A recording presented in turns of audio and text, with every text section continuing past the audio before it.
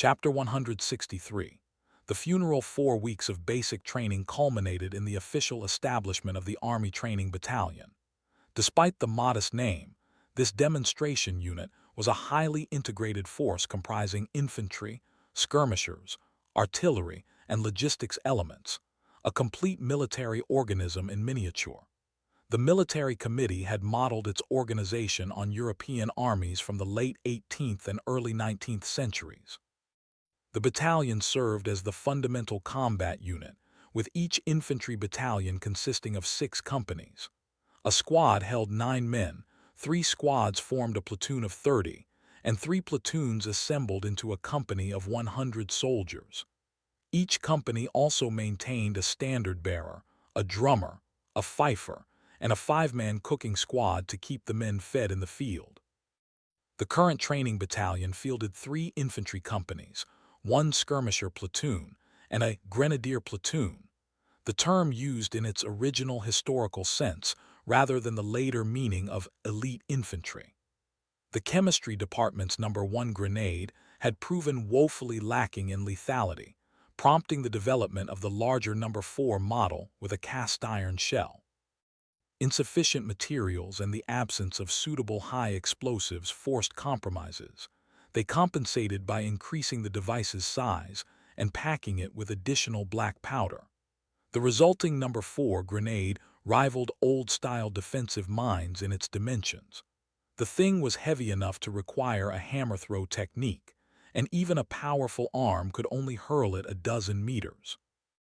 Without access to friction fuses, designers opted for the safer slow-match ignition method. Throwers carried burning cords to light their weapons, exactly like the original grenadiers of history. Officers maintained a love-hate relationship with this awkward contraption. Still, something was better than nothing. Soldiers blessed with strong arms and long throws were selected for grenadier duty, each man carrying 4 grenades in specialized backboxes. Then came the training accident. A thrown grenade detonated midair, its shrapnel killing 1 soldier and wounding several others. The subsequent investigation pinpointed the cause, a fuse quality failure that had accelerated the burn rate catastrophically. Manufacturing fuses was technically simple, just paper and powder, but producing them by hand demanded skill that no one possessed. Without experience in pyrotechnics, the team had relied on book learning alone, resulting in fuses of uneven density and wildly inconsistent burn rates. Previously, this had only caused timing errors easily addressed by cutting fuses longer than necessary. But grenades couldn't tolerate excessive delays. Enemies might pick them up and throw them back, or simply extinguish the slow-burning cords. The result had been tragedy. The problem was significant but not insurmountable.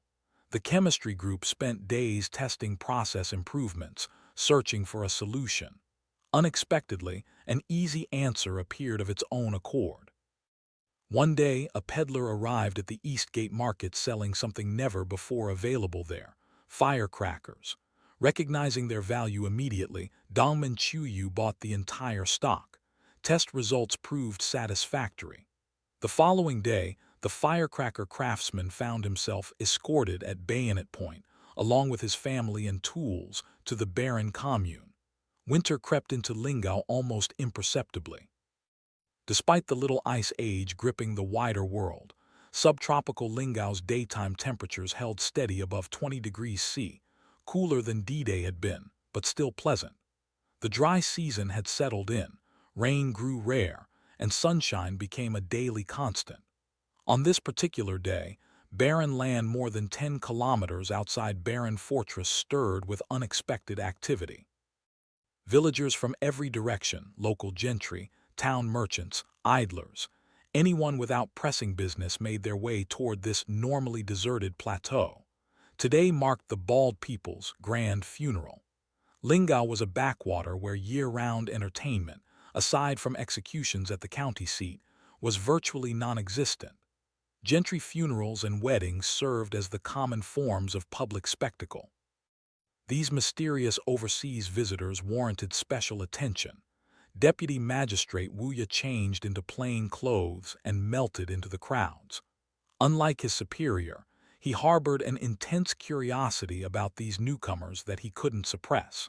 Following the procession of onlookers for about an hour, he reached an elevated plateau west of the Wenlin River. The high ground proved difficult to irrigate and had always remained wasteland, but its surroundings offered flat terrain with a gently raised central knoll. Soldiers stood guard around the hillock. On its slopes and the surrounding grounds gathered what local observers recognized as the bald people's prominent figures, all wearing neat uniforms. Beyond them stood many common laborers in the visitors' employ, along with the freshly organized Army Training Battalion Demonstration Company in their starched, crisp uniforms. Oiled Minié rifles gleamed in the sunlight, and bayonets glinted coldly beneath the winter sky. At the entrance to the hill's base rose a large rectangular black stone wall pierced by a small arch. A path wound through it toward the central knoll, where a black granite semicircular wall crowned the summit, decorated with simple carved lotus pedestals. Across the top of the stone wall, carved in hand clerical script, ran the words, Qiugang Martyrs Cemetery. When Daisy descended from his vehicle and walked slowly toward the central hill, as the representative of the highest authority, he would preside over the first transmigrator funeral. The deceased was an ordinary soldier killed days earlier in the grenade training accident. Li Shisen, in his brief and unremarkable lifetime, had shown nothing suggesting historical significance. Yet the honor wall of Qiugang Cemetery now began with his name. There was no mourning music, no gongs or drums, no monks droning sutras, no women wailing their grief. Instead, a plaintive bugle call rang out across the sky. As the notes rose, the noisy crowd fell suddenly silent. The demonstration company soldiers marched at 75 steps per minute in formal parade, rifles shouldered. When the bugle faded, two drummers took up a slow, rhythmic beat. Two black horses, a breed unseen in these parts, drew a four-wheeled gun carriage bearing a plain wooden coffin. Hoofbeats struck the flagstones in time with the measured drums. Everything was unprecedented, conveying respect, admiration, and solemn emotion that pressed upon the chest until the atmosphere grew nearly suffocating. The coffin descended into the grave on ropes. Present arms, fire. 7 soldiers from the skirmisher platoon raised their rifles and fired skyward in unison, 3 volleys. The crisp shots echoed across the hills. Utter silence followed, and into that silence taps sounded slowly. 24 notes, unhurried and mournful. Even the transmigrators who had come primarily for propaganda purposes found themselves moved to tears. The atmosphere proved genuinely infectious. The burial began. At the moment of death, his soul ascended directly to heaven, when Daisy intoned solemnly, "The Valkyries have come for him. We bid farewell to his body." His soul watches from above. Among the distant spectators, gossip rippled through the crowd. That dead one must be the bald people's top official. I heard he wasn't just a deputy. A deputy, buried like this, their emperor probably needs 100 horses pulling his carriage. That soldier was locally recruited, a Cailao man, enlisted just over a month ago, killed during cannon practice. Such splendor in death, his life wasn't wasted, someone said, genuine envy coloring his voice. Indeed, our village Li elder's funeral procession stretched half a street, but it was all beggars lining the route. Where's the grandeur in that? Wu Ye caught this conversation and pushed forward. Was it really just one soldier who died? The speaker, noting the questioner's refined bearing, answered carefully. Obviously. My kinsman works for the Shorthairs, told me himself. Would I tell you false? I can't understand their thinking, just one soldier. Winning hearts and minds, sneered a ragged but arrogant scholar nearby. This counts as a funeral. There's zero propriety. Barbarians will be barbarians. Quit your nonsense.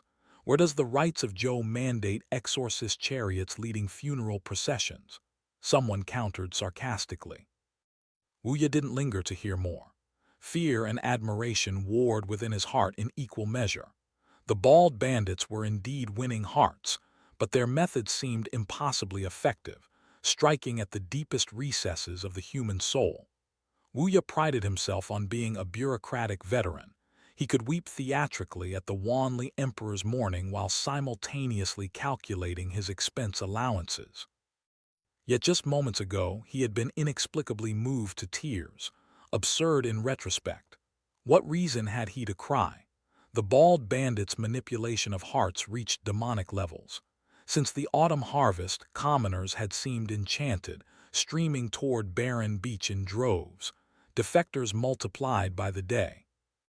Wu Ye was experienced enough to know that commoners held no love for officialdom, but except during famines, they wouldn't defect to bandits either. Lingao's harvest had been decent this year, yet so many were abandoning their lives for these strangers. What future awaited this great Ming realm? Returning to camp, the executive committee noticed that the new army's strides had lengthened, their bearing sharpened, their spirits soaring. The soldiers spontaneously broke into a newly learned military song. Beautiful angel beckons from afar, brave warriors, go forth and fight valiantly. The hot wind gusts toward us, stirring our spirits high. On your face, a cold smile, staring indifferently at the earth. You face death calmly, I see everything clearly. I know you fear nothing, I know you're utterly resolute. Someday you'll discover your strength is boundless. Someday you'll discover you can create miracles. Beautiful angel beckons from afar, for tomorrow warriors go fight. Like death soaring in blue skies, embrace battle, release all passion. For tomorrow, hesitate no more, brave warriors, go forth and fight valiantly. This song, set to the tune of a cruel angel's thesis and sung by hundreds of brawny men with mismatched voices, produced a remarkable cringe comedy effect for the transmigrators. Officers wore strange smiles, some suppressing laughter until their faces contorted with the effort. Aiwens turned smugly to Ma Qianju. Chief of Staff Ma, this funeral was brilliant, wasn't it? Look at that morale. You just copied Arlington cemetery rituals and added some foreign flavoring. I half expected Scottish bagpipes next. We bought bagpipes, but nobody can play them. Little Xiang only knows the British grenadiers on the flute. Otherwise, the effect would have been even better. Stop praising yourself. Without Zhao Zishan's Kuigang cemetery proposal a month ago, would any of this have worked? He contributed too, I don't deny that. Good to acknowledge others' contributions. Ma Qianju vaguely sensed Aiwens' recent issues, but one thing was certain. The man was beginning to inflate with pride. End of chapter. Chapter 164. Baitu Village Expedition. The Baitu Village operation finally got underway once Zai Yazhu took command. The burly officer had spent half a month groaning through his recuperation before Wu Nanhai expelled him from the infirmary, allegedly for attempting to steal a chicken. Zai Yazhu maintained his innocence regarding the missing ducks, but Wu Nanhai's verdict remained unchanged. Stay far away. With his departure, the rumored army club quietly died as well. Baitu Village was a small port nestled between Lingao and Danju. Mountains embraced it on three sides, sheltering an excellent natural harbor with easy ship access, the primary location for Lingao's shipbuilding operations. Reconnaissance reports indicated that the overland approaches were treacherous, consisting only of rugged mountain paths. The villagers had fortified these routes with barricades, abattis, and stockades at every entrance. These defenses had been erected against bandits, but they would prove equally effective against officials and tax collectors. Still, a frontal assault wouldn't pose much difficulty for the new army. Even armed with nothing but swords and spears, Zai Yazhu reckoned his forces could handle Baitu. It would simply mean accepting more casualties. However, this should remain strictly a police action, Zai Yazhu mused, studying the military committee's reconnaissance maps. These shipwrights are valuable resources. We can't afford to kill too many of them. What's your plan? Baiwei asked. An armed procession. We force a bloodless surrender. For cost-effectiveness, our recon team would be ideal, Baiwei suggested. The surrounding mountains aren't particularly steep, easy infiltration. We grab the leaders directly and it's done. True enough, Ma Qianju interjected, but Baitu is a soft target perfect for giving the newbies their first taste of action, building their courage. Exactly. These men were peasants clutching hoes just a month ago, and all the officers are modern people. Unit coordination might be poor. Let them smell some gunpowder first. Zhang nodded.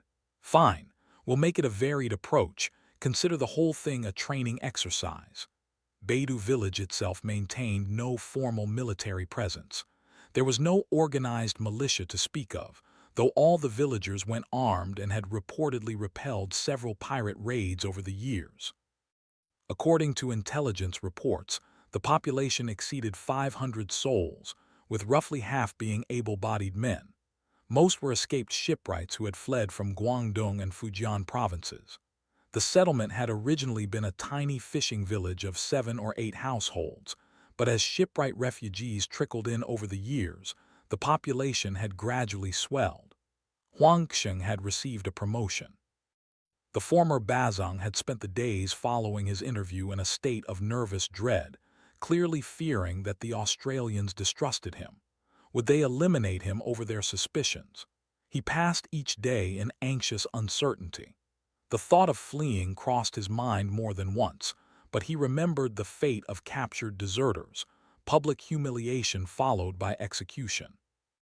Given his identity, recapture by Ming authorities would mean certain death. After days of mounting anxiety, word finally came. He had been appointed squad leader of the 8th Squad in the 3rd Company. The 3rd Company's commander was Old Tiger Yu, a man who loved nothing more than wielding a broadsword. Upon hearing that Huangsheng had served as a Ming officer, Tiger immediately demanded a saber match. Huangsheng hesitated. Should he deliberately lose to avoid making enemies? In the end, he decided that demonstrating real ability would serve him better. The Australians, he had observed, valued merit over background. Victory proved harder than expected. Tiger lacked proper technique, relying entirely on heavy chopping blows, but the man possessed tremendous strength and excellent combat instincts. It took Huangsheng several minutes before he finally managed to disarm him. You lose, Captain. With real blades you'd have lost faster, Tiger snarled. I have a green dragon crescent blade. That's an opera prop. You'd lose even faster swinging that thing around. Tiger glared at him for a long moment, then bellowed with sudden admiration. Good man, real skill. Somehow, Huangsheng found himself becoming Tiger's sworn brother, which meant being dragged into daily sparring sessions after drill. He had expected Tiger might make him a personal guard, as any Ming commander of similar rank would have done, but the Australians apparently didn't operate that way. Tiger, as a company commander, managed over 100 men, equivalent to a Ducey rank in the Ming army, yet he kept only a single guard for himself. This operation's objective is the subjugation of Baitu village, Zhang announced during his briefing for all platoon-level officers and above. We want to minimize casualties and maintain restraint throughout. We have many newbies in the ranks, so discipline must be strictly enforced. How's progress on the 3 main rules and 8-point song? We've been teaching it for 3 days, reported Wei Aiwen, the temporary battalion political instructor. Most of the men have learned it. Learning to sing it isn't enough. They need to understand what the lyrics mean, Zhang emphasized. The catchy tune explained military discipline and proper civilian relations in simple, memorable terms. It was an invaluable educational tool. Next, logistics. Ever since the nitroglycerin failure, Li Huamei had returned to raising rabbits. Lately, however, his ears had been filled with that word, logistics. According to private discussions circulating through the army, this expedition marked the first major deployment since the new army's founding. For the agriculture department, that meant facing an enormous challenge: field rations. Provisions before troops, as the saying went. The army leadership had agreed on deploying the new army in substantial strength for a demonstration armed procession, but regardless of tactical plans, soldiers needed to eat. Despite their primitive circumstances, field ration research and development orders had already landed on the Agriculture Committee's desk. Their primary headache was trial-producing portable rations that could survive Hainan's intense heat and suffocating humidity while still providing adequate nutrition. Logically speaking, for a low-intensity 3-day operation with newly developed field kitchens available, hot meals would be ideal. Field rations universally tasted awful and were meant only as emergency reserves. But this operation also served as an equipment test. The military committee required 3 days' worth of field rations in multiple varieties, allowing troops to consume them under actual field conditions and provide feedback. The Agriculture Department had already trial-produced various portable foods drawn from traditions across China and around the world: parched rice, steamed cakes, rice balls, parched flour, flatbread, nang, rice cakes, hyorogan. Wu Nanhai had even developed something he called Jinhua crispy biscuits, a bizarre creation. Yes, they were long-lasting, but they proved nearly inedible. Worse still, crispy biscuits required massive amounts of lard, and all fats were currently classified as strategic materials. Dry flatbread, parched flour, nang, and dried mantou were all mature portable foods, easy to process. Flatbread in particular had proved its worth during the Gu Manor battle. It was extremely shelf-stable, the traditional journey food of Shandong peasants. Unfortunately, Lingao's grain situation was rice-dominant. Sweet potatoes were the main ingredient for flatbread, but they were nutritionally deficient for military use. Flatbread and other wheat products were eliminated from consideration. That left rice products. Yi Yuming proposed parched rice, along with parched rice cakes sweetened with malt sugar. But parched rice stored worse than parched flour, and no malt sugar was available anyway. Someone suggested hyorogan, which they had previously manufactured. The taste was horrifying. Cooked rice that had been sun-dried into hard pellets, reportedly the field rations of samurai warriors. The post-trial consensus was that only the Japanese could stomach it. Rice noodles, rice cakes, rice flour, rice threads, rice balls, rice wrappers. Every conceivable rice product was excavated from collective memory. Through collaboration between the cafeteria and agriculture department, extensive research, and no small amount of imagination, they soon produced a table full of prototypes. This military ration experiment was grandly christened the Long March Plan. Later, Wu Nanhai decided that name should be reserved for something more significant, and so in the official archives, it became the decidedly anticlimactic Grassland Plan. Facing a table of bizarre test rations that looked better suited for pranks than sustenance, everyone reached a remarkable consensus. Distribute everything to the expedition, feed the troops when they were at their hungriest, observe their reactions, and let practice verify the truth. But who would volunteer to be the field observer? Imagining the fury of officers discovering they'd been guinea pigs, the immediate mutual deflection began. While everyone exchanged nervous glances, desperately trying to avoid this potentially life-threatening assignment, salvation appeared in an unlikely form. Staff Officer Dongmen Chuyu, who had recently been frequenting headquarters, happened to pass by the farm at this critical moment. Dongmen Chuyu had originally come seeking private tomatoes from the farm, and perhaps also to steal glances at Wu Nanhai's servant girls. But once spotted, the farm staff deployed brief but devastating hyperalysis tactics. Before he knew what was happening, everyone was enthusiastically requesting his assistance in observing field ration development. Inspired by what was described as a fearless revolutionary spirit and internationalism, Comrade Dongmen Chuyu resolutely agreed to represent the Agriculture Department in conducting the field ration survey. He received 2 tomatoes as compensation. The farm staff watched his departing figure with something approaching reverence. As the old saying goes, the wind is rising and the Yi River grows cold. After intense preparation, the Baitu expedition departed from Bopu. The force included the entire 1st Company, 1 platoon each from the 2nd and 3rd Companies, totaling over 160 men, 30 cadets from the military political school, 10 operators from the military committee's direct recon team, and over 40 personnel from the artillery section. The medical group also deployed its female technical school student team, led by River Horse Hema. Finally, a 100-man supply train brought up the rear. The Navy contributed the newly refurbished two-masted yacht Fubo for sea support, along with 6 purchased or converted local boats laden with supplies. If ships hadn't been so scarce, Ziyazhu would have transported the entire force by sea. 5 infantry platoons advanced in a column 4 men abreast. Over their octagonal caps, the soldiers wore rattan helmets styled after colonial pith helmets. Shiny steel plates stamped with unit numbers adorned the fronts, providing an extra measure of protection.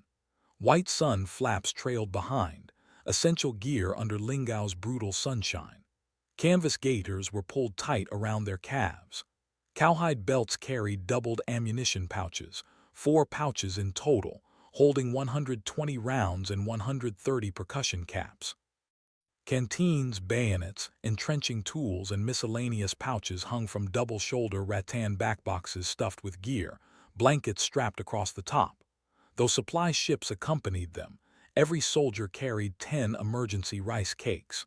Squad leaders each had 1 bottle of liquor. Emergency rations were to be consumed only upon explicit order. End of chapter. Chapter 165. Grassland Plan. Huangsheng marched as the 8th squad leader of the 3rd Company, and in all his years of soldiering, he had never witnessed such extravagance on campaign. The column hugged the coastline while the Navy's Fubo cruised parallel offshore, matching their pace exactly.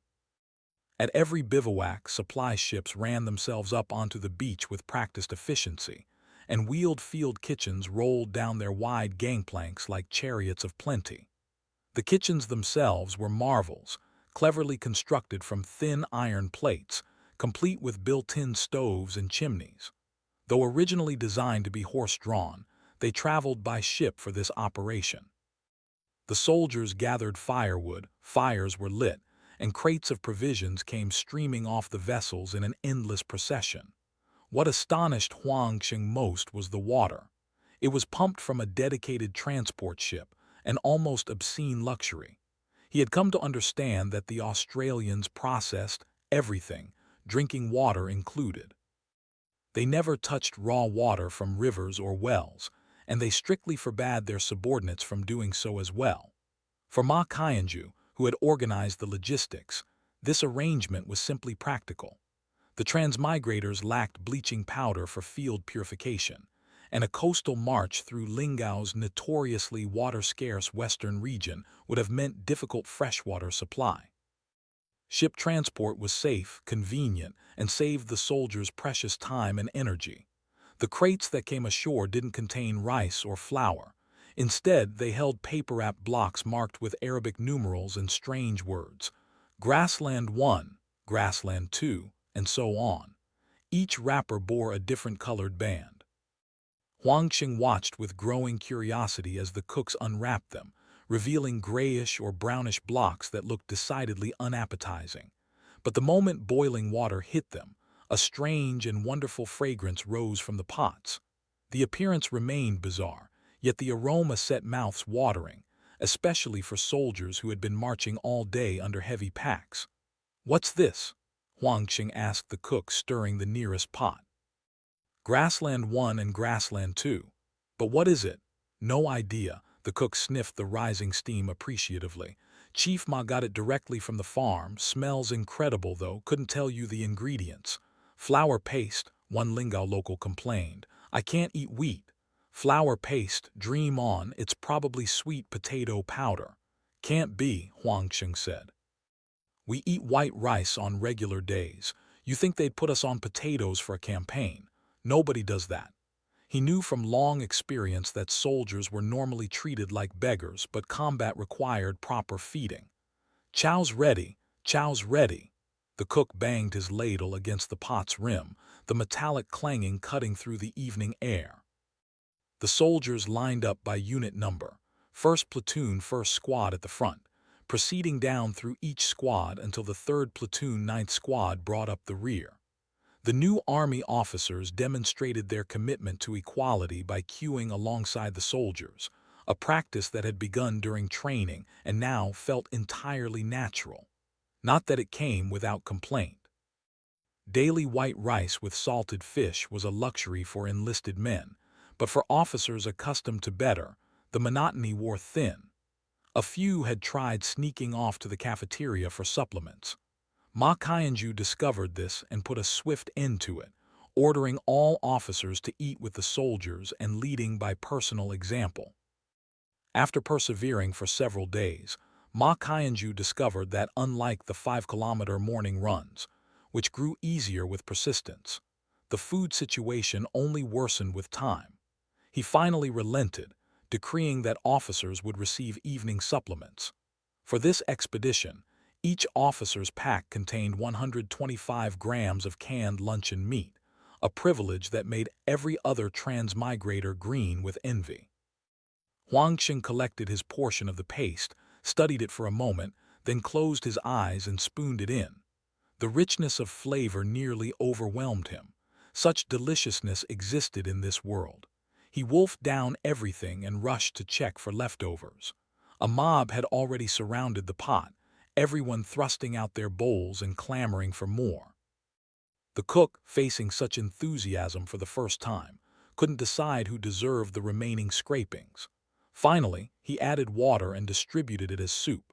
Nearby, Dongmen Chuyu nodded with satisfaction and scribbled in his notebook, "Grassland 1 and Grassland 2, highly satisfactory." After the meal, the medical team's female nurses came ashore carrying boxes marked with red crosses, asking after pains and discomfort. Immediately, a suspicious number of soldiers reported foot pain or stomach aches. Tian Liang spotted Guo Fu among the nurses and promptly claimed a stomach complaint himself. When the reports of mass stomach distress reached Dr. He, nicknamed River Horse, still aboard the ship, terror gripped him. Mass stomach aches after eating, food poisoning, even widespread diarrhea was unacceptable. A military demonstration that left a trail of suffering bowels in its wake would be a catastrophic embarrassment. He personally landed with his medicine kit. "Your stomach's perfectly fine," Dr. He declared, slapping Tian Liang's belly with enough force to make it genuinely hurt. The stomach farce ended quickly after that. The column resumed its march. Field kitchens were loaded back onto the ships while soldiers packed up everything, including burying their feces and garbage. Hygiene discipline was never neglected. These 200-odd men pressed forward along barren roads toward Baitu beneath a clear sky, their advance punctuated by the rhythmic beat of drums. Occasionally they passed farmers and merchants. Sometimes they passed villages.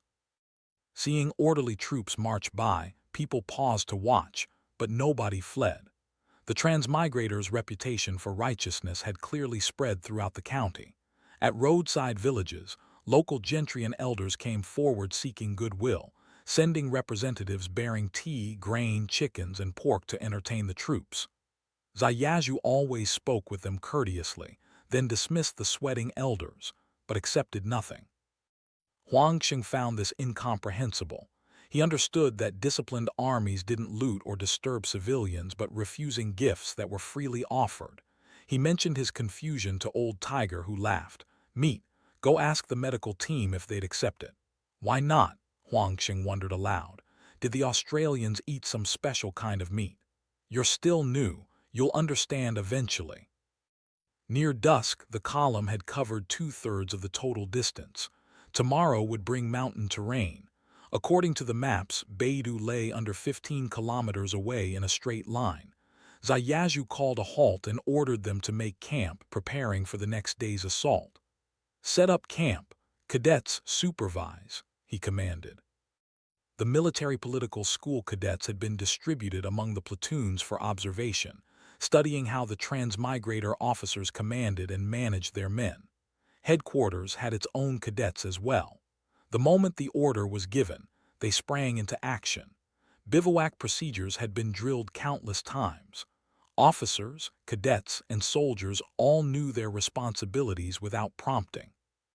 Once the site was selected, platoons organized themselves. Under cadet coordination, they divided into work sectors and assigned tasks according to regulations, digging sinusoidal trenches, piling excess soil into protective berms, laying barbed wire atop the earthworks, and erecting wooden corner towers. All grass and shrubs within 100 meters were cleared. Defense came first at every bivouac, an ancient Roman principle that the transmigrators had adopted even with their superior technology and training. Soldiers cut poles from nearby trees. 2 shelter halves tied together formed a 2-man tent. The camp was organized by platoon, with drainage ditches and movement paths running between zones. An emergency plan pre-assigned each platoon's assembly positions. Everything was orderly and efficient. Watching 15- and 16-year-old cadets manage affairs with such competence filled Huangsheng with quiet astonishment. He could do all this himself, but only because of years of hard-earned military experience. These cadets had spent barely 2 months with the bald people.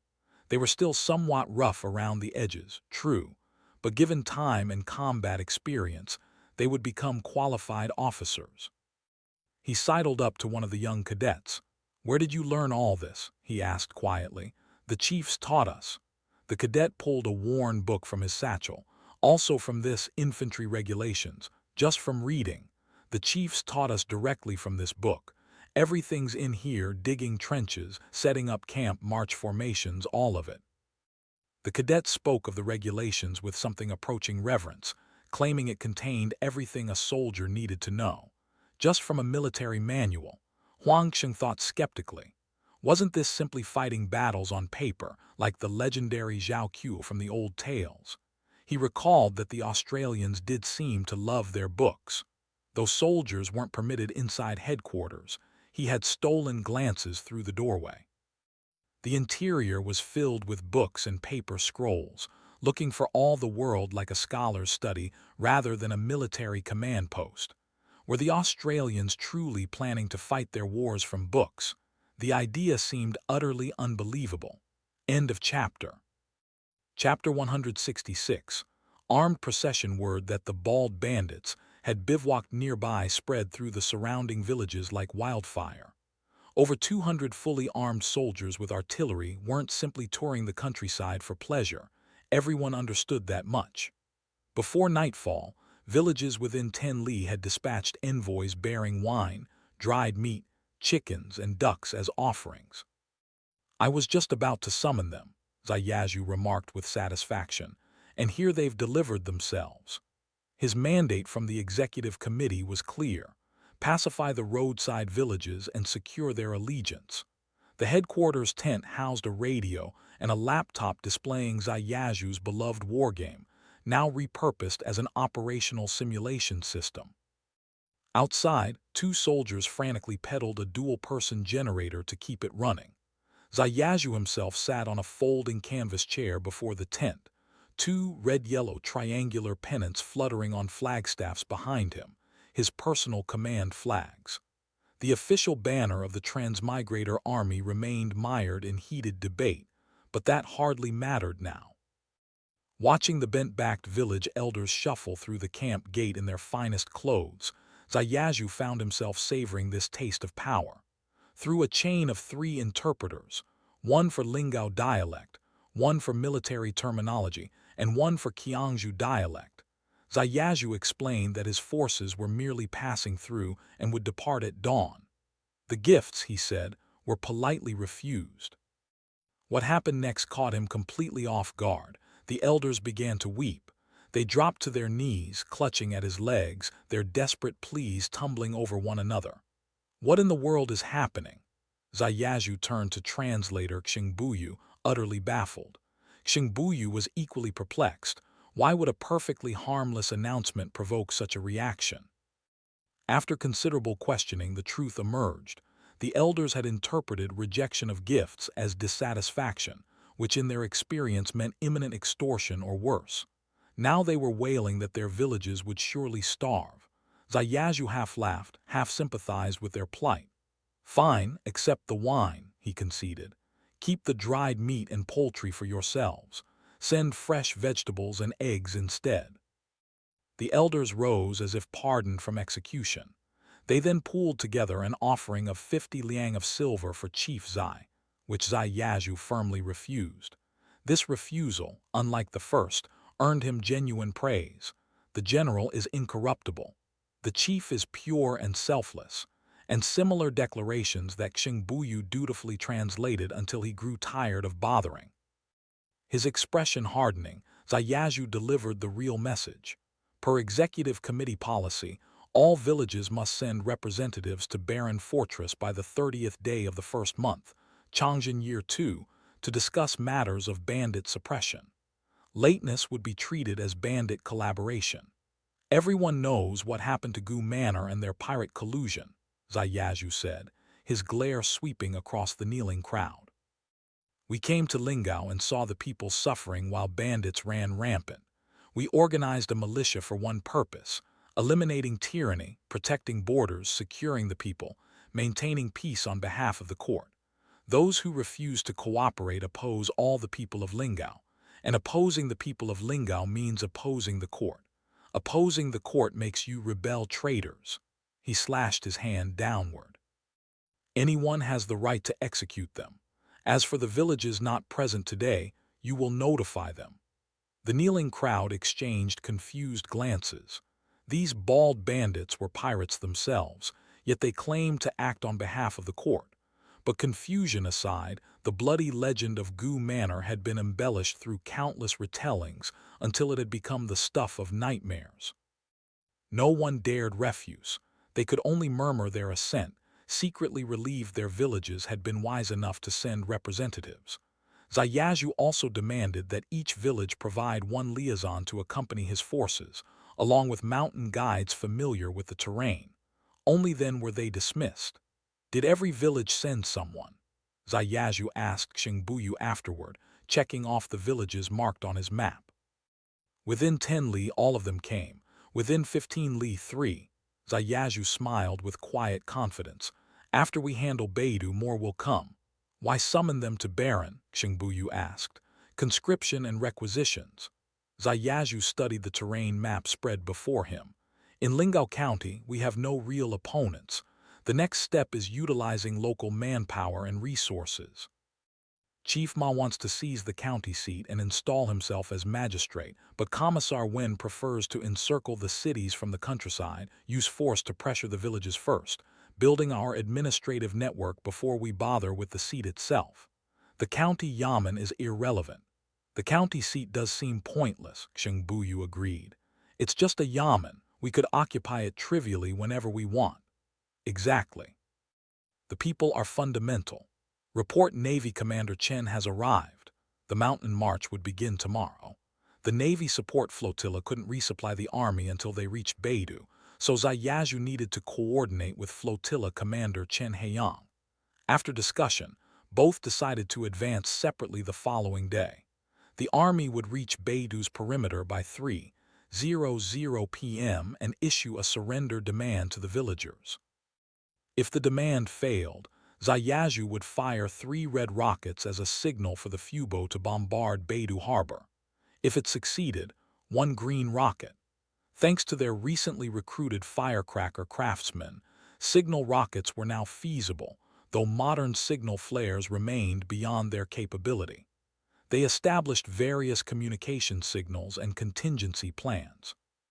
Past 6:00 p.m., Chen Haiyang rode back to the Fubo, declining Zai Yazhu's dinner invitation but happily accepting the Navy's share of vegetables and eggs. Zai Yazhu was certain the Fubo had better food anyway. The knowledge irked him, especially as he watched his orderly approach with steaming rice noodle soup. Dinner consisted of Grassland 3 and Grassland 4 rations.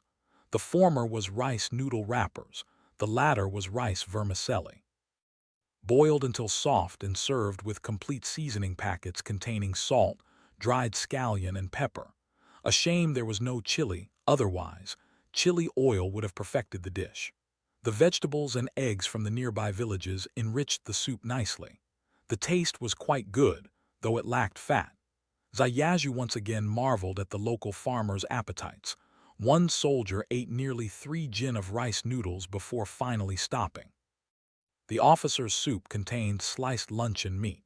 The power of frugal traditions was on full display. A single 125-gram can had to be split between 2 people, and the cutter sliced each portion with surgical precision. When they finished, even the fat residue clinging to the can's interior was rinsed clean with hot soup. Who knew luncheon meat would become such a delicacy? Dong Menchuyu remarked, sipping his rice noodle soup. The luncheon meat made the broth richer, adding layers of spiced flavor far superior to the plain seasoned soup.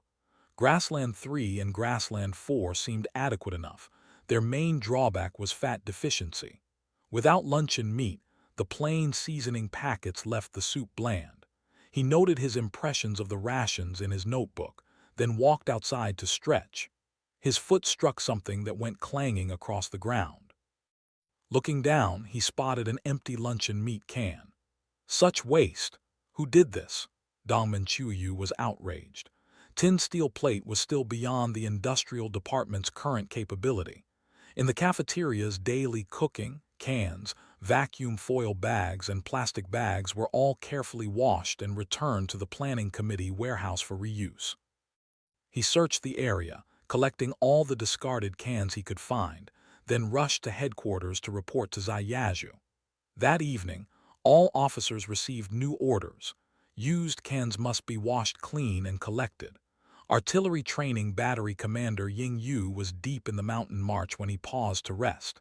His uniform was soaked through with sweat. Was this really supposed to be winter?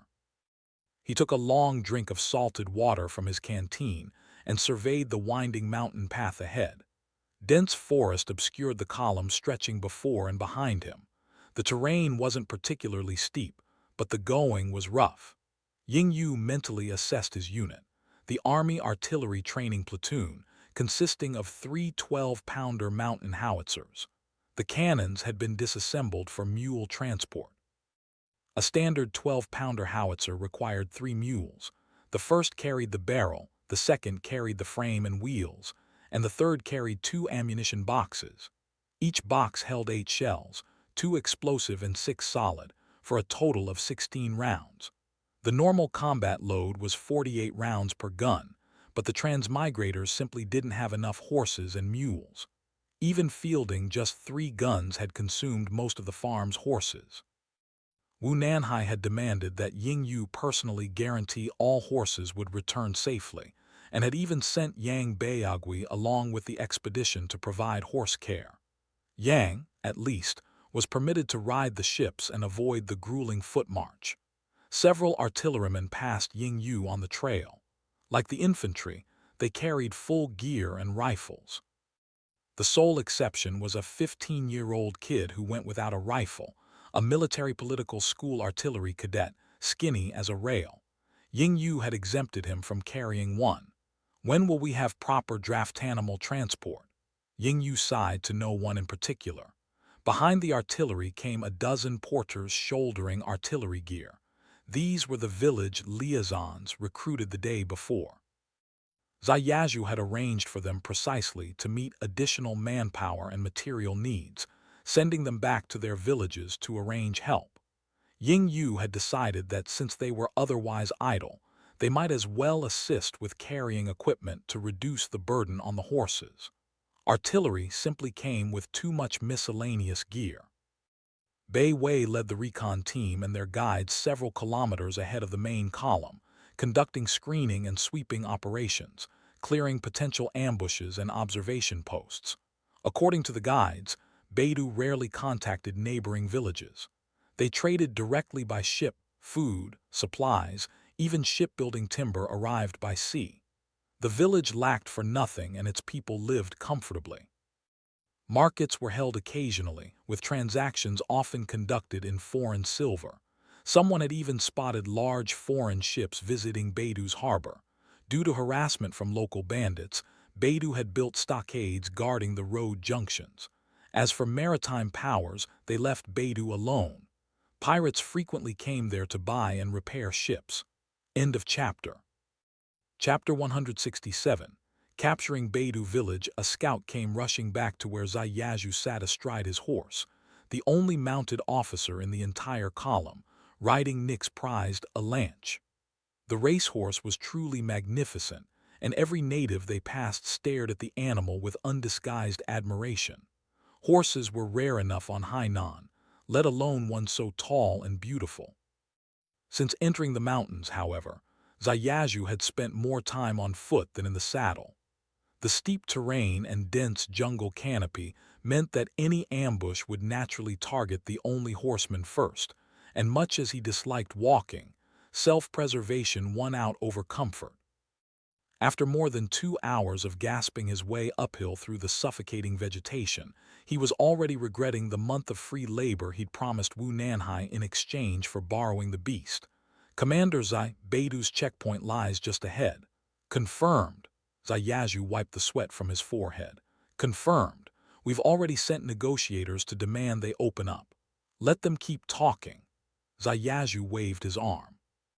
"All platoons rest in place. I need a break." Xingbuyu had been shouting through a megaphone for half an hour, but the wooden stockade blocking the road remained stubbornly silent. A thick log barricade sealed the gate, and no figures were visible on the palisade walls, though the glint of weapons in the sunlight betrayed their presence. "Fire! Let's give them something impressive." Zai Yazhu lowered his binoculars. The wooden stockade could be taken in 10 minutes if he really wanted it. "Commander Zai," Beiwei radioed in. "His men have infiltrated behind the stockade and are holding at Hill 41.3, 100 meters out. Should they attack, just have them monitor. If we do all the fighting for the troops, these new recruits won't get any practice." "Understood. All platoons prepare for combat. Fix bayonets." At the officer's commands, the resting soldiers scrambled to their feet and formed up under the squad leader's urgent direction. Orderlies helped the officers unpack stab-resistant vests from their backpacks, too hot for marching but essential for what was coming. Rattan helmets were swapped for steel. "Fine, give them a taste of artillery," Ying Yu said with a resigned sigh. The first shot blasted the wooden gate to splinters, sending shards flying in all directions. 2 more rounds struck the stockade proper.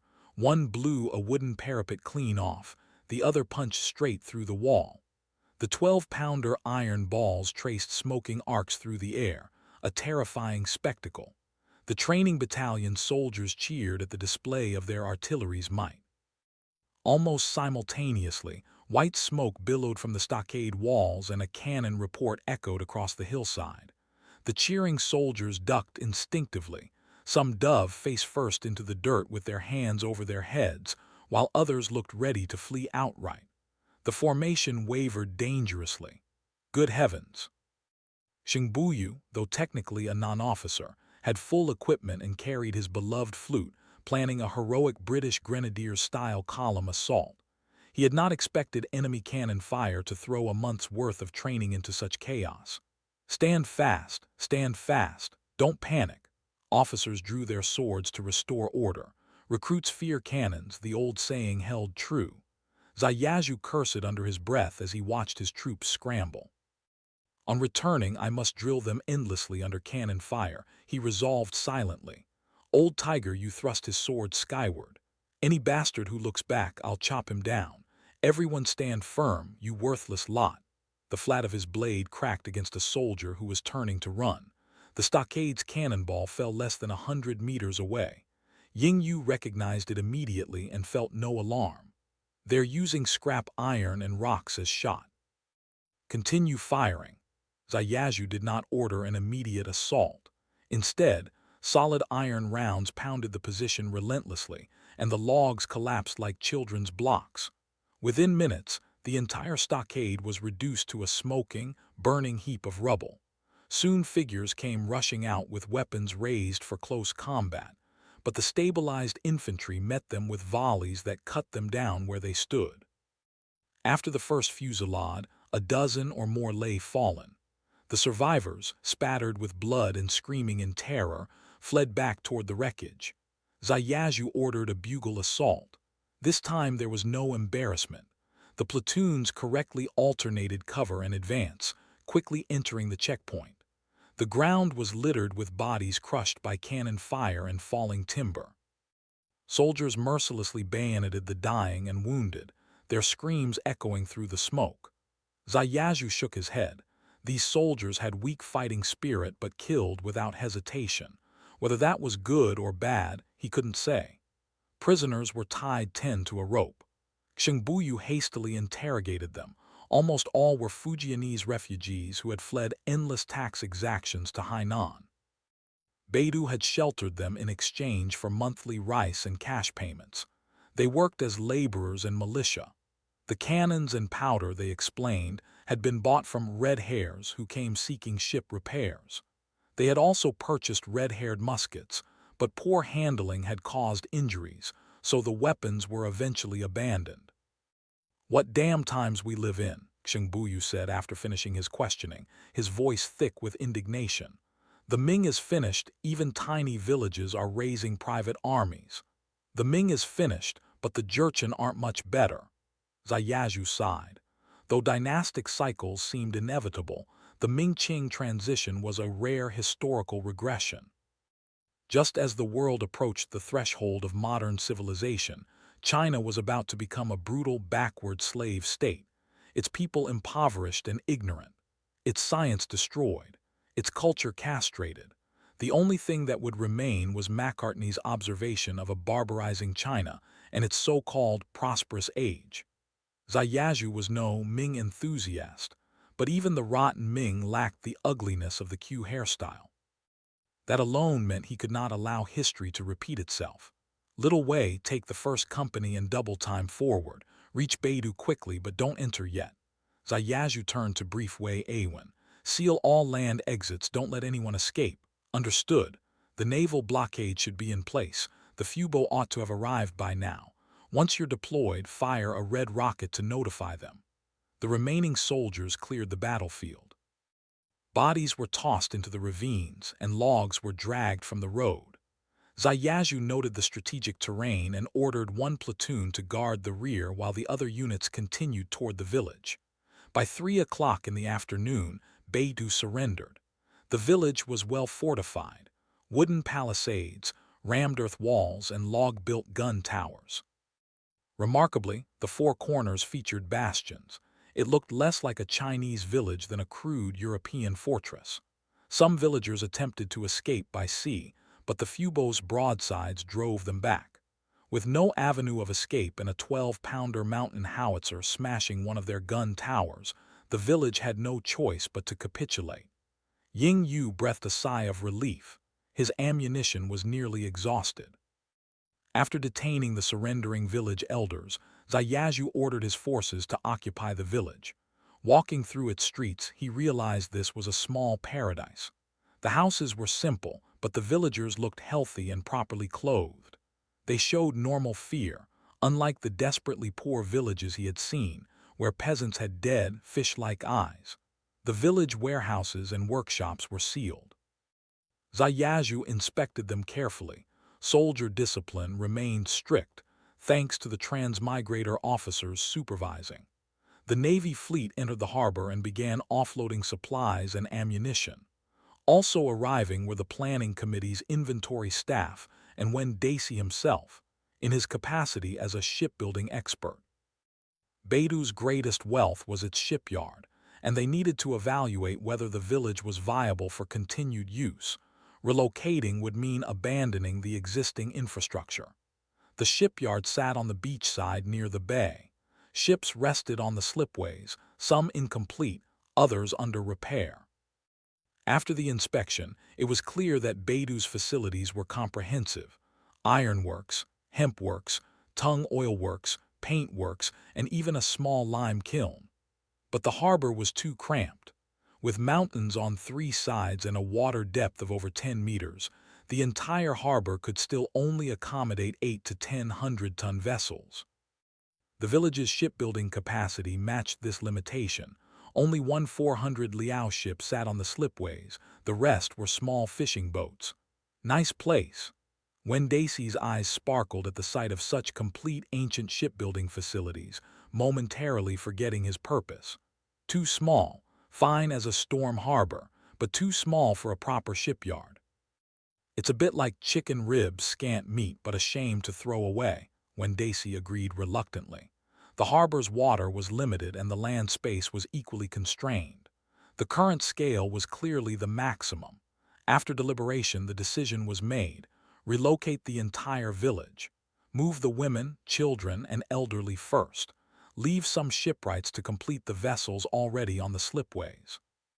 Everything movable, especially the quality timber, would be transported. It was a scarce resource for transmigrator shipbuilding. Xingbuyu announced the decision to the elders. All villagers would be relocated to Bopu. There, the transmigrators would help rebuild the shipyard, provide housing, and allocate private plots. Zayazhu did not give Xing much time to advertise the advantages of the new village.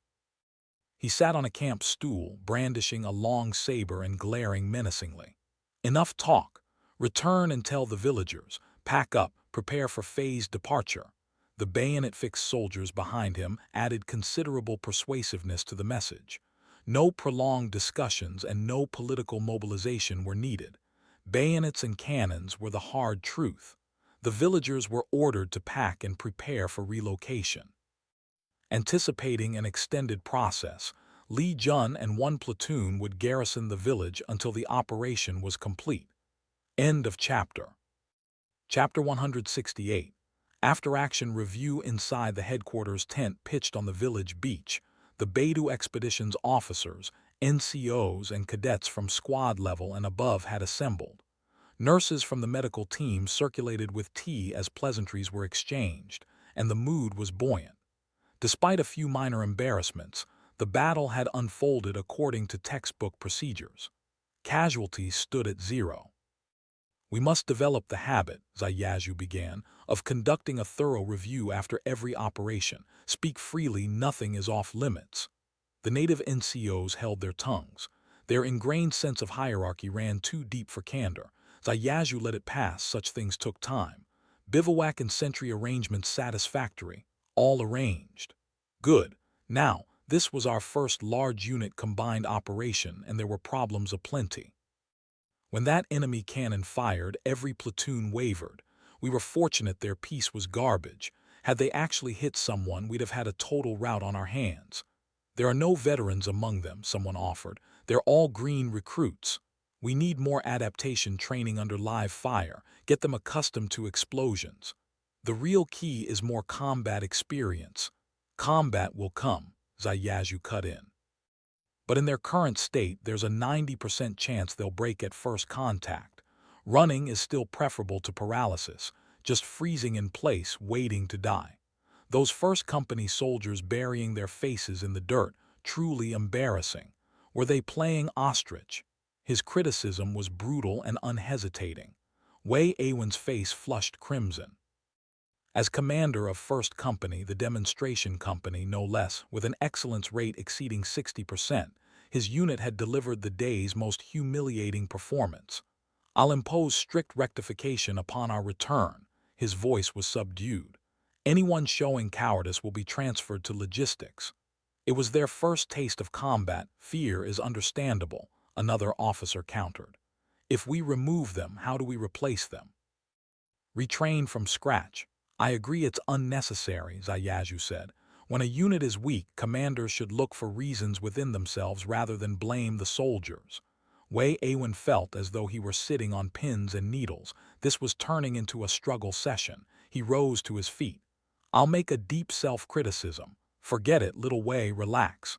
Others pulled him back to his seat. Skip the self-criticism.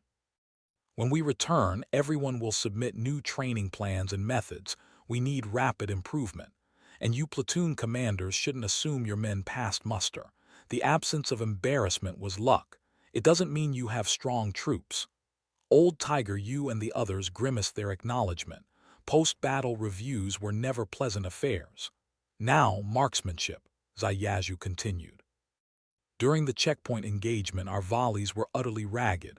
3 platoons firing at 200 meters and we scored only a dozen hits. With mini-A rifles, that score is unacceptable. The soldiers haven't mastered the elevation sights yet. Many still aren't accustomed. On returning, emphasized sight adjustment drills. Otherwise, against cavalry, were dead men. Huangqing marveled quietly at the scene. These bald people possessed a truly different military culture. Victory brought no rewards or banquets, only relentless nitpicking of every detail. Could such leadership really inspire men to fight and die? He could not deny this new army had delivered many shocks, especially the weapons, which were arguably without peer. But their military philosophy struck him as childishly naive. Perhaps overseas barbarian thinking simply differed from Chinese thinking. The 12-pounder mountain howitzers exceeded expectations, Ying Yu reported, summarizing the artillery situation. The drawback is insufficient ammunition. Even for low-intensity combat, supply was barely adequate. Unit mechanization remains low, but our establishment is organized to mechanize standards. Besides their own weapons and gear, soldiers are also lugging artillery equipment. It's exhausting. Without the village liaisons serving as porters, many would have straggled. The mechanization shortage can't be solved quickly, Wendaci replied.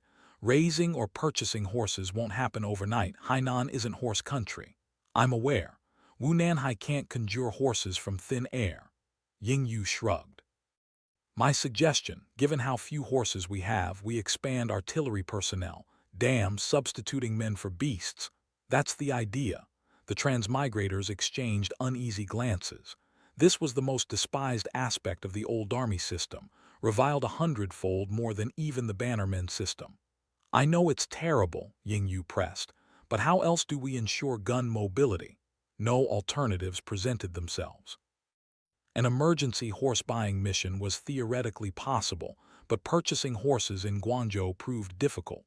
Officials investigated closely, and the markets offered few animals. Adding gunners makes sense, Zayazhu said, carefully avoiding the phrase substituting men for beasts. Currently, each 12-pounder has 6 gunners. Increasing that to 10 would reduce the individual burden while adding firepower. We should also develop lighter, shorter weapons for the artillery, easier to carry, perhaps carbines. But if enemies overrun an artillery position, having only short weapons would be inadequate. Then 6 gunners carry short weapons, add 4 standard riflemen. This proposal works, Ying Yu agreed. One more issue, our ration standards have problems. Theoretically, it's 0.75 kilograms per man per day. In practice, many consume 1.5 kilograms. This undermines our logistical planning and needs revision. A diet deficient in fat and protein causes this, Dong Menchuyu said with a helpless shrug. As agriculture's ration observer, he knew the problem intimately. Any feedback on the Grassland plan rations? Wei Aiwen began to speak, but Zayazhu interrupted, instead calling on Tian Liang, who appeared to have drifted off. Tian Liang, tell us, how has the food been these past 2 days? Tian Liang had not expected to be called upon. He reflexively shot to his feet and saluted. Reporting, Chief. Don't shout, just tell us. Very good, he swallowed. It was an honest answer. Eating full meals of fine grain, what dissatisfaction could he possibly have? Sit. Do all the soldiers feel the same? Zayazhu surveyed the room. Everyone nodded. One squad leader smiled with embarrassment and stood. Reporting, Chief, the brothers said if there was meat it would be even better. Laughter rippled through the tent and the atmosphere lightened visibly.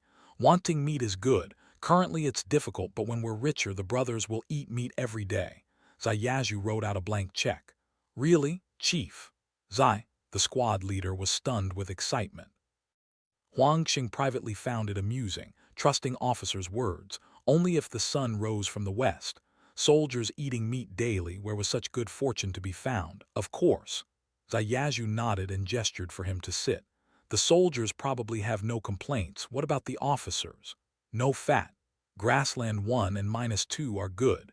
Grassland 3 and -4 are bland. Without the luncheon meat, you can't choke them down. We should make oil jars like fish sauce. Add some when cooking. Too few vegetables. Eating like this, we'll all be suffering from internal heat before long. Food feedback came in abundance, though not as intensely as expected. This was because they had not yet sampled Grassland 5, instant rice cakes.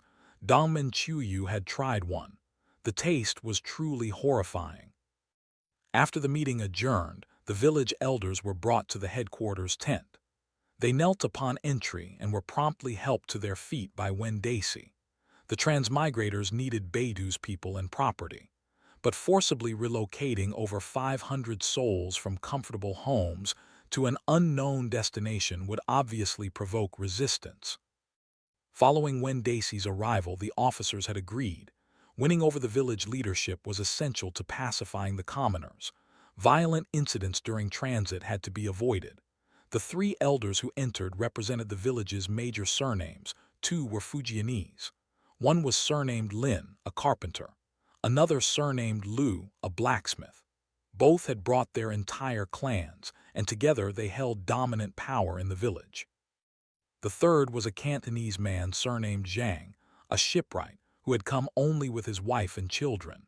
The Lin clan built ships, though with mediocre skill, producing only small boats. Shipwright Zhang was the core technician. The best-selling 400 Liao vessels were his alone to construct. Keenly aware of his minority and outsider status, Zhang kept his shipbuilding secrets close. He took no apprentices. Crucial work like lofting he performed personally. Others merely labored without understanding the principles. Besides the Lin and Lu clans, the village residents consisted mostly of landless farmers and craftsmen who had fled Guangdong and Fujian. Real power rested firmly in the hands of the Lin and Lu families. Shipwright Zhang's technical value earned him a seat at the table, but little more. After touring the village and interrogating ordinary villagers, Wendaci understood that most were being exploited. Workshops, tools, ships, all production facilities belonged to the Lin and Lu families. Understanding this, Wendaci began formulating plans to dismantle their power structure. Shipwright Zhang was clearly the easiest to peel away. Wendaci spoke in reassuring tones. All property would simply be relocated to Bopu. Private possessions would be protected. At Bopu, they would continue shipbuilding under transmigrator protection, and all labor would be compensated. Housing and grain supply would be arranged. The elders obviously did not believe him, but belief was unnecessary. Wendaci simply needed to reduce their hostility. End of chapter. Chapter 169. Lin Gonglao and Zhang Jiqi, transporting the population and materials, presented an entirely new challenge. The evacuation of Gu Manor had been an overland operation, but this time everything would travel by sea, an opportunity to gain valuable experience for the mass migrations that lay ahead. The Navy can dispatch landing craft, Chen Heiyang offered. The Dengyingzhu is committed to the Guangzhou route and can't be reassigned. What's the Fubo's capacity? 70 to 80 souls. Chen Heiyang ran the figures in his head. Less than the Dengyingzhu, the cannons and ammunition eat up considerable tonnage. And the 6 transport vessels, all smaller craft, 30 to 40 people each. He continued his mental calculations. We also captured 200 Liao ships from the village plus 5 or 6 smaller boats, all serviceable. Capacity shouldn't be an issue. Transit time by sea. With sailboats, generous estimate 2 days. Provisions. Grassland 5 will do the job, durable and filling. Chen Heiyang's tone made clear his personal opinion of the rock-hard rice cakes. Moving the people poses no real difficulty. A single wave with the larger ships will handle it. Common folk travel light, but the timber, iron, hemp, and tung oil will occupy significant tonnage. Zayazhu interjected, the army should partially withdraw. With 5 platoons and 3 cannons deployed here, we've left home somewhat exposed. Dongmen Chuyu proposed a solution. Starting tomorrow, each departing ship carries 1 squad, troop transport and escort combined. We'll maintain 1 platoon here until the new vessel launches. He paused. Is Bopu prepared? Over 500 people arriving all at once. Wuda has it in hand. Housing construction is still underway, so they'll use the quarantine camp initially. It's standing empty. With the Fubo stationed here, does that compromise Bopu's defenses? Wendaci recalled the tensions. 4 fishing trawlers are sufficient. They're all equipped with breech-loading cannons. High mobility, high speed, high firepower. Anyone attacking them would be committing suicide. Tomorrow, the first wave moves the entire Lin and Lu families. A slight curve played at the corner of Wen Daci's lips, leaves shipwright Zhang behind to continue building. The following day, Baitu village erupted into chaos. Adults shouted, children wailed, and women keened in distress. But the transmigrators had come prepared. They had already determined who would depart first and who would follow, distributing color-coded paper slips accordingly. On the beach, rope lanes had been set up with matching colored flags at each station. Slip holders simply followed their color to the correct vessel, and the system worked without confusion. The ships had brought hundreds of strapped rattan baskets and lengths of rope for handling luggage. "Can this old ticket still board your passenger ship?" Li Huamei hummed to himself from the Fubo's stern castle, watching the struggling procession below. Streams of elderly villagers, young children, and bundle-laden families shuffling along under the soldiers' urging. Lin Gonglao cast a sideways glance at the humming, bald bandit. It was a strange tune, as strange as their clothing. The clan elder had called these newcomers chiefs, bowing and scraping before them in a display that turned Lin Gonglao's stomach. But he understood the elder's fear. He had witnessed firsthand what their firearms could do. That checkpoint stockade, including the cannon they'd purchased, had cost the village hundreds of liang. The short-term workers stationed there hadn't come cheap either. 100 local bandits couldn't have touched the fortification, yet these strangers had smashed through it in minutes. Now he was a captive, his future uncertain. The thought gnawed at him. Lin Gonglao was a member of the Lin clan proper. The clan leader was his own uncle. Born and raised in Baitu, he had never known hardship, belonging by birthright to the village's ruling class. Like the other second-generation Lin and Lu sons, he had shown little interest in his ancestors' shipbuilding craft, learning only the rudiments before abandoning it entirely. Martial pursuits suited him better, leading short-term workers through their drills and dragging anyone who displeased him to the Shenaming pavilion for a beating. He had strutted through the village as if he owned every stone of it. Those days, obviously, were finished. His irritation mounting, he suddenly felt someone bump into his back. He whirled around to find Wang Sangu, a bachelor in his 50s who served as a clan-kept laborer, essentially a communal slave to the Lin family. Already seething with resentment and now struck by a slave, his back throbbed from the impact. Rage ignited. His palm shot out in a vicious slap, followed by a kick. "Coffin scraper, you blind!" Wang Sangu had been shuffling along in line, burdened with bags, when the blow connected. The strike and kick sent him sprawling in a heap. Several young Lin clansmen spotted his ridiculous pose and burst into laughter. The older clan members grimaced and quickly pulled the laughing children away. The assault blocked the queue. Soldiers rushed over to clear the jam. From his vantage point on the stern castle, Li Huamei observed the entire scene and shook his head slowly. Such a tiny place, yet already there are petty tyrants. "Who's that?" someone asked. "Lin clan, apparently. Word is the kid's quite full of himself. Even after the elder surrendered, this one stayed resentful," Li Huamei remarked. "Tough character." Lin Gonglao, having vented his spleen on Wang Sangu, felt considerably refreshed.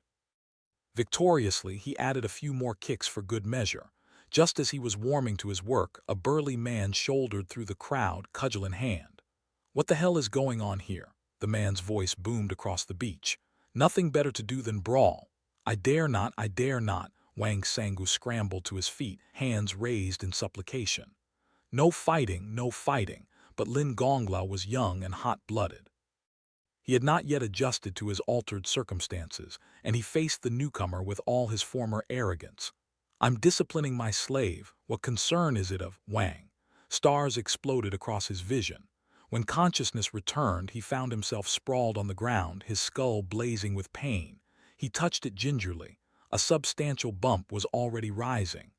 The bald bandit loomed over him, cudgel in hand, regarding him with cold contempt.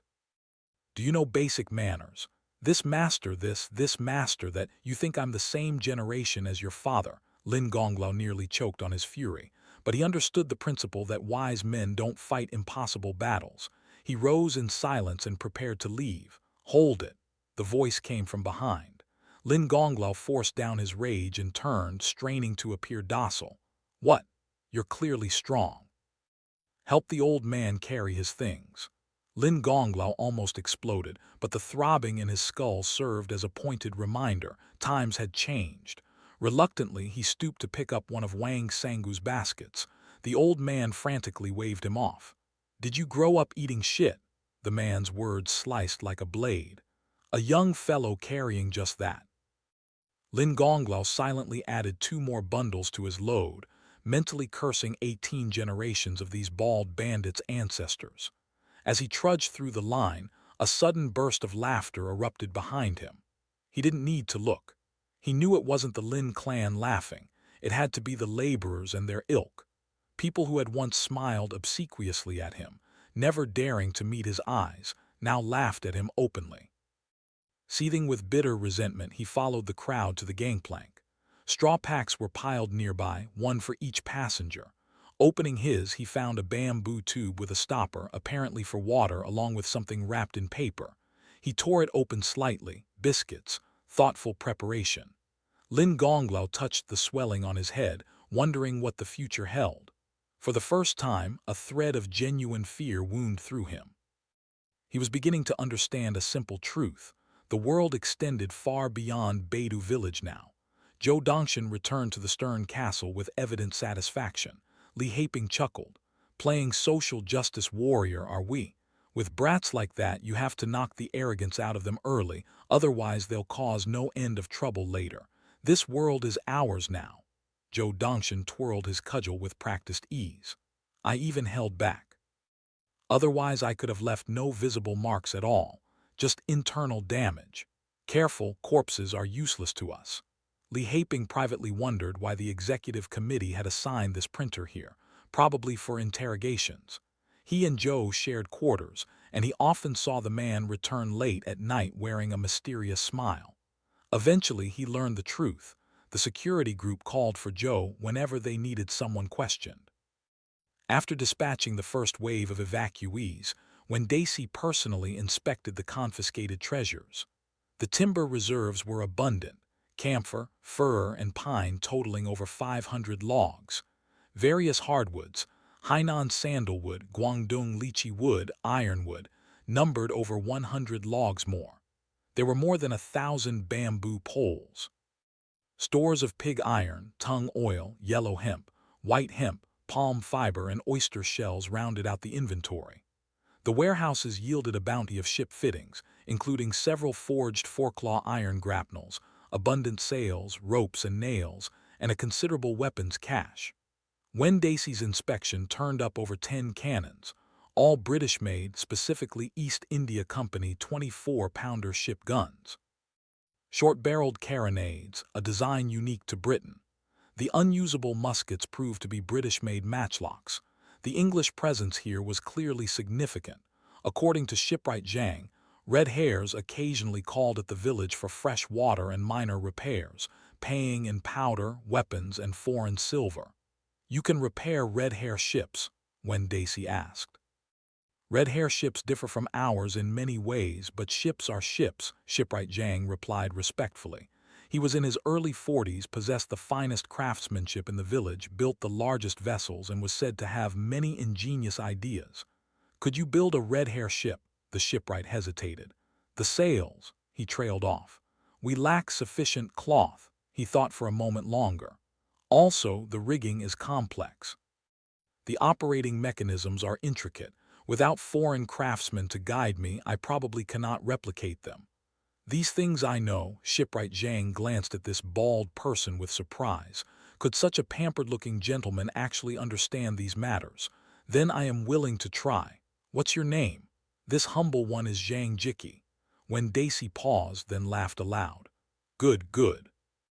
Come to our place and you'll truly live up to your name."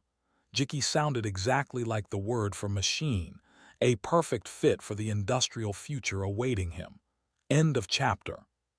Chapter 170. The 400 Liao GuangzhouStyle ship, when Daisy followed shipwright Zhang on a tour of the vessels under construction.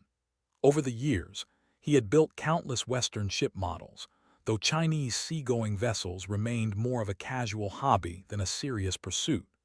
The frustration lay in how far domestic research lagged behind overseas scholarship, considerably less professional and woefully incomplete. Even scale models of ancient Chinese ships could more readily be found in foreign collections than anywhere in China itself. The available resources were simply too scarce to work with properly. The shipyard possessed no dry dock, only slipway racks for launching.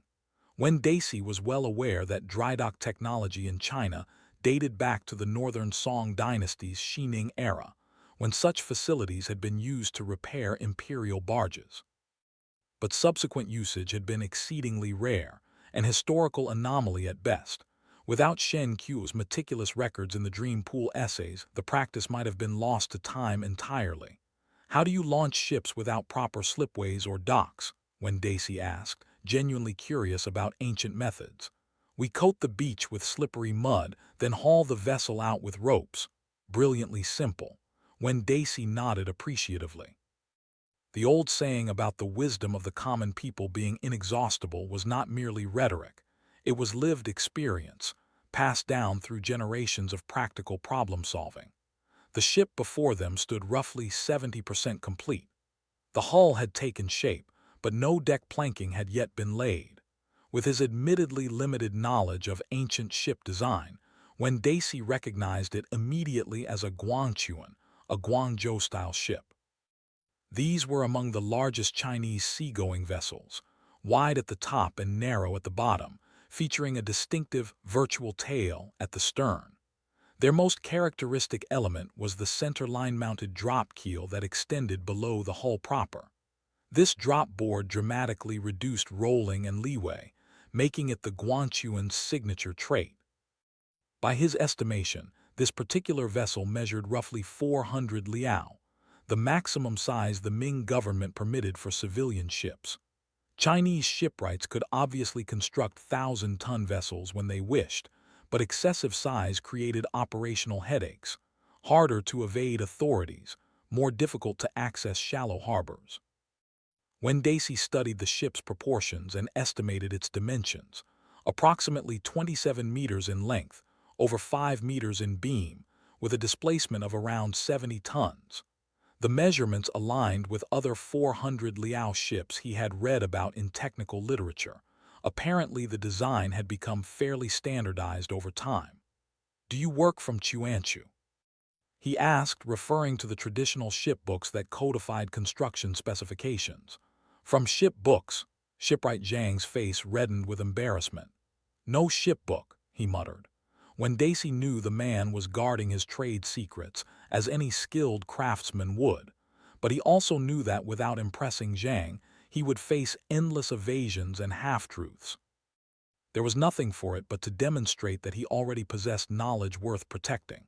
He cleared his throat and, speaking in Cantonese, recited a string of precise figures. 400 liao warship specifications. Length 8 Zhang 6 Kai 9 Kun, beam 1 Zhang 7 Kai, labor 2,487. Before he could finish, shipwright Zhang dropped to his knees, his weathered face filled with terror. My lord. "Rise," Wen Daisy said calmly. "Don't be afraid. My lord already knows.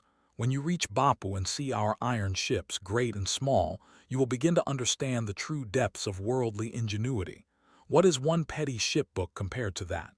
When Daisy allowed himself a private thought, "It's just basic information that ancient ship enthusiasts like Nanchuan Jai have already published." Yes, Zhang said, climbing to his feet and brushing off his knees. He recognized now that this lord was no mere curious official. He was an expert in his own right, and the mention of iron ships he had never seen stirred something in Zhang's chest. Genuine excitement, professional curiosity. From that moment, his explanations became far more forthcoming. This nearly completed vessel was double-masted with a fur hull, a detail that puzzled Wen Daisy, since the books he had read claimed Guangchuan were primarily built of ironwood, specifically Mesua Feria. Their captured Fubo was also a Guangchuan, and though it was not ironwood either, it at least used the same general class of hardwood, lychee wood. Zhang explained that it came down purely to economics. Ironwood was expensive, while fir grew abundantly and could be had cheaply, yet still possessed adequate structural strength for the vessel's intended purpose. According to Zhang, a Cantonese merchant had ordered this particular ship for regular Nanyang trade routes, operating on an unusual business model. Buy a new ship for each voyage, load it with cargo, sail to the destination, then sell both the vessel and its goods before returning home on other ships. These were essentially disposable vessels, built to be used once. Materials were minimized accordingly, with cheapness the overriding priority. How much does a ship like this cost? Standard price is 800 liang. If you want quality timber throughout, add another 200. So one ship ran about 1,000 liang of silver. The Navy had indeed been a money furnace since antiquity. Some things never changed. Any serious shipbuilding program would clearly need private capital involvement to sustain itself. Structurally, the hull was divided by 12 bulkheads into 13 separate compartments. The bulkhead planks were large camphor boards, each over 10 centimeters thick. This was the Chinese sailing ship's world-leading innovation, watertight compartmentalization. At the junctions where bulkheads met, hull planking, cradling ribs were fixed in place with iron nails. Near the bottom, when Daisy noticed 2 drain holes per bulkhead and cradling rib, a detail that surprised him. Surely drain holes would compromise the very watertightness the compartments were meant to provide. Zhang explained that the drain holes facilitated bilge pumping, allowing water to be channeled and removed efficiently. During actual sailing, they were sealed with specially fitted wooden stoppers. The hull planking was all fir. Bottom planks measured over 20 centimeters thick, while the hull sides ran about 15 centimeters. Strake widths varied from 8 to 20 centimeters, widest at midships, gradually narrowing toward both bow and stern. Lateral joints were simple butt joints, while longitudinal seams employed flush rabbet joinery, with gaps filled using traditional caulking. This caulking compound was a mixture of hemp fiber, tung oil, and ground oyster shell, a formula perfected over centuries. The tung oil's chemical properties caused it to polymerize readily, forming a tough waterproof film. Oyster shell, being over 90% calcium carbonate, combined most effectively with tung oil when first burnt into lime at high temperatures. The lime's strong bonding properties reacted with the tung oil to produce a calcium soap compound that was extremely resistant to water penetration. All plank joints were additionally secured with iron nails, their holes sealed over with oil putty. At the 3rd and 7th bulkhead positions stood the fore and main mast steps. These were large camphor blocks fixed firmly to both the bulkheads and the hull itself, featuring 2 square holes that accepted mast clasps to secure the masts in place. Chinese ships had long featured masts that could be lowered and removed entirely. The mast steps incorporated pivots for this purpose, while the bulkheads contained storage holes where lowered masts could be stowed. Ballast consisted of beach cobblestones, concentrated primarily in the 3rd and 4th compartments. Both sides of the hold featured stringer frames for the installation of a lower deck, where cargo and crew quarters would eventually be arranged. The rudder was fashioned from hardwood. Even on these disposable ships, craftsmen refused to cut corners on critical components. It was a primitive but effective balanced, adjustable height rudder. The blade itself was pierced with numerous holes, which Zhang explained reduced the steering force required to turn the vessel. Yet another design innovation unique to the Guangzhouan tradition. What fascinated Wen Daisy most, however, were the shipbuilding materials stockpiled in the workshop, particularly the iron fittings.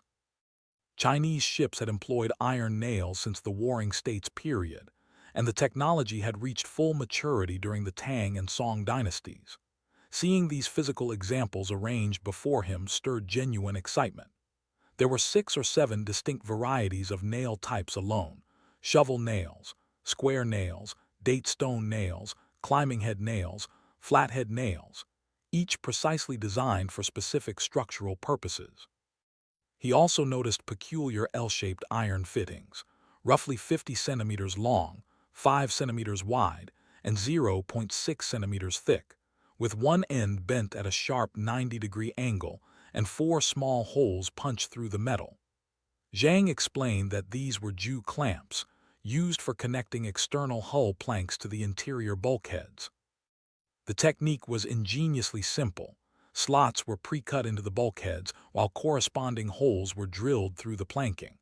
The Jew clamp was then hammered from outside, passing through the plank hole and seating firmly into the bulkhead slot. Finally, the clamp's exposed flange was nailed securely to the bulkhead face. When Daisy wandered through the ship, mentally calculating whether it might be converted into a sail cruiser. But the vessel was simply too small. The 400 Liao class could carry only 30 to 40 tons of cargo. As a warship, it would mount 6 to 8 guns at most. For the industrial-scale material transport the Australians required, it was woefully inadequate. And as an exploration vessel, it would prove too slow for practical use. What he really needed was his beloved double-masted schooner. "Old Zhang," when Daisy said at last, "what's your professional opinion of red-hair ships? Tall ships, carry cannons, don't fear storms or pirates. What else?" "The sail rigging is exquisite," Shipwright Zhang admitted honestly. "They're fast. I've observed red-hair ships for a long time, high masts, much sailcloth, better wind capture, but their true construction secrets remain impenetrable to me." These things I know." Shipwright Zhang's eyes suddenly gleamed with barely suppressed hope. But then, understanding that skills were a man's livelihood, and that a lord of such evident knowledge would not easily share it, his expression dimmed again. When Daisy smiled, "Let me tell you something. In Australia, where we come from, specialized schools exist solely to teach the art and science of shipbuilding. Everything you and I know about ships, combined, amounts to superficial knowledge compared to what those institutions teach their students. If you're genuinely interested, eventually someone will instruct you in those methods." Shipwright Zhang immediately fell to his knees again, kowtowing repeatedly until his forehead touched the ground. "If my lord would transmit these secret arts, Zhang Jiqi will be eternally grateful. I will safeguard them with lifelong service." Rise. When Daisy found a large flat rock nearby, settled himself upon it, and opened his leather notebook to reveal a detailed ship line drawing. "Can you build this?" Shipwright Zhang studied the drawing for a long time, his calloused fingers hovering just above the paper's surface. This was unlike any shipbook he had ever encountered. It featured precise proportions and clean, accurate lines, rather than the simple outlines traditional Chuanchu provided. The unique three-view perspective granted an intuitive understanding of the vessel's dimensions that conventional diagrams simply could not match. He marveled silently. Just mastering this drafting technique alone would guarantee a man's livelihood for the rest of his days. These Australians were truly extraordinary people. He asked questions about the proportions and scale, roughly estimating the design called for a vessel of 1,000 liao. At that size, it was larger than anything Zhang had ever personally constructed. "I've never built anything this large," he admitted carefully, meeting Wen Daisy's eyes. "But I am willing to try." The design Wen Daisy had selected was a double-masted schooner, fast and highly maneuverable. Without armament, fewer than 10 crew members could operate her effectively. Besides cargo capacity, she could accommodate 30 passengers in proper berths. It was an excellent design for exploration voyages and maritime patrol duties alike. The famous America had been a double-masted schooner of similar type, the legendary winner of the 1851 yacht race that had sailed to victory with a crew of just 9 men. Later, she had served as a Confederate blockade runner during the American Civil War. The specifications called for 170 tons displacement, 30 meters in length, 7-meter beam and 3-meter draft. Armed, she could mount two 24-pounder carronades on the broadside positions plus one 12-pounder long gun on a center pivot mount. With lighter 6-pounders, she could carry 6 to 8 guns in total. End of chapter. Chapter 171. Zhu Cailao attacks motivated by Wen Daisy's promise to share the secrets of Western great ships. Shipwright Zhang threw himself into the rush work with infectious enthusiasm, carefully selecting his assistants for the task ahead. Wen Daisy, whose interest in ancient shipbuilding was genuine rather than merely diplomatic, remained on site with Li Jun's platoon to observe the process firsthand. The Navy, meanwhile, displayed an entirely different kind of interest. The Fubo made regular visits every few days, and a steady stream of naval cadets shipped out to Baitu to serve as Zhang's temporary apprentices, gaining hands-on experience in the shipwright's craft. Though future shipwrights would eventually train in the technical school, Navy leadership believed strongly in cultivating officers who truly understood ships from keel to mast, and if possible, they intended for future shipyards to fall under Navy control. Wen Daicy saw through their schemes easily enough, but his personal preferences gave him a natural bias toward the Navy's interests. He feigned ignorance and continued his cross-temporal technical exchanges with shipwright Zhang. What Wen Daicy discovered was that Zhang embodied everything admirable about the traditional craftsman. Using nothing more than simple woodworking tools, he created ship models with remarkably accurate proportions and cleverly detachable parts. This was his trade secret, a method of scaling up from models to full-size vessels. Primitive perhaps, but undeniably effective. Wen Daicy knew that European shipwrights had employed similar techniques, and that their model-first tradition had evolved from precisely this practice. Zhang knew almost nothing of mathematics or geometry. His drafting skills amounted to little more than crude sketches. Yet he had memorized the dimensions, structures, and specifications of every ship type with perfect clarity. Wen Daicy found himself genuinely impressed. Ancient Chinese craftsmen, often illiterate and untrained in formal mathematics, had nonetheless created wonders through generations of accumulated experience passed down from master to apprentice. It was a uniquely remarkable tradition. Watching Zhang work with his models made Wen Daicy's hands itched to try it himself. Since supervising construction proved a leisurely task with plenty of idle hours, he began building a schooner model of his own. A physical model, he reasoned, would make communicating complex concepts to Zhang far easier than words alone. As a lifelong survival prepper, he never traveled without tools, food, and weapons close at hand. With materials conveniently available, he started immediately. Zhang was astonished to see a learned person like Wen Daicy doing craftsman's work. In his world, educated men wielded only brushes. Hands-on labor was beneath their dignity. Yet here was this scholar, happily working with wood and tools like any common artisan. Every evening after work, Zhang visited Wen Daicy's quarters to observe the Western model's progress.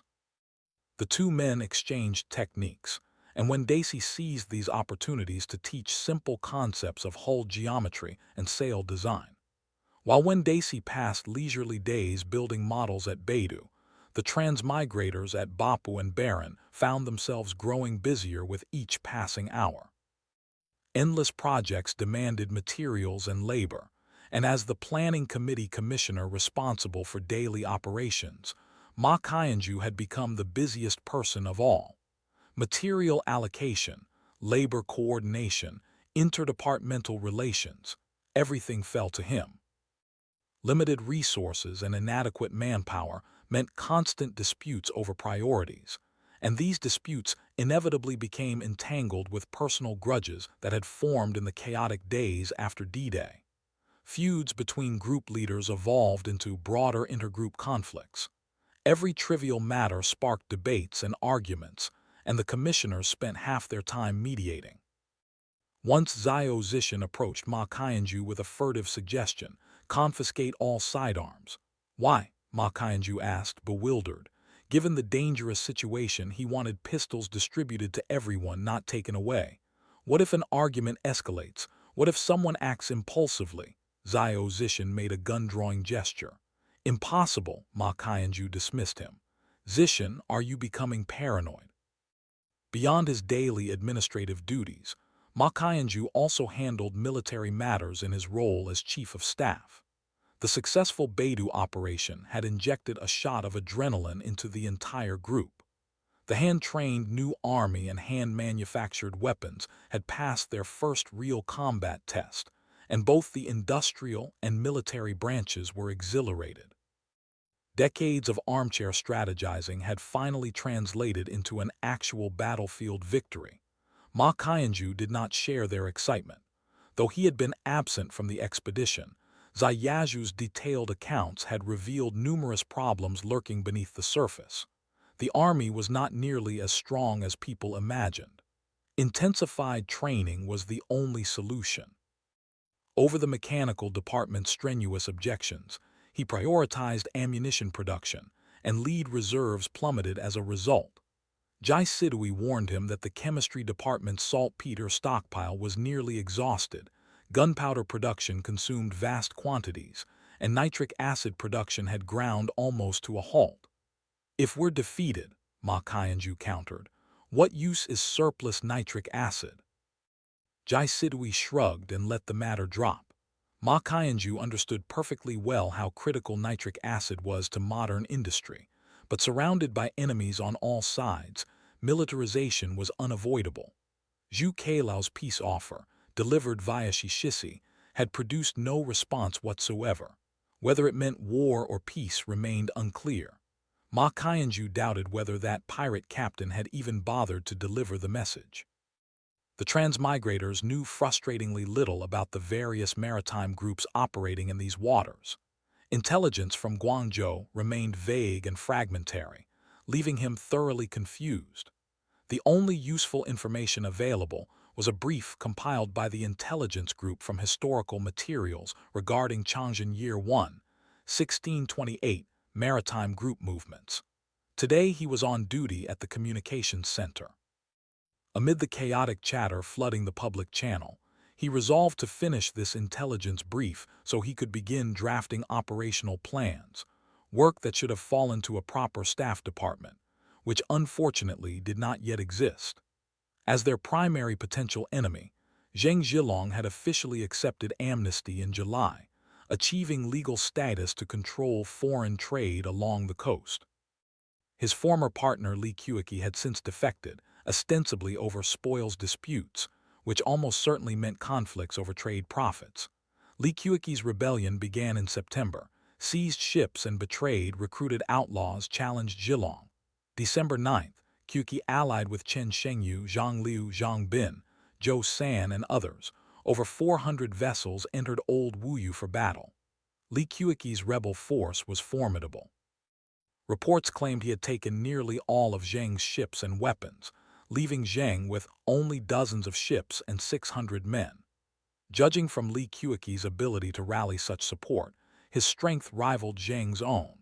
But Ma Qianju doubted these numbers. If Zhang truly commanded only dozens of ships and 600 men, he could not possibly have sustained over a year of warfare against Li. Nor could he have signed a trade contract with the Dutch on October 1, 1628, as China's largest maritime group. For the transmigrators, the Zhenglai conflict was advantageous.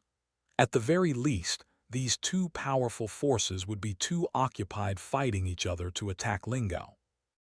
Whether the transmigrators eventually negotiated from a position of strength or sought peace through tribute, they faced only the Liu Xiang and Zhu Cailao groups as immediate threats.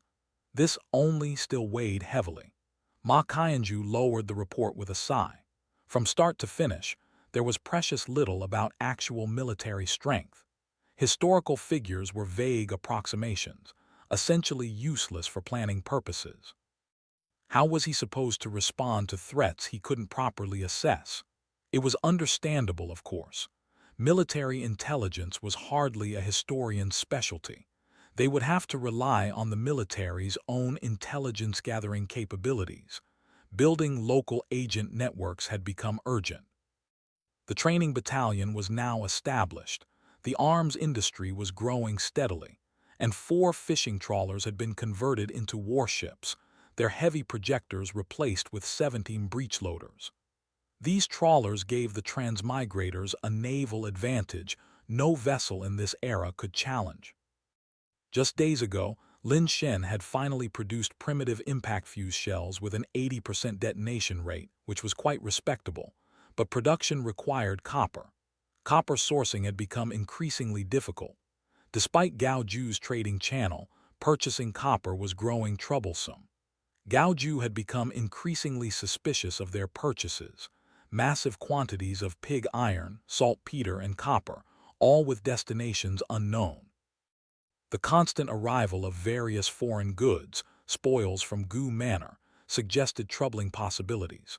Recently he had probed repeatedly, and the Yaoyu Islet transshipment warehouse had been secretly inspected. Guo Yi recommended seizing Hong Kong Island, or at minimum establishing a transit base there. He also proposed contacting Macau to arrange Portuguese-mediated overseas trade. Seizing Hong Kong Island. Ma Qianju considered the idea decent enough in theory, but Hong Kong is far more sensitive than Lingao. It sits right under the provincial capital's nose, at the Pearl River mouth's most strategic point. Occupation would mean preparing for a major battle with the Ming army, and their 500 to 600 personnel were simply insufficient for such an undertaking. Fighting and building simultaneously, truly a two-headed difficulty. Now he understood why alternate history timelines so often mentioned winning time for peaceful construction. It was genuinely critical. The Army and Navy were twin gold-swallowing beasts, devouring resources while monopolizing valuable manpower. Lost in thought, the public channel suddenly screamed to life. Enemy! Enemy spotted! The channel erupted into chaos. Ma Qianju bellowed, "This is the duty officer and chief of staff. Everyone shut up. Alarm caller, identify yourself and location. Xiangs, we need a dedicated channel.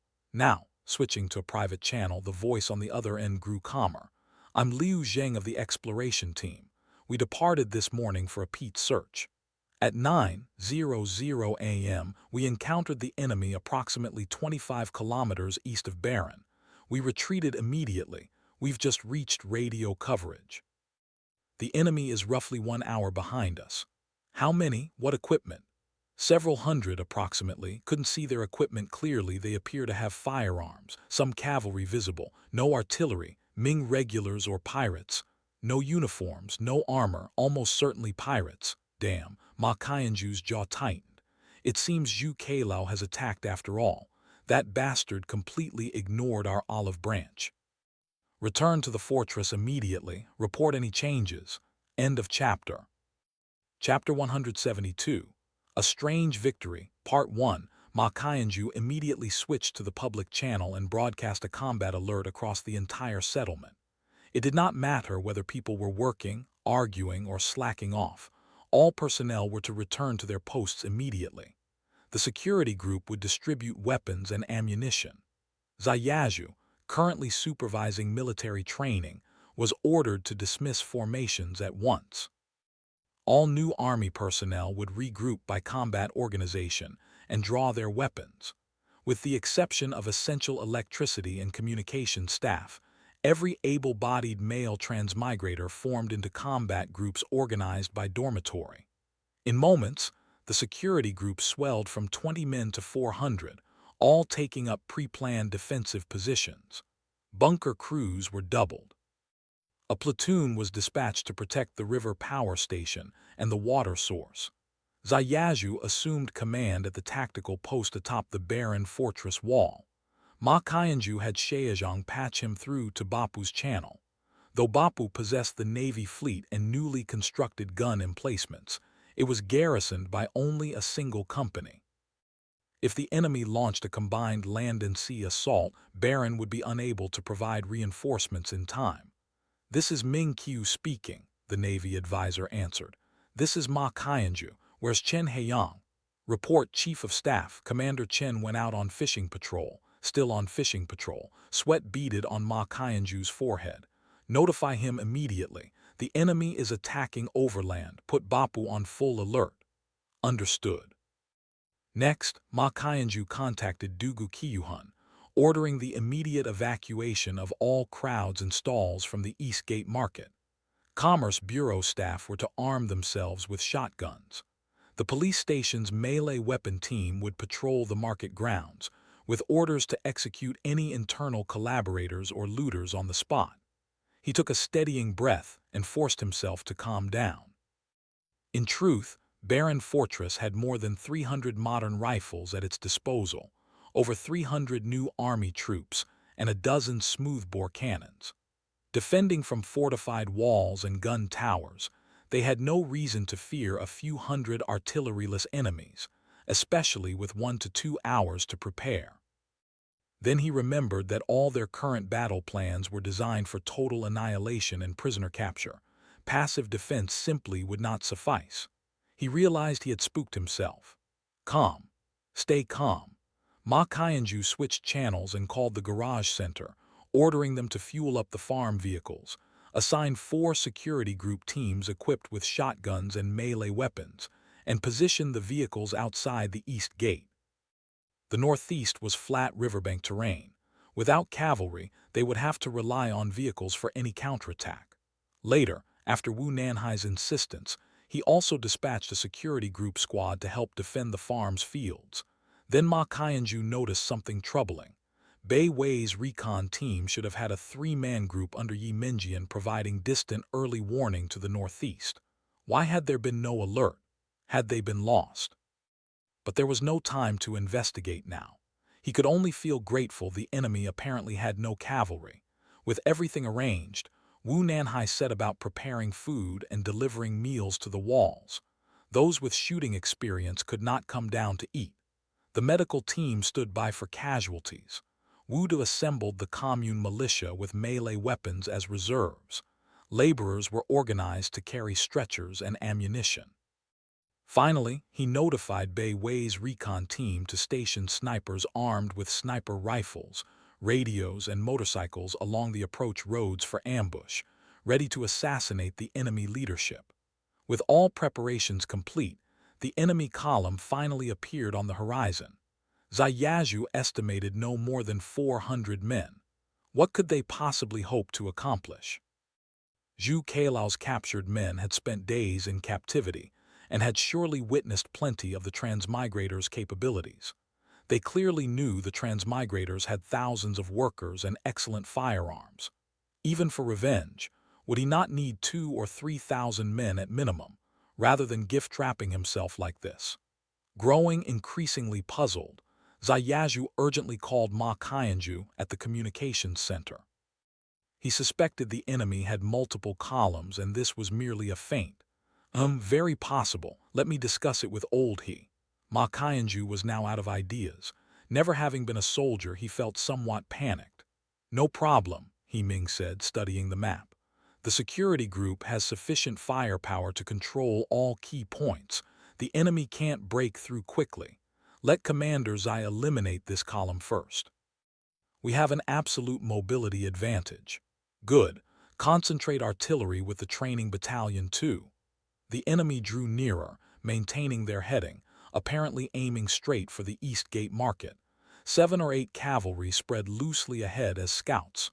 Behind them marched 4 columns of infantry. The front column of roughly 100 men maintained some semblance of formation, their banners bearing what appeared to be the surname Zhu. The next 2 columns were chaotic. Through his binoculars, Zayazhu saw dark-skinned, rough-handed commoners carrying an assortment of cleavers and pointed weapons of varying lengths. Some held crude rattan shields, others carried sharpened bamboo poles. Were they actually coming to fight? His suspicions deepened. The rear column consisted of 50 or 60 men, all armed with steel sabers and marching in orderly fashion, looking rather like a supervision squad. Zayazhu could nearly confirm they intended to attack the East Gate Market directly, which was understandable. To outsiders, this commercial center represented the main concentration of wealth. Everything under control, the transmigrator group would soon have several hundred more prisoners. Just then, the enemy halted roughly a kilometer out, apparently deliberating. Ma Qianzhu suggested they take the opportunity to eat. Once the fighting started, it would not end for hours, and post-victory cleanup would keep everyone busy. Better to feed everyone hot food first. The cafeteria dispatched stainless steel lunch boxes to the security group. Zayazhu's training battalion had no such boxes, and pre-battle conditions were not suitable for distributing food from large communal pots. Wu Nanhai improvised, using local bamboo to prepare bamboo rice. Besides rice and salt, he added extra lard to each tube so the soldiers would be full and ready for combat. After eating, the enemy was still stalling. Through binoculars, Zayazhu observed people running back and forth through their columns. Some sat eating dried rations, others clustered in groups talking. They looked less like an attacking force and more like a group on a spring outing. "What the hell is this conspiracy?" Zayazhu muttered. He raised his voice, "Fall in." Then something utterly baffling occurred. Before the company commanders could relay their orders, the pirates a kilometer away suddenly launched a chaotic, disorganized charge. All semblance of front and rear formations vanished. A mob waving swords and clubs simply rushed forward. A grayish-brown mass surged ahead, almost rolling toward them like a wave. "What the hell? A banzai charge!" Zayazhu quickly commanded. "Prepare for combat." Company commanders scrambled to organize their troops. At that moment, Saiga 308 rifle fire cracked across the battlefield, the sniper team engaging. On the wall, Ma Qianzhu stamped his feet in frustration. In this chaotic mess, who were the leaders? The sniper team knew one thing clearly: mounted men outranked infantry. After the gunfire, every horseman was down, but the pirates behind them kept charging in wild disorder. Wrong. Watching the assault unfold, Ma Qianzhu felt something was deeply off. Who fought like this? Even without firing a single shot, infantry sprinting a full kilometer would arrive gasping and unable to fight. Zhu Cailao had been raiding Fujian and Guangdong for a decade. He would never make such an elementary mistake. He urgently contacted all positions, any suspicious activity. The replies came back unanimously: no suspicious phenomena. All normal, no suspicious vessels at sea. Ma Qianzhu could not fathom Zhu Cailao's thinking. Was he simply sending these hundreds to die? The sniper rifles kept firing. Pirates fell continuously, but this did not make them flee. The three Saiga 308s had limited stopping power, and the snipers were not skilled enough to guarantee kills. Suddenly the pirates veered east, directly toward the hill where the snipers were positioned. Everyone was shocked. How had they been discovered? There were only 6 men there with limited ammunition. Their mission was eliminating leaders, not engaging the main force. As the enemies rushed toward the base of the hill, Ma Qianzhu ordered their immediate retreat. The roar of motorcycles startled the enemy. The pirates did not pursue but halted at the hillside. A dozen of them climbed up, looking around. Then they began felling trees and piling stones. Were they planning to entrench? They had brought a few days' worth of dried rations at most, with no supply wagons in sight. "Artillery, destroy their camp. Force a decisive battle," Zayazhu ordered. These pirates clearly intended to stall. The artillery battery sprang into action. Arrayed before the infantry line stood 12 mountain howitzers, protected by rattan gabions filled with earth. Distance 380 meters. The rangefinder rapidly reported the hill's distance. Target 380 meters. Solid shot, load 1 round, Yingyu commanded. He had only 2 shell types available, solid and canister. Canister was useless at this range. Reliable iron balls would have to do. In truth, the pirates massing around the hill actually benefited the bombardment. Had they dispersed across the harvested paddies, the cannonballs hitting wet soil would have lost their bouncing effect. "Fire!" Yingyu commanded. 12 mountain howitzers simultaneously belched smoke and flame. Even veterans of the Baitu expedition felt the earth shake beneath their feet. Black iron balls arced 400 meters through the air before plunging into the crowd like iron plows. Flesh and limbs flew along the trajectories of the shots. The semi-hardened ground of the hilltop caused the impact-bounced balls to leap again, claiming more heads, legs, and torsos. The earth trembled. Pirates scattered wildly in every direction. The second volley whistled in like death itself, blossoming into flesh and blood flowers amid the grayish-brown mass. Dying screams and terrified wails filled the air. Pirates fled in all directions as the mountain howitzers continued to roar. Cannonballs bounced across the hardened early winter ground, rapidly reaping lives. The battle ended just like that, without technique or tactics. After leaving the ground carpeted with corpses, the surviving pirates fled east in panic. Zhang ordered the first and second companies to pursue while the third company held position. The battlefield became a duck hunt, one side chasing across the hills, the other fleeing desperately. The training battalion was rested and well fed. The pirates were already exhausted from their earlier antics. In the foot race, they were hopelessly outmatched. Soon they collapsed, gasping for breath. Fortunately, Zhang had ordered the capture of prisoners for rewards, so the soldiers refrained from bayoneting everyone. Only 20-odd fast runners nearly reached the eastern mountains. Let them go, they would not miss a dozen laborers. Then, from the western woods, 3 rifle-wielding men appeared and blocked the road. A gallant volley dropped the fastest runners. The rest, already shell-shocked, saw blocking forces ahead. Regardless of the numbers against them, they all dropped to their knees, surrendering and crying for mercy. It was the Yi Menjian team responsible for eastern screening who had gotten lost during patrol. Returning by chance, they happened upon fleeing enemies. This fortuitous mistake perfectly concluded the battle. Transmigrator casualties, 0. Enemy dead or captured, all. End of chapter. Chapter 173. A Strange Victory, Part 2. Battle Statistics. Results: 102 killed in action, 70 died of wounds, 213 prisoners, 35 lightly wounded. Captured over 400 melee weapons, 7 3-barreled muskets and 7 war horses. Tonight's dinner: the 8th horse, it had a broken leg. Our casualties: 11 lightly wounded, 10 from twisted ankles or falls during the pursuit. Running through freshly harvested paddies was indeed hazardous. 1 soldier suffered a crushed foot from dropping an artillery shell. By afternoon, processing of the prisoners was mostly complete. Per Ma Qianju's instructions, they received food, the cafeteria's unchanging prisoner fare of thin congee. The captives were clearly still terrified, eyeing the transmigrators' provisions with fearful glances. Finally, someone brave and hungry enough began gulping down the porridge.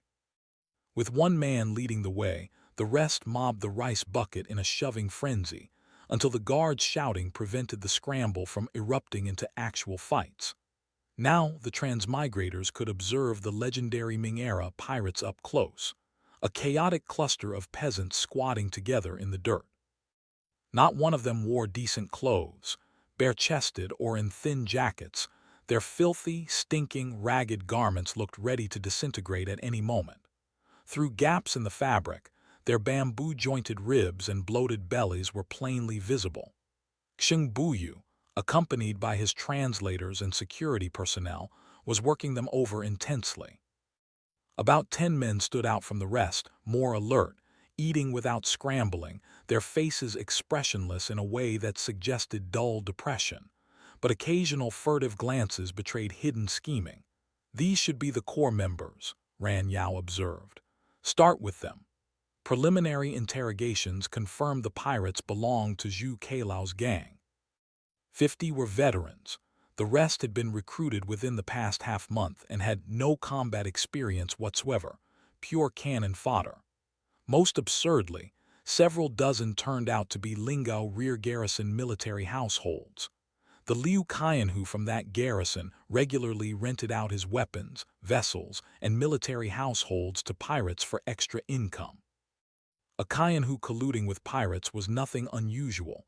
Coastal garrisons maintained various relationships with maritime powers, but among all the prisoners, there was not a single leader-level figure.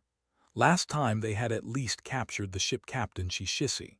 This time, not one decent commander. The pirates had landed at dawn from 5 large ships at Shipai, then advanced under a steward's command. That steward was either dead or had escaped. He was not among the prisoners, nor could he be identified among the cannon-pulverized corpses. Most prisoners only knew they had come to attack some bald bandits. Recruiters had told them these bandits had stolen a great deal of treasure from Boss Zhu, and that Barren Beach was all wealth. Boss Zhu was attacking for revenge, and all the loot would belong to them. Among the captured items, many weapons bore Zhu Cailau's marks and insignia, and some corpses carried his documents and command flags. Looking over the testimonies and evidence, Ran Yao frowned. As dusk fell, laughter and chatter echoed through the transmigrator camps. Zhu Cailao was nothing special after all. Zhang Balin grinned from ear to ear. Today's battle had been a triumph for the artillery. 80 rounds had routed over 400 pirates. The cafeteria butchered the dead horse, providing the training battalion with a feast of meat and offal. Though it was horse meat, the cafeteria had fish sauce, spices, and abundant salt at their disposal. Compared to the typical plain boiled meat from dead horses, this was the difference between heaven and earth. Wu Nanhai also rendered some horse fat. It smelled foul, but it made fried food fragrant. Beijing's famous Jianbing Guanzi used horse fat for frying. Without the Guanzi crackers, Wu Nanhai fried dried pumpkin slices and poured chopped garlic over them. The soldiers enthusiastically welcomed the dish. Compared to each person's small portion of meat and offal, this unlimited, fatty food better satisfied everyone's cravings. Huangxing received his small bowl of horse meat and offal. He poked at it with his chopsticks, a few meat slices, some intestine and lung pieces, intensely fragrant from the spices. Though tough, it was deliciously savory. As a former Ming officer, he had eaten dead mule and horse meat before, but never prepared this well. Looking around, the entire company was eating and making satisfied sounds. 2 victories, yet these chiefs were stingy. Just 1 horse meat meal. Huangxing had expected some silver reward, but reconsidering the 2 battles, he had done nothing but stand in formation holding a rifle. Everything had been won by the artillery. Looking around again, he noticed that Company Commander Old Tiger Yu and the platoon commanders were also eating horse meat and fried pumpkin, their bowls filled with brown rice. On this point, Huangxing admired these chiefs' officer-soldier equality. Besides extra equipment, officers received no special treatment. Same food and clothing. Housing was just a single room in the barracks. Except for weekly weekends at Baron Fortress, they enjoyed no luxuries, not even someone to make their beds. While eating, he overheard soldiers discussing the 2 battles. If all fighting is like this, soldiering is easy. The chief's cannons are so powerful, who can stop us? You think the chiefs are planning, you know. Stop pretending you don't know. Rebellion, I think maybe. Rebellion means entire family execution. Execute what? Those regular army weaklings. There's nothing to fear in rebellion. This one started dreaming aloud. If the rebellion succeeds, we'll all be founding fathers. Each of us will get thousands of mu of land. I want a wife, over 20 and never even touched a woman's hand. 1 wife, I want a dozen just like the city tycoons. Your skin and bones, want a dozen wives grind you to dust. Huangxing's heart stirred. He had come seeking refuge as a criminal. Looking now, these bald bandits clearly had grand ambitions. Even if not outright rebellion, they had at least regional warlord aspirations. While he was pondering, a soldier asked him directly, "Squad leader Huang, do you think the chiefs have such intentions?"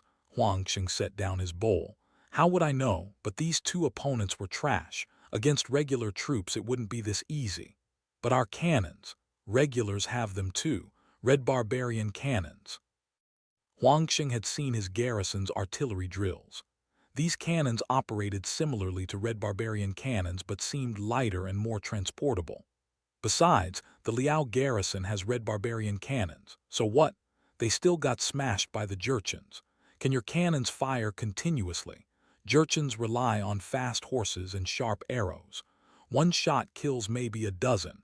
Meanwhile, several hundred cavalry charge dozens of paces closer.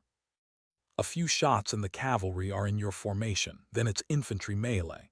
This frightened the soldiers, dampening the festive mood. Huang Xiang suddenly became alert. What was he doing? In a garrison army, this would be undermining morale. He would be dragged out and beheaded immediately. Why was he saying this? He quickly changed the subject. This is Qiangzhou. The Jurchens are 10,000 li away. Why panic? Brothers won't be fighting in Liaodong. He glanced around for outsiders, then rambled about miscellaneous anecdotes to divert the soldiers' attention. The setting sun slowly descended over Bopu's Lingao point. The newly restored beacon tower stood tall against the fading light. The newly completed gun emplacement housed a 12-pounder cannon pointing seaward. The tower had a searchlight. Li Dai, wearing radio and night vision equipment, stood watch with 2 Navy sentries. Looking toward Barren Fortress, the day's bustle was quieting. Outside the fortress walls, on-duty personnel lit bonfires. Inside, many departments still showed scattered lights, people still working. Here at Bopu, the charcoal kilns glowed fiercely against the dark. A fishy stench drifted on the wind from the seafood processing plant. At the river mouth, the Fengcheng showed faint lights that almost blended with the starry sky. Every few minutes, Li Dai surveyed the surroundings with his night vision binoculars. Bopu was no longer like the early days when a ring camp had sufficed. Work sites had expanded considerably. Though key points had ring defenses, blanket illumination like before was now impossible. Besides lighting at key intersections, they relied more on night vision equipment and hidden sentries.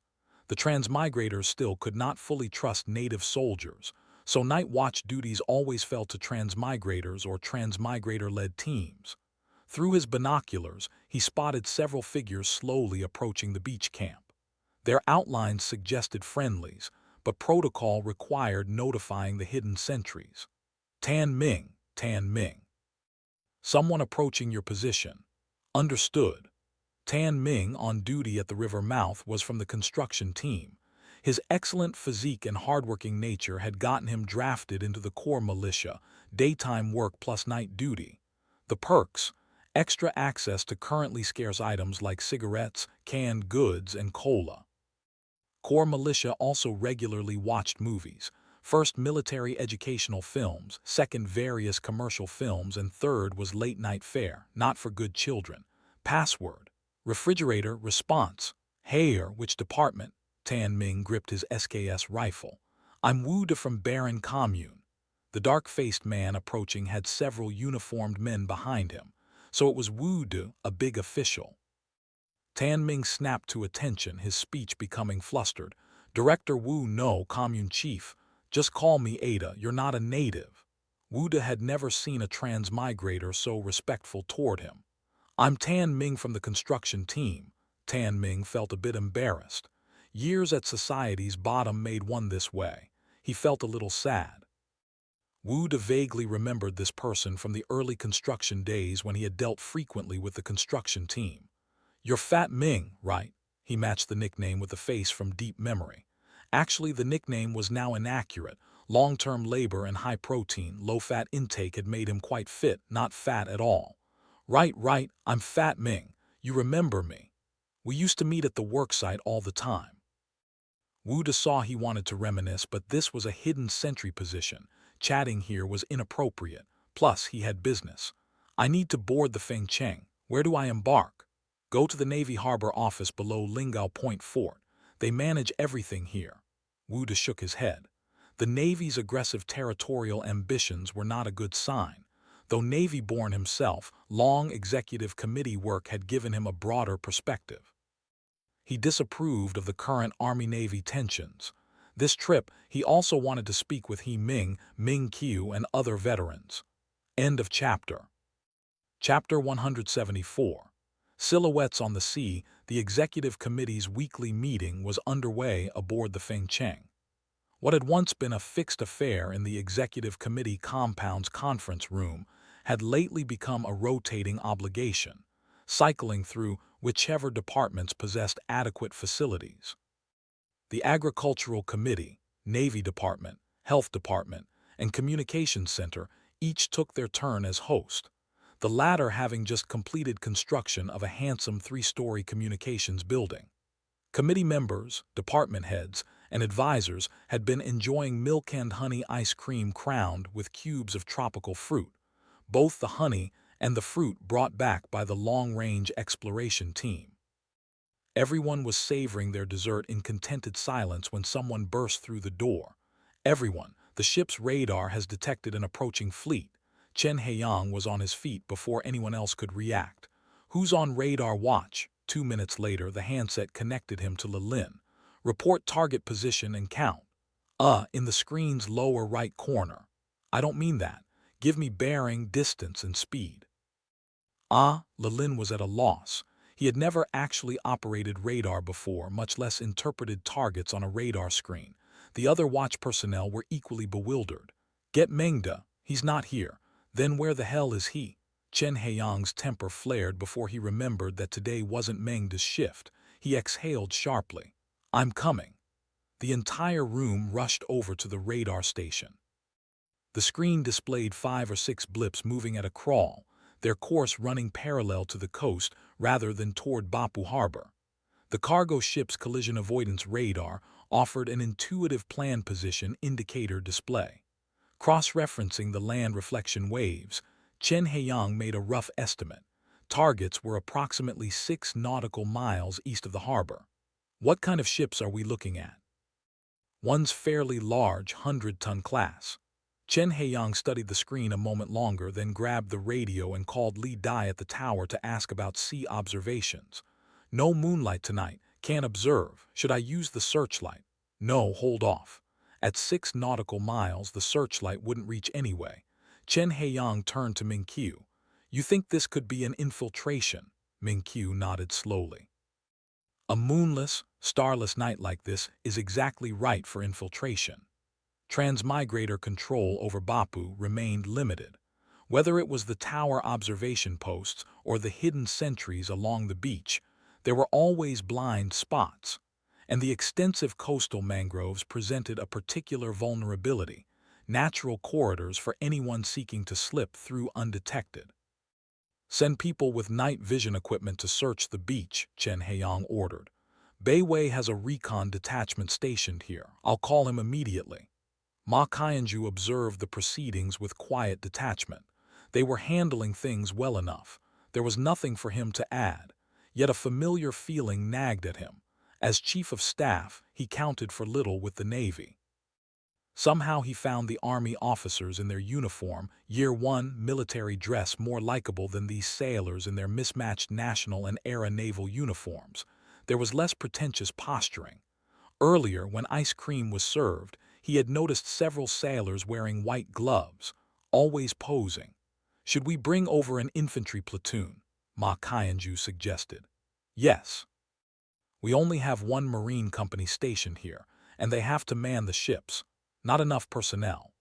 Chen Haiyang's response was straightforward, which at least reassured Ma Qianju that Army-Navy disputes had not yet deteriorated to the point of obstruction. They waited. The radar showed the ships continuing at 2 to 3 knots, creeping along the Lizhu Peninsula side with no other unusual activity. At night, the Navy couldn't risk sending ships out for inspection. They resolved to intensify observation while adding hidden sentries at key locations. After the meeting adjourned, Wu De declined the invitation to stay overnight aboard the Fengcheng. He preferred the Bopu camp. Ship berths were too cramped for his taste. The camp had transformed into a proper base since those early days. Tents had given way to orderly rows of brick and tile buildings. Roads had been leveled and graded. Roadside biogas lamps illuminated the grounds with a warm glow, a facility that even Baron Fortress lacked. Baron's biogas pool was larger, but the cafeteria consumed most of its output.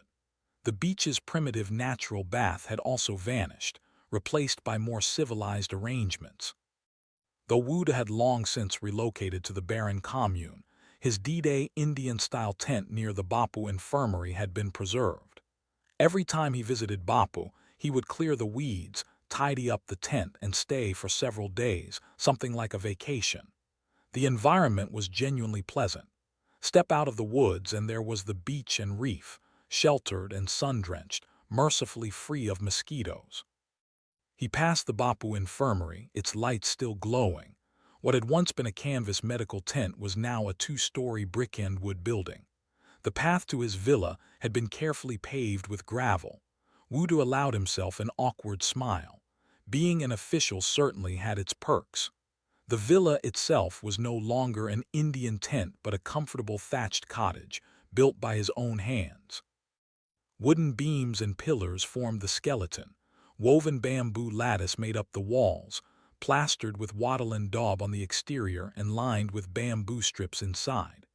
The earthen floor was packed hard, and a thick roof of new straw exhaled its fresh fragrance. His rural grass house skills had not atrophied after all. The seaside wall featured a straw-roofed veranda with a brick fire pit. When he tired of cafeteria food, he would cook something wild out here, sometimes entertaining compatible friends. The table and bed inside had come from the women's cooperative's confiscated goods sale, sturdy and built to last. The cottage was immaculate, its few possessions spare but orderly. A porcelain vase stood incongruously on the table, worth at least 100,000 RMB back in their original timeline, now stuffed with wildflowers. Wuda knew this was Chuyu's work. Ever since the girl had first accompanied him to Bopu, she had been coming by every few days to tidy his villa. Since arriving at his side, Chuyu had acted completely devoted, attending to his daily life with meticulous care. Several times she had lingered in his bedroom at night, cheeks flushed, intentions unmistakable. But Wuda had not made any moves. It wasn't that he was some saint impervious to temptation. But Chuyu looked too young. He couldn't bring himself to cross that line. Besides, nobody else had acquired a domestic secretary yet. Being the first to take up with a woman would look bad. Coming off the ship, he felt the pangs of hunger. Ma Qianju had mentioned wanting to come by for drinks and conversation. Might as well catch some seafood. He hadn't had any in a while. Wuda stretched luxuriously, removed his jacket and hung it up. From beneath the bed he pulled out a wooden chest and worked the lock open. Besides a sleeping bag and camping gear, it contained a complete set of wilderness survival emergency supplies, all meticulously organized. At the bottom lay a black canvas gun bag containing a Type 56 semi-automatic rifle and 2 boxes of ammunition. If anything went wrong, he could grab his pack and rifle and survive on his own. In these times, you trusted the organization, but you trusted yourself more. From the chest, he retrieved a kerosene lamp and a 2-meter cast net.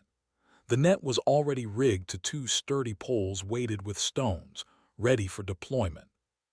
He was about to leave when he spotted Ma Qianju strolling over, a rattan basket in hand. "What's in there?" "Wine. I'm here for your midnight snack." "Sure, give me a minute." He headed down to the bay with the net wading in waist-deep. He stretched the mesh taut and drove the poles firmly into the mud, then fetched stones from the shore to anchor them more securely. He hung the lamp on one pole. Now all he had to do was wait for crabs. It was what some called a bandit net. The mesh was fine as a sieve. Even a great white shark would be doomed in those threads. Small fish were trapped instantly. Large fish only tangled themselves tighter. Best of all, nylon netting never rotted and required no maintenance.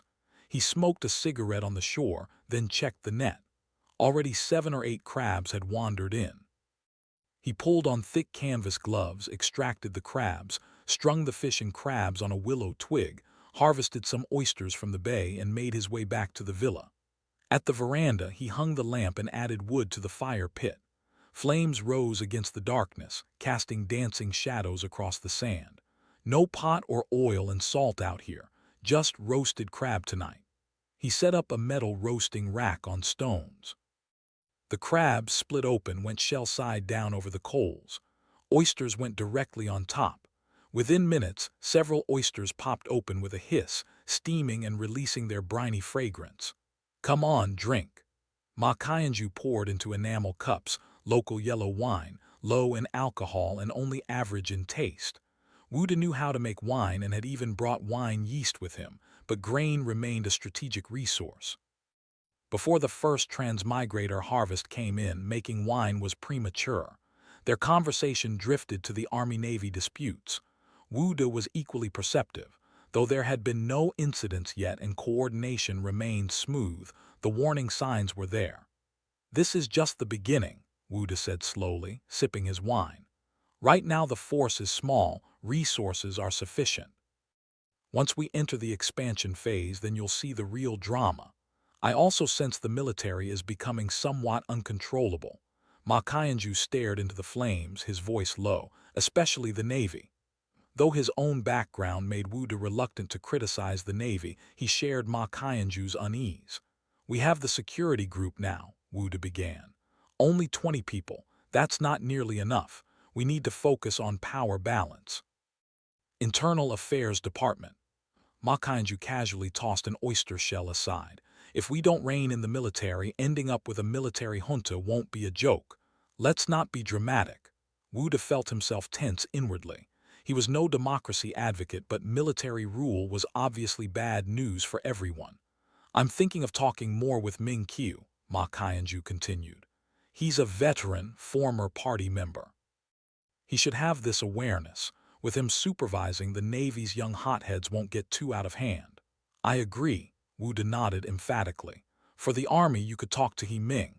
"Right, and that's why I hope you'll play a bigger role in all this. You're ex-Navy too." Ma Qianzhu spoke with evident sincerity. So that was what he had been leading up to, Wu De realized. But it aligned with his own intentions anyway. He readily agreed. "Actually, don't be too paranoid," Wu De said after a moment. "Everyone's quite decent. There may be disputes, but it's all for the collective good, no selfish motives. In all my decades, this is the first time I've seen such a united group." He paused. "Today's battle went well. The Army performed admirably, captured many prisoners." Ma Qianzhu snorted. "That's actually what I wanted to discuss." He picked up a crab leg, blew on it to cool it, and started nibbling. This victory was strange. End of chapter. Chapter 175. The Sino-Western Pirate Fleet, what's strange about it? Wu De asked, puzzled. "Shipping people specifically to die, that's what's strange." The voice came from ahead. Wu De had been gnawing on a crab leg when he noticed an extra pair of feet in front of him. He looked up to find a plump white man standing there, an empty lunch box clutched in his left hand and an oversized stainless steel spoon in his right. Both eyes were locked onto the roasting crabs with undisguised longing. "Smells amazing," the fatty blurted out the moment their eyes met. "Want some?" Wu De didn't recognize the visitor, but fellow transmigrators were practically brothers. "Absolutely." The fatty wasn't shy in the least. He plopped down and thrust out his lunch box expectantly. Wu De served him half a crab. The fatty accepted it without a word of thanks, immediately burying his face in the food. "Here to join the fun." Ma Qianzhu apparently knew the visitor. "Cailao really doesn't know what's good for him." The fatty chuckled through greasy lips. "Director, you already admitted something strange. Don't try playing dumb with me." "But we really did capture a lot of Cailao's equipment this time. That's precisely what makes it strange." "Old routine." The fatty waved his spoon dismissively. "It's like in The Deer and the Cauldron, using Wu Sangui's weapons to infiltrate the palace." "My thinking exactly." Ma Qianzhu produced an interrogation transcript.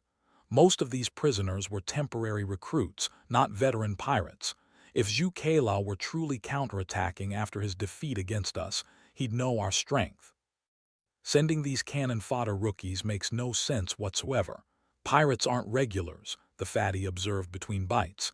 "They don't stamp their weapons with insignia." "Someone's trying to stir the pot," Wu De concluded. "Correct." The fatty continued working on his crab. "Who wants to provoke conflict between the transmigrators and Cailao? Both Liu Xiang and Zhang Yiguan stand to gain. If Cailao and the transmigrators exhaust themselves in a major battle, either one benefits. So which one is it?" Ma Qianzhu seemed to trust this fatty implicitly. "How would I know?" the fatty shrugged. "If I had to guess, I'd say Liu Xiang." "Why? Just guessing." Ma Qianzhu nearly fainted. The fatty chuckled several times, swallowed an oyster whole, smacked his lips in satisfaction, then continued. "Actually, it doesn't matter which one. Here's my real guess. The genuine attack is coming soon. Ma Qianju jolted upright. The enemy wouldn't simply send 400 men to their deaths just to deliver a false message. There had to be more coming. Recalling the fleet their radar had detected earlier, he reached for his phone. Before his fingers touched it, a crisp gunshot split the night sky. Both Ma Qianju and Wu De leaped to their feet, tensely watching the direction of the shot. "Hey, what's your name anyway?" Wu De turned to ask. His curiosity about this visitor had gotten the better of him. Siluo Moaning Bear, the fatty mumbled around half a crab still stuffed in his mouth. Siluo Moaning Bear, never heard of. Wu De's brow furrowed in confusion. Then realization struck. "Oh, you're the famous Slow Morning Bear. A pleasure to finally meet you. Please spare me the pleasantries. Fame is such a burden." The fatty sighed with theatrical sincerity, though his sharp eyes had already snagged another oyster.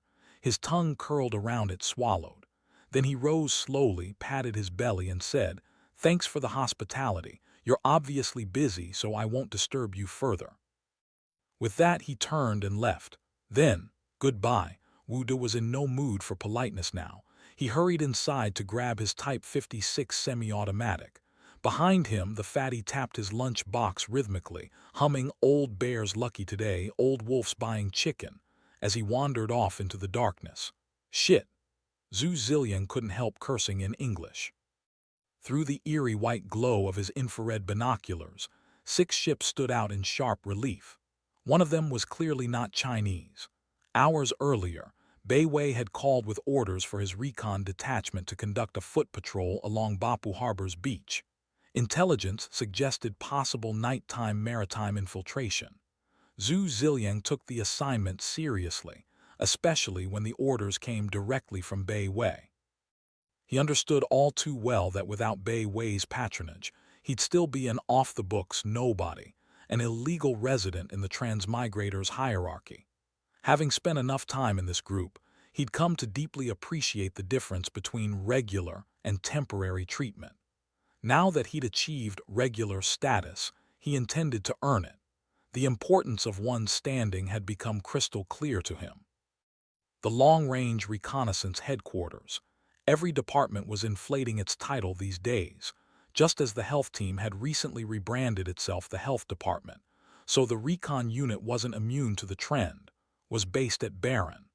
But Beiwei had stationed 4-man detachments at Bopu, Dame Village, and Saltfield Village for daily patrols and training. He and Zhu Ziliang rotated through them to provide guidance. Besides Zhu Ziliang himself, none of the 4-man squad had any military experience. Beiwei actually considered veteran soldiers too set in their ways. Unless they were special operations specialists, they lacked the flexibility he wanted. He preferred selecting volunteers from men in their 20s. After months of intensive training, though they weren't quite at true recon level, these young men had developed far beyond typical boot camp recruits. They carried 3 SKS rifles between them. Zhu Ziliang himself packed a Remington 870 shotgun. He found the SKS too unwieldy for recon work. As a former American, his greatest frustration was the equipment situation. There was plenty in terms of quantity, but almost all of it was unfamiliar to him. Aside from Glock pistols and Remington shotguns, the transmigrators' most common infantry weapons, the SKS and Type 56 semi, were foreign territory. Even an AK-47 would have been better, at least he'd fired those before. Night vision equipment was another sore point. During his days with U.S. Marine Corps Force Recon, this had been standard issue. Hell, he'd kept better gear in his garage back home. Now the entire squad shared just one Starlight scope and a single set of Russian infrared binoculars, and he'd never liked Russian equipment. But this was already a generous allocation. Night vision devices, though plentiful when the transmigrators first arrived, couldn't be replaced or repaired. The planning committee controlled them with an iron fist. Coastal searching on foot was exhausting work but effective. The sky hung low and overcast, with neither moon nor stars to illuminate the water. The horizon was barely visible. Though radar had provided approximate coordinates, Zhu Ziliang stopped every kilometer to scan the sea with his binoculars. After 2 hours of trudging along the coast, the search team reached the end of Longhao Bay. If the coordinates were accurate, the fleet should be somewhere nearby. He raised the binoculars for another sweep, and there they were. Ship silhouettes materialized across the strait. Good at hiding, he noted, unconsciously working his jaw before realizing he had no gum. The 6 vessels had concealed themselves in the shadows of the offshore reefs on this starless, moonless night. Without the Feng Cheng's radar, visual observation alone would never have spotted them, let alone pinpointed their position. The ships were moving at an agonizingly slow pace. Zhu Ziliang checked his watch and started calculating under 2 knots. That foreign ship's sails clearly weren't fully deployed. Highly suspicious. "Brother Zhu, something wrong here," one of the team members whispered. Zhu Ziliang's straightforward manner and obvious competence had earned the young men's respect. "It'd be weirder if there wasn't," Zhu Ziliang muttered. He keyed his radio to Bopu and began his report. 6 unidentified vessels sighted. Based on hull types, preliminary assessment. 5 smaller ones are Chinese ships. 1 is a Western warship, 3-masted, approximately 400 tons displacement. The Chinese ships have no broadside gun ports. Bows and decks carry 4 to 6 cannons each. The Western warship has 12 to 16 gun positions visible on the open deck. There's a dinghy. His binoculars had caught a small boat separating from the fleet. 8 people were aboard. Through the lenses he could make out swords and matchlock muskets. 1 man at the helm, 4 at the oars, 2 at the bow setting up matchlock fork rests. Pretty primitive setup. The last one held something rolled up.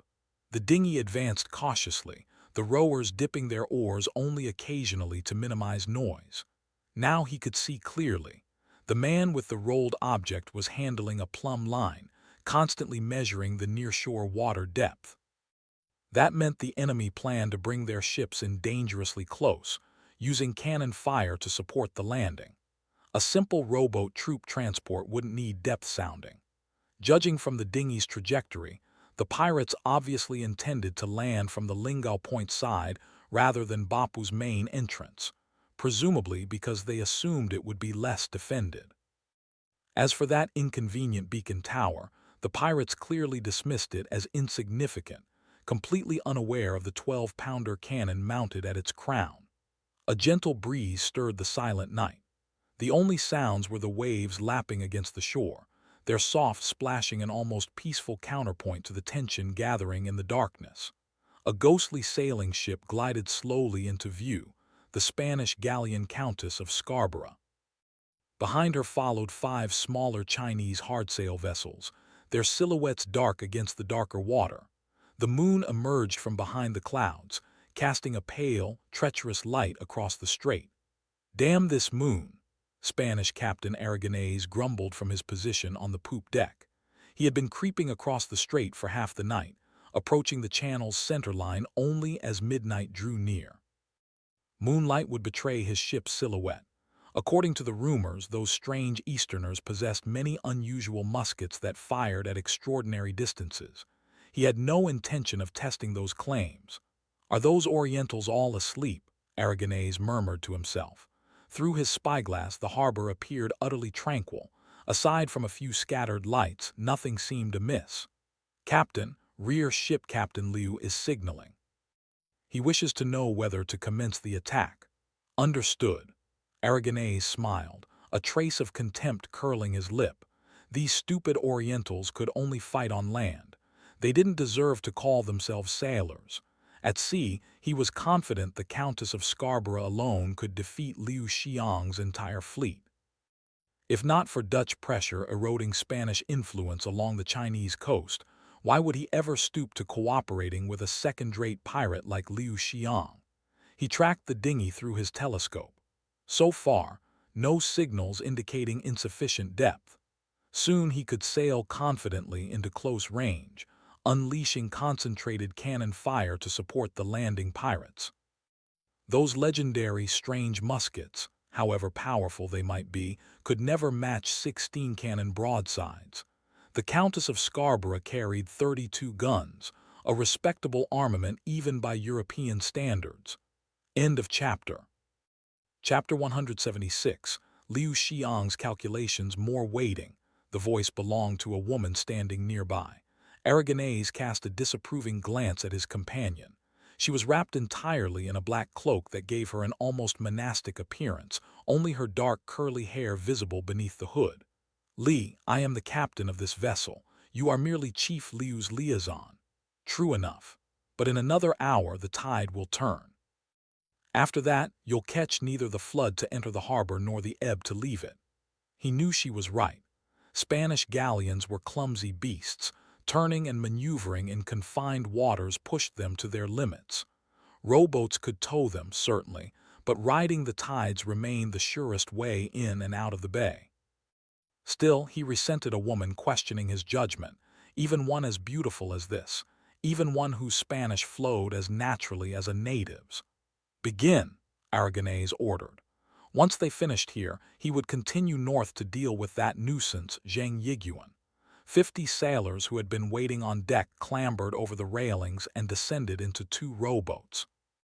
Most were Southeast Asian natives from the Malay Peninsula, former dugout canoe pirates who had spent their lives raiding merchant vessels. This work was their specialty. The handful of Spaniards among them served as gunners. Each rowboat mounted a 2-pounder light cannon, a requirement that had come directly from Chief Liu, who seemed genuinely terrified of enemy firearms and had demanded Spanish artillery and heavy muskets for support.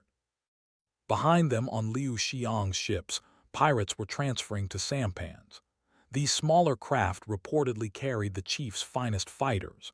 Aragonese had little investment in the operation's success. He was merely helping Liu seize a few fast ships and capture some prisoners. Chief Liu's fear of the enemy's guns bordered on obsession. Monkeys served the Catholic king well. Aragonese made no effort to mask his contempt for the dark-skinned, narrow-eyed native sailors. If Europeans were not so impossibly difficult to recruit in Southeast Asia, such lowly heathens would never have set foot aboard his ship. Their crooked yellow eyes always flickered with that peculiar mixture of cruelty and cowardice. Aragonese knew he was little more than a circus ringmaster among them, requiring constant applications of the whip and the sugar lump. Fail to provide both, and they would devour him.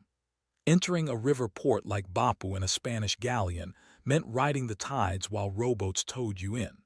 Exposed rowers made easy targets for shore cannon and musket fire, a dangerous proposition under any circumstances.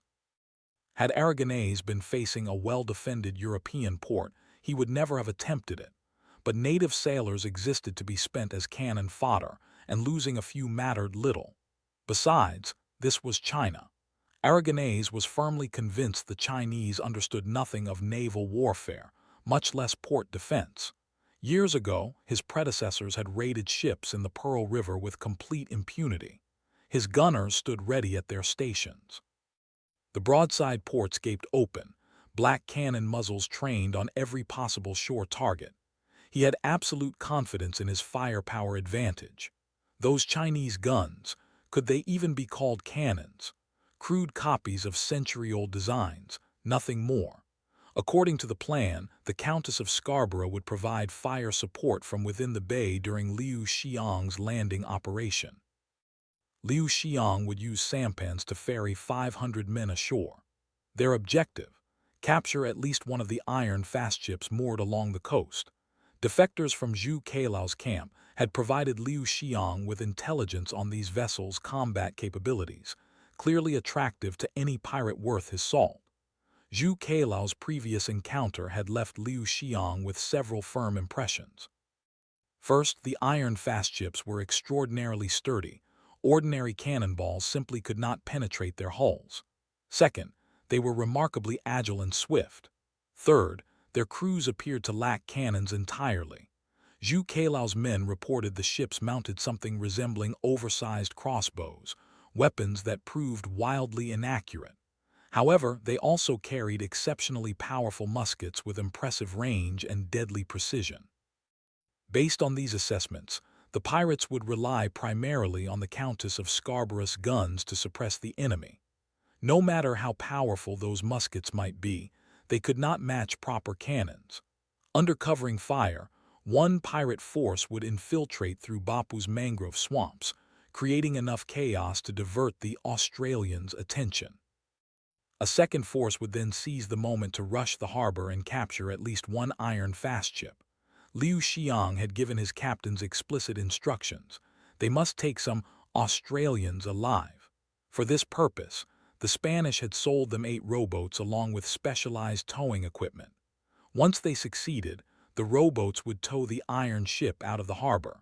One vessel was the minimum acceptable result. Aragonese had no objection to the plan itself.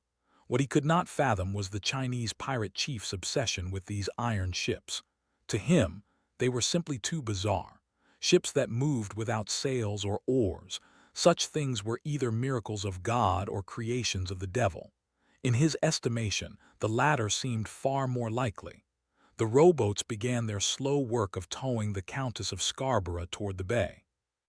A depth-sounding dinghy led the way. Everything remained calm. "I should make something clear," Aragonese said to Li Xia. "My ship will depart at low tide, whether or not you've captured any vessels. 1 hour will be sufficient." Li Xia allowed herself a faint smile. She had not personally designed the operation, but she had contributed to its planning. Among all the pirates, she alone had dealt directly with the Australians. Their brilliant raid the previous year had wounded her pride deeply, so deeply that even Zhang Yiguan had begun to doubt her afterward. Furious, she had claimed her ship required repairs and returned to Macau. There, she had dispatched agents to investigate Australian news, only to discover they had abandoned their houses, goods, and servants, vanishing like smoke into the air. Only recently had word arrived of a group appearing along Qiangzhou's coast, shaved heads, short clothes, accompanied by a gigantic iron ship. The description triggered an immediate memory of Wen Dacey. That Australian merchant had been shaved-headed and dressed in short clothes. To investigate, she had put to sea once more. With Zhang Zhilong occupied by amnesty negotiations in Fujian, she had attached herself to Liu Xiang's operation in Guangdong as a guest advisor. Li Xia operated independently along the coast. Though she occasionally worked under various major gangs and paid their protection fees, she never participated in intergang warfare. Plunder and adventure were her only interests.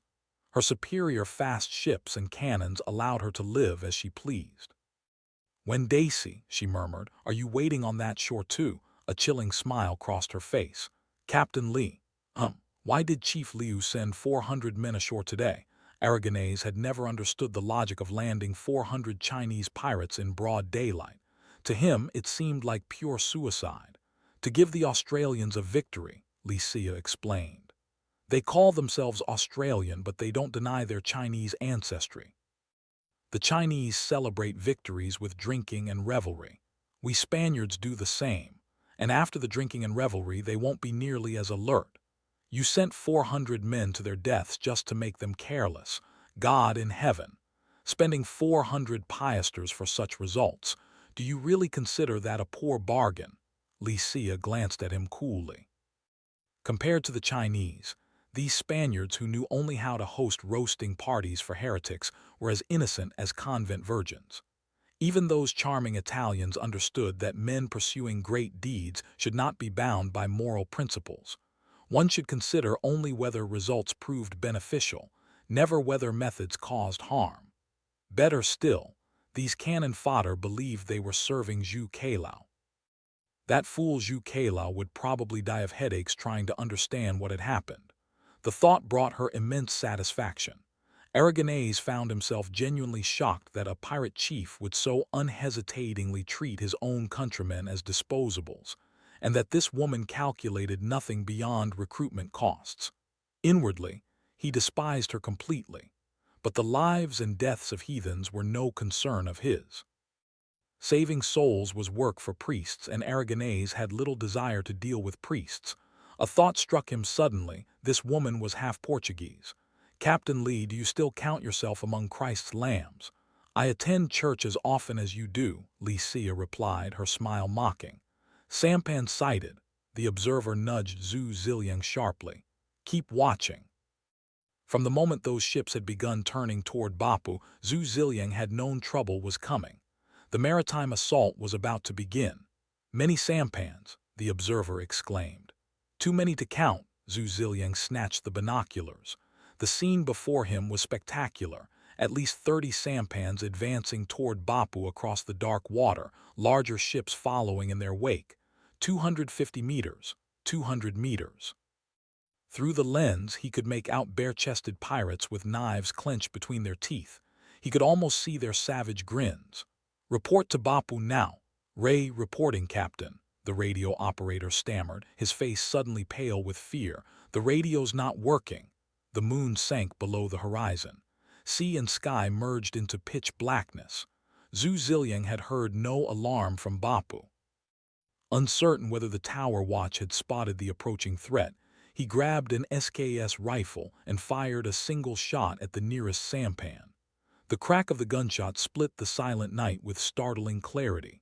A tracer round streaked across the darkness like a falling star. In that brief flash of light, a figure on the sampan shuddered and collapsed. Half asleep in the beacon tower, Li Dai heard the shot and snapped instantly awake. He had nearly dozed off. He grabbed his binoculars and scanned toward the source of the gunfire. After a moment of adjustment, the sampans and ships suddenly came into sharp focus. He was so startled he nearly fell backward.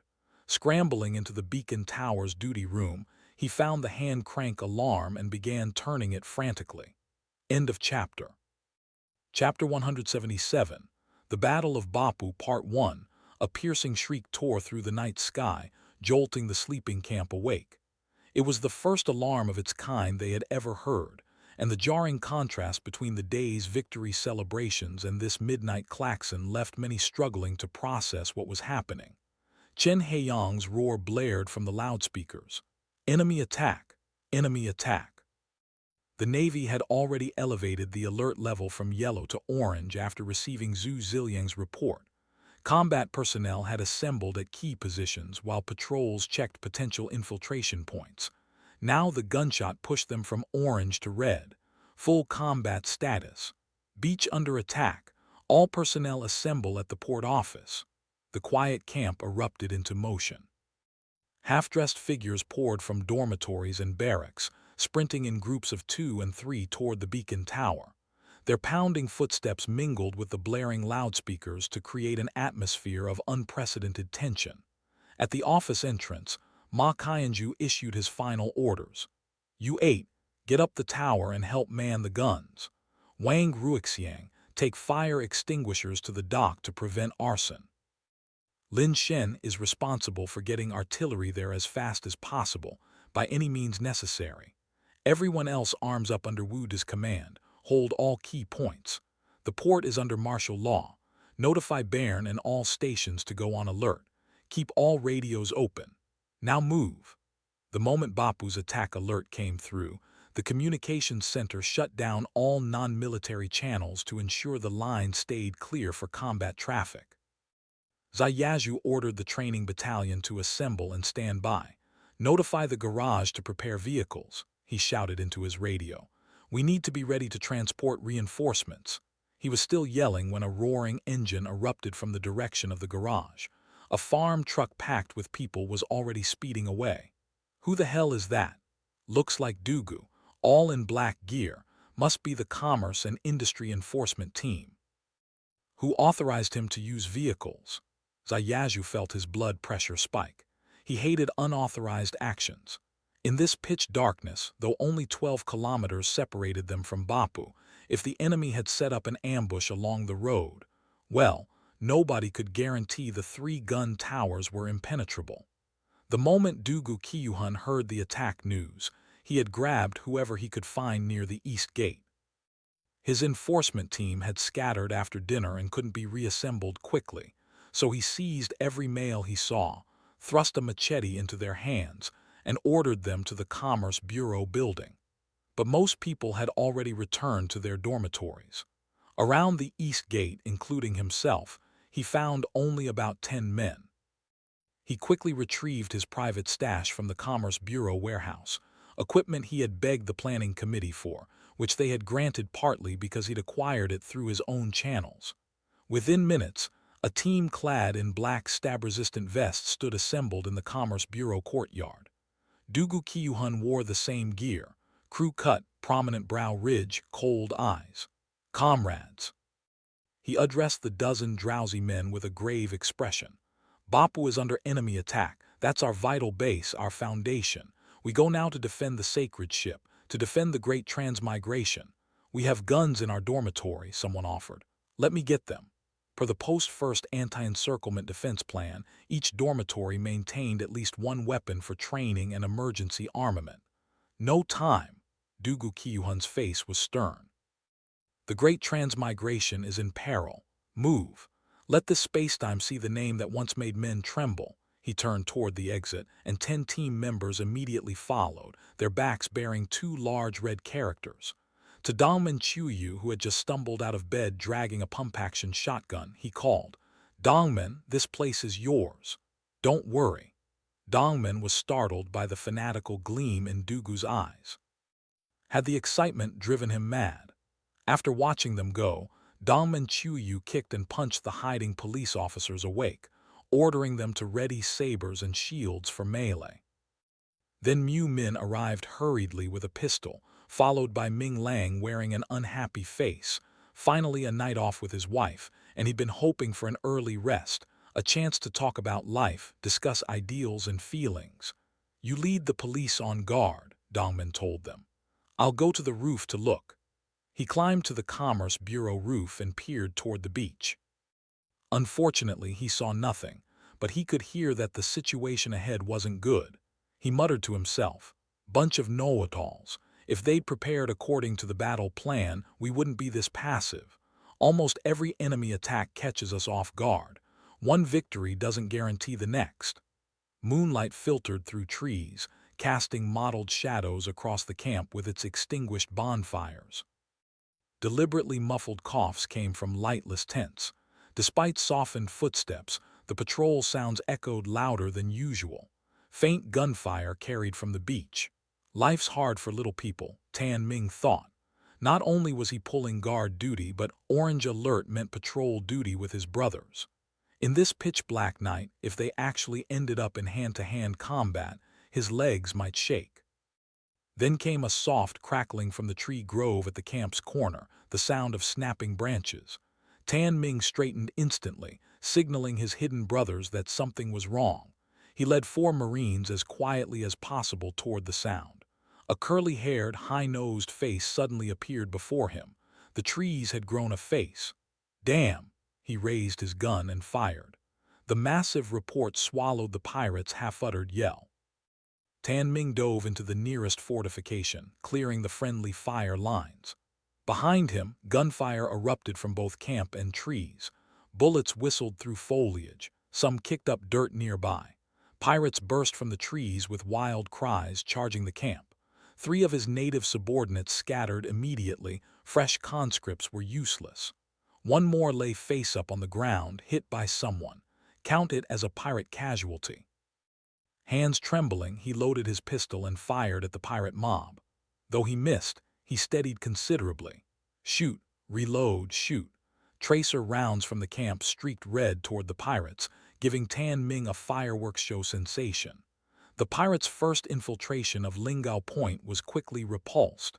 Semi-automatic rifle fire was obviously more than they could handle, but this brought no relief to the transmigrators. Fire flashed from the bay. Countess of Scarborough had opened fire. Shells screamed overhead, splashing at Lingao Point's edge and throwing up columns of water. "Quick, retreat!"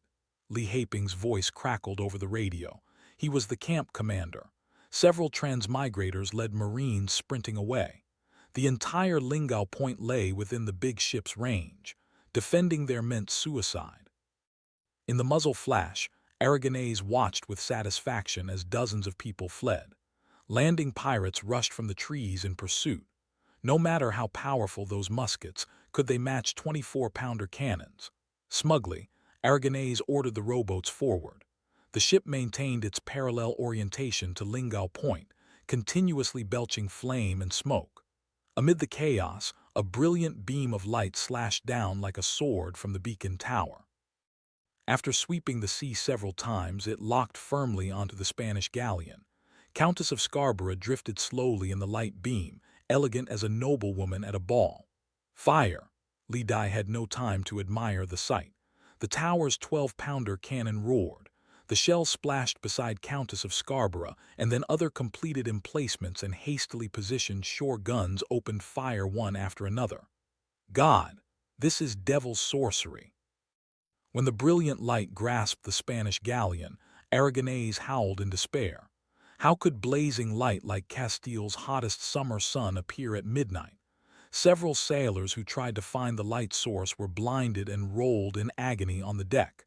"Get the priest up here," he bellowed. The ship had no priest, of course. But an old soldier named Gonzalez knew Bible passages and could draw crosses for healing, the ship's only religious talent. This Spanish holy man was summoned from below, though he obviously lacked confidence in his faith. Trembling, he fished out a cross. Before he could begin his recitation, a 12-pounder shell struck the deck. Shrapnel flew. Several sailors fell screaming. Gonzalez vanished instantly. As if to quell their fear, Countess of Scarborough's guns all opened fire at once. Shells striking stone sprayed fragments dancing through the air, more terrifying than the cannonballs themselves. The coastal positions on Lingao Point were abandoned.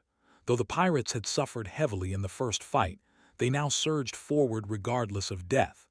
Distance 100 meters. Canister. Lin Shen's shout came from the earthwork in the darkness. Fire flashed. A 12-pounder mountain howitzer spewed a long tongue of flame and hundreds of iron balls. The recoil sent it jumping, tumbling off the earthwork. The pirates who had reached the beach instantly lost half their number. "Quick, get it back up!" The improvised gun crew quickly righted the fallen howitzer, scrambling to push it back into position. The gun's durability was genuine, completely undamaged. 75 meters, double canister. Searchlights on the camp watchtowers all blazed on. Though these stage and decorative lights couldn't match anti-aircraft searchlights, their brightness and range were terrifying enough. Pirates were dazzled. Double canister rounds fired continuously from the earthworks, sweeping through the crowd like death's net, reaping lives with mechanical efficiency. The pirates routed again from Lingao Point. Some fled to shore and jumped in, hoping to reach the boats. Others panicked into the nearby mangroves. Campfire followed them. Leaves and branches flew as bullets and shells tore through the foliage. End of chapter. Chapter 178. The Battle of Bopu, Part 2. Dugu Kiyuhan's farm truck hurtled down the rough road at 70 kilometers per hour, its horn blaring incessantly through the darkness. Everyone aboard clung to the rails in terror, certain they would die in a traffic accident before they ever had the chance to become martyrs in battle. Within minutes, searchlight beams appeared ahead, sweeping wildly across the night. Muzzle flashes strobed through the blackness amid shifting silhouettes, and combined with the shrieking alarms and the thunderous din of gunfire, the scene might have been torn straight from a World War II film. They reached the camp entrance just as Meng came into view dressed in a striped sailor shirt over a stab-resistant vest, waving an SKS frantically overhead. "Get to the dock. The enemy is landing there." Dugu Kiyuhan wrenched the wheel and swung the truck around. He had barely started moving when a burly man came sprinting toward them, a pump-action shotgun in his left hand and an entrenching tool in his right. Behind him trailed a dozen disheveled figures, some clutching firearms, others wielding fire extinguishers, all desperate for a ride. Dugu waved them aboard. The small farm truck was now crammed with over 20 bodies. Someone screamed. A fire extinguisher had crushed his foot. "Minor wounds don't leave the front line. Hold on, brother." Wang Ruixiang pounded the cab roof. "Go, fast boat dock." The Cayenne brothers recognized the critical moment and quickly fell in behind. Seeing that most of the arrivals carried only machetes, Cayenne Shuixi grew concerned about their firepower. He ducked below, retrieved 3 or 4 Mosin-Nagant M44s from his private stash, and distributed them along with ammunition. Everyone had trained on various rifles. At the very least, they wouldn't resort to using them as spears. En route, they linked up with Baitu, who was leading a gun crew and a dozen men toward the beach to reinforce the defenses and protect the ships. The yacht lay only 100 meters from the trawler's berth, but the beach route was already strewn with bodies and wounded. A sandbag emplacement guarding the dock stood abandoned, its cannon overturned. The sight sent a chill through everyone. Out on the water, sampans had swarmed around the outermost trawler, and shadowy figures moved across its deck. Dugu Qiyuhun raised his rifle, but Meng De grabbed his arm. "What are you doing?" "None of our people are on that ship. You fire and all the equipment gets destroyed," Meng De said urgently. "Cold steel, then." Wang Ruixiang drew his entrenching tool and prepared to charge. Enemy incoming. The sampan pirates had spotted the reinforcements. Over a dozen vessels beached themselves on the shore, disgorging waves of pirates onto the sand. In the flickering firelight, they appeared dark-skinned and wiry, their slanted eyes gleaming with feral intensity, daggers clenched between their teeth, melee-style curved swords gripped in their hands. "Hold fire," Dugu Qiyuhun stopped those about to shoot. "We want total annihilation. Don't let a single one escape." His voice was ice. He pulled down his helmet's face shield and adjusted his Chengyuan stab vest. A whistle pierced the air. Several dozen men fell into formation as they had trained, 3 small squares advancing from 3 directions, pressing toward the enemy in a tightening noose. The pirates seemed utterly unfazed. Clearly trained warriors, they drew their swords with crisp, practiced sounds, their posture radiating contempt. "Close combat. We're not afraid." Dugu Qiyuhun allowed himself a thin smile at their confidence. "Idiots. Who said anything about close combat? I'm not shooting so you won't go prone and waste my bullets. 50 meters, 40, 30. The gap closed relentlessly. Their fierce expressions grew visible in the wavering light. At 20 meters, a hand signal. The front rank fighters parted swiftly to either side. Hidden behind the human wall, a 12-pounder mountain howitzer revealed its dark, gaping muzzle. In that frozen instant, astonishment bloomed across the pirates' faces. Their expressions seemed to scream, too underhanded. That astonishment lasted less than a second. The 12-pounder roared and double canister, 24 pounds of iron balls, swept through them like a hurricane of metal. Smoke billowed across the beach. Agonized screams tore the night. When the haze cleared, barely 10 of nearly 50 pirates remained standing. Several fled toward the sea, shrieking in an incomprehensible language, hurling themselves into the waves to escape.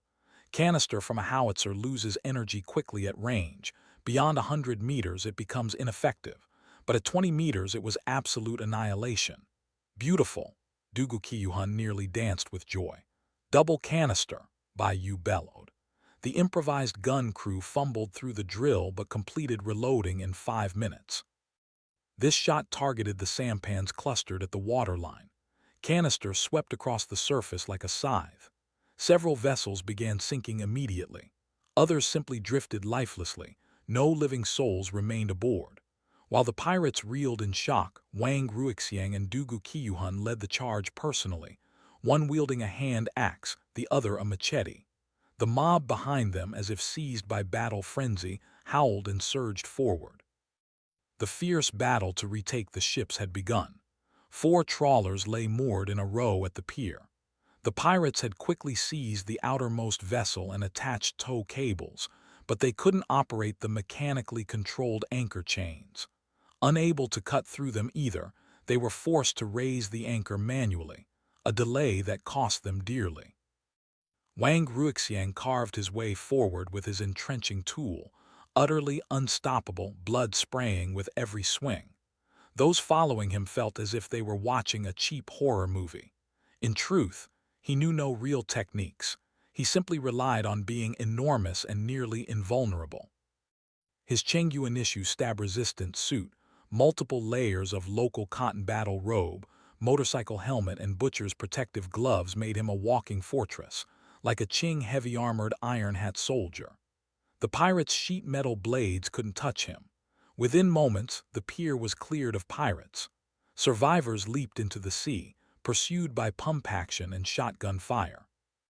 Dugu Qiyuhun, watching Wang Ruixiang hog all the glory, felt a competitive fire ignite. He rushed forward, determined to be first onto the trawler for a satisfying kill. But the tow cable had parted, and in the darkness, his judgment of the ship's position was off. His front foot hit the deck, but he lost his balance and pitched headlong into the sea with a tremendous splash. Meanwhile, the pirates on deck fired arrows wildly and hurled javelins at the transmigrators. Many found their marks, but none fully penetrated their protection. Wang Ruixiang, at the forefront, had his battle robe bristling like a hedgehog with embedded projectiles. He kept firing. At such close range, with pirates clustered together, every shot struck at least one target. When his revolver clicked empty and there was no time to reload, a pirate's sword slashed his arm. His arm went numb, the pistol flew from his grip. Wang Ruixiang roared with rage, his axe severing the attacker's wrist in a single brutal stroke. Another pirate thrust a javelin at his chest. He twisted aside. The off-balance attacker stumbled toward him, and Wang Ruixiang kicked him down with savage force, his steel-soled combat boot catching the Malay pirate's temple and snapping his neck vertebrae. Instant death. Another pirate leaped from behind the wheelhouse, a swim ring slung over his shoulder, perhaps intended as loot. Wang Ruixiang grinned, about to dispatch him, when suddenly the man's head flew from his shoulders. Arterial blood sprayed in a crimson arc, drenching Wang Ruixiang from head to toe. His helmet visor was completely blinded. "Damn," he cursed, wiping the plexiglass with his battle robe sleeve. There stood Dugu Qiyuhun, machete in hand, wearing an expression of invincible loneliness, seawater still dripping from his clothes. After falling into the water, he had climbed aboard from the ship's side, cut down several men along the way, and finally beheaded this last one. Good blade, the guy who sold me this gear didn't lie. Dugu Qiyuhun's expression remained as lonely as ever. Clear, clear, clear, reports echoed from across the deck. Wang Ruixiang, wary of stragglers, personally inspected all 4 trawlers. Since the cabins had been locked before departure and the response had been swift, no pirates had managed to get inside. Mengda, who had been anxiously worried about the instruments, equipment, and tools, finally breathed a sigh of relief. Baiyu's team swiftly cleared the deck gun positions. The precious fore and aft 70 breechloaders were undamaged, merely blood-spattered. Mengda hurried to unlock the ammunition compartment with the master key, bringing out shells and powder. 7 o'clock direction, 750 meters, armor-piercing, 1 round. End of chapter. Chapter 179. The Battle of Bopu, Part 3. The Countess of Scarborough crept along Lingao Point, riding the tide into the bay while her guns thundered without cease. White searchlight beams pinned her against the darkness like a moth on display, and the Easterners ashore had clearly marked her as their primary target. Shells screamed in from every direction. The Spanish galleon's solid oak hull weathered most of the punishment, though some rounds punched through, and the cost in blood was mounting steadily. Dismembered bodies littered the deck, and crimson rivulets coursed through the scuppers toward the sea. Aragonese was nearing his breaking point. At this rate, even if he survived the night, he would have to recruit Chinese sailors in port just to limp back to Manila. This devil's light. He cursed, then turned to Li Xia. Haven't they succeeded yet? Even her customarily composed face showed the strain. Between the Spanish firepower and the significant resources Liu Xiang had committed, landing parties filled with veteran pirates, many of them desperados and deserters from the government navy, this operation should have been a certainty. By her assessment, the Countess of Scarborough's guns were unmatched anywhere on China's coast. Perhaps not capable of destroying Liu Xiang outright as some had boasted, but surely sufficient to suppress shore fire. Combined with elite pirates, seizing those ships should have been inevitable. Yet here they were, this meticulously planned assault faring no better than Zhu Cailao's catastrophe. A distinctive shriek cut through the night, a sound unlike any she had heard before. Both she and Aragonese flinched as a pointed shell punched clean through the broadside. Splinters erupted from the breach in a spray of blood and shattered flesh. Screams echoed across the deck. "Fire!" At Baiyu's command, another 17-pointed shell screamed from the muzzle. The two converted trawlers had brought 4 rifled guns to bear on the Countess of Scarborough, rotating their fire with devastating precision. Against the penetrating power of rifled armor-piercing shells, oak planking might as well have been paper. The galleon's resistance finally shattered. Those sudden, terrible shells had destroyed nearly an entire broadside. 9 of her 16 guns lay wrecked beyond repair, and the gunners below deck had lost more than half their number. "Signal rocket," Aragonese ordered, his voice hollow. "Retreat." The tide had not yet turned, and leaving the bay would be a desperate struggle, but if he did not run now, he might never leave at all. The alliance with Liu Xiang could burn in hell. Losing this ship meant losing everything he had staked his life upon. What awaited him was the Manila governor's wrath and a creditor's prison. "Captain, some of our rowboats haven't returned. Forget those filthy natives. Come about. We don't have enough rowers. Get everyone who can move to the oars," Aragonese exploded. Now, dozens of sailors slid down ropes into the waiting boats. Long oars bit into the water, and the Spanish galleon began its laborious turn toward escape. Aragonese ordered every operational gun to keep firing, partly to suppress the enemy, partly to lighten the ship. Every pound of powder spent was one less pound to weigh them down. "Devils!" he ground through clenched teeth, staring at the massive silhouette lurking deep in the harbor. A chill ran through him to the bone. Li Xia stood at his side, watching the retreat unfold. She had considered stopping him. If the Spanish fled, Liu's 5 double-masted ships with their handful of guns would never suppress the enemy's fire. Ships and men alike would be lost here. But this was not the moment for loyalty. She drew her cloak's hood up over her face and slipped quietly from the poop deck, vanishing into the chaos. The Spanish retreat broke what remained of the pirates' morale. 2 of the 5 double-masters had already gone down under the harbor guns, and when the other 3 saw the galleon turning to flee, they followed suit. One exploded mid-flight, smoke and fire rocketing into the sky. Panic spread instantly among the shore parties. Pirates dropped their weapons and sprinted for the beach sampans. At the few remaining boats, desperate fighting erupted, men killing each other for a seat. Overcrowded craft became uncontrollable in the chaos, rocking wildly as too many bodies scrambled aboard. When pursuing transmigrators reached the waterline and opened fire with rifles, several sampans capsized. The sea filled with bobbing heads, arms flailing in the darkness. Those who saw no hope of escape fled into the nearby mangroves to take their chances with the wilderness. As the various defending forces consolidated and command coordination smoothed, the infantry platoon from Bern finally arrived at a run. Zayazhu had pushed his soldiers through a forced march to Bopu, his heart churning with dread the entire way. The thunderous gunfire and wildly sweeping searchlights visible from miles away had been terrifying. He feared the worst for transmigrator casualties. Reaching the camp, he found devastation everywhere he looked. But Wu Da's report brought some relief. 20 or 30 transmigrators wounded, most of them minor injuries. The native laborers and soldiers had suffered more heavily. Since dawn remained hours away and the combat had been chaotic at best, the arriving forces secured only the intersections and key points, establishing a perimeter against enemy breakout or a second wave attack. Li Huamei suggested launching the trawlers to pursue, sink, or capture the galleon, but the consensus held that the situation remained too unclear. Better to stay defensive until daylight revealed the full picture. They were still discussing next steps, battlefield cleanup, treating the wounded, when sudden commotion erupted nearby. Cannon fire, rifle shots, battle cries. 10 minutes later, silence returned, broken only by the occasional scream. The pirates who had taken shelter in the mangroves, seeing no escape, had attempted a breakout. The waiting marines and guns cut them down without mercy, every last one killed. Even the wounded received bayonet coups de grace.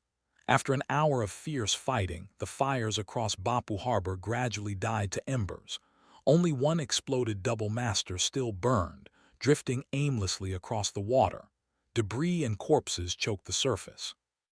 Of the approximately 400 pirates who had landed, Chinese and foreign alike, more than half would never see another sunrise. Wounded lay scattered everywhere, their moans and screams rising and falling in waves. The medical team from Bern and the nursing school students worked frantically, overwhelmed by the sheer number. Wu De directed the firefighting efforts while requisitioning laborers and supplies from Bern for battlefield cleanup. He personally visited the quarantine camp where several hundred Baitu relocates, men and women, young and old, had been sheltering. Some shells had struck during the battle, damaging buildings and causing a dozen casualties. The camp had briefly panicked, but Wu De reassured everyone that the pirates had been repulsed. Stretcher teams evacuated the wounded for treatment. After dawn, large-scale sweeps of the surrounding areas began. Few survivors remained, fewer than 50 prisoners in total. The seriously wounded posed no moral dilemma worth the transmigrators' time debating. New army soldiers dispatched each one with a bayonet thrust. Only those capable of walking to the aid station under their own power survived. Executive committee members toured the beach under Marine escort. After the night's fierce battle, everyone carried the hollow look of survivors who had narrowly escaped catastrophe. Many faces were pale. There was, however, noticeably less vomiting than after their first counter-encirclement victory. Apparently they were growing accustomed to such sights. The new army soldiers, though mostly first-timers as well, seemed equally unfazed by the carnage. People of this spacetime had witnessed too much death to be shocked by more. Ma Qianju walked among them, chatting and boosting morale. In his view, this battle's intensity was merely a foretaste. Far more severe tests awaited. Commissioner Ma, the battle statistics are ready. The planning committee's work was famously precise, efficient, and merciless. Ma Qianju reviewed the figures, then turned to address the group. This battle put us seriously in the red. Stunned silence. Don't find this amusing. He tapped his folder irritably. If you think a few hundred sheet metal knives, some matchlocks, and a dozen leaky sampans compensate for 1,900 bullets, 214 shells, and several hundred kilograms of powder, think again. He paused, letting the numbers sink in. 20 new army soldiers killed, 15 laborers killed, 10 permanently disabled. The casualty figures hit hard. New army soldiers represented carefully trained seeds of their future military, every loss a painful setback. The laborers had at least learned some Mandarin and adapted to local work methods, building the foundation of basic trust. Those plague-carrying pirates. Li Huamei's voice was thick with grief over the Marine Company's heavy losses. If you insist on training your own Marines, of course the training is insufficient. Land fighting still relies on. Aiwens never finished his sentence. Naval personnel turned on him with looks that could kill. Zayaju stepped in before fists could fly. What's the point of this now? Everyone calm down. Let's review the battle, patch the holes, figure out what comes next. Marines need at least 2 companies, Li Huamei proposed immediately. Bopu's defense burden is too heavy.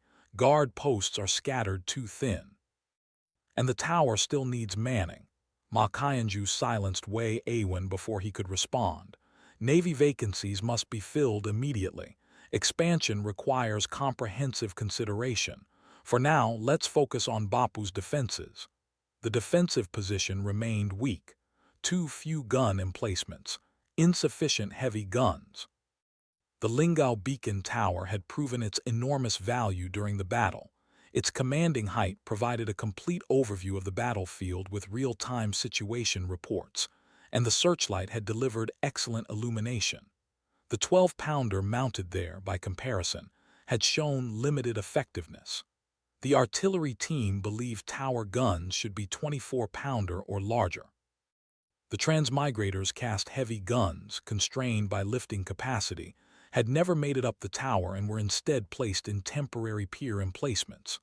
Those hasty positions had proven defensively inadequate, lacking proper infantry protection. In combat, they had been overrun quickly, a dozen Marines killed, the battle's heaviest single loss. The 12-pounder mountain howitzer, however, had again proven its tremendous value. Its mobility, 3 or 4 people could drag it at a run, made it the transmigrator's most reliable area effect weapon. Lin Shen observed that with 1 or 2 mountain howitzers positioned at those temporary emplacements, they might not have fallen so quickly. Li Dai, Bai Yu, and the other gunners raised another concern: too few shell types. Solid shot caused limited damage to enemy ships. Canister proved effective only at close range. Without explosive shells, we at least need incendiaries and chain shot. With chain shot, we could have broken the Spanish galleon's mast. She never would have escaped. Primitive incendiaries shouldn't be difficult, right? Just a red-hot iron ball, that would work. At minimum, it could set ships ablaze. Besides guns, the port itself needs other defenses, Li Huamei suggested. Can we make mines? I know contact mines are difficult. What about command-detonated mines? That shouldn't be too technically challenging. It's not easy either. Lin Shen shook his head. Command-detonated mines require electrical detonation. We can substitute light bulbs and our stocks are sufficient. But the wiring required is simply too extensive. Contact mines are actually easier to produce. We should focus our efforts there. After thorough discussion, they decided to construct 2 3-story brick and concrete gun towers near the pier. The Fengcheng's tall profile could also serve a similar function to the beacon tower within the harbor. The executive committee resolved to add 1 or 2 rotatable heavy guns to her deck. They would also consider blocking devices at the harbor entrance. End of chapter. Chapter 180. Discussing institutional improvements. When Daisy had intended to remain at the shipyard until the vessel was completed, but news of the attack on Bopu changed his plans. He caught the first supply transport back. Upon reviewing the battle's results, he found himself genuinely pleased. The formation training had proven its worth. Though such tactics, formations, lines, and columns, were ultimately dictated by weapon capabilities, the effectiveness had exceeded expectations. Zai Yazhu, who had first championed this approach, was practically floating with vindication. The experience warranted broader application throughout their forces. A Beijing 212 was dispatched from Bern to collect him, and Ma Qianju caught a ride back as well. During the journey, the 2 men fell into deep discussion about the battle's lessons. Though when Daisy shared concerns about the military's growing autonomy, both agreed that expansion could not wait. If they'd split into 2 columns, 1 by sea, 1 by land, with 20 large ships and 2 or 3,000 ground troops, we wouldn't have had such an easy time of it. We were fortunate our earlier military training for transmigrators was so thorough. The main force and its backbone were almost entirely our own people. You're still dreaming of becoming Archangel, aren't you? Ma Qianju knew Wen Daisy's ambitions all too well. Absolutely not. Wen Daisy smiled helplessly. I know nobody will agree. Let me turn to military political ideological matters instead. Go ahead. Consider the difference between a man who soldiers for a meal ticket versus one who soldiers for survival and advancement. The fundamental purpose shapes everything, including initiative.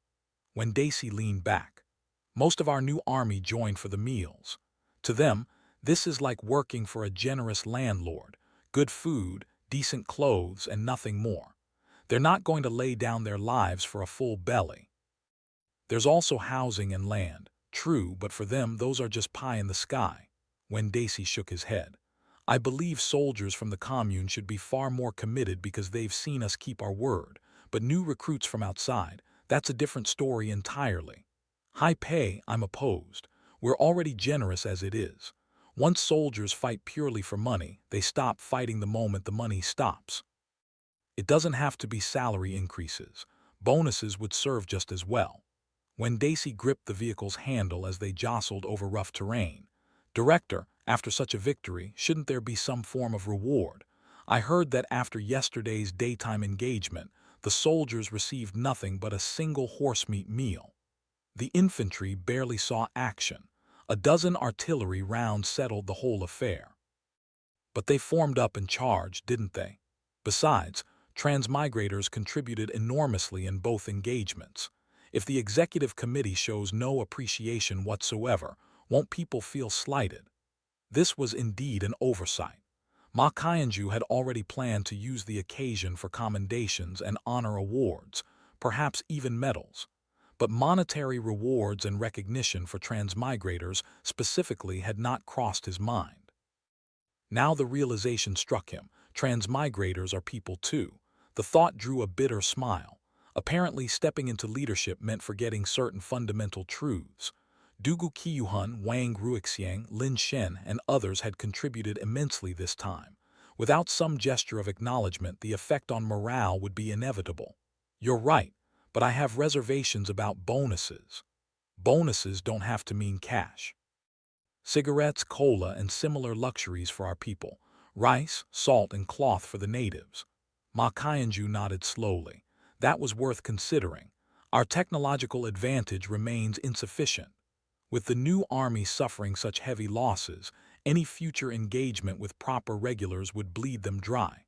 Machine guns and explosive shells would make us considerably stronger, Wen Daisy observed. But this victory came down to institutions. Good Lord, you're an institutionalist too. Call me whatever you like. The fact remains that institutionally we're superior to any military force in this era. Wen Daisy stretched in his seat. Left early this morning. Going straight to bed when I get back. Not even a secretary to hold.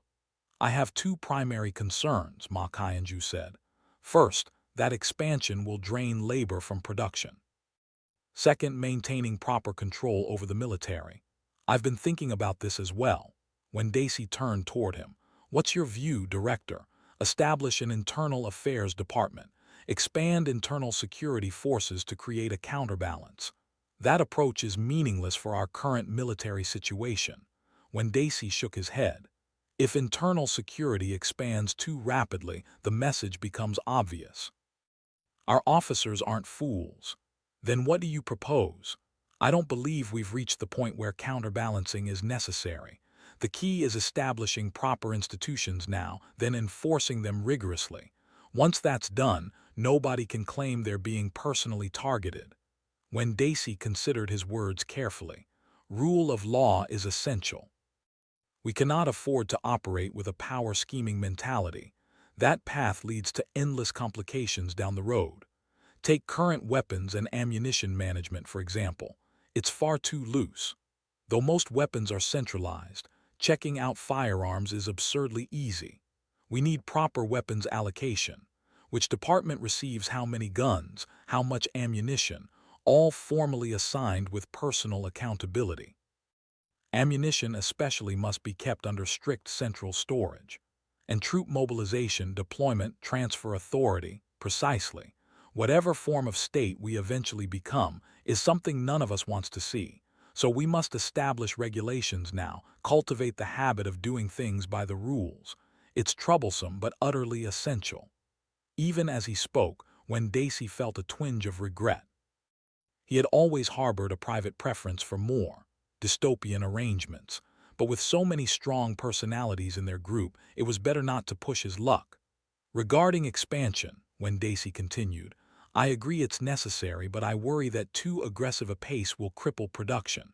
Could we reduce each batch size? The current plan calls for 1,000 recruits over 3 months. That's not excessive. Actually, don't worry. The military can support production as well, when Daisy laughed. Of course, production support doubles as fitness training. The security team was overwhelmed again today. The previous day's 2 battles had yielded several hundred prisoners, and the massive screening and interrogation workload was burying Ran Yao. He hastily recalled Mu Min and recruited dialect translators from every available source. Zhou Dongshan also returned to lend his services. Formal processing finally commenced. The first batch of selected prisoners was brought to the security team office. That office had seen considerable upgrades of late. Originally housed within the executive committee compound inside Bern, complaints had mounted, the lights burning through all hours, the occasional screaming and protests from certain concerned individuals. Moreover, bringing unpurified locals inside the fortress was deemed inappropriate.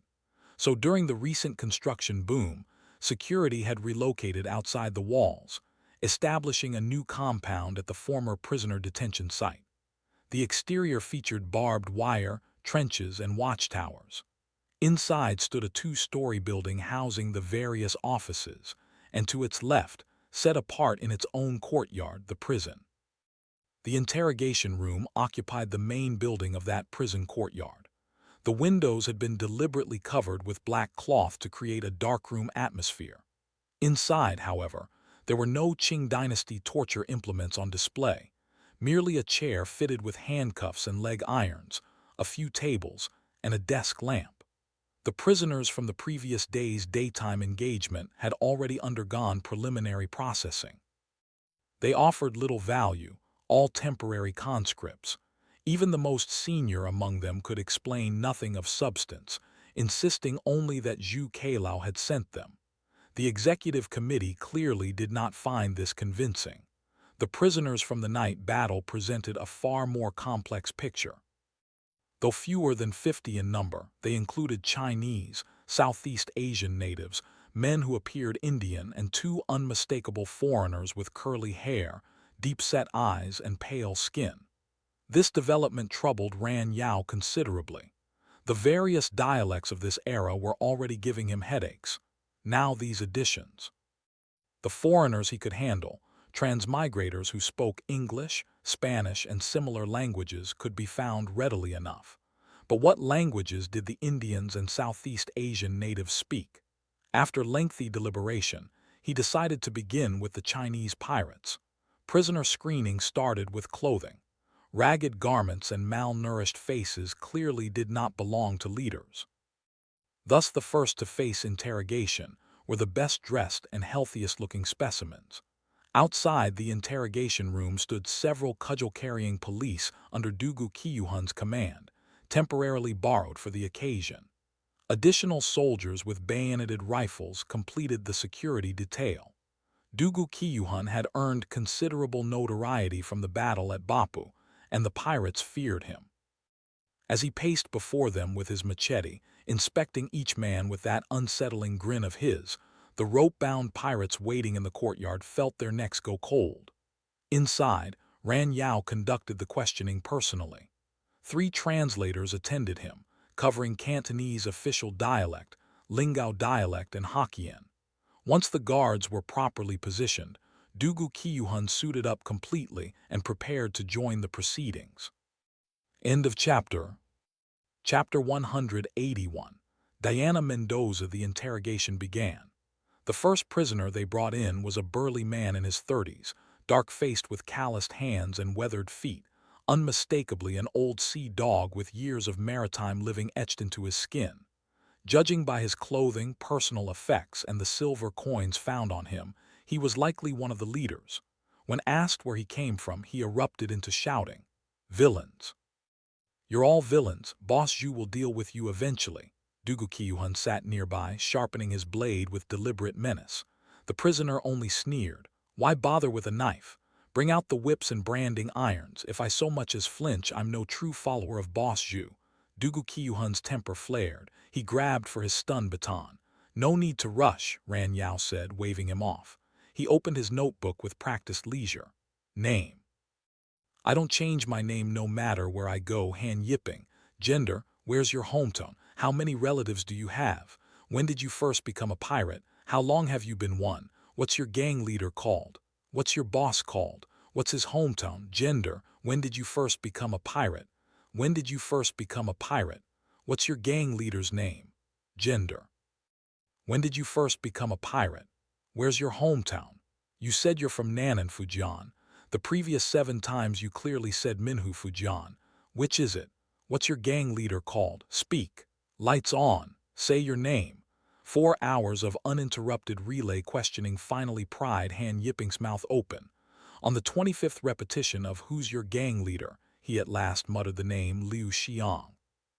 He tried denying it even after being caught in the admission, but under the relentless bombardment of questions, he finally broke down completely. Once a man submits and starts confessing, the rest pours out like water. Han Yiping quickly revealed everything he knew. He was a stockholder, in Liu Xiang's organization, specifically a zhangui or steward. Not a direct subordinate, but valued because his men were particularly formidable, contributing greatly whenever they clashed with government forces or rival pirate gangs. The overall commander of this particular operation on Liu Xiang's side was a woman. A foreign devil girl. Han Yiping gestured as he spoke, explaining that this woman was famous among the maritime groups. She had her own Western-style fast ship and always operated independently. Ruthless and cunning, she maintained close ties with the Franks in Macau. She had previously served under Zhang Zhilong and was well regarded there, but then she'd suddenly retired for over half a year. Liu Xiang's organization had learned about transmigrators occupying Lingao back in October, but Lingao held little value and was traditionally Zhu Cailao's territory. Liu Xiang hadn't been interested. The proposal to seize the fast ships had indeed come from Zhu Cailao's former people. When they joined their new boss, they'd revealed everything, including the observations Shixi had brought back. Zhu Cailao had genuinely intended to cooperate with the transmigrators. That was precisely why Liu Xiang had staged this entire drama, aiming to kill two birds with one stone, capture the iron-fast ships, while preventing Zhu Cailao from forming an alliance with the newcomers. To pull this off, he had not only recruited a motley assortment of random pirates under Zhu Cailao's name, but had also included some of Zhu's former subordinates in the operation. Wasn't Liu Xiang afraid you'd confess if captured? We were told that if we got caught, just insist we're Zhu Cailao's men. You had a grudge with Zhu Cailao, so you'd believe it, Han Yiping answered listlessly. Besides, not many of us actually knew about Chief Liu's involvement. What about the Western ship? I don't know. All our contact with the Western ship went through that foreign devil girl. What's her name? Li something ya. Ran Yao frowned as something stirred in his memory. His recall was excellent and he immediately recognized who this must be, the woman who had kidnapped Mr. Wen years ago. Black curly hair, slightly brown eyes. Right, this foreign devil girl is quite pretty. Han the pirate swallowed visibly. No question about it, definitely her. What a small world, Ran Yao thought, but neither the corpses nor the prisoners included any women. Where is she now? On the Western ship. Probably escaped. That devil girl is very clever. Ran Yao pressed further, asking about Liu Xiang's strength, his bases, and the names of his main lieutenants. Han Yiping answered everything honestly. What he didn't know, he couldn't tell, and Ran Yao didn't force it. Based on experience, Han Yiping's extractable value was about exhausted. More prisoners were questioned, though they yielded little of value. Then came the Indians, jabbering incomprehensibly. It occurred to someone later that since they worked for the Spanish, they might speak Spanish. They hurried to find an interpreter. No Spanish speakers, Zhao reported after checking the personnel files. Impossible. We'll be dealing with the Spanish in the future. We have English, French, Japanese, German, Italian, Russian, and Korean speakers. Even Latin, but no Spanish. This is ridiculous. We have Korean but no Spanish. A second language would work. Really none. I can't even find Spanish as a search term in the database. What am I supposed to do? Ran Yao hung up helplessly. Dugu Qiyuhun's eyes suddenly lit up. He remembered the Latin beauty on the North American yacht from earlier that day. The Cayenne brothers had mentioned she was Venezuelan something. Dugu Qiyuhun's impressions of Venezuela consisted of exactly two things: beauty pageant winners and Chavez making the news. Latin American countries all speak Spanish, right? Yes, with some Portuguese mixed in, Ran Yao suddenly remembered. Wasn't there a Venezuelan-American woman with temporary ID 8? He picked up the phone and called Zhao. I need someone transferred here. Process it quickly. Who? Someone who speaks Spanish. Diana Mendoza. Diana Mendoza had always believed she was the unluckiest person alive. Joe Wiesen constantly boasted that he'd seduced her with his charm, But the truth was far less romantic. Diana had simply been drunk in that Hawaiian bar, hoping for a free yacht ride to catch sea breezes. Instead, these Chinese men had essentially kidnapped her. And after 2 weeks of seasickness and torment, she'd arrived in some godforsaken wilderness only to be told it was the 17th century. Diana Mendoza naturally didn't believe such nonsense. After slapping the biology PhD who spouted this gibberish several times, she stormed onto the bridge. The GPS, radar, and maritime satellite phone she'd been absolutely forbidden to touch were now freely available. Of course, she couldn't get any of the results she expected. After prolonged struggling and crying, she finally exhausted herself. The Cayenne brothers' wives gently persuaded her until she fully understood her situation. Without Joe Wizen, she couldn't even feed herself. Diana Mendoza, like women in similar desperate circumstances throughout history, completely resigned herself to her fate. Joe Wizen naturally wasn't shy about exploiting the beautiful woman's fear and helplessness in unfamiliar surroundings, easily making Diana Mendoza his woman. For the executive committee, Joe Wizen's emotional and physical needs being met was cause for celebration.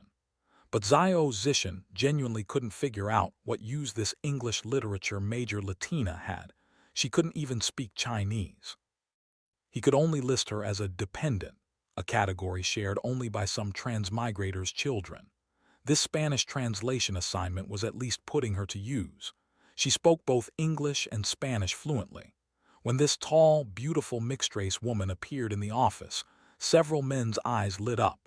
No wonder they said Venezuela was a land of beauties, a perfect blend of European, indigenous, and African heritage. Joe Wizen, you lucky bastard. The problem was that, although Diana's Chinese had improved considerably over recent months, enough for simple daily conversation, complex explanations remained beyond her. She needed an English translator. As it turned out, the Indian Spanish was tragic, so broken that even Diana Mendoza couldn't understand them. After much confused back and forth, they finally pieced together the basics. These men were sailors, recruited in Manila by some Spanish lord named Sidonia.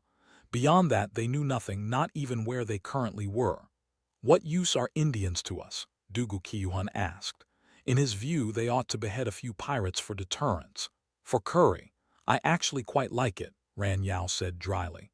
And if they're sailors, they'll be useful. The last to be questioned were the Spaniards. When they saw a beautiful, Spanish-speaking compatriot among these Orientals, the two Spanish prisoners' jaws nearly hit the floor. Both had been recruited in Manila. One was a sailor, the other an ordinary soldier. They hailed from the Panama Viceroyalty in Spanish America and had come to try their luck in the Philippines Viceroyalty. From them, Ran Yao finally learned how the Spanish galleon had joined this battle.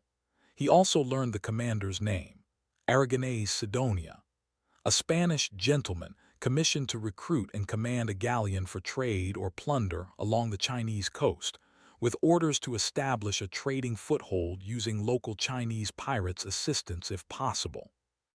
Aragonese couldn't personally fund such an expedition, so the voyage had been organized like a joint stock company.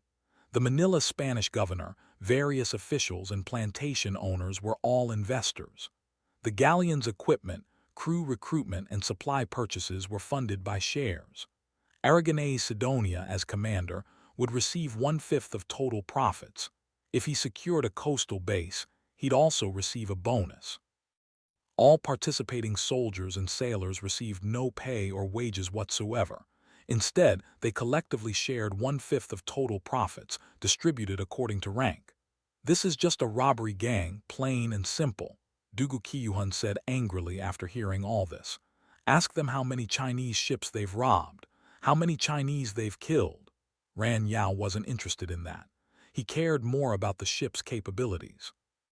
According to their confessions, the Countess of Scarborough carried 400 personnel in total, including soldiers, sailors, doctors, gunners, craftsmen, and servants. Some were Spanish, Portuguese, Italian, Chinese, Indian, black, or mixed race. The rest were locally recruited Malay natives. Quite the international crew. No wonder Yue had said that this era's sailors were a collection of every nation's dregs. Besides this motley assortment, the Countess of Scarborough carried substantial cargo, including trade goods and large quantities of firearms and powder, some of which had already been sold to Liu Xiang, as well as fort-building tools and materials. Food and water were actually limited, since they operated along the coast and could resupply ashore anytime. After allying with local pirate chief Liu Xiang, resupply had become even easier. Reportedly, their next target was a Chinese pirate called Yiguan. End of chapter. Chapter 182, Building a Harmonious Lingao, Part 1. After the prisoners were processed, a disagreement arose over their disposition. Standard procedure was straightforward enough. Combat prisoners would be interrogated, screened, and registered before undergoing purification and assignment to labor reform teams under Wu De's unified management. The battle had yielded captives of multiple nationalities, and under normal circumstances, all would receive equal treatment as forced laborers. But the Navy lodged a special request for the 2 Spaniards to be recruited directly. The transmigrators knew precious little about the rigging techniques used on this era's large sailing ships, and these particular Spaniards possessed exactly that expertise. A nationalist faction led by Dugu Qiyuhun, however, opposed any such preferential treatment with considerable vehemence. These Spanish scum, they argued, had sailed to China's coast with dreams of robbery and easy riches, outright pirates, nothing more. That they hadn't been hanged at Bopu was already generous beyond measure. Recruiting them would be tantamount to worshipping foreigners. In the end, the Navy lost to the nationalist arguments. Even Mr. Wen, who typically favored their proposals, withheld his support. His reasoning was characteristically simple. This violates regulations. The 2 Spaniards did receive some minor consideration, however. They were grouped with the Indian prisoners for labor duty. The Indians weren't Spanish compatriots, but they spoke enough Spanish to provide some company. As for the Malay pirates, nobody spared a thought for their fate. After a cursory screening, they were dispatched directly to the quarry. Tan Ming emerged from the Bopu infirmary on trembling legs. Last night had felt like a brush with death itself. He jumped for cover quickly enough, but during the retreat, enemy shells had screamed past behind him, sending stones flying in all directions. His head had been pelted with debris. Without his Type 80 steel helmet, his skull would have cracked open like a melon. Fortunately, it was just scrapes. Whether he would survive what lay ahead was another matter entirely. He touched the gauze wrapped around his head. The iodine-treated wound still throbbed painfully. Damn, wasn't this exactly like before? No, worse than before. Tan Ming's resume before the transmigration read like a catalog of dead-end jobs.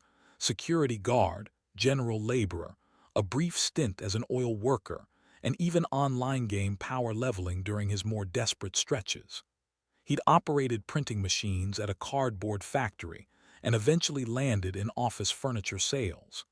None of those positions, however unglamorous, had ever required him to risk his life. Now here he was, fighting under artillery fire, seriously doubting he would live long enough to see this revolution succeed. He fished a cigarette pack from his pocket. Militia members received 1 pack monthly, and examined the waterproof, crush-proof case that had protected his property so admirably. Due to yesterday's battle, the executive committee had granted all combatants a full day's rest. Squatting at the infirmary entrance, he lit up and took several long puffs to settle his nerves. He was hungry but had no appetite. The cafeteria offered the same dreary fare. No oil, no meat, nothing but fish, shrimp, and rice, everything else perpetually scarce. Back on construction sites, at least he could fill his belly with pork ribs and chicken legs. The more he dwelled on it, the more frustrated he became. What devil had possessed him to join this transmigration in the first place? He shuffled back to his dormitory in a foul mood, only to find an executive committee notification waiting on his bed. He tore it open and discovered a special supply voucher inside. His spirits lifted immediately. There was also a notice of 500 bonus points, but this virtual number meant little to Tan Ming. The supply voucher was far more practical. Special supply vouchers were reserved for scarce goods, typically issued to transmigrators performing dangerous or heavy labor. One voucher could be exchanged at the planning committee for cigarettes or items this spacetime could not yet produce: candy, cola, and similar luxuries. Alternatively, it could be traded at the cafeteria for instant noodles with vegetables and an egg. Also enclosed was an invitation printed on local paper: "Please attend the commendation assembly in a few days." Now this was more like it. Tan Ming thought, at least they remembered us, those of us who bled and struggled. The executive committee cadres aren't total bastards after all. After considerable discussion, the executive committee had settled on the following rewards for Bopu battle participants. Recipients would receive Bopu defense armbands or shield badges, the former for military personnel, the latter for participating non-military personnel. The Bopu defense armband was fashioned from red felt with white characters, 30 millimeters wide, embroidered with Bopu in clerical script, and 1628 beneath. Recipients could sew it onto the left sleeve of their uniform. The shield badge should have been metal, but the industrial department couldn't locate suitable cheap material, so they opted for the same felt construction. The design featured a shield with a flat top, containing a black ship silhouette beneath radiating dawn light, with broken masts below symbolizing victory over the pirates. Bopu 1628 ran along the bottom. This badge could be sewn onto any official uniform. Other material rewards were distributed as follows. Transmigrators received 1 special supply voucher and 200 bonus points. Locals received 25 kilogram salt vouchers and 4 kilogram rice tickets. The salt vouchers could be exchanged at salt shops, and some salt merchants would purchase them outright, effectively making them circulating securities. Finally, battle reports would be compiled, and special commendations would be awarded for outstanding performance. Wu Mingjin sat in his inner office, deeply troubled. 3 months had passed since these bald bandits came ashore. Spring Festival was approaching, yet not only were they showing no signs of leaving, their buildings kept growing larger and more numerous by the day. Even their market was flourishing. At Mao Salt Fields, they had clashed with the Gou family. The Gous were a formidable clan, externally connected to pirates, internally connected to local government, deeply rooted local tyrants whose misdeeds the county magistrate could only pretend not to see. Wu Mingjin had originally hoped for a tiger fighting tiger scenario. Even if the bald bandits couldn't be driven off immediately, at least both sides might inflict mutual damage. Instead, the Baldies had crushed the Gou family like a man swatting a fly. Within days, Gou Manor had ceased to exist. Even Gou for all his deep roots in the city, had fled with his tail between his legs. These foreign barbarians from Australia did at least respect Ming law, which provided some relief. Salt field villages' salt tax, surcharges, and miscellaneous levies were all paid in full. But these Baldies, claiming the roads were too poor for proper tax delivery, had forced a road right up to Wenshui Bridge and erected a 2-story tower there. Now their people were always watching from that tower, obviously monitoring the county seat's every move. And that wasn't all. The Baldies were aggressively recruiting under the guise of organizing militia. Reports suggested they had already assembled several thousand men, all equipped with muskets and cannons, drilling daily. More ships filled Bopu Bay with each passing week. Wu Mingjin understood perfectly well that he was now completely surrounded by these Baldies' sphere of influence. Unless the imperial court dispatched troops to drive them away, how long he could remain in this county seat depended entirely on how long they chose to let him stay. If fighting broke out, Wu Mingjin had no doubt the city's shameless runners would immediately surrender. His petitions to the prefecture had vanished without a trace. His letter to Guangzhou requesting help from fellow graduates had received no response. Yet the Eastgate Market had somehow become the county's most prosperous bazaar. Daily, crowds streamed from the city along the main road. The county's grain poured steadily in, illicit salt poured steadily out. As a proper seventh-rank magistrate, all he could do was watch from the city walls while his realm slipped away. The county had neither money nor soldiers, just a besieged, lonely city. Recently, he had learned the Baldies had taken Baitu village. He didn't particularly care about Baitu itself. It was merely a settlement of escaped households from elsewhere, unregistered, paying no taxes, nothing to do with the county proper. But from this action, he sensed a deeper unease. The Baldies' tentacles were reaching across the entire county. Sure enough, days later, village headmen secretly reported that the Baldies had summoned leaders from villages on both sides of the Wenlin River to Bairn Fortress. Wu Mingjin didn't know the phrase, encircle cities from rural areas, but he understood the meaning well enough.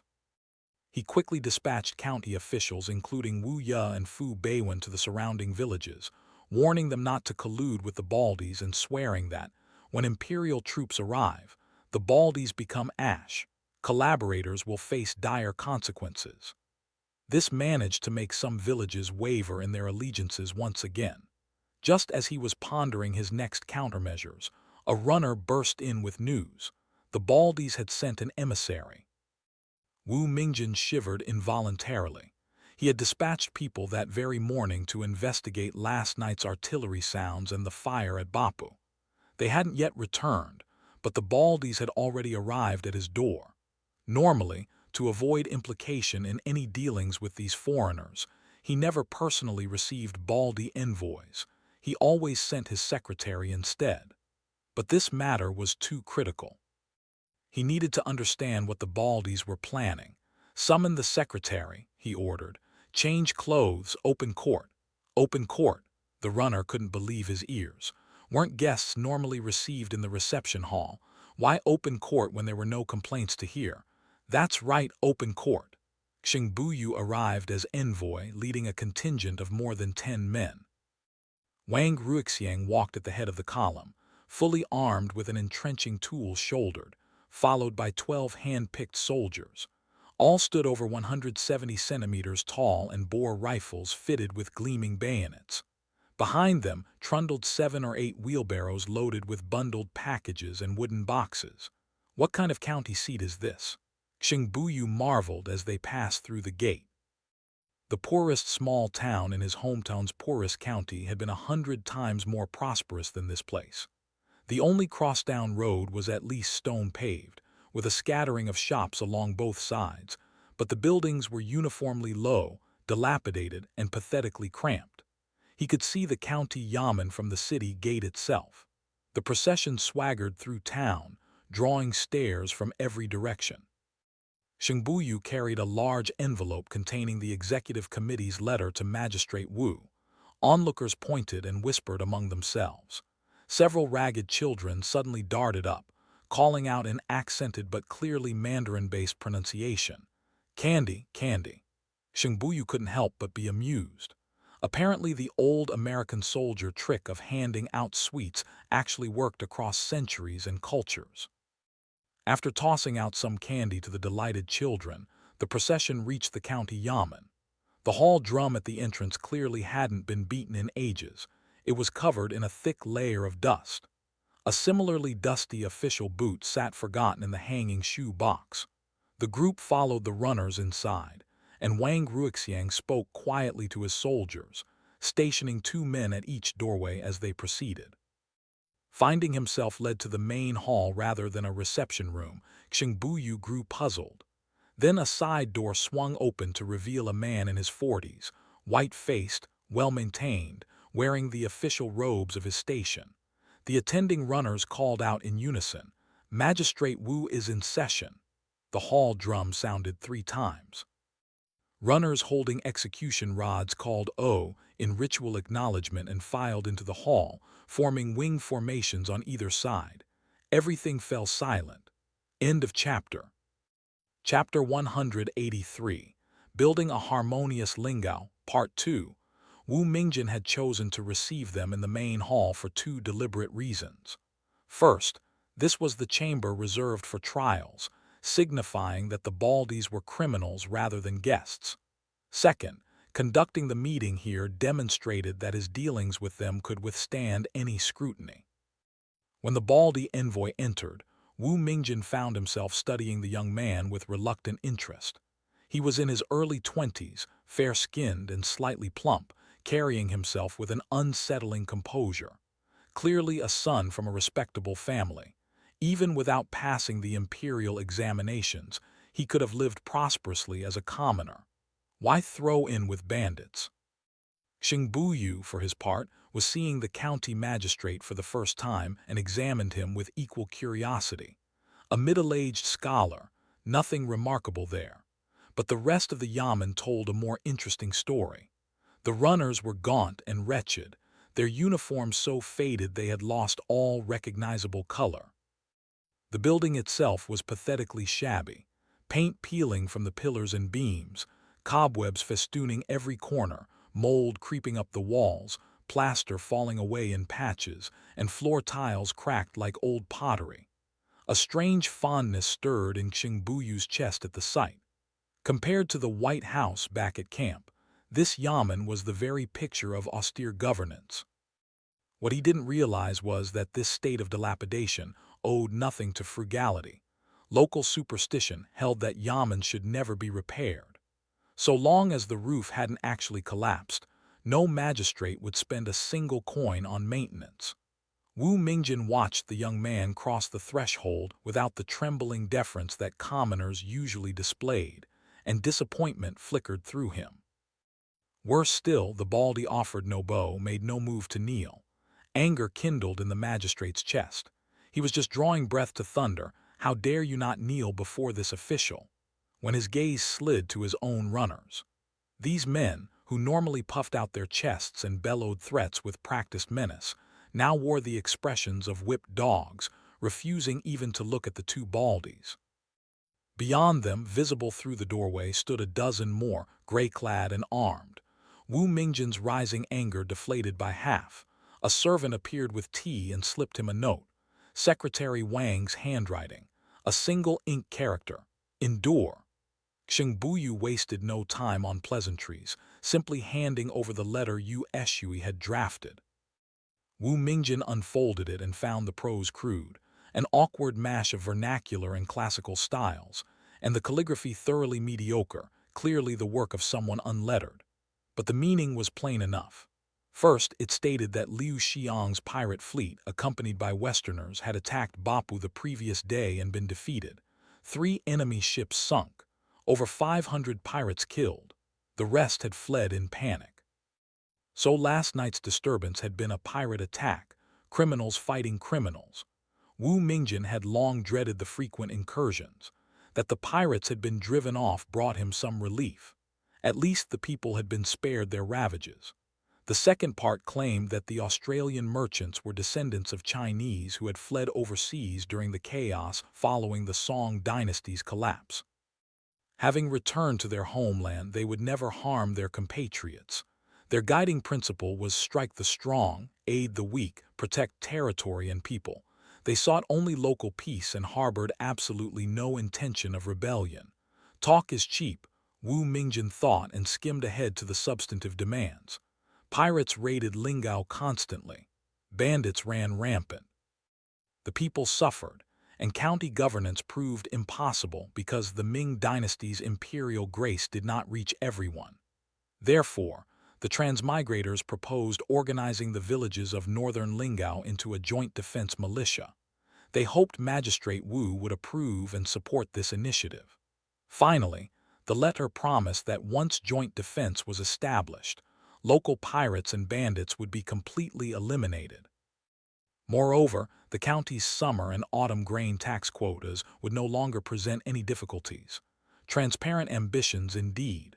Wu Mingjin looked up at the two envoys, taking in their arrogant expressions, their utter lack of deference to hierarchy. The scheme was obvious. The Baldies would use joint defense to control every village's militia forces. Before long, decrees would issue from the East Gate Market rather than the yamen. Seeing his silence, Xingbuyu spoke. Magistrate Wu has long suffered from pirate incursions. Here is a humble gift." He waved his hand. Workers pushed wheelbarrows into the courtyard, each loaded with wooden boxes and straw bags. A pungent odor drifted through the hall, something like dried fish. Wu Mingjin, puzzled, sent a runner to investigate. The man pried open one of the boxes and immediately recoiled. Everyone could see clearly now. Inside lay a salt-preserved human head. The contents of the remaining boxes and bags required no further inspection. A chill crawled down Wu Mingjin's spine. Barely suppressing his panic, he demanded, "How dare you? Where did these heads come from?" "Reporting to your honor," Xingbuyu replied evenly. "These are the pirates who attacked our Lingao County yesterday. According to their confessions, they served under Liu Xiang, the great pirate chieftain of Guangdong. Please verify at your convenience." So many heads. Wu Mingjin hastily summoned a coroner to examine them. The inspection revealed red-haired foreigners and South Sea Islanders among the Chinese faces, plus several men matching descriptions on wanted notices. The claim that they were pirates appeared genuine. Killing so many pirates in a single engagement was unprecedented in the county's history. No, not just the county. In the past decade, even imperial troops had not achieved anything comparable. Wu Mingjin was quietly staggered. The pirates plaguing Fujian and Guangdong had been rampaging for over a decade, since the last years of the Wanli Emperor. They had resisted the combined forces of 2 provinces and tens of thousands of soldiers. The court had been forced to hold its nose and grant amnesty to the great pirate Zhang Zhilong just to stabilize the coast. "How do we know you didn't kill innocents to fake military credit?" Wu Mingjin barked suddenly. "What did you say?" Wang Ruixiang's Mandarin was good enough to catch that. Anger flared in his chest. Only regular troops stooped to such despicable tactics, judging gentlemen by petty standards truly. Xingbuyu intervened smoothly. "Your honor errs. We hold no office and seek no official reward. What possible reason would we have to fabricate achievements? These heads are merely an expression of our sincerity. We want nothing from the court. That our county could eliminate such a fierce bandit gang is entirely thanks to your honor's excellent moral instruction." This last bit was pure flattery, but his logic was sound. The Baldies had no need for heads to advance their careers. There was simply no motive to slaughter innocents for false credit. So many pirate heads. If reported to the prefecture, this would constitute major merit. Wu Mingjin's previously gloomy mood brightened considerably as official ambition warmed him from within. His expression softened involuntarily. "You are all men of extraordinary talent," he said, his tone now almost gentle. "Why not serve the court instead of becoming outlaws?" Xingbuyu laughed silently. "If not for your decent reputation, the director would have stormed the city and put you through a struggle session by now. Our gradual peaceful evolution is already quite courteous." After the transmigrator group had established themselves along the Bopu line, the executive committee's next policy had been encircling the cities from the countryside. Through village joint defense, the villages would be gradually incorporated into the transmigrator administrative system, hollowing out the Lingao County seat's governing role. The transmigrators would draw in and divide local farmers through agricultural technology cooperation, ultimately bringing the villages under their control. But implementing this strategy required convincing people that Bairn Fortress was not simply another rebel gang. The Yaman's attitude was crucial, Wu Mingjin's especially. If he insisted on branding the transmigrators as rebels and pirates, people would harbor too many reservations to interact with them freely. "Here also are captured pirate banners, documents, tokens, and weapons," Xingbuyu continued, maintaining his polite demeanor. "All submitted to the county." This generous gift ought to move Wu Mingjin. In an era when fires raged across the empire, imperial troops suffered repeated defeats, General Yu faced court-martial, and the Ming could only stabilize the coast by granting amnesty to Zhang Zhilong. News of Lingao County defeating Liu Xiang's forces and killing 400 Chinese and foreign pirates would be a major bright spot indeed. Xingbuyu watched the magistrate's continued silence and made as if to leave. Wu Mingjin nodded slightly. Court dismissed. Wang Ruixiang followed Xingbuyu out of the yamen. The laborers waiting with the wheelbarrows all wore pleased expressions. The county had sent reward money along with 20 jars of wine and 2 whole roast pigs. Refreshments, apparently. Back at Bairn Fortress, they reported everything to Wen Daisy. Wang Ruixiang couldn't help asking, "That's it? Watch." "Within a few days, he'll almost certainly contact us," Wen Daisy said. "Too many eyes and ears in the main hall. There were things he couldn't say openly." "Damn officials and their endless scheming," Wang Ruixiang sighed. "If he were as stubbornly righteous as Hai Rui, we'd have to resort to violent methods," Wen Daisy replied. "Fortunately, he's not. Much easier to handle. Just wait." Sure enough, the next evening at dusk, a furtive figure appeared at the Wenshui Bridge checkpoint. He told the sentry he wanted to meet, the Baldy's big official. Checkpoint Chief Luo Duo didn't dare delay and immediately called the executive committee. The visitor was brought to the quiet security team building. After questioning, they learned he was a servant of Zhang Yufu, requesting that the Baldy's big official attend a banquet. When Daisy remembered the name, Zhang Yufu was the envoy the county had sent to negotiate after their failed encirclement months ago. This sudden meeting request was obviously on someone's behalf. He agreed immediately. The servant explained that Zhang Yufu's manor lay just outside the west gate.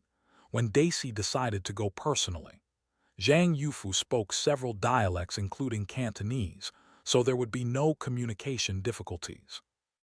After dark, 2 sedan chairs arrived at the manor.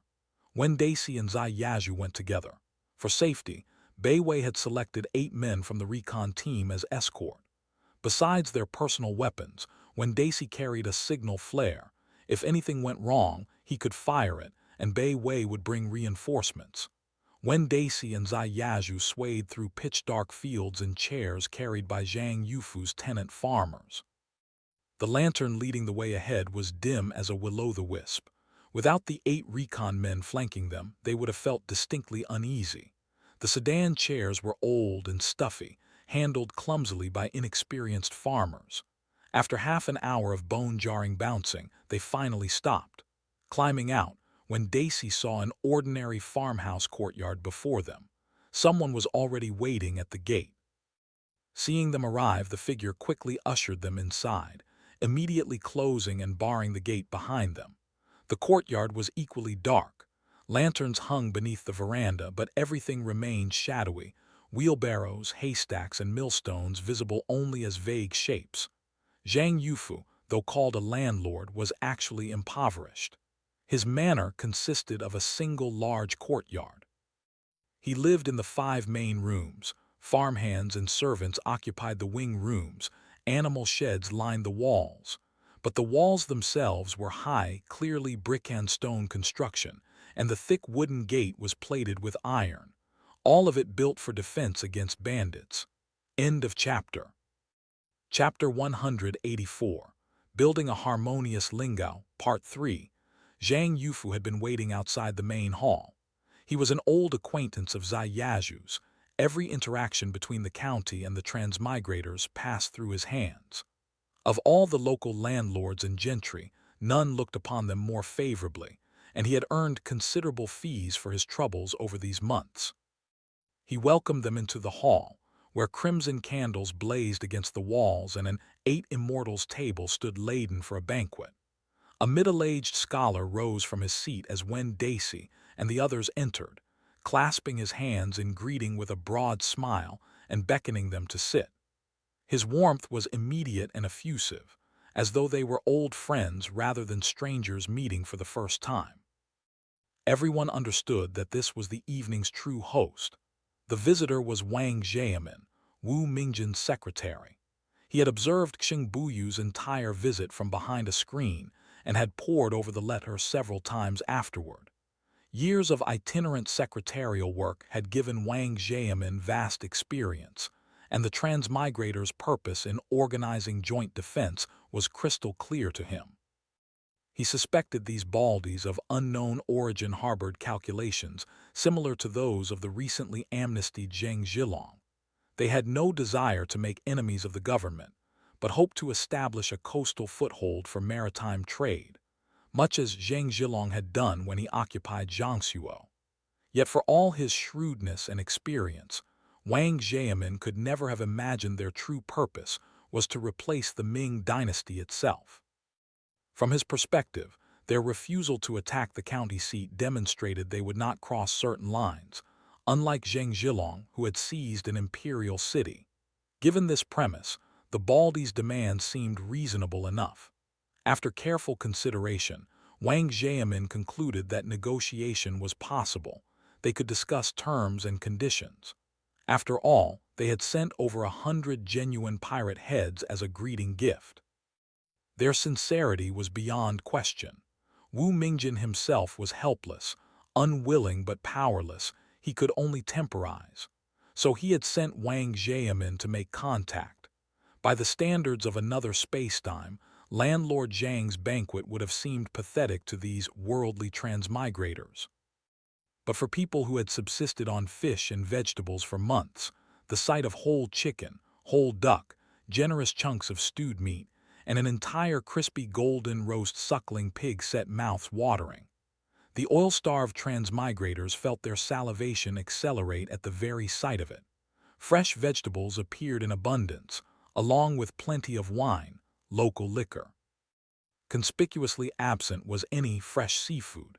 It was far too abundant locally to be worth serving. For the sake of appearances, the 8 transmigrators serving as guards could not share the main table. Only Zai Yazhu and Wen Daisy enjoyed the banquet under the envious gazes of their companions, who squatted in the outer hall around a separate table. That table held only a scrawny old chicken and some vegetables. A bowl of meat slices was piled high, but after each person took one slice, they discovered the rest was all fried sweet potatoes, only 8 slices of meat total, clearly calculated per head. Not that they dared eat much anyway. The health department doctors had so thoroughly terrified them about parasites that they maintained a wary suspicion of locally cooked food, compounded by concerns about poison. 2 men stood guard at the main gate, and 2 more watched the side entrance. After the customary polite exchanges and several rounds of drinks, once the 2 commissioners had sampled some suckling pig, the conversation turned to business. Zhang Yufu spoke first, probing once more into the executive committee's demand for villages to convene at Bern. He offered that the county gentry were willing to contribute grain and funds. They need only name the amount, and it would be delivered on schedule, if only the transmigrators would abandon this malicious scheme. When Daisy asked directly, "Is this the magistrate's position or the gentry's?" Zhang Yufu fell momentarily speechless, glancing awkwardly at Wang Xiaomin. These words were actually Secretary Wang's instructions. The gentry themselves had no objection to organizing joint defense. Northern Lingao had long suffered pirate raids, and many local bandits colluded with pirates for highway robbery and kidnapping ransoms. Both gentry and tenants suffered terribly. In truth, the gentry had somewhat lost faith in the yamen. If a powerful group was willing to lead the organization, they would welcome it. Wang Xiaomin interjected smoothly. Naturally, it is the gentry's position. Zai Yazhu smiled coldly. The gentry's position, he tapped the table. On December 17th, what did Wu Ya tell the elders in Meidong village? On December 20th, what did Fu Beiwen say at Nadu, Meiyang, and Meiguo villages? And just 2 days ago, your bailiff went specifically to Bowen village to warn them that, when heavenly troops arrive, only ash remains. Did he not? Wang Xiaomin's heart lurched. These Baldies knew the county's actions down to the last detail. He forced a smile. County officials inspecting the countryside is routine. Inspect all you like, that's your duty, Zai Yazhu cut in. I understand the county has been aggressively collecting autumn grain recently, running short again. Collecting imperial taxes is a righteous duty. What's wrong with that? Times are bad. Pirates and bandits everywhere. We want to organize joint militia defense, but the authorities won't allow it. Zai Yazhu's smile turned sinister. Who knows what might happen to grain convoys along the road? Wang Xiaomin visibly shrank. Had they threatened to storm the city, he would not have been afraid. If they wanted to attack, they would have done so already. Why bother negotiating? It had to be empty bluster. But robbing grain convoys was another matter entirely.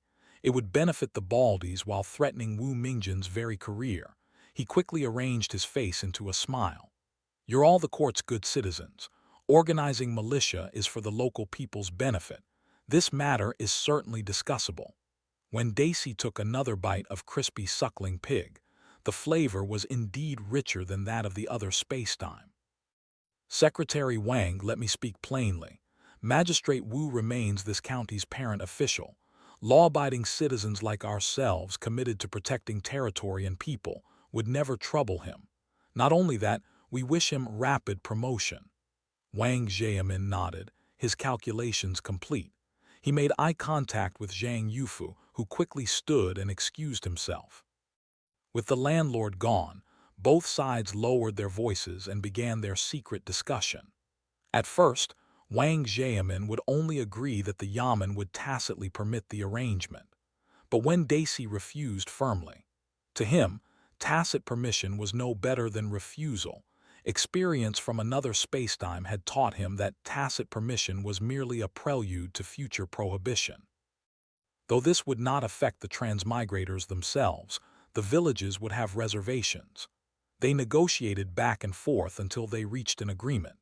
The transmigrators' organized joint militia defense would face no county obstruction, but the organizer could not use the transmigrators' name. It must be some village headman. Easy enough. When Daisy proposed Dame village as the nominal petitioner. Once the petition arrived, the county would stamp its approval. In return, the transmigrators promised to assume responsibility for coastal pirate defense, to organize bandit suppression campaigns, and to maintain rural peace. They would not interfere in the Yamen's routine administrative functions and would assist with certain tasks when necessary, autumn grain collection, for instance. If the county failed to meet its summer or autumn tax quotas, the transmigrators would provide assistance, the methods to be discussed. The Mao salt field salt tax and surcharges, already under transmigrator control, would continue being paid as before, plus an additional 100 taels annually for county miscellaneous expenses. The East Gate Market would pay 10 taels in annual miscellaneous tax and receive an official broker license, recognizing its market status. Both parties agreed that all pirate or bandit heads captured in combat would go to the county, along with any captured seals, tokens, banners, and documents.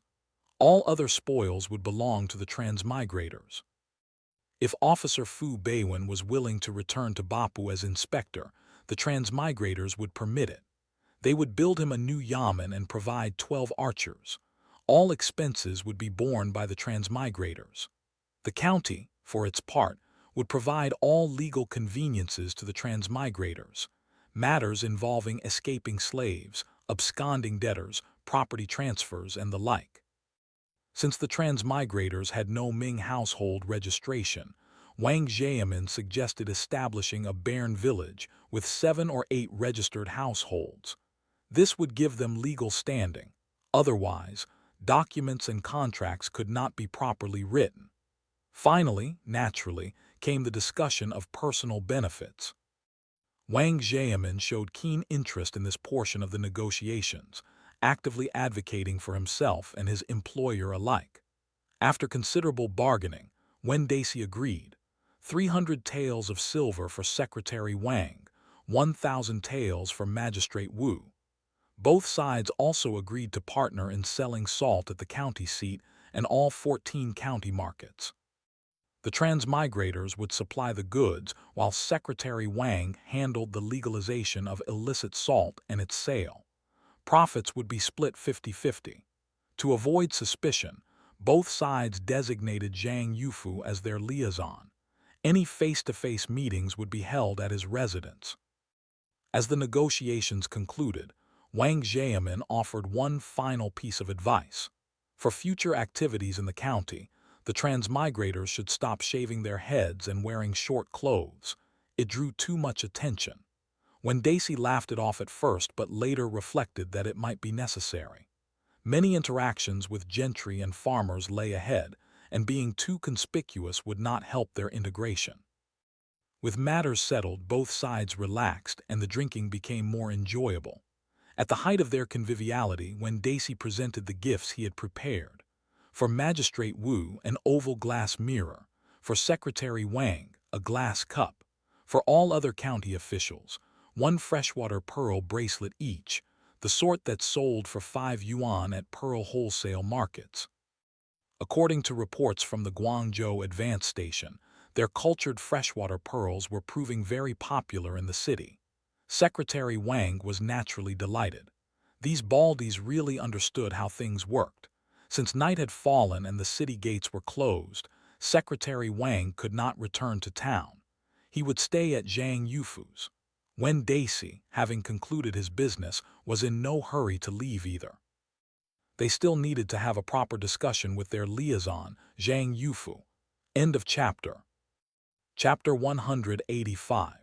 New Year. Over the preceding months, the security team had conducted an exhaustive investigation into local conditions in Lingao. They had interrogated prisoners, held conversations with recruited laborers and soldiers, maintained regular contact with locals at the Eastgate Market, and even stationed operatives in the Eastgate's tea houses to eavesdrop on casual talk. From this wealth of raw intelligence, they had assembled detailed dossiers on persons of interest, and Zhang Yufu's file was particularly thick. Given his frequent dealings with the executive committee and his intended role as a bridge to the local power structure, knowing him thoroughly was essential. As an impoverished landlord, Zhang Yufu was economically negligible. His standing in Lingao derived entirely from his connections to the various pirate syndicates operating along the coast. The man was shrewd and capable, possessed of a silver tongue that made all parties comfortable with him as a go-between. Such a multifaceted character had obvious utility to the transmigrators. Messages could flow through him in many directions, but he required careful watching. When Daisy continued drinking and chatting with their host, and Zhang Yufu basked in the attention, having attached himself to the baldies, surely comfortable days lay ahead. He matched drinks enthusiastically, and the atmosphere at the table grew warm and convivial.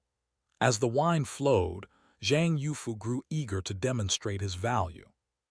He lowered his voice to share that most of the local gentry actually supported the transmigrators' joint militia defense proposal. The small and medium-sized villages especially, those that could not afford to maintain large militia forces on their own, hoped to pay a modest fee in exchange for rural security. At minimum, such an arrangement might buy them peace, sparing them the fate of the Gu Manor. The larger fortified settlements like the Huang stronghold remained more ambivalent. Old Huang, Zhang reported, had kept silent during the gentry discussions, and when finally pressed for his opinion, agreed to the proposal, though he had added pointedly that villages should not place all their hopes in you people. They ought to keep their own young men under their own control. Otherwise, if all the armed forces fell into outside hands, Zayazhu nodded silently. This old man had vision. Seeing their interest, Zhang Yufu warmed to his subject and began to embellish. He described how Huang Xiaodong had thrown himself into drilling his militia and stockpiling grain within his fortress walls. After this year's harvest, aside from mandatory tax payments, he had sold nothing. Every bushel went into storage. He had even put his tenants to work repairing the fortress walls during the winter slack season. He's planning something, Zhang concluded darkly. When Daisy understood well that Zhang Yufu's connections to pirates had long earned him Huang Xiaodong's contempt. On several occasions, Huang had nearly had him arrested for pirate collusion, only to be restrained by the intervention of other gentry. Zhang was clearly seizing this opportunity to settle old scores through slander. Still, his words rang true enough. Huang Xiaodong was a man the transmigrators genuinely admired. Everything in their collected materials suggested he was remarkably loyal and righteous by this space-time standards, not the sort who would submit easily. Besides him, who else opposes? When Daisy asked. A few poor scholars, The most vocal is Liu the Cripple. Liu the Cripple, the name drew blank looks. Wen Daci and Zai Yazhu knew roughly every scholar, degree holder, gentry member, and landlord in Lingao by name and nickname. Neither had ever heard this one. That's Liu Dailin, Zhang Yufu explained. He was a true creature of the marketplace, harboring no reverence whatsoever for Lingao's only historical Jinshi. He had simply nicknamed the man for his disability. The Jinshi Liu. That's the one. Clearly Zhang Yufu nursed grievances against the esteemed scholar as well. Relying on his Jinshi status, he insists, he caught himself, realizing he had said too much and quickly pivoted. This Liu Dailin keeps going on about no compromise with traders and scolding the gentry for bargaining with tigers and serving tigers and such. Always tigers with him. So Lingao's most distinguished figure held quite a negative opinion of them. Wen Daci and Zai Yazhu exchanged glances and smiled bitterly. According to their plans, Liu Dailin was a key figure to cultivate. His stance would largely influence how the local scholars and gentry positioned themselves. But recruiting him now seemed very difficult indeed. Wen Daci pressed for more details about Liu Dailin. He learned the man had earned his Jurin degree in the 43rd year of Wanli. After passing, he had traveled to the mainland for further study, reportedly to Jiangxi, where he became a disciple of a former Hanlin Academy editor. 4 years later, he passed the Jinshi examination.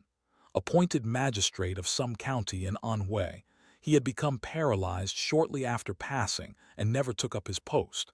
He returned home to live in quiet seclusion. Note: Liu Dailin Jinshi's biography comes from Lingao Cultural History. The Jiangxi study claim is legendary and unverifiable. Wine loosened Zhang Yufu's tongue further, and personal grudges began spilling out. He had once disputed water rights over hillside land with a neighbor and, drawing on his connections, had hired local ruffians to injure the other party. Ordinarily, commoners had no recourse but to swallow such losses. Unfortunately for Zhang, the victim happened to be a relative of Liu Jinshi.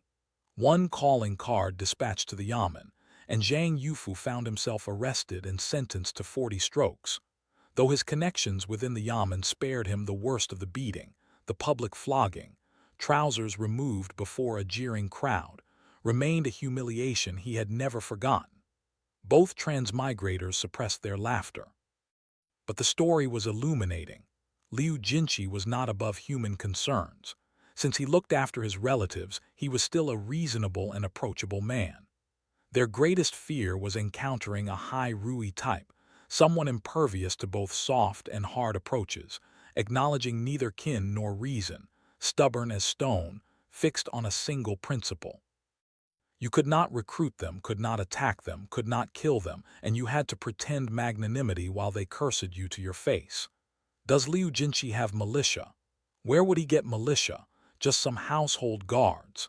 Zhang Yufu, thinking the transmigrators intended to move against Liu Jinshi, became even more helpful. He explained that Liu's residence was not far, only 7 or 8 li to the city's west gate, where he lived inside the walls.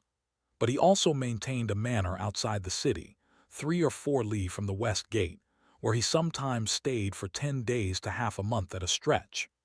Wen Daci noted this down in his notebook, and Zhang Yufu preened with satisfaction, growing ever more attentive. Meanwhile, Wen Daci steered the conversation toward Zhang's relationship with the Liu Xiang organization. According to their intelligence, his connection to that pirate syndicate was the closest of his various affiliations. Zhang Yufu did not hide it. His wife was related to a steward in the Liu Xiang organization, and both families hailed from Qiangshan County. The steward's family still resided there. Communicating through this channel was both convenient and safe. "Can you relay a message to Chief Liu for us?" Zai Yazhu asked. "Certainly, you honor me." Zhang Yufu was eager to please. "Tell him to send someone to negotiate. Let's prioritize peace. As long as we can sit down and talk, we'll let bygones be bygones." "Consider it done. I'll send word tomorrow." Zhang Yufu agreed readily. Host and guests parted in high spirits. Zhang also attempted to probe the transmigrators' origins, but when Daisy deflected smoothly with pre-prepared standard answers. Zhang was clearly unconvinced, but that hardly mattered. They left Zhang Yufu's home around 11 o'clock. Declining the sedan chairs he offered, the group set out on foot. Lingao's winter nights were pleasantly cool without being truly cold, and walking through the countryside was surprisingly agreeable. Looking up, they saw the sky crowded with stars, a splendor impossible to witness through the polluted atmosphere of the other spacetime. Yet normally, they rarely had the opportunity to stargaze. Having established themselves so precariously, the transmigrators faced threats lurking in every shadow. After dark, everyone except the guards withdrew to safe fortresses and buildings. Now walking beneath that canopy of stars, when Daisy felt instinctively that the most dangerous period had passed. In 3 short months, the transmigrators had built a brand new city with their own hands, constructed a hydropower station, produced this spacetime's first batch of cement, raised buildings, paved streets, and even used biogas for cafeteria cooking. The seeds of modernity were beginning to sprout in this age. Everyone was alive, more than alive, actually. The labor and regular living had made them healthier than before. The transmigrator group had fought bloody battles and repulsed enemy attacks, expanding their sphere of influence from Bopu's beach to both banks of the Wenlin River's lower reaches, while securing control of the salt fields. Critical transportation, energy, and industrial facilities were under construction, and no one doubted that once completed, their power would grow geometrically. The transmigrators had planted themselves firmly in this soil. The local people were slowly beginning to trust them, willing to interact and work in their service. Now the transmigrator group was no longer satisfied with purely commercial and employment relationships. They would gradually adopt administrative methods to control and manage Lingao's manpower and resources. "Mr. Wen, isn't Spring Festival almost here? I'd have forgotten if you hadn't mentioned it. It's already 1629 and nobody even celebrated New Year. What day is it now? December 26th of Changzhen Year 1. The solar calendar is already January 19th, 1629. Let's have a proper Spring Festival." Everyone's been running themselves ragged for over 3 months without a single quiet day. For the transmigrators, celebrating New Year was not particularly important. The executive committee had posted notices announcing 7 consecutive days off starting New Year's Eve, yet work had not slowed as year-end approached. The phenomenon from the other spacetime, nominally on holiday from the 1st but effectively slacking off from December 20th, simply did not exist here. When everyone knew their labor was building their own future, work became pleasure rather than drudgery. It was something none of them had ever felt in the old spacetime. Preparations for the Joint Defense Assembly proceeded intensively alongside the holiday bustle. Zhang Yufu had become genuinely busy, constantly running between villages to promote the initiative. Wu De gave locally domiciled laborers a few days off to return home for New Year, tasking them with spreading word of the assembly's necessity to village elders along the way. Since spring festival preparations occupied everyone's attention, the assembly would be delayed until after the holiday. The executive committee saw this as an opportunity. They could use the gathering to promote agricultural reform, killing 2 birds with 1 stone. The final meeting date was set for February 1, 1629, the 9th day of the 1st month, Changzhen Year 2. New Year's Eve arrived at last. To ensure that every transmigrator could properly enjoy their first spring festival in this spacetime, the executive committee supplemented the holiday with extra special supply vouchers. Within dozens of li around Bern Fortress, poor villagers had all benefited from trading with or working for the transmigrators, and their circumstances had improved noticeably. The autumn harvest had escaped storm damage, conditions were favorable, and there had been no pirate or bandit incursions. The normally bleak and difficult lean year actually showed signs of modest prosperity. Nearly every household posted spring couplets. Some hung peach charms on their doors. Villages that had seemed depressed now had smoke rising cheerfully from every chimney.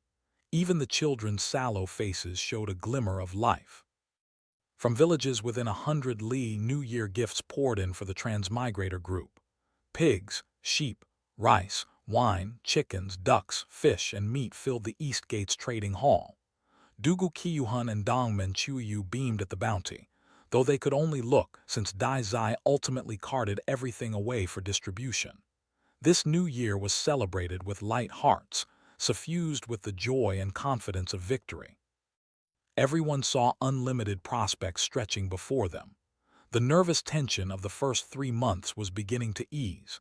If on D-Day their confidence in success had been incomplete, now they all believed their future was bright. Spirits soared. Spring couplets appeared on every door in the family dormitories, bringing festive cheer to Bairn Fortress. Someone even petitioned the chemistry team to manufacture firecrackers. They had a craftsman with the necessary skills available, but the proposal was rejected.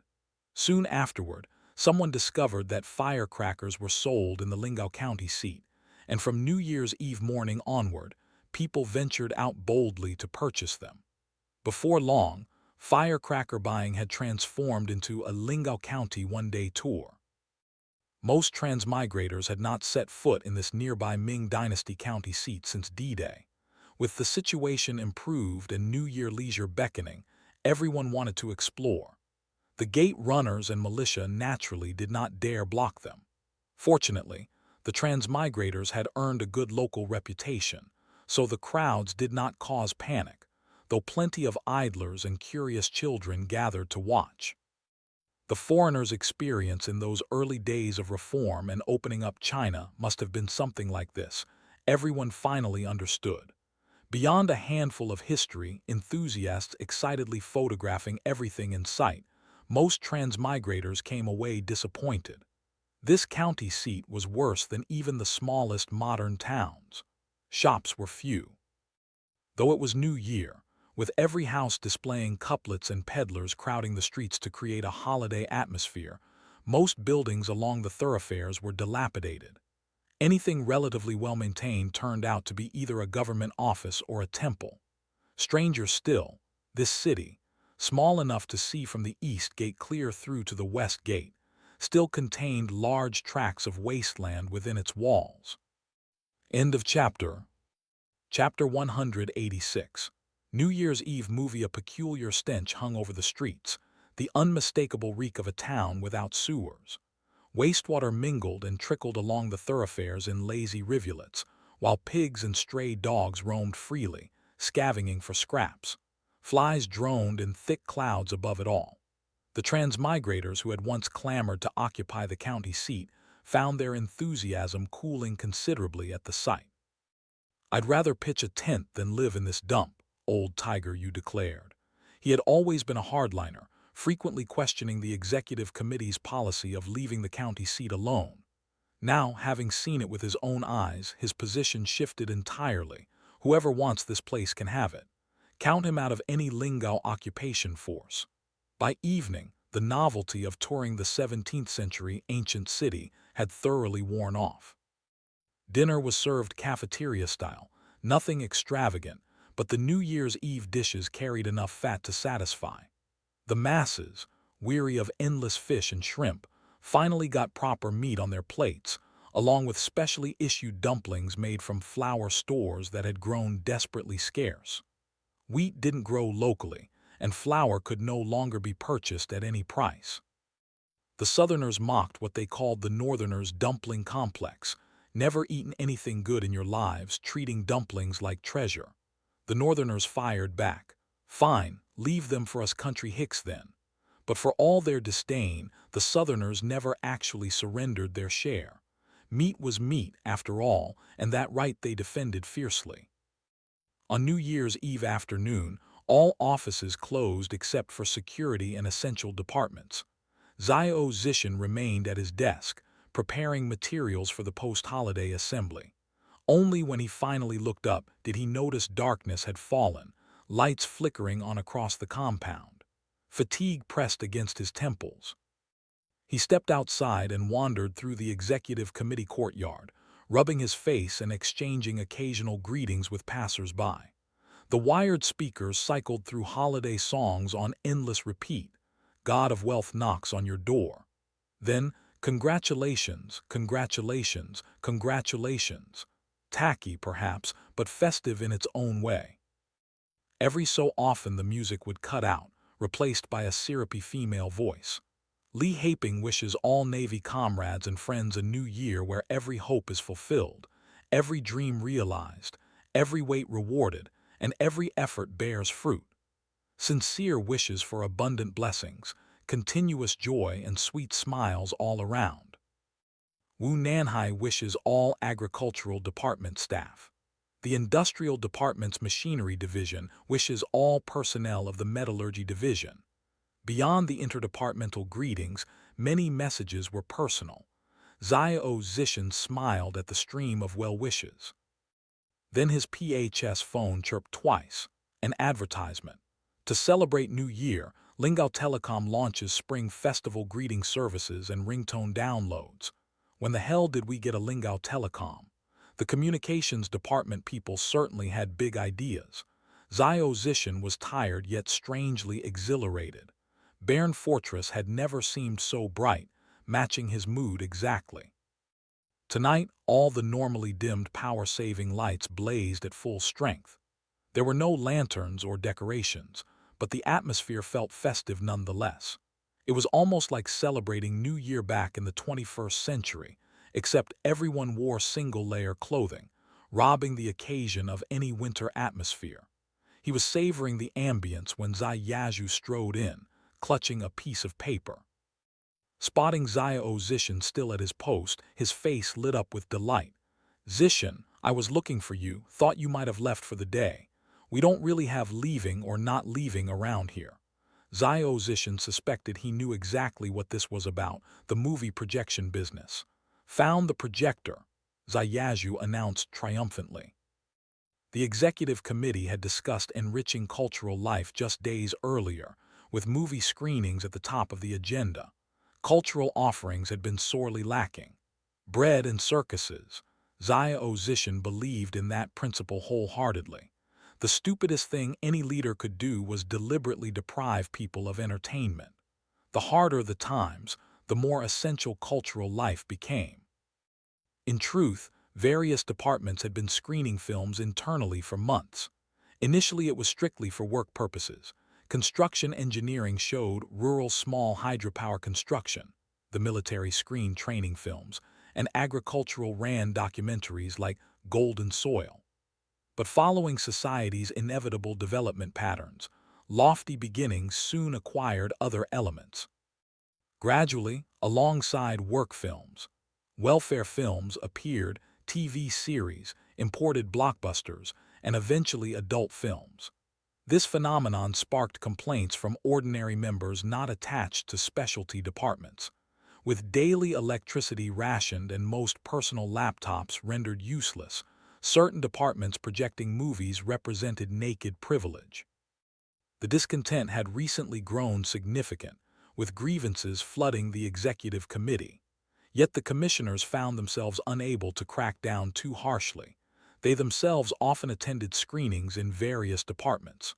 Moreover, these film-showing departments were among the most critical to operations.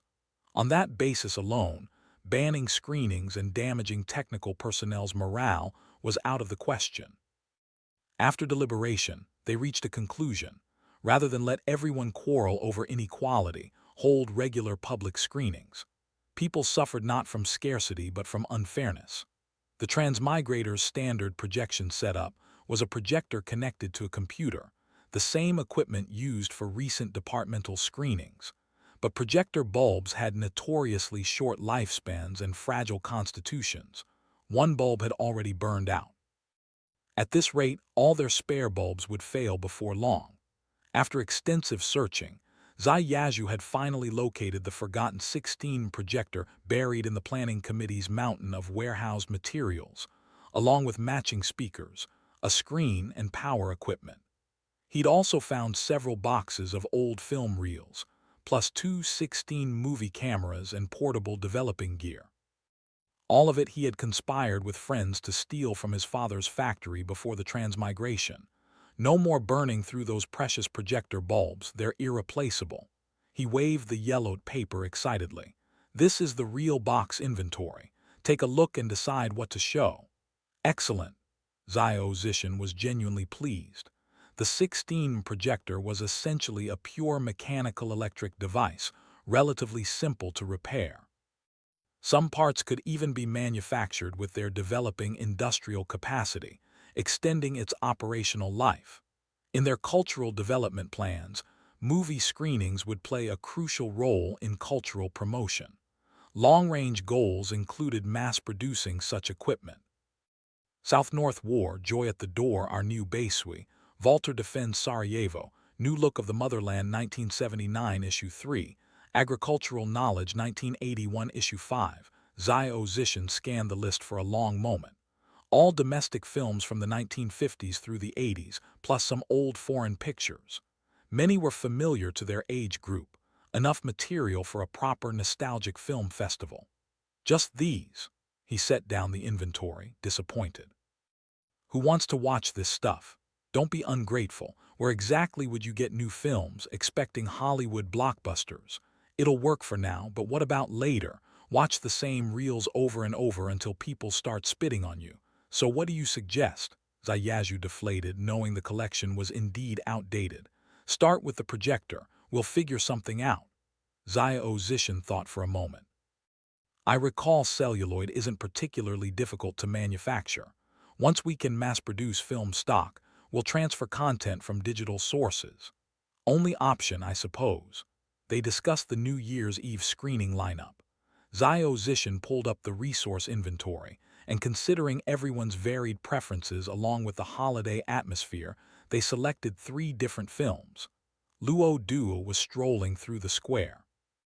It was New Year's Eve, but he hadn't joined the Lingao Day tour.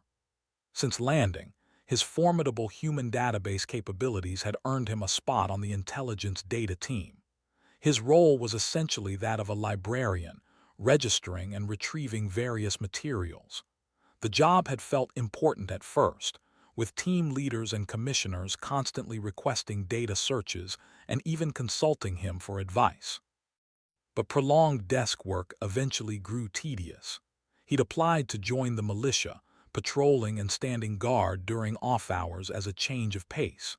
His real goal, though, was transferring to the upcoming intelligence department during the post-holiday organizational restructuring. Ever since watching 17 Moments of Spring, he'd been fascinated by espionage work. Beyond studying relevant materials day and night, he believed his militia service record would strengthen his case for the transfer. Attention, attention, a man's voice crackled over the loudspeaker. Tonight at 7 p.m., Bern Cinema will screen a New Year's Eve special. No tickets required for entry. Contains top-tier intense content. Not suitable for children. Not suitable for new girlfriends. Suitable for girlfriends you're trying to seduce and wives. The loudspeaker suddenly erupted with angry roaring. What nonsense are you spouting? Chaotic sounds followed. Then everything cut back to congratulations, congratulations, congratulations. The interlude startled him. Someone's prank, probably. He'd heard about the movie screening, of course. As for whether adult films would actually be shown, he wasn't particularly interested. In the intelligence data team, computer usage wasn't rationed. He could watch as many movies as he wanted, but watching too many adult films left him feeling hollow. No matter how many actresses, no matter how lewdly they moaned or how angelic their faces and devilish their figures, they remained phantom images, nothing compared to real women. Luo Duo couldn't help thinking of his ex-girlfriends. His mind drifted to the domestic secretary distribution coming after New Year.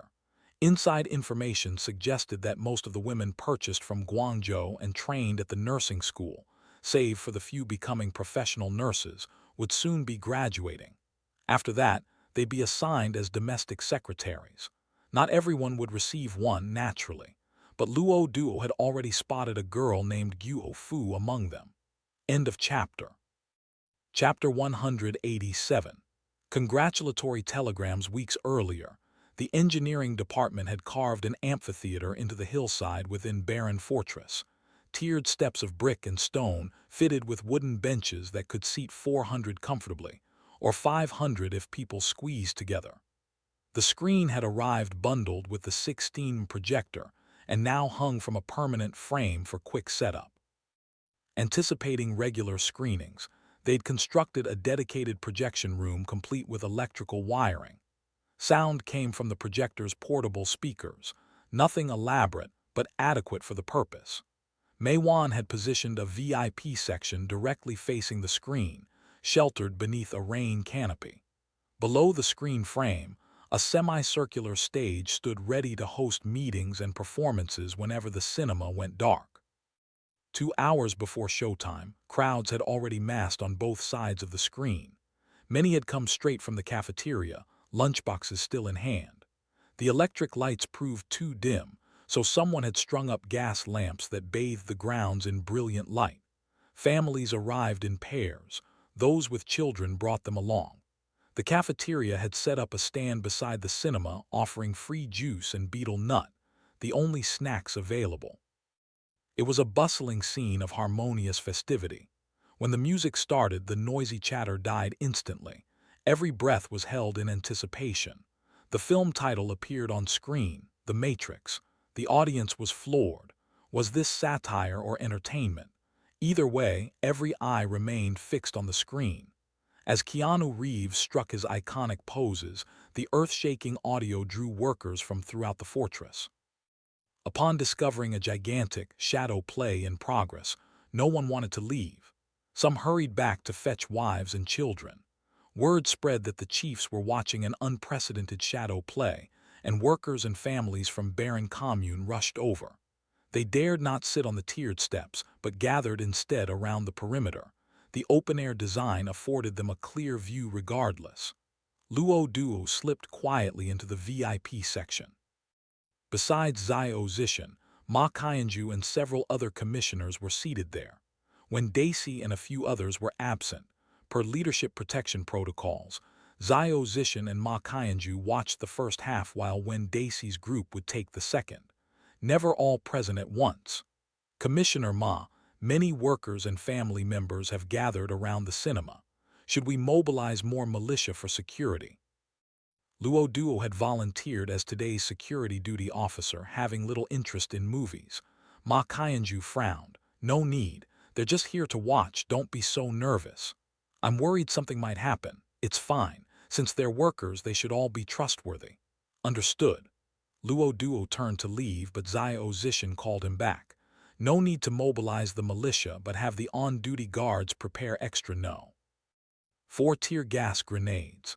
Right away. Luo Duo's reply was crisp and efficient, precisely the tone leaders preferred. Seeing that Ma Qianju raised no objection, he departed. On screen, Carrie-Anne Moss was flying through the air. Ma Qianju remarked, "You're still this wary of natives who are practically our own people. How will we ever carry out localization? Our longest-serving workers have only been with us 3 months. This isn't modern society with its background checks and information trails. We have to stay cautious." Ma Qianju snorted with laughter. "You call this caution? Pepper tear gas grenades? Pathetic. Better than nothing." Xiao Zishan allowed himself a chuckle. The natives watching the shadow play harbored no such thoughts. The moving, lifelike images on the white cloth amazed and fascinated them. A Western man in a long black coat spinning gracefully through the air, giant, strange octopuses flying through the sky, towers as dense as mountain forests, vehicles trailing blue flames. Everything was utterly unprecedented yet looked startlingly real. Ma Peng watched, entranced. Then came the demon realm. Towers dotted with red lanterns, each containing a drowned figure. Monsters walked among them, long tentacles waving against the black night sky. Ma Peng shivered. This had to be Usra Hell itself. Shocking as the effects were, the ancients understood this was merely light and shadow, not reality. Though some were tempted to peek behind the screen to see what manner of troupe could perform such realistic shadow plays, no one acted rashly. The natives seemed utterly absorbed. Wudu had heard that many commune members had come to watch for free, worried about trouble he'd come to inspect. Finding them all slack-jawed and mesmerized, he was somewhat surprised. Do they even understand what's being shown? Luo Duo wondered aloud. Never mind them, even I don't fully understand the matrix. Wu De shrugged. But these folk are purely watching for spectacle. They probably can't even understand Mandarin. At least this is Li Yapeng's Mandarin dub. Luo Duo's offhand comment sparked an idea in Wu De. Movies were clearly attractive to locals. If they could be used to teach Mandarin, wouldn't that kill two birds with one stone? Currently, Zhang Xingjiao led evening Mandarin classes at the commune, but results were poor. Most local workers understood that advancement with the chiefs required learning their language, yet Ming-era Lingao, Fujian, and Cantonese dialects differed vastly from 21st century Mandarin.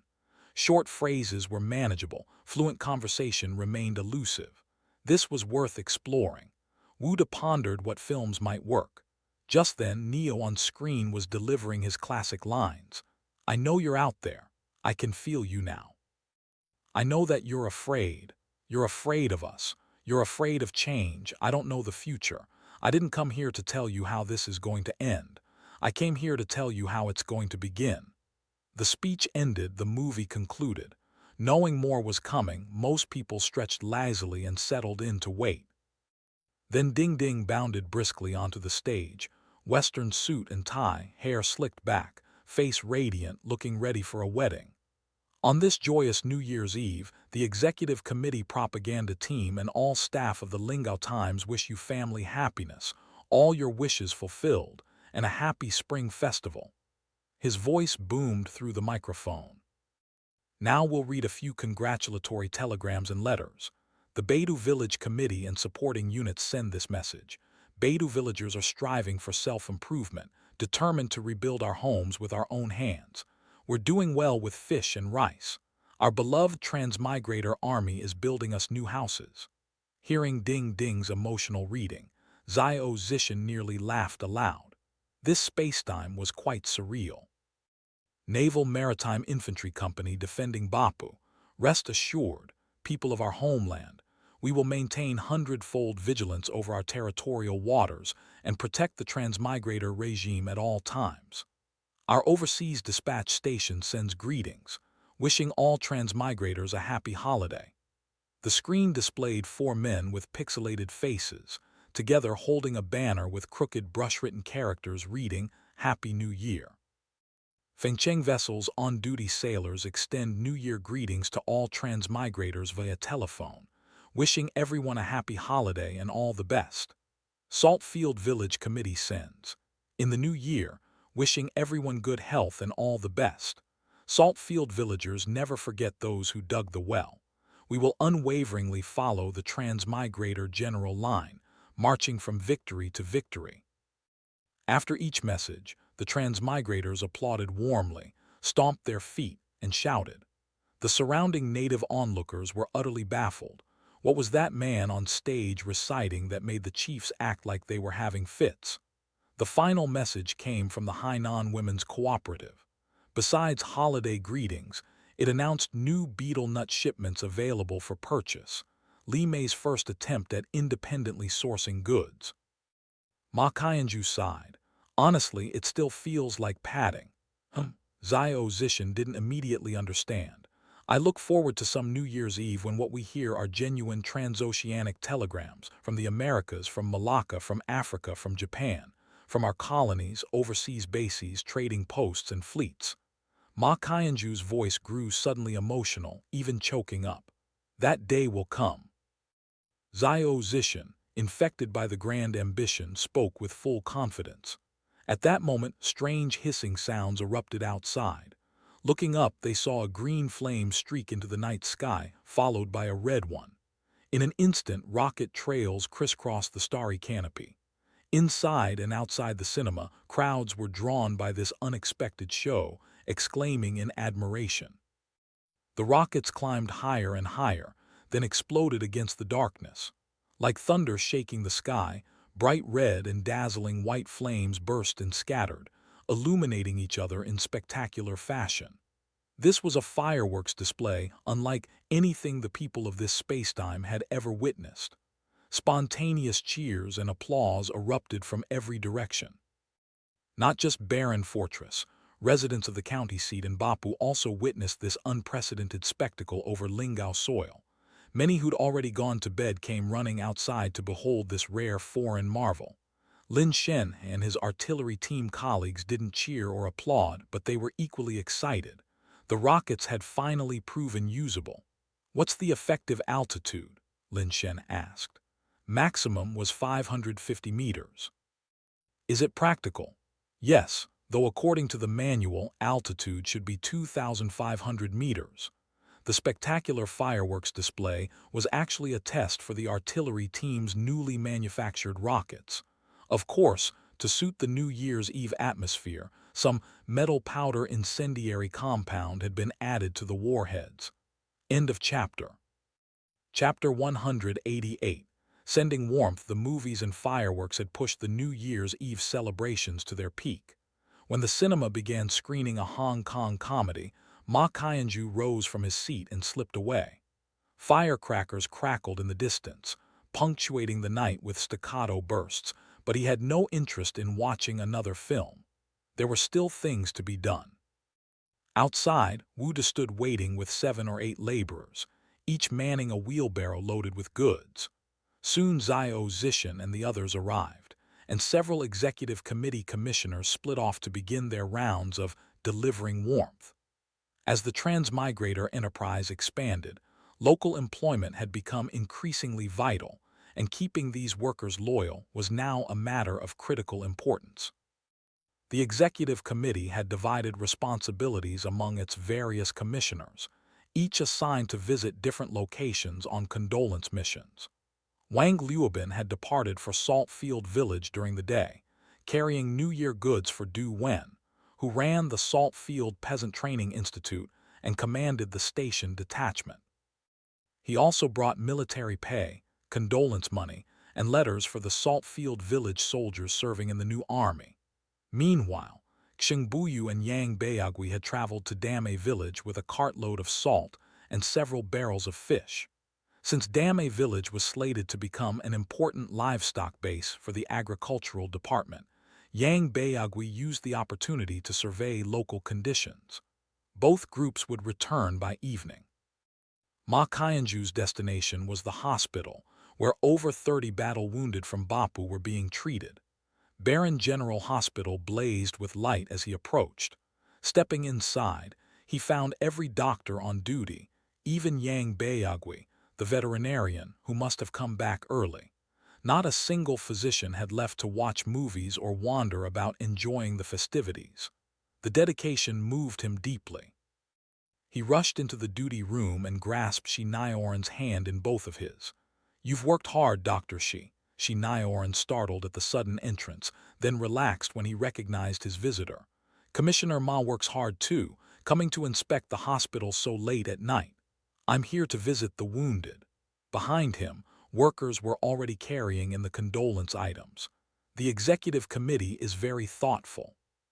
Shi Nioran had been meaning to remind the committee about the wounded, but clearly they had anticipated everything.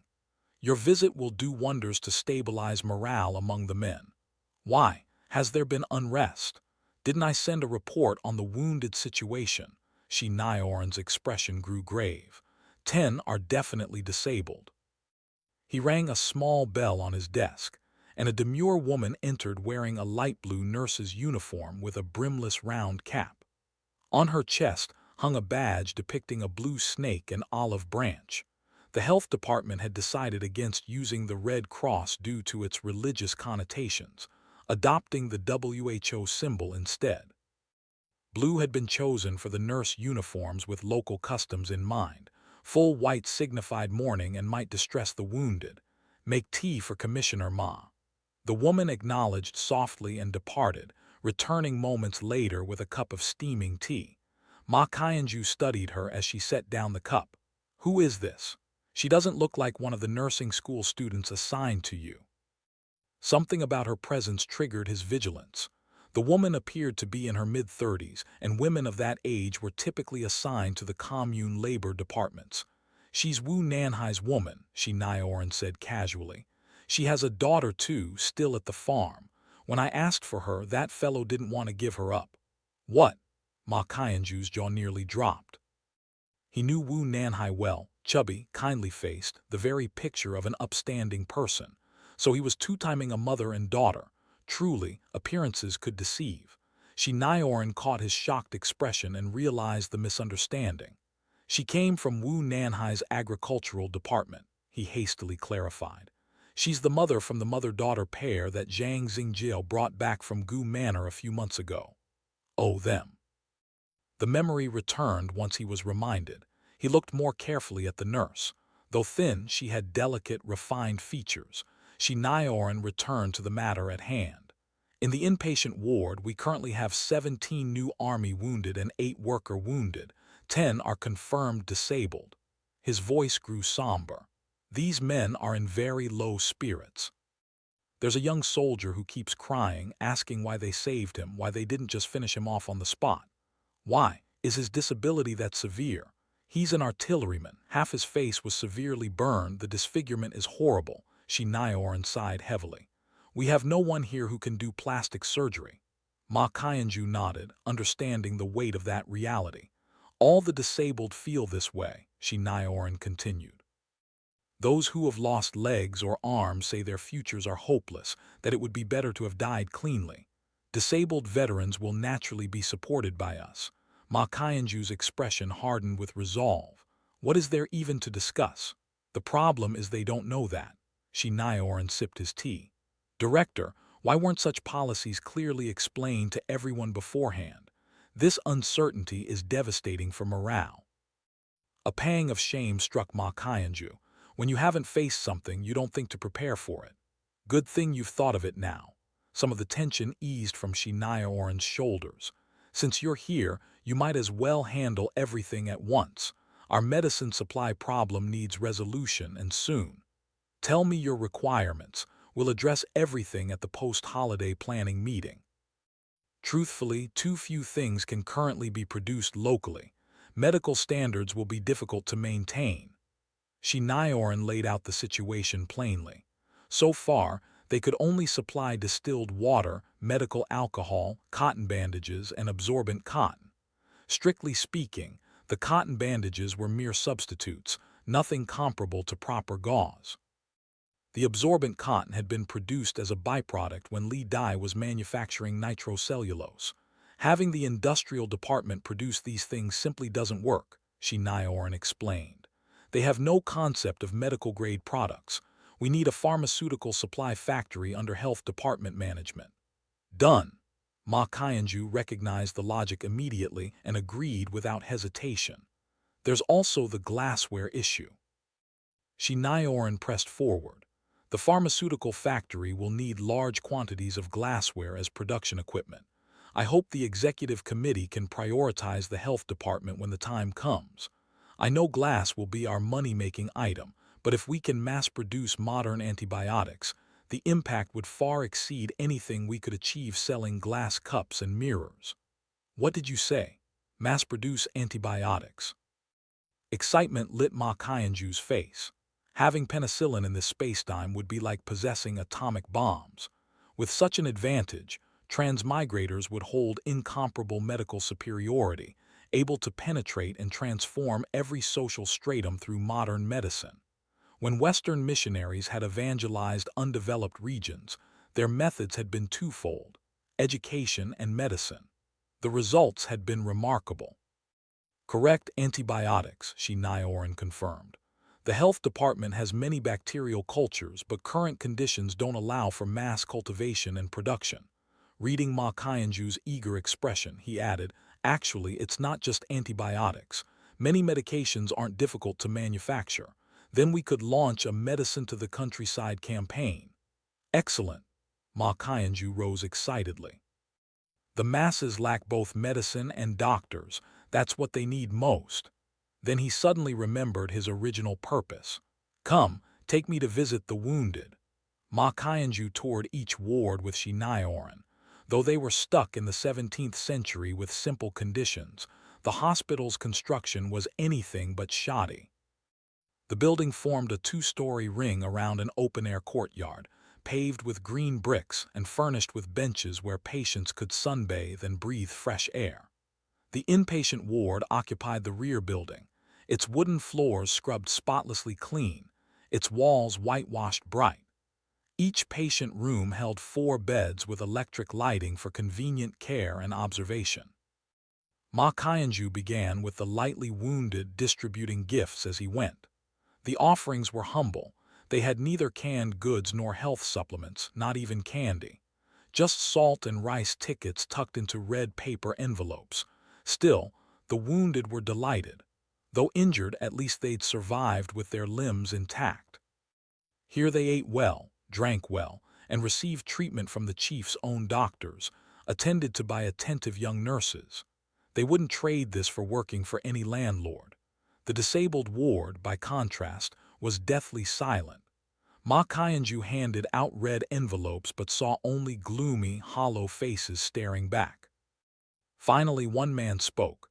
"Thank the chiefs for your kindness treating our wounds, having people look after us with good food and drink. Once we can move about, we'll leave right away."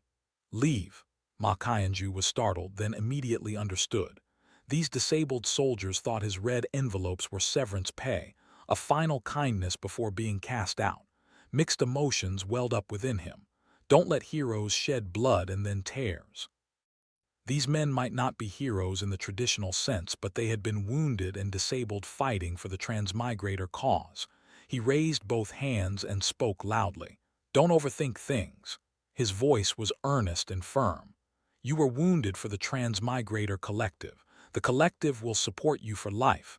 Not just support, we'll make sure you live with dignity and honor." Several wounded men looked up. Their eyes brightened momentarily, then dimmed again with lingering doubt. The young soldier with half his face swathed in bandages spoke, his voice raw with despair. "My face is ruined. Who will ever want to marry me?" "There will be someone. There definitely will." Ma Qianju spoke with absolute conviction. "If truly no one's willing, I'll buy you a virgin bride." The moment the words left his mouth, he felt rather beastly. If little Du were here, she would definitely kick him in the groin. "Really? You're not lying? Have we transmigrators ever lied? When have we ever deceived anyone?" Ma Qianju declared boldly. "Not just you, all disabled brothers will get wives, houses, good lives. Our word is our bond." Seeing doubt still lingering in their eyes, he raised his hand and swore an oath. "If not, may heaven strike me dead." "My hands still work," someone called out. "No need to support me, just find me a job I can do sitting down. I've only got one arm, but I can still drive a cart." One by one, the wounded chimed in, each expressing determination not to become freeloaders. The atmosphere in the ward transformed, growing lively with renewed purpose. Ma Qianju felt a surge of emotion. What fine comrades these were. Truly, working people possess the most beautiful hearts, but arrangements for disabled veterans' employment hadn't been finalized yet. He couldn't make promises he wasn't certain he could keep. He raised his hands once more. "We'll consider everyone's suggestions carefully. We'll definitely make sure you can all live in peace. Your only job right now is to focus on recovery. The transmigrators and the people will not forget you." Wuda had taken several men to collect warmth-sending items from the planning committee earlier that evening. He had planned his route carefully. The commune had too many people to visit every household, but he knew exactly which ones needed his attention most. The bachelors and outsiders with no family, no property, no relatives. For such men, New Year was a particularly bleak time. The bachelor dormitory was still awake when he arrived. They had maintained the tradition of staying up for New Year's Eve, keeping their oil lamps lit, drinking a little wine, occasionally listening to the distant crackle of firecrackers. Wuda's appearance surprised them all. No one had expected the commune's highest official to visit the dormitory on this night meant for family reunions. Even those who had been asleep were shaken awake. Wuda spotted Lin Xing among them. The vice director was also a bachelor without relatives to visit. He had changed into fresh clothes for the occasion, and a New Year's picture was pasted by his bed, at least somewhat festive. Wu De smiled. Your corner actually has some New Year spirit. I've been working as a laborer since I was 14. Lin Xing returned the smile, a hint of hard-won wisdom in his eyes. You learn to find joy in bitterness. No family, so I pretend I have one. Good, well said. No family, but pretend you have one. Wu De surveyed the commune members and workers staring at him with surprised eyes. Since everyone here is making a living at Baron Commune, this place is your home now. Come, let's share a drink. He opened the wine jar he'd brought. Fill up, everyone. Let's all drink a bowl together. The wine was glutinous rice yellow wine from outside, sweet tasting and low in alcohol. Nothing difficult for Wu De to handle. After drinking, the initially reserved workers gradually loosened up, their wariness melting away. Wu De seized the opportunity to distribute condolence items, nothing particularly fine. Betel nut, dried fish, dried sweet potato strips, sunflower seeds, and similar fare. But even these humble gifts moved everyone deeply. Here it was, New Year's Eve, and the short-haired big chief had come to visit rough laborers like themselves. Never mind the gifts, just the show of respect was enough. When had they ever been treated so well working for landlords?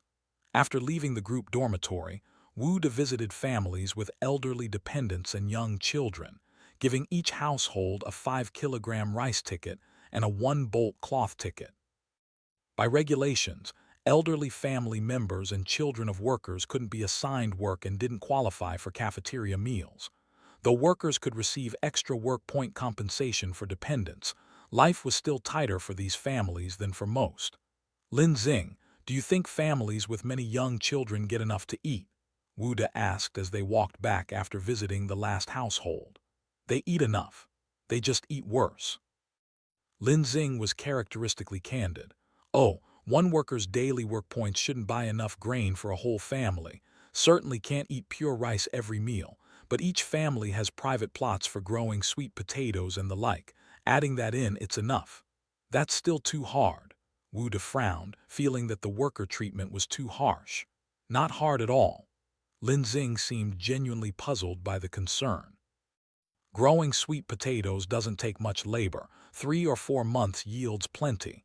In the past, everyone barely scraped by meal to meal. Sweet potato porridge was considered good food. The children are too thin, Wu De sighed, his gaze distant. End of chapter.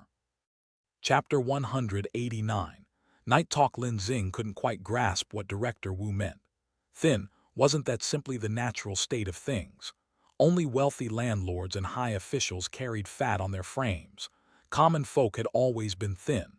There was nothing strange about skinny children. But Wu De's thoughts ran deeper.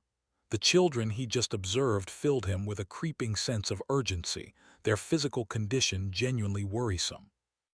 As labor affairs supervisor, he understood worker health all too well.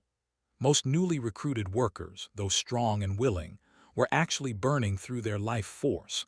Their underlying constitutions simply couldn't sustain such heavy labor. That's why he'd always pushed to improve food supplies, largely to help these chronically malnourished workers build healthier bodies. Now, while the adults were slowly improving, the children were following the same grim path of malnutrition. At this rate, how could the population's physical quality ever hope to improve? He thought of recently recruited soldiers and their poor condition. If they ever had to fight the Jurchen, wild boar skin, warriors, men renowned for their brute strength, their builds would be a genuine liability. Wu De turned these problems over in his mind. The current food rationing system could be completely abolished after New Year, replaced by a full monetary distribution system, though that depended on whatever currency policy the finance department planned to implement. Cheng Dong had been investigating recently. Comprehensive currency reform would be promoted after the holiday, and the employment and civil administration systems would need improvement as well. He returned to his quarters in the commune compound, a suite with an outer office and inner bedroom, and glanced at the whitewashed walls. A people's navy defending our territorial waters, recruitment poster featured the Type 37 anti-submarine patrol boat he'd once served on. The sight always stirred something familiar in his chest. When would he get back to naval service? This commune director position was genuinely difficult. Chuyu hadn't gone to sleep. She sat waiting for him, and the moment he appeared, she rushed to fetch water for washing and prepare tea. Noticing his fatigue, she quickly knelt to remove his shoes and wash his feet. This was one pleasant aspect of feudal-era women. Wu De had initially been uncomfortable with such service, but by now he was thoroughly accustomed to it.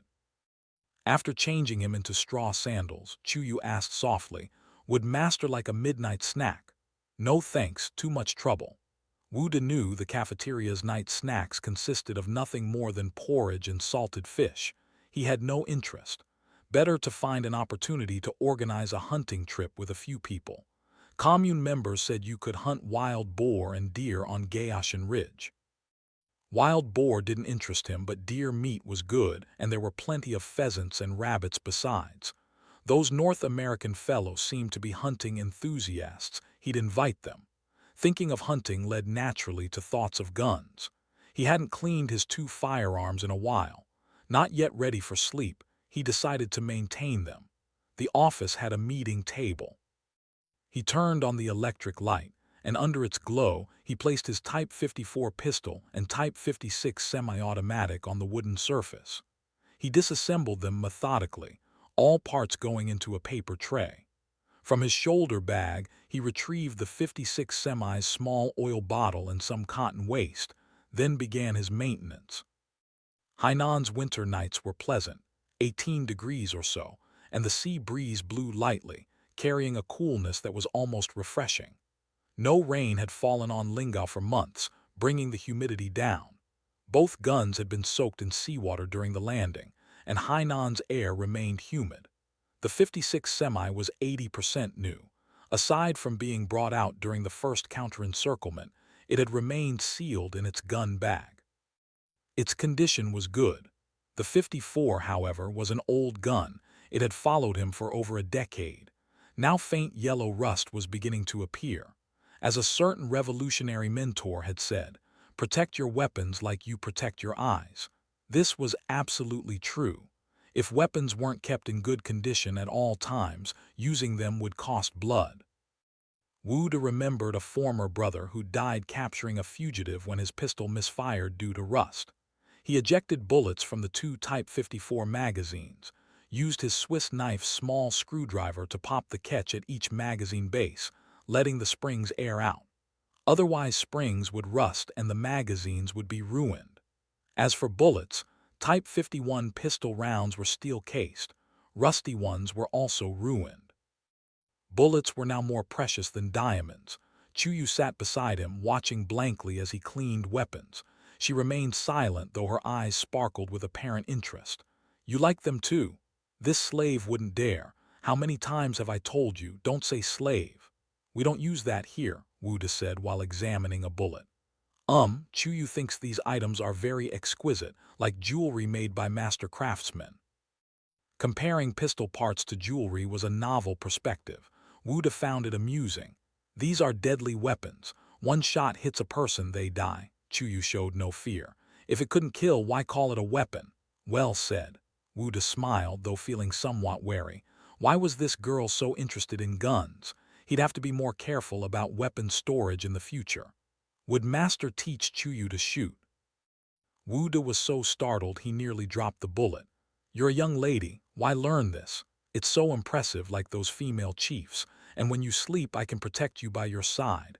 When we go out, I can watch places you can't see. If anyone tries anything, I'll shoot them." Wu De burst out laughing. "You want to be my bodyguard?" Being a maidservant, being a bodyguard, whatever is fine. Wu De thought this girl was truly determined to attach herself to him. Not that he lacked feelings for a young lady. He was, after all, a grown man with normal physiological needs. Their eyes met, lingering in ambiguous hesitation. Suddenly voices came from the courtyard. "Is Ade there?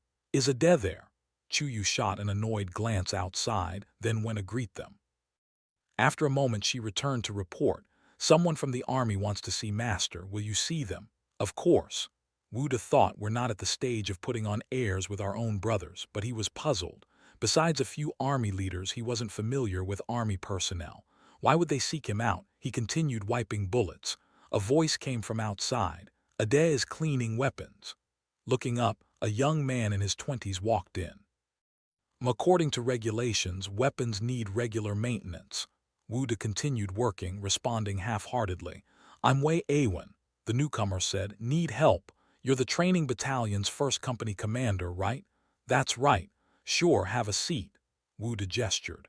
Wei Aiwen sat down beside him. From his posture, he definitely served in the military. Wei Aiwen took the 56 semi, expertly retrieved the accessories from the stock, removed the cleaning rod, attached the barrel brush, dabbed some oil, and began cleaning the barrel. Done, maintenance complete. With efficient movements, a 56 semi appeared in his hands, 20 bullets wiped clean and lined up. Your 56 semi is practically new. Never out of the factory, really, looks like it's never been used. By the way, has it been zeroed? He raised the gun, aiming at something distant through the window. Been zeroed. Haven't fired it in a long time, Wu De replied. But your short piece clearly gets plenty of use. Sharp eyes, how can you tell? Explain. Wu De was interested now. Easy enough. Your 54's bluing is almost worn off. The rear sight is polished shiny, and the grips wrapped in all that electrical tape only comes from frequent use. Good eye. Wu De praised, pressing the last bullet into the magazine, loading it, and holstering the pistol under his arm. Your holster isn't standard issue. Right, bought online for 100 yuan. Originally meant for a big Black Star airsoft replica. Even so, still better than those leather holsters. Besides, when has the military ever issued holsters for left-handers? Ha ha ha. With beloved weapons as their conversation topic, the two chatted back and forth, and the atmosphere warmed considerably. You didn't come here on New Year's Eve just to help me clean guns, did you? Wu De asked directly. He. Wei Aiwen laughed awkwardly. I came to pull strings. Wu De was puzzled. Pull strings. Wei Aiwen finally revealed his purpose. The army was jealous of the Navy's creature comforts and wanted their own relaxation base.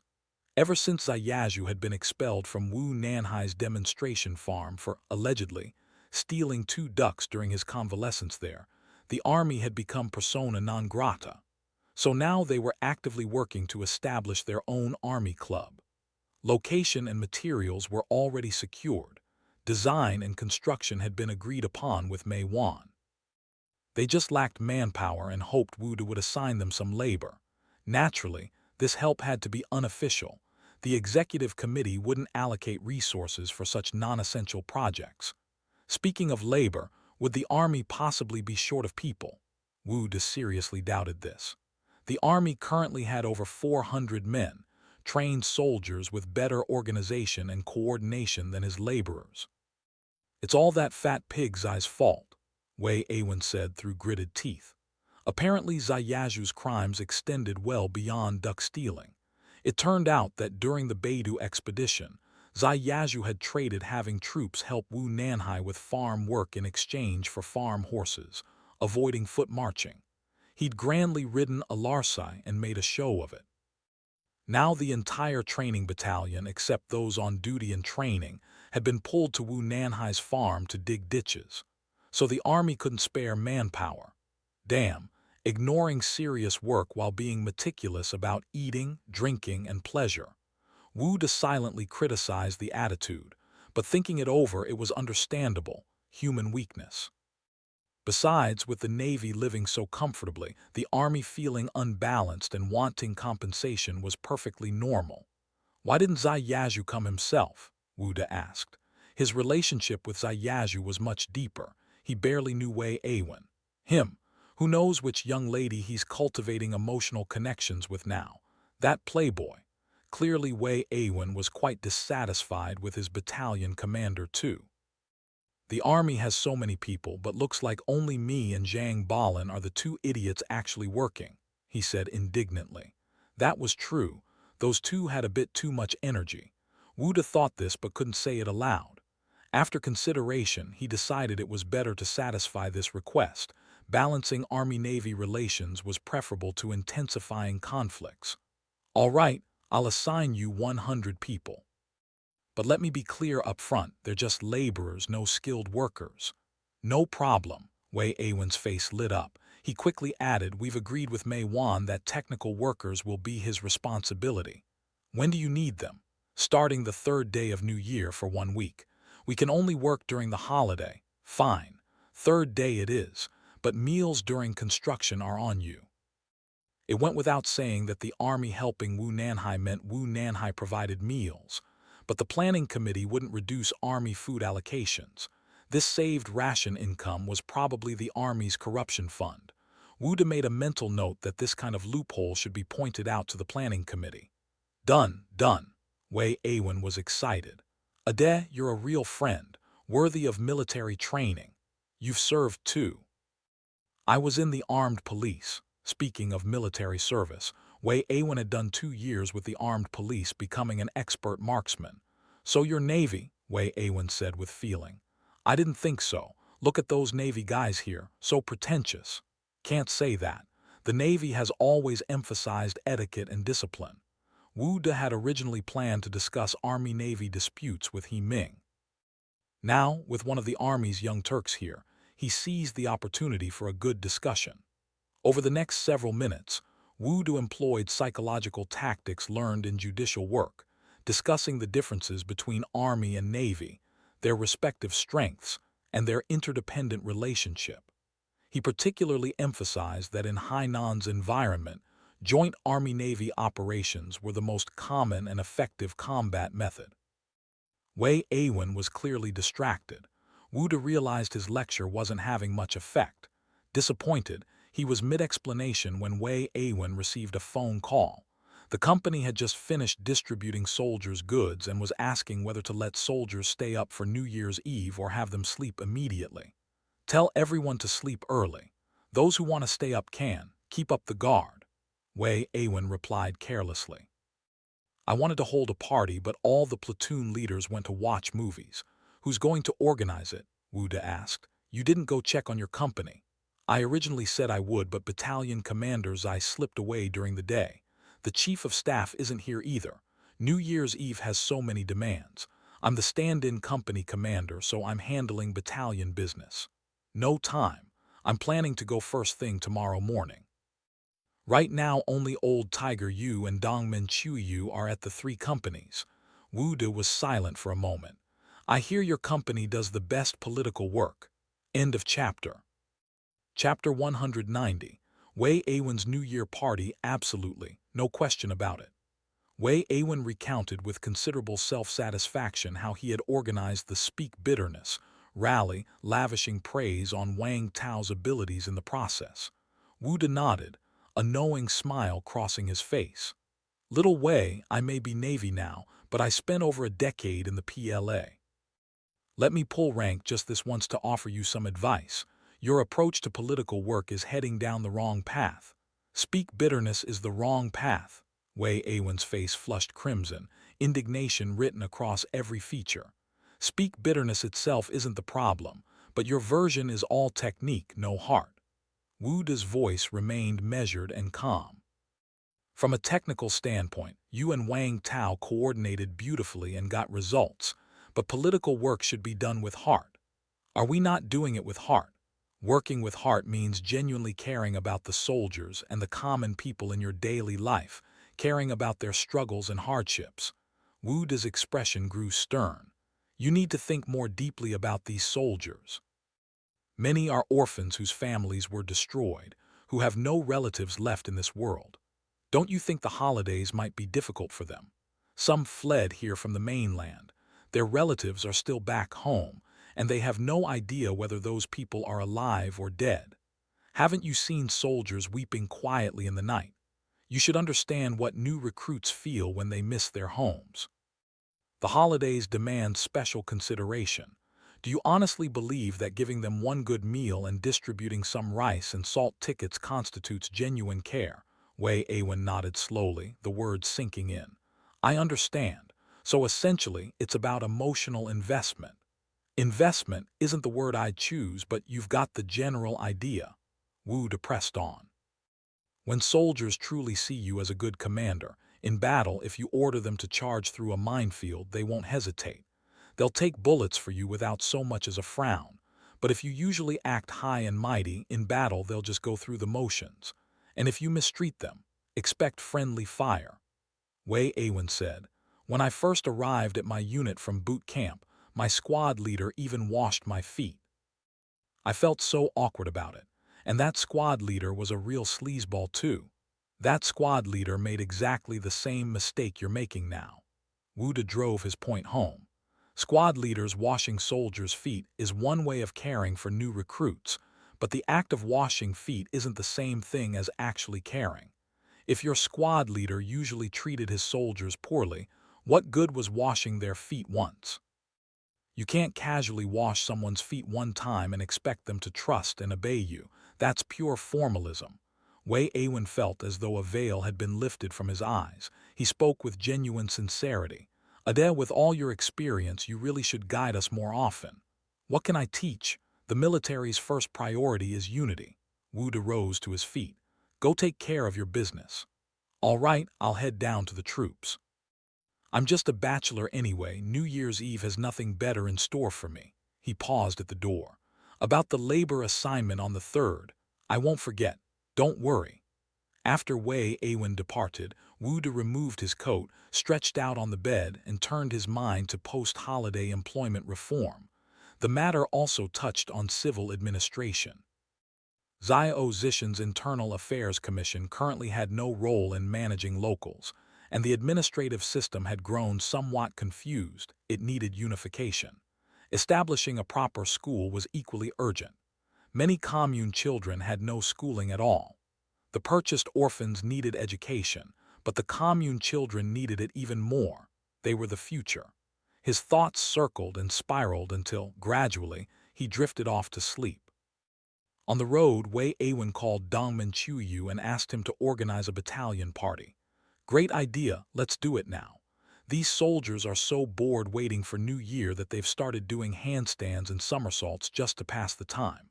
Oh, and Wu Nanhai just sent 4 or 5 baskets of Fujian tangerines to the battalion as thanks for our work. I saved 3 jin for you. Don't save any for me." "Dongmen, that's not right. It's special treatment." Aiwens was still riding high on the lessons from Wu's lecture. "Officers and soldiers should all be equal. Distribute everything evenly per head, soldiers first, officers after." "Damn, you're serious. Fine, you'll get the last share then." Dongmen's laughter crackled through the phone.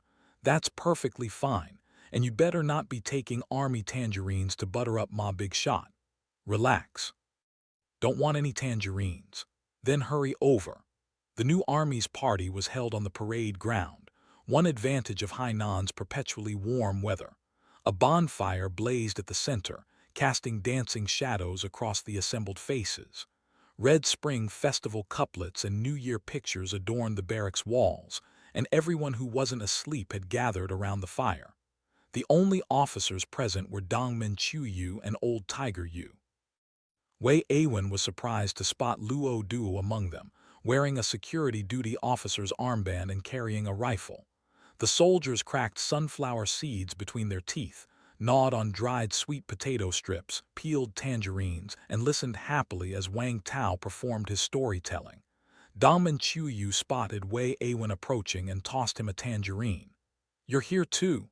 Welcome, welcome." Aiwens grinned at Dongmen, then snapped to attention and gave the soldiers a crisp salute. The gesture flustered them into scrambling to their feet to return it. "Sit down, everyone, continue having fun." He surveyed the crowd, and Wu's words echoed in his mind. The old man had been absolutely right.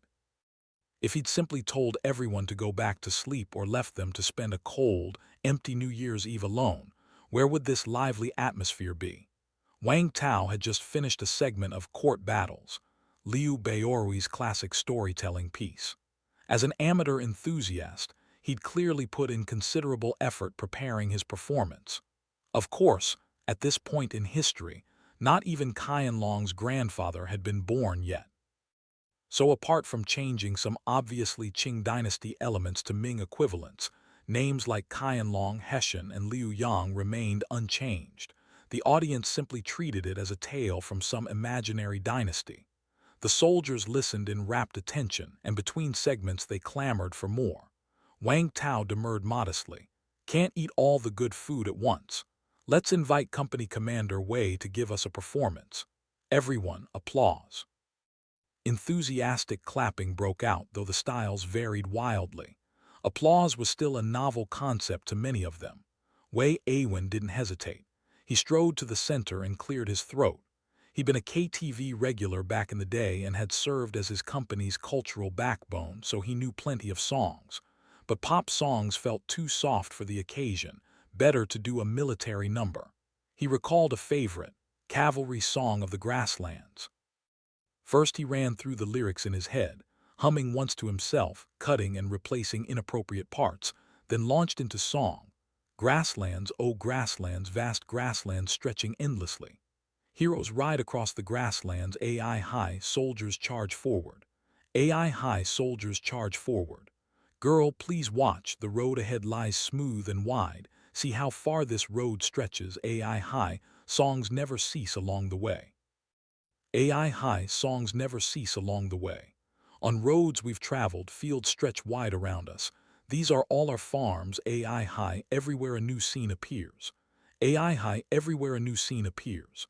But we see smoke rising on the horizon, enemies hiding beyond the forest, AI high, like dark clouds covering blue sky. AI high, like dark clouds covering blue sky.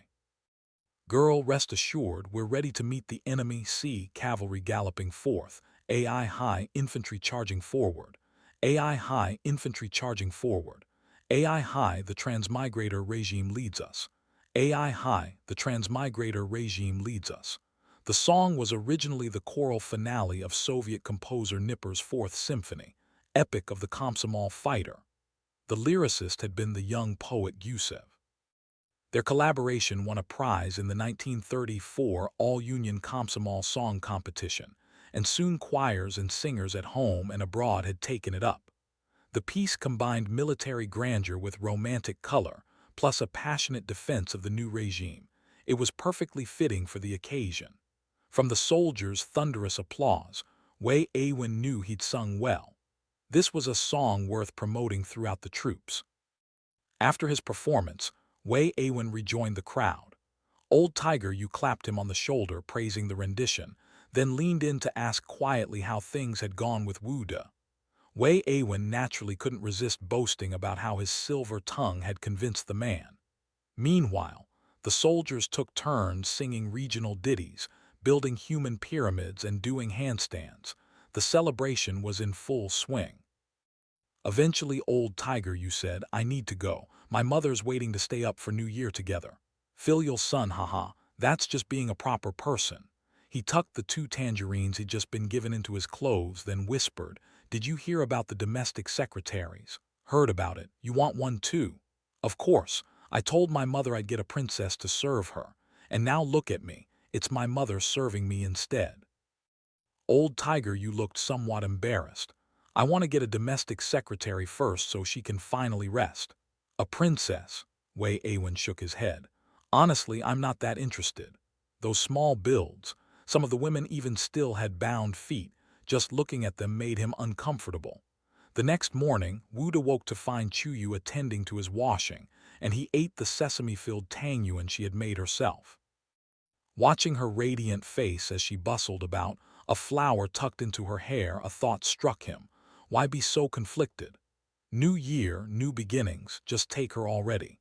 By the standards of that other space-time, Chuyu was merely delicate, nothing special in figure. She couldn't really count as a beauty. But his requirements for women had never been particularly high anyway. The executive committee had discussed assigning domestic secretaries. Perhaps that policy could be implemented soon. Let everyone enjoy a normal life instead of always eating in cafeterias. Just as he was lost in thought, Chuyu approached with 2 tangerines and knelt before him. Chuyu wishes Master boundless blessings for the new spring. Get up, get up. Just give your New Year's greetings normally." Wu De sometimes couldn't handle her formality. He accepted the tangerines. Using tangerines for New Year greetings, this must be a regional chaos and custom. But Chuyu didn't rise. She just smiled up at him. New Year's greetings without red envelope gifts.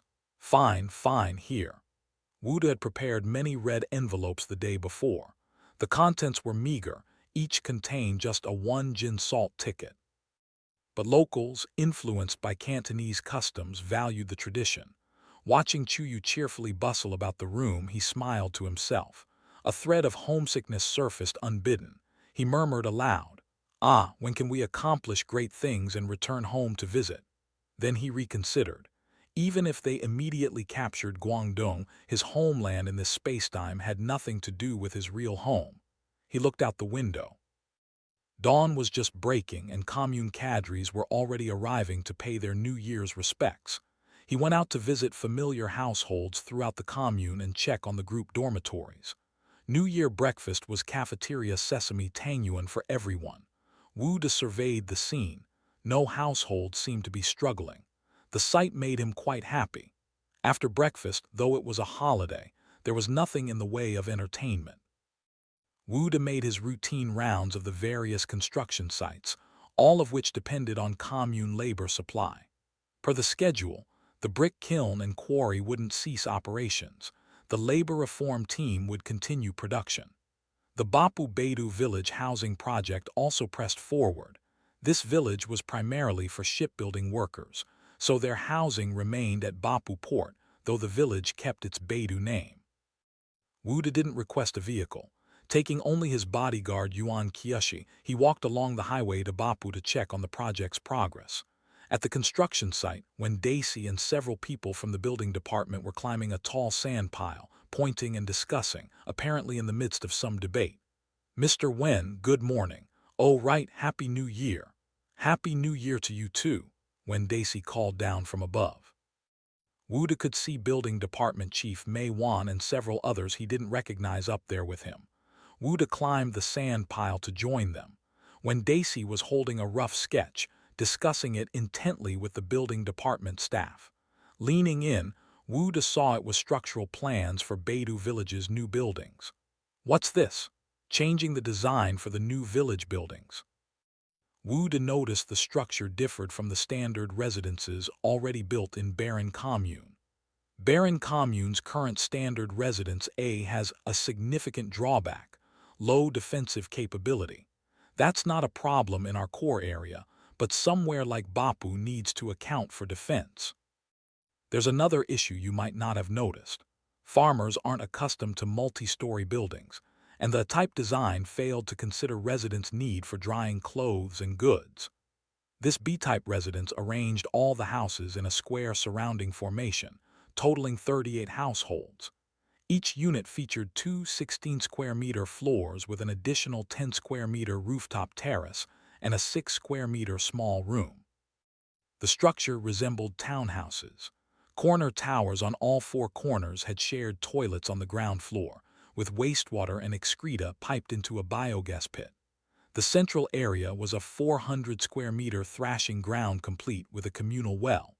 These buildings had no windows or doors facing outward on the ground floor. They opened only to the inner thrashing ground. Rooftop terraces featured external crenellations. The corner towers could station sentries and store communal village supplies. If enemies invaded, everyone could shelter inside with water and grain for short-term defense. The residential area had only one entrance gate, fronted by a gatehouse equipped with firing ports. End of chapter. Chapter 191. Glass. This is somewhat like a Cailao, Wu De commented. Yes, definitely influenced by Cailao. If this building succeeds at Baitu, our future residential areas will all adopt this structure. When Daisy was quite enamored with his design. "Mr. Wen, the design is good." Mei Wan's expression clearly said, however, "But Cailao and our buildings are still different." Cailao outer walls are made of rammed 3-compound earth with tremendous structural strength. Good ones rival concrete. This is brick and timber construction.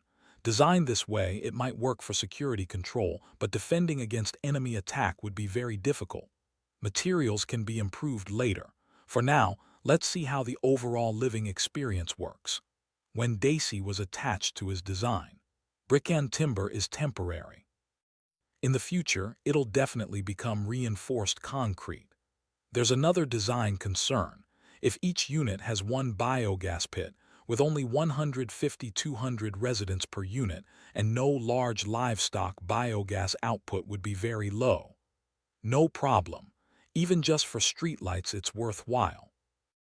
When Daisy was well aware of such small biogas pits' limited utility, but here the main purpose was fermenting waste so it could be safely applied to farmland, reducing parasite and disease transmission. Let's just build 2 or 3 unit blocks as trials, Meiwan conceded. Go ahead and build. As for occupancy arrangements, I have some other ideas. When Daisy turned to Wu De, let's go down and talk. What Wen Daisy wanted to discuss was future worker grade systems. He'd thought of this while designing the B-type residence for Baitu Village. Since Baitu Village residents were mainly technical workers, their treatment should exceed that of ordinary laborers. Otherwise, there would be no wage differentiation to motivate workers. A shipbuilder and a dirt carrier earning identical wages obviously made no sense and wasn't appropriate. Also food. For certain trades, current rations are too low. When Daisy pointed out, heavy industry was about to launch. Some strenuous, hazardous jobs couldn't maintain worker health without better nutrition. To increase rations required establishing worker trades, skill standards, and grades first, otherwise there would be no measurement standards. This is hard for me to say. I've never worked in an industrial enterprise. No experience. Anyway, I have no objection. Wu De expressed his position. When Daisy studied him for a few seconds, then nodded. Mainly wanted to consult the Labor Department's opinion. I just do simple labor management, Wu De said. The executive committee establishing worker grades and compensation systems, I wholeheartedly support it. About compensation, I do have some thoughts. He then shared his views on current worker compensation issues, mainly that dependents' treatment was too low. Children might be malnourished. Cheng Dong proposed at the executive committee meeting to implement currency reform after New Year. I think we should seize this opportunity to implement monetary wage systems. Workpoint vouchers as simple exchange tokens are increasingly inadequate for current needs. You're right. When Daisy walked as he spoke, which currency system do you favor? You mean paper or metal currency? Silver standard, gold standard, things like that? Yes. I really don't understand this. Wu De, new chairman, when surely had his own research on currency systems. Knowing little, he should say less. I have no personal views on this issue. I'll follow executive committee decisions. After parting with Wu De, when Daisy decided to visit the glass factory to check on progress. The factory had completed basic construction just before the holiday. Guo Yis had sent multiple telegrams from Guangzhou urging prompt supply. Constantly selling from Fengcheng vessels' inventory wasn't sustainable. Moreover, the negotiation chips they'd offered to Zhu Cailao and Liu Xiang were glass. If they couldn't produce any, it would be both embarrassing and reputation damaging. Beyond trade, the chemistry department had huge future glass needs. After all, this was the only material they were confident of manufacturing that could resist most chemical corrosion. Chemistry was counting on glass for reactors, containers, and various pipes. Starting December 23rd, a glass development team led by Jai Sidhui, drawing specialists from chemistry, machinery, and metallurgy, had begun trials. The first requirement for manufacturing glass was high-temperature resistant crucibles. The team used 21st-century crucibles, though Jai Sidhui knew crucibles could be made from Bittern's magnesium chloride. Ancient Chinese metallurgists had made them too. He recalled that in Shanxi's Yangcheng County, a late Ming fortress called Di Fortress had walls built from discarded crucibles from nearby Runcheng iron-smelting town. But crucible making was specialized knowledge. Poorly made ones could explode during use. Wu Yunduo had experienced repeated crucible explosions until finding a specialized craftsman to teach him. No transmigrator could make crucibles, and Lingao wasn't an iron-smelting center. Finding local craftsmen was nearly impossible. So they brought crucibles specifically for emergency use. Glass crucibles were closed-mouthed to prevent contamination from coal smoke during smelting. Raw materials were quartz sand, quickite, and soda ash. Quartz sand was abundant in Lingao. They could easily obtain large quantities of high-quality material. Simple sorting and washing prepared it for use. As for soda ash, transmigrators currently couldn't produce it, but they had two emergency alternatives. First was wood ash, quite ancient technology that Europeans had used for ages. Seaweed ash worked best. Lingao certainly didn't lack marine products. The second method was crude Leblanc process soda production. They had Glauber's salt from Guangzhou. After heating to dehydrate, mixing limestone and charcoal in proportion, then high-temperature firing in crucibles, grinding the product fine, dissolving in water with stirring, filtering out the alkaline lye, and evaporating dry yielded soda ash. Jai Sidui considered the second method too troublesome and chose the seaweed ash approach. Europeans had used it for centuries, should work fine for them. So Navy chemistry and machinery enthusiast Li Dai took people to the shore to collect seaweed in bulk, drying and burning it to ash on site, then barrel transporting it back. While Li Dai was collecting ash, Mei Wan sent his best masons. Their task was building a set of glass furnaces. The design was quite old, in use by the 16th and 17th centuries. Advantages were simplicity and not requiring extremely high temperatures. The first furnace was a fritting furnace, a domed structure with combustion and fritting chambers. Glass raw materials were fritted into glass frit here. The second furnace was circular with 3 chambers. The lower chamber was for fire and combustion. The middle chamber's exterior wall had 6 arched openings for inserting glass crucibles. After insertion, these openings were sealed with earth, leaving only small apertures. The middle chamber's sealing center had a square opening for heat to flow into the highest chamber. Behind the highest chamber, an opening led to a ceramic annealing tunnel where finished glass products slowly cooled. Naturally, in this group where all trades were represented, any design received countless improvement suggestions. This glass furnace gained a layer of diatomaceous earth insulation bricks between inner lining and outer bricks. This greatly increased wall thickness, but conserved substantial fuel through better insulation. Considering glass smelting temperatures needed to exceed 200 degrees C, and though technical literature indicated this furnace type didn't require preheating chambers, Jai Sidui and the others, prioritizing guaranteed functionality, still added a ceramic pipe from the highest chamber's ceiling to a preheating chamber, directing exhaust heat to supply the bellows for hot blast operation. After completing this improved glass furnace, chemistry and machinery jointly began glass firing experiments. The first firing took 10 hours. Finally, the solid raw materials in the crucible became viscous glass slurry. Everyone immediately tried blowing. The results were bizarre shapes of all kinds. "How can we sell this?" Xiao Beilang lamented at the misshapen, bubble-filled, greenish glass pieces scattered everywhere. Bubbles can be eliminated by stirring. As for color, adding manganese dioxide will make it transparent. Li Dai spoke confidently. But everyone's blowing technique is really terrible. Need more practice. Manganese dioxide, can you conjure some? Xiao Beilang replied unhappily. Just saying I know about it. Li Dai genuinely didn't know where to find manganese dioxide. Actually, no need for manganese dioxide, Jai Sidui interjected. It just acts as an oxidizer. Doesn't have to be manganese dioxide. Potassium nitrate is also an oxidizer. Add that instead. Potassium nitrate meant saltpeter, which they had in abundance. After several more attempts, the glass team finally produced colorless glass the day before New Year's Eve. This accomplishment made many an industrial cheer. The transmigrator divine artifact, glass, was born. End of chapter. Chapter 192. Trial production, yet this transmigrator divine artifact had shortcomings. The glass contained many fine bubbles, densely packed, not affecting use but seriously affecting appearance. In truth, absolutely colorless, transparent glass products didn't exist anywhere in 17th-century spacetimes. Early glass products commonly had color casts and bubbles. Even modern glass products weren't absolutely bubble-free, just so few they were imperceptible. For transmigrators accustomed to crystalline modern glass, the current material still seemed crude.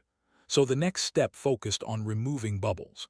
In the glass industry, this was called fining.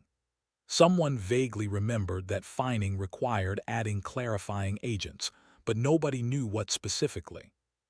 Additionally, someone recalled that stirring helped remove bubbles. Perhaps both methods could be combined. People dimly remembered that arsenic was reportedly a clarifying agent. This poison was difficult to obtain in any spacetime. Fortunately, Guo Yis had previously bought up all of Guangzhou's arsenic per agricultural department requirements. Wu Nanhai had originally planned to use it for seed treatment. So-called arsenic fining meant adding arsenic trioxide to the glass melt. At high temperatures, it generated vapor. These arsenic vapors existed as large bubbles in the glass slurry. During stirring, these large bubbles gradually absorbed smaller surrounding bubbles, ultimately carrying them away. This method was indeed feasible, but adding arsenic to hot glass melt, sublimating into highly toxic arsenic vapor, the pollution during processing was terrifying. The glass team obtained face masks and gas masks and began the first experiment. After the glass liquid melted, workers first threw ground saltpeter into the crucible for decoloring. Then continuous stirring began. The crucible had a lid. Stirring bars could only pass through the lid's hole, making it very laborious. Soon everyone was dripping sweat. Every hour of stirring, some arsenic was added while continuing to stir. The final glass was quite clear, but raw material consumption was staggering. Nearly a whole kilogram of arsenic was used. 1 kilogram of arsenic, all of Guangzhou's pharmacies combined didn't have 5 or 6 kilograms. At this rate, they'd need an arsenic industry to support large-scale glass production. Obviously, this method was highly uneconomical. After group brainstorming, someone proposed a fining method seen in a novel, forcing water-soaked wood into the melt to cause boiling. Forcing water-soaked wood into the glass liquid would make it boil, carrying away bubbles. This so-called water-soaked wood was easier to find than arsenic. Plenty of rotted wood lay along Bopu shore. They rushed to find some, using steel bars to ram it forcefully into the glass liquid. According to witnesses, what happened next was like fireworks. The red-hot glass liquid exploded everywhere. Fortunately, everyone was wearing steel workers' asbestos protective suits, otherwise some would have been hospitalized. The person who'd suggested this was criticized for half an hour. He felt quite wronged, he hadn't made it up. But production processes couldn't be replicated from simple descriptions. Without detailed process documentation, they could only suspend further experiments. After several more frustrations, someone finally found a glass manufacturing handbook in the Great Library's Cailao e-books. It explained the bubble removal process. First, add clarifying agents. Arsenic did work, as did common salt. Then combine with stirring. Stirring wasn't just using steel bars. A stirrer should be placed inside the glass crucible, a hollow cylinder made of refractory clay, operated by a hooked steel bar to move through the glass liquid.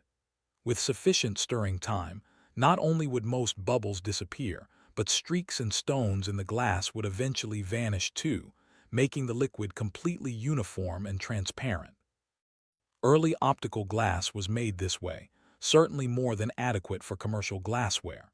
Sure enough, following this procedure, when the crucible was extracted, bubbles had nearly completely disappeared. The glass liquid's viscosity decreased too, becoming very uniform and flowing smoothly. This glass could even serve as material for modest optical instruments, like eyeglasses. Before New Year, the development team had solved the 2 major technical challenges of decoloring and fining. Encouraged by success, team members decided not to rest over the holiday, continuing development toward early achievement of Ming-era glass production. When Daisy walked into the steamy glass factory workshop, he found most people listlessly squatting outside, fanning themselves. The glass furnace still radiated oppressive heat. The workshop temperature must have reached 37 or 38 degrees. He quickly broke a sweat. In the center, a large basket was filled with shattered glass pieces. Oddly shaped glass objects were scattered on the ground and workbench, some vaguely recognizable as cups or bottles. Jai Sidui dispiritedly explained that glassware production had completely failed. Nobody could blow proper shapes. These amateur glass blowers had practiced diligently since early morning, studying every available resource for instructions. A documentary about handmade glass showed workers effortlessly blowing whatever they wanted, but the transmigrators were completely at a loss. Never mind glasses, cups, bowls, bottles. They hadn't produced even a few resembling the proper items. From New Year's Day morning until now, several baskets of rejects had accumulated. "Mr. Wen, this is difficult." Jai Sidui's forehead glistened with sweat. The roaring furnace plus inability to produce quality glassware had the chemistry head greatly frustrated. "Don't worry. The planning committee has lots of glassware in stock, enough to last a while." When Daisy was even more anxious but maintained composure to console him. "Easy for you to say." Jai Wusheng spoke in Shanghainese. "When it's your turn, nothing works. Nothing else to do but keep trying. Practice makes perfect." When Daisy had nothing better to offer, he was equally unfamiliar with this field. The group was sighing and complaining when Li Mei arrived. She came in with New Year's greetings all around, then distributed small woven bamboo baskets filled with betel nut. When Daisy knew this women's cooperative had been promoting this teeth-staining product non-stop among transmigrators ever since independently sourcing betel nut. Actually, Li Mei's intentions went further. She had excellent information. News of the industrial department's glass production attempt had reached her early. For Li Mei, who was constantly thinking of expanding cooperative product lines, this was exciting. Glass. If mass-produced, she'd make a fortune, so she'd been planning to visit the glass factory using any connection she could. New Year's customs provided the perfect opportunity. New year, new beginnings. Why does everyone look like this? Li Mei quickly noticed the unusual atmosphere. "Can anything be good?" Jai Wusheng said grumpily. "All this effort and just garbage." He described how their lack of technique made proper products impossible. Li Mei clapped her hands. "Oh my, you all really, always talking about collective wisdom, but why not ask me?" "What?" Everyone's eyes went round. When Daisy was startled too, Li Mei's file didn't say she'd been a glass worker. The Ming family did have one unique skill unknown to transmigrators, but it wasn't glass-related. "You can blow glass, that's wonderful. Please demonstrate for us." Jai Wusheng's spirit immediately revived. He nearly grabbed the elderly lady. "How would I blow glass?" Li Mei remained calm. "But when I was a trading company manager, I handled plenty of glassware. I know a bit." She pointed at the misshapen glass pieces. "Take cups and such. Generally there are two types. One is blown, one is mold-pressed." When Daisy exclaimed, "Mold-pressing, how did I forget that?" "Exactly. Mr. Wen remembered too," Li Mei smiled. "Since blowing doesn't work, why not try mold-pressing?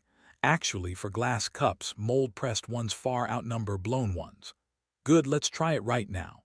Jai Sidui thought this approach opened new possibilities. Mold-pressing required molds.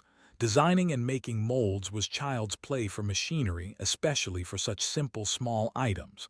"Wait, let's first establish specifications." When Daisy interjected. "Since we're using molds, we need fixed appearance, specifications, and dimensions. Otherwise, we'll waste materials on future standardized production." Everyone looked at each other. They'd seen plenty of glasses and bottles daily, but who knew their specifications and dimensions? Xiao Beiling finally had the idea. Go to planning committee's warehouse and borrow one of each type of glassware for actual measurement.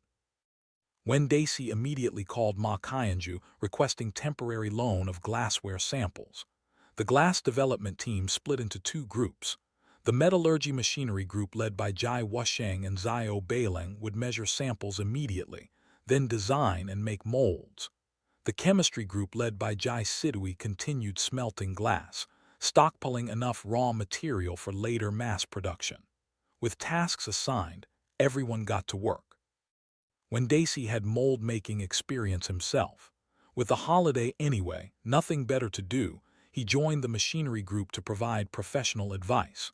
Zhao Beiling studied the various glasses, bowls, vases, bottles, teapots, and coffee sets borrowed from planning committee, trying to decide which to draw first. Let's start with an octagonal glass. When Daisy thought it hard to predict this 17th century market's demands. Better start simple. Right, designing such molds was effortless for machinery-trained Zhao Beiling. After studying the octagonal cup measuring dimensions, he quickly sketched a 3-view drawing in his notebook, then immediately designed the mold with pencil and ruler. "Mr. Wen, what do you think of this mold?" When Daisy reviewed the drawing. This simple cup and bowl mold was straightforward, a 2-piece combination design with matching jig. "No problem. Go ahead. Materials don't need anything fancy. Have Jai Wusheng cast it in pig iron." New Year's Day 1629 passed just like this. The next day, Jai Sidui delivered several pig iron molds produced overnight to the glass factory. Having learned the glass liquid's properties from previous blowing attempts, and after discussion and a few more trials, they established the process. First, coat the mold interior with charcoal powder mixed with tung oil to prevent the glass from bonding. Then Jai Sidui used a blowing tube to gather a blob of sticky glass slurry. While blowing air into the tube, he rolled the gathered glass on a clean iron plate to round it, then began lifting the tube upward, blowing to keep the glass from pooling at the bottom. When the glass bubble reached proper size, he lowered the tube, used tongs to stretch the glass bubble to mold length, placed it in the iron mold, and let it sink to the bottom. Nearby workers pressed a wooden clamp to close the mold while he continued blowing and rotating the tube to spin the glass bubble inside. After a moment, cold water was splashed to release the glass. Opening the cast iron mold, a beautiful octagonal glass cup appeared before everyone. All exhaled with profound relief. Next came round glass cups, glass bowls, Western wine goblets, and even glass bottles, the last being something Guo Yis had requested for ages. Finished glassware went into the annealing kiln for treatment. Then it was sent to the machine shop for high-speed wheel sawing off the blowpipe end and polishing. These tasks were handled by machinery's apprentice youths. The first batch of finished products delighted the entire glass team. The executive committee, receiving the good news, ordered 1 specimen of each type sent to planning committee as important historical artifacts for permanent preservation. Jai Sidui pressed forward. Per Guo Yis' telegraphed requests, he had Zhao Beiling design mold sets based on the Red Star Erguado flat bottle, then produced 300 bottles in one go. These small, simple items used little material, perfect for everyone to practice on. End of chapter. Chapter 193. Purple Treasure Studio. Though times remained hard, there was cause for cautious optimism. The formidable Fujian Guangdong Sea warlord Zhang Zhilong had accepted imperial amnesty, and while pirates still prowled the waters beyond the Pearl River estuary, Guangzhou's situation had eased considerably. As the year drew to its close, the great southeastern metropolis stirred back to life, its streets once again humming with commerce and celebration. Guangdong had always enjoyed a mild climate, though the Little Ice Age gripped China in its icy fist, and even distant Lizhu had once witnessed snowfall. True cold was never the norm here, south of the 5 ridges. After each cold snap passed, the earth quickly warmed again, and already the land showed early spring blossoms pushing through the soil. From the grand mansions of high officials down to the modest homes of comfortable households, the new year was celebrated with undiminished joy. Beginning on New Year's Eve, firecrackers crackled throughout the city in an endless barrage, reaching a crescendo during the 5th watch on the first morning of the year. Yet the previous year's consecutive famines in Fujian had cast long shadows over Guangdong as well. Refugees from distant provinces mingled with local starving folk, gathering on the wastelands near temples that operated soup kitchens. Each day, hungry beggars streamed through the streets, their unending cries forming a mournful counterpoint to the festivities. The mild weather, at least, meant no frozen corpses lined the alleyways, but that same warmth, combined with the concentrated masses of destitute humanity, bred epidemics of every variety. Each morning, Bayagia officials carried bodies to the cremation grounds beyond the city walls. But this was hardly unique to the current year. Everyone had grown accustomed to it. Such tragedies did nothing to diminish the city's prosperity, and certainly nothing to dampen the New Year's pleasures of officials, gentry, and the wealthy. After New Year came the annual Lantern Festival, and the city transformed itself accordingly. From Changshuan Street to the Great South Gate, a distance of 3 or 4 li, the thoroughfares became lantern markets. By tradition, these markets ran from the 14th through the 16th of the first month, daytime for trading, nighttime for lantern viewing. Merchants from every corner of the empire descended upon the city, seizing the opportunity to hawk goods of every description. Day and night, the constant stream of people shouting and calling resembled nothing so much as a pot at full boil, and the surrounding streets and alleyways caught the fever of commerce. When darkness fell, every shop front blazed with colorful lanterns of astonishing variety. Beaded lanterns, ink-splattered silk lanterns, 5-color gauze lanterns, bright horn lanterns, simple paper lanterns, delicate wheat straw lanterns, and even crude grass lanterns for those of modest means. Rarer still were Western glass lanterns and the Australian soft film lanterns that had appeared on the market only the previous year. Fashioned from slightly translucent material with a soft, pliable texture and brilliantly vivid colors, these Australian novelties had become the new darlings of local officials and wealthy merchants. The most precious lanterns hung from multi-story pavilions lining the streets, positioned for admiration from afar. These pavilions faced north and south, their vermilion doors and embroidered windows gleaming beneath painted beams and carved rafters. Those with curtains drawn typically housed the wives and concubines of high officials and local gentry, each night's rental running to dozens of taels. The colored lanterns burned through the night, their steady glow complemented by the spectacular eruptions of fireworks overhead, endlessly varied and awe-inspiring in their display. Various musical ensembles and acrobatic troupes performed until dawn, while dragon dances and lion dances wove through the crowds from evening to morning. All night long, men and women pressed together in mountain-like seas of humanity. The 14th day of the first month marked the festival's second climactic day. That morning, a distinguished-looking man approaching old age rode a donkey from the west city toward the east. His beard was sparse but flowed freely, and he wore a half-worn round-collared silk robe with a scholar's cap. His brow was furrowed slightly with an air of melancholy.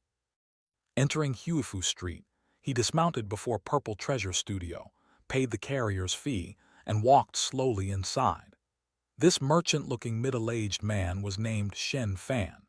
He had entered Guangzhou's famous jewelry trade as an apprentice at 12 years old, and after more than 20 years of diligent service had risen to the position of chief manager. Having worked a lifetime in this trade, he had retired just the previous year, purchasing some farmland in the countryside, for at over 50 it was time to enjoy family life. But fate proved cruel. His only beloved grandson had contracted an unknown illness, and spending his entire life's savings on famous doctors yielded only a devastating verdict. Malaria has entered the bones. There is no cure. For old manager Shen, these words struck like a thunderbolt from clear skies. He had struggled with descendants his entire life. His only son had already died. This grandson represented all his hope for the future, and now the boy stood at death's doorstep. Shen Fan felt utterly hopeless. Yet somehow, news of his grandson's illness reached Manager Sun Kecheng of Kiwei Escort Bureau. Manager Sun knew the jewelry trade well through his escort business connections, and through his introduction, a young man named Guo Yis appeared, claiming he could save the beloved grandson. The condition was simple. Shen Fan must serve as chief manager at Purple Treasure Studio, which Guo Yis was planning to establish. For someone of Shen Fan's reputation, switching employers violated the trade's most sacred taboos. But he had already retired with no remaining obligations to his former employer. Coming out of retirement to work elsewhere would, at most, draw whispered gossip from colleagues.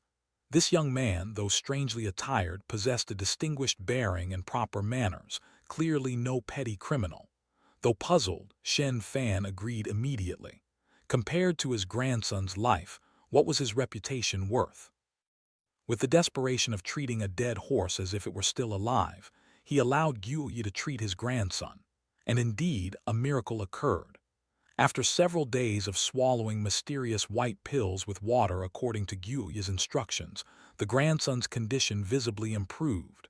Shocked and delighted, Shen Fan summoned another doctor to examine the boy. The verdict: no longer critical, just requiring rest. Per their agreement, once the Lantern Festival ended, Shen Fan would formally join Purple Treasure Studio. But this Purple Treasure Studio was strange indeed. Old manager Shen had heard from colleagues that the shop had been open less than a month, seemingly conducting only mansion-level business. The premises were strictly guarded, and nobody knew its inner workings. Some colleagues warned him that the shop's owner had deep connections with the Gao family, suggesting it might not be entirely legitimate, possibly serving as a front for some sea bandit. This made old manager Shen uneasy, but reflecting that Sun Kecheng was known throughout the city as steady and reliable, he reasoned that the escort manager would never carelessly introduce a questionable employer. Still, he decided to visit Kiwei Escort Bureau first, partly to probe his new employer's background. Sun Kecheng concealed nothing, explaining Guo Yis' origins with complete frankness. Australian maritime merchants possessed of rare goods, seeking development and profit in Ming China. As for what goods precisely, Shen Fan scarcely needed to ask. The various Australian curiosities sold through Gao family shops almost certainly came from this Guo Yis. This revelation was unexpected. He had assumed some wealthy provincial outsider wanted to profit in Guangzhou's rich territory. It turned out they truly possessed excellent merchandise. Manager Shen knew well that the so-called Australian goods were not only exquisitely crafted, but nearly impossible for outsiders to imitate. His former employer had once invited him to study various Australian curiosities on the market, and the trade's master craftsmen had all reached the same conclusion. They could roughly imitate the appearance and structure, but certain materials remained utterly unknown.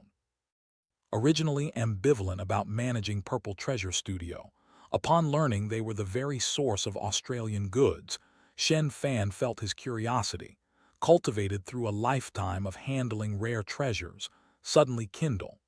The manager position was settled without further debate. These past days, he had been visiting colleagues and customers throughout the city, establishing Purple Treasure Studio's business relationships. Two young shop assistants standing at the door saw the manager arrive and quickly dropped their brooms, hurrying forward to greet and assist him. "Is the owner in?"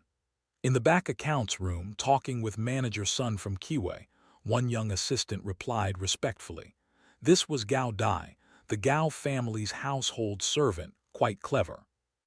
Shen Fan knew Gao Dai's whole family served in the household, and though the boy was just a shop assistant, Guo Yis privately relied on him heavily. All communications with Kiwei Escort Bureau passed through his hands. In truth, Gao Dai was far more than merely relied upon, though Shen Fan could not have imagined that this still childish youngster had become one of Guo Yis' principal informants. During Wen Dacey's absence, besides practicing martial arts at the Escort Bureau and routinely collecting commodity prices, Gao Dai had continuously gathered information on the Gao family through childhood playmates from his days at Gao Mansion. He was shrewd enough to recognize that when manager and the Gao family were cooperating on the surface, while watching each other warily beneath the veneer of partnership. When Xiao manager arrived later, he had reviewed all of Gao Dai's collected materials. This Xiao manager smiled without comment but handed him silver, which made Gao Dai happy for days afterward, not for the silver itself, but because his work had been recognized. After Xiao manager's departure came Guo manager. Gao Qing and Gao Xian were puzzled by the Australian merchant's frequent personnel changes and found themselves somewhat uncomfortable with the constant rotation. But Gao Dai understood better than most. These Australians weren't merely one or two individuals but an entire organization. Wen manager and Xiao manager were simply leaders among them, and his family weren't truly anyone's servants. They were Australian agents. For this reason, he had grown even more proactive lately. Under Guo Yis' instructions, besides learning shop work as an assistant, he continued his intelligence activities daily. He had developed 3 or 4 subordinates from among his childhood playmates, each receiving 200 Wen monthly, drawn from the one-tail monthly activity fund that Wen Daisy had previously allocated. Guo Yi believed an intelligence chief should not only gather intelligence, but also possess sound management skills, including personnel and financial oversight. Accordingly, he declined to increase Gao Dai's funds. The evidence showed that the just 15-year-old Gao Dai possessed considerable natural talent for this particular line of work. Now, not only were all Gao family movements transparent to Guo Yi, but street talk throughout Heian Street and Guangzhou City at large reached him with remarkable promptness. Guo Yi's next objective was establishing a preliminary intelligence and trade network spanning the entire Guangdong province, currently relying on Keewei Escort Bureau as its backbone. Under his planning and financial support, Manager Sun had expanded Keewei's branch offices, establishing various properties along major land and water routes and in commercial hubs throughout the province, purchasing estates, opening inns, launching cart services. Sun Keqiang found himself both pleased and worried by this rapid expansion. Pleased because rural devastation meant that disciples, relatives, and fellow villagers who could no longer survive elsewhere came to him seeking help, and Guo managers' expanded branches conveniently solved their employment problems. Worried because he had never in his life seen business conducted this way. Before anyone knew whether the first shop would turn a profit, the second and third were already opening. At this rate, branches would blanket all of Guangdong. The money being spent made his heart race. The Lizhu deployment alone had cost 1,000 taels. Yet Guo manager repeatedly emphasized the same directive: buy land, estates, and workshops as much as possible. At this rate, even mountains of gold and silver would prove insufficient. He had been troubled for days. Just after the New Year celebrations concluded, he rushed to consult Guo Yi, hoping to suggest that perhaps the expansion might be slowed. Shen Fan crossed the front courtyard and main hall, then passed through a moon gate guarded by escorts. Inside lay an elegantly clean small courtyard with 3 main rooms, Purple Treasure Studios accounts office. The long windows stood open, and he could see Guo manager and Sun manager deep in conversation. Sun Keqiang wore a worried expression yet kept nodding at whatever was being said.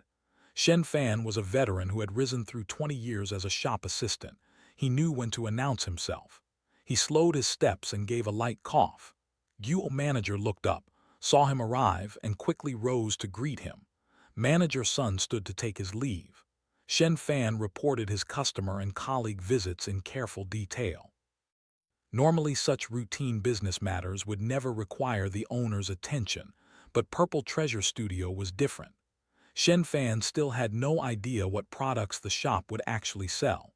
All he could do was carry shop cards and promotional books to visit the city's major households. Owner, here is the roster of my visits. Shen Fan drew a book from his sleeve and handed it to Guo Yi, who was now dressed entirely as a Ming person, even sporting a growing topknot. Opening the book, Guo Yis found plum-red paper filled with rows of neat small calligraphy and marginal annotations. The Baixian restaurant owner, the governor-general's secretary, the Chen grain store manager, the Gongxing pawnshop proprietor, Jinqi Zhao of Panyu, Gentry Ma of Nanhai. Those who were not wealthy were noble, or else some great mansion's chief steward, some official's concubine. A quick scan revealed 80 or 90 households. This many? Guo Yis was surprised. Shen Fan had told him his planned visits would focus on the city's top-tier households, though spending anywhere from tens of thousands to hundreds of thousands annually on jewelry and curiosities. Yes, owner, these are only the biggest. I haven't yet visited the smaller ones. Gao Luji brought tea and towels. Shen Fan removed his cap and wiped the light sweat from his forehead. Just the last few days' work. But there is one matter requiring the owner's instructions. Speak. The owner sells priceless treasures and curiosities. Handling so many major customers simultaneously, can your capital turnover manage such demands? Purple Treasure Studio conducting mansion business meant doing things the mansion way. By long-standing convention, such great households never paid cash for jewelry purchases. They simply opened an account at the jewelry shop. Whatever caught their eye, they registered and stamped in the ledger and took the goods home. Settlement came only at the 3 annual festivals, Dragon Boat, Mid-Autumn, and New Year. This arrangement demanded enormous capital reserves from the shops. Jewelry and curiosities often cost thousands to tens of thousands of taels. Even with substantial capital, handling so many elite customers simultaneously was nearly impossible. Shen Fan feared this foreigner failed to understand these nuances and would overreach, ultimately bringing the whole enterprise crashing down. End of chapter. Chapter 194. Business Guo Yis considered the question of costs almost amusing. The first batch of goods consisted entirely of Yiwu's small commodities pulled from the Fengcheng vessel's hold and shipping containers. Future inventory would be mass-manufactured transmigrator industrial products. Their costs were essentially negligible. His only real concern was the sluggish pace of capital recovery. Under Guangzhou's 3-festival settlement system, goods released during New Year wouldn't generate payment until May. At present, their entire operation ran on the 200,000 taels Gaoju owed them, and that money had to stretch across both the Guangzhou Advanced Station's establishment costs and continuous payments for their massive material procurement. Slow collection put them at a genuine disadvantage. But none of this required explanation to Shen Fan. Guo Yis simply nodded. You're right, handling so many customers simultaneously would strain our capital considerably, so I have some other ideas. Please instruct me, owner. Do Guangzhou's jewelry shops exchange goods with one another? Naturally. Shen Fan found the question unremarkable. Rare treasures came in endless varieties from all corners of the world.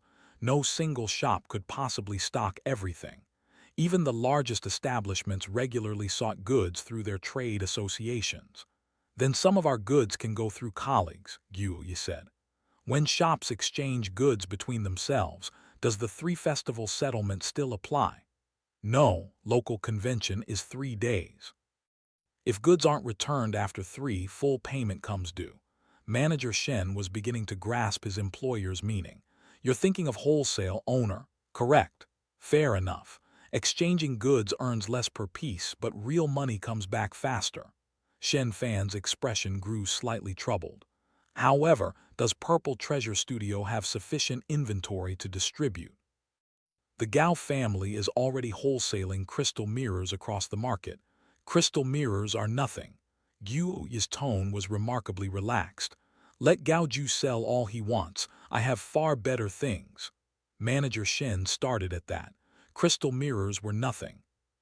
He knew that at Fire God Temple's recent jewelry trade exchange meeting, the Gao family's plainest black crystal mirrors had fetched 100 taels wholesale, retailing at 180, extraordinarily high prices. The Gaos could release only 5 to 10 pieces per session, nowhere near enough to meet demand. Yet his employer had just dismissed them as nothing and spoken of far better things. What could possibly surpass them? May I ask what treasures Purple Treasure Studio will be dealing in? Manager Shen's curiosity finally overwhelmed his restraint. Rather than answer directly, Guo Yis reached behind him and drew aside a curtain, revealing an enormous cabinet. The sight made Manager Shen gasp. Except for its frame, the cabinet's exterior walls, doors, and shelves were constructed entirely of solid glass panels. He had seen plenty of glass in his time, but never anything so crystalline, so seemingly invisible in its perfect clarity. Using such quantities of flawless glass to construct a large cabinet, the magnificence, the craftsmanship left him almost breathless with admiration. Owner, even his speech faltered. This is made of glass. Of course. Guo Yis was thoroughly satisfied with Shen Fan's reaction. Manager Shen, don't buy the box and return the pearl. Look at what's inside. Yes. Shen Fan leaned forward eagerly. This was one of 4 sample display cabinets taken from the Fengcheng vessel. Aside from newly constructed rosewood frames, the original glass had been repolished with fine quartz sand and felt. By 21st century standards, the transparency was merely adequate, but in this era it was nothing short of remarkable. His eyes went first to the rows of pearl necklaces, bracelets, and rings. The beads were not only large but perfectly round, the rarest quality. Among them were even pink pearls, extraordinarily scarce. Shen Fan estimated that sold separately, the largest beads would fetch several hundred taels apiece, the smallest 3 or 4. Below the pearls sat various small powder boxes, wooden, bamboo-carved, tortoiseshell, gold, and silver inlaid, in a dozen different materials. Individually unremarkable, but each box interior contained a small crystal mirror. Small, yes, but crystal mirrors nonetheless. And beyond those stood rows of glassware in every variety imaginable. Cups, bowls, dishes, decanters, even complete tea sets, each piece crystalline and translucent. Are these goods sufficient? Sufficient, more than sufficient. Shen Fan understood now with perfect clarity. The Australian merchants' treasures all sprang from their mastery of glass. Glass itself wasn't particularly rare in Guangzhou, but their products were incomparably superior to anything else on the market, whether Western or Frankish imports. The difference was like mud and clouds. Manager Shen, this is merely part of our inventory. Guo Yis turned and drew the curtain closed. Much more will come in time. He produced a white notepad. Please look. Opening it, Shen Fan found snow-white paper covered with black sketch designs, all jewelry. The styles were extraordinarily novel. He had spent his entire career surrounded by countless jewelry pieces, had seen the work of many master craftsmen. Never had he encountered anything quite like these. Examining them closely, he found some elegant and flowing, others splendid and dynamic, all exquisitely crafted. These were clearly not the work of ordinary artisans. What is this? Shen Fan asked, his expression inquiring. Drawn by Yan Mauda, Guo Yis explained. We're planning a batch for Miss Pei Lixiu at Purple Brilliance Tower. Do you have craftsmen who can produce these? Yes, Shen Fan answered without hesitation. Top jewelry craftsmen were typically retained exclusively by shops, unavailable to outsiders. But he had good information. A Xiangs shop had just closed and its dispersed craftsmen and clerks were currently unemployed. Good. Your responsibility is recruiting all of them. Guo Yis paused to consider. Clerks too, so long as they're reliable, match their previous compensation. Owner, Purple Treasure Studio is just one shop at present. We already have 2 young assistants. Taking on more people isn't that excessive. Not at all. I have more businesses to open. Keep these people in reserve. It's just a few more mouths to feed. Guo Yis thought to himself. I'll have many commercial enterprises ahead. I need to stockpile professionals now, or they won't be available when I need them. Unlike the modern era with its rapid talent mobility, skilled workers in this time typically spent their entire careers at a single shop unless circumstances forced otherwise. Apart from apprentices and common laborers, finding qualified people on demand was nearly impossible. Owner's foresight is remarkable. Tomorrow, find some masons. Prepare to construct new buildings. Owner, building construction is straightforward enough. But what are they for? In Shen Fan's view, Purple Treasure Studios' current premises were already adequate. Additional buildings seemed pointless. I'm building workshops. Workshops, Shen Fan's heart stirred. He lowered his voice. Owner, you're planning to manufacture crystal mirrors here. Before Guo Yi could respond, Shen Fan was already shaking his head emphatically. Owner, you mustn't. Opening a crystal mirror workshop in Guangzhou, this city is full of powerful households with connections to officials. You're an outsider. Someone will certainly plot to steal your secret techniques. An innocent man in possession of jade that itself becomes his crime. Guo Yi nodded, genuinely touched by his manager's sincere concern. Nothing of the sort, he spoke firmly, reassuringly. How could I possibly manufacture crystal mirrors here? Even in my country, that remains a closely guarded secret. I couldn't produce them if I wanted to. He explained the actual plan. Semi-finished blanks would be shipped in for local processing. Would that work? That would work. Shen Fan visibly relaxed. If they were merely importing mirror blanks for framing, it was essentially the same as complete imports, nothing to attract unwanted attention. Also assistance. There must be many unemployed clerks and craftsmen throughout the city. Go out and find some carefully. We need honest, reliable people willing to come. This, Shen Fan hesitated. Owner, as the saying goes, different trades are like different mountains. Clerks are useful, certainly, but what good are craftsmen whose skills we don't require? Manager Shen, do you think you're merely Purple Treasure Studios' manager? Shen Fan looked puzzled. Owner, we Australians crossed vast oceans, traveling tens of thousands of li, not merely to sell a few pieces of jewelry and glassware. Guo, you attempted to project an air of grand ambition. You're the general manager of the Purple Enterprise Group. No, the grand manager. Shen Fan was bewildered by this unfamiliar terminology. Though he didn't fully grasp enterprise group or general manager, he understood grand manager well enough. Apparently the boss intended to expand into other businesses. This owner, I only understand the jewelry trade. If you open other businesses, you'll need other managers. Different trades, different mountains. You'll be the grand manager. Specific affairs will have their own managers. Guo Yi had already concluded that Shen Fan was ideally suited for the role. First, Shen Fan owed them a considerable debt, and malaria had a tendency to relapse. Only they possessed quinine. Second, as an experienced Guangzhou hand in a trade that naturally connected people from all walks of life, he was perfectly positioned for both gathering information and handling delicate matters. Third, having spent his career in the jewelry business, his professional integrity was likely sound. Thank you for owner's cultivation. These days, find me some distillers. Opening a distillery, Manager Shen asked. The water here isn't particularly good. That doesn't matter. Guo Yi had no intention of brewing from grain anyway. Are there shops selling crude liquor in Guangzhou? Yes, both in the city and at many country distilleries. Negotiate prices for bulk purchasing. Understood. Manager Shen had reached the point where nothing his employer said could surprise him. Should I buy distilling equipment as well? No need. Guo Yi was tremendously enthusiastic about the branded liquor marketing plan. He had just received a telegram with welcome news. The key component of their new bottles for old wine scheme, glass bottles, had been successfully trial-produced at Lingao. End of chapter. Chapter 195. Business Part 2.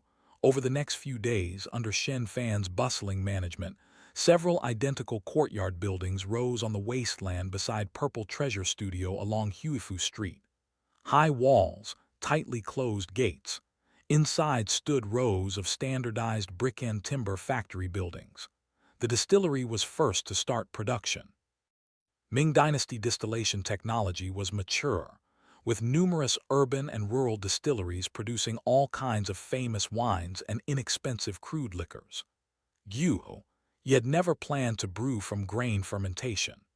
Per Wu Nanhai's liquor industry development plan, Transmigrator brewing industries would only begin after sweet potatoes and sugarcane were harvested in bulk. Directly buying grain in Guangzhou for brewing was too costly.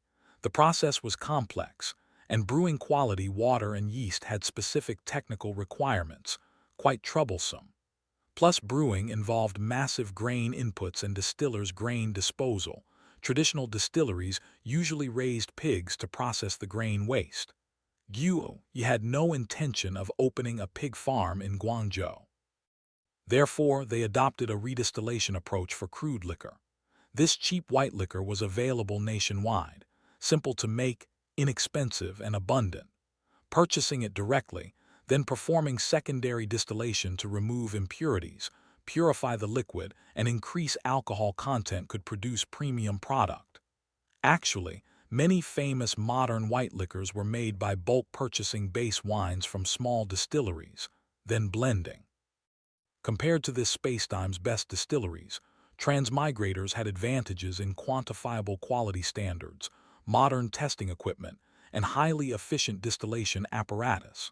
The distillation equipment was manufactured at Lingao by Missionary, then disassembled and shipped to Guangzhou via Dengying Island. The still was made of cast iron, tin, and wood. This still was far more efficient than contemporary equipment.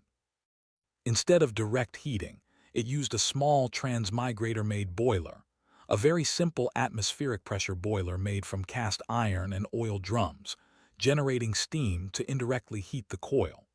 Crude liquor processed through this redistillation produced a clear-as-water, mouth-burning high-proof spirit. After 2 or even 3 distillations, almost all fusel alcohol odors disappeared, leaving pure flavor.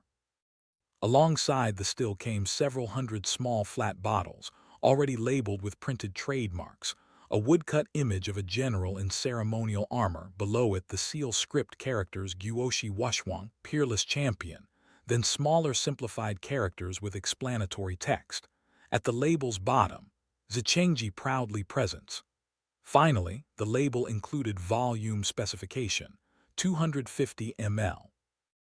This seemingly superfluous detail was Xiao Zishan's suggestion. Promoting new units of measurement and Arabic numerals should be done imperceptibly. Many future generations who grew up in the transmigrator state first learned simplified characters, Arabic numerals, and metric measurements from various transmigrator goods packaging. After the liquor was produced, several distillers sampled it. All agreed it was mellower and stronger than market crude liquors, but compared to top white liquors, it was only competitive, not especially fragrant. One distiller regretfully said with such a fine still, he could make his own yeast culture, find good water, and create Guangdong's #1.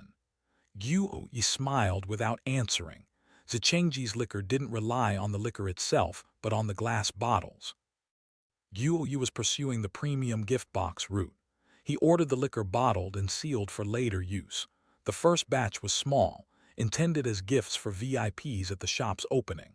Shen Fan ordered over 100 gift boxes from local lacquerware shops, lined with brocade.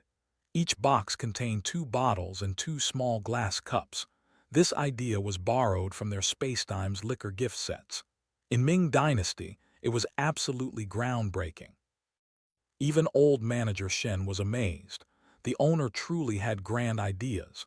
Guo Yi instead marveled at Chinese traditional handicraft's exquisiteness. These lacquer boxes were crafted with such beautiful decoration, nothing he'd ever seen before. Yet manager Shen said these weren't even top-tier pieces, just batch goods.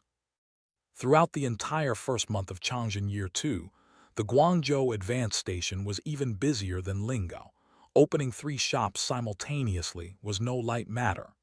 Daily, Guo Yi took manager Shen, Sun Chang, and others calling on clients in every direction. Newcomers needed proper etiquette.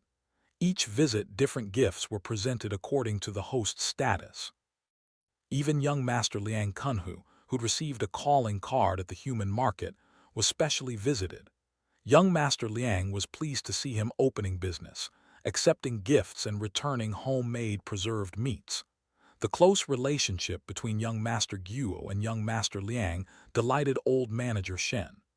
Owner has great skill, befriending young Master Liang. Old manager Shen whispered in praise. Is young Master Liang very famous? Guo Yi had heard from Liu Gang that young Master Liang was a patrician, known for charity and generosity.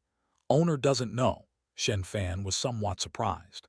This young Master Liang Kunhu is the legitimate grandson of the late Minister of Revenue Liang Renpu. His father was twice a prefect. He himself holds a Jurin degree. Locally, they're a famously prominent official gentry household. Manager Shen explained that the Liang family prided itself on poetry and propriety, showing little interest in jewelry and curiosities. Getting their business would be difficult, but their deep local roots meant cultivating good relations brought many benefits. We should befriend him more often then. Guo Yi responded casually. Then a thought struck him. Old manager Shen, do you know all the officials, gentry, and major households in Guangzhou? About 9 out of 10, Shen Fan replied with some pride. Write them all out when we get back. I want to know everyone who's an official here, Shen Fan laughed. That's easy. Just send someone to the bookshop for a copy of the Jinshan. From grand secretaries down to unranked officials, every official in Ming Dynasty is listed. There's such a book, Guo Yi was surprised. In the original spacetime, a PRC civil servant directory certainly didn't exist, or if it did, wasn't publicly sold. If owner wants it, I'll send someone to buy it. No rush. Guo Yi thought the intelligence data team's request for provincial official information had seemed like a massive project. Now it seemed quite simple, publicly available materials.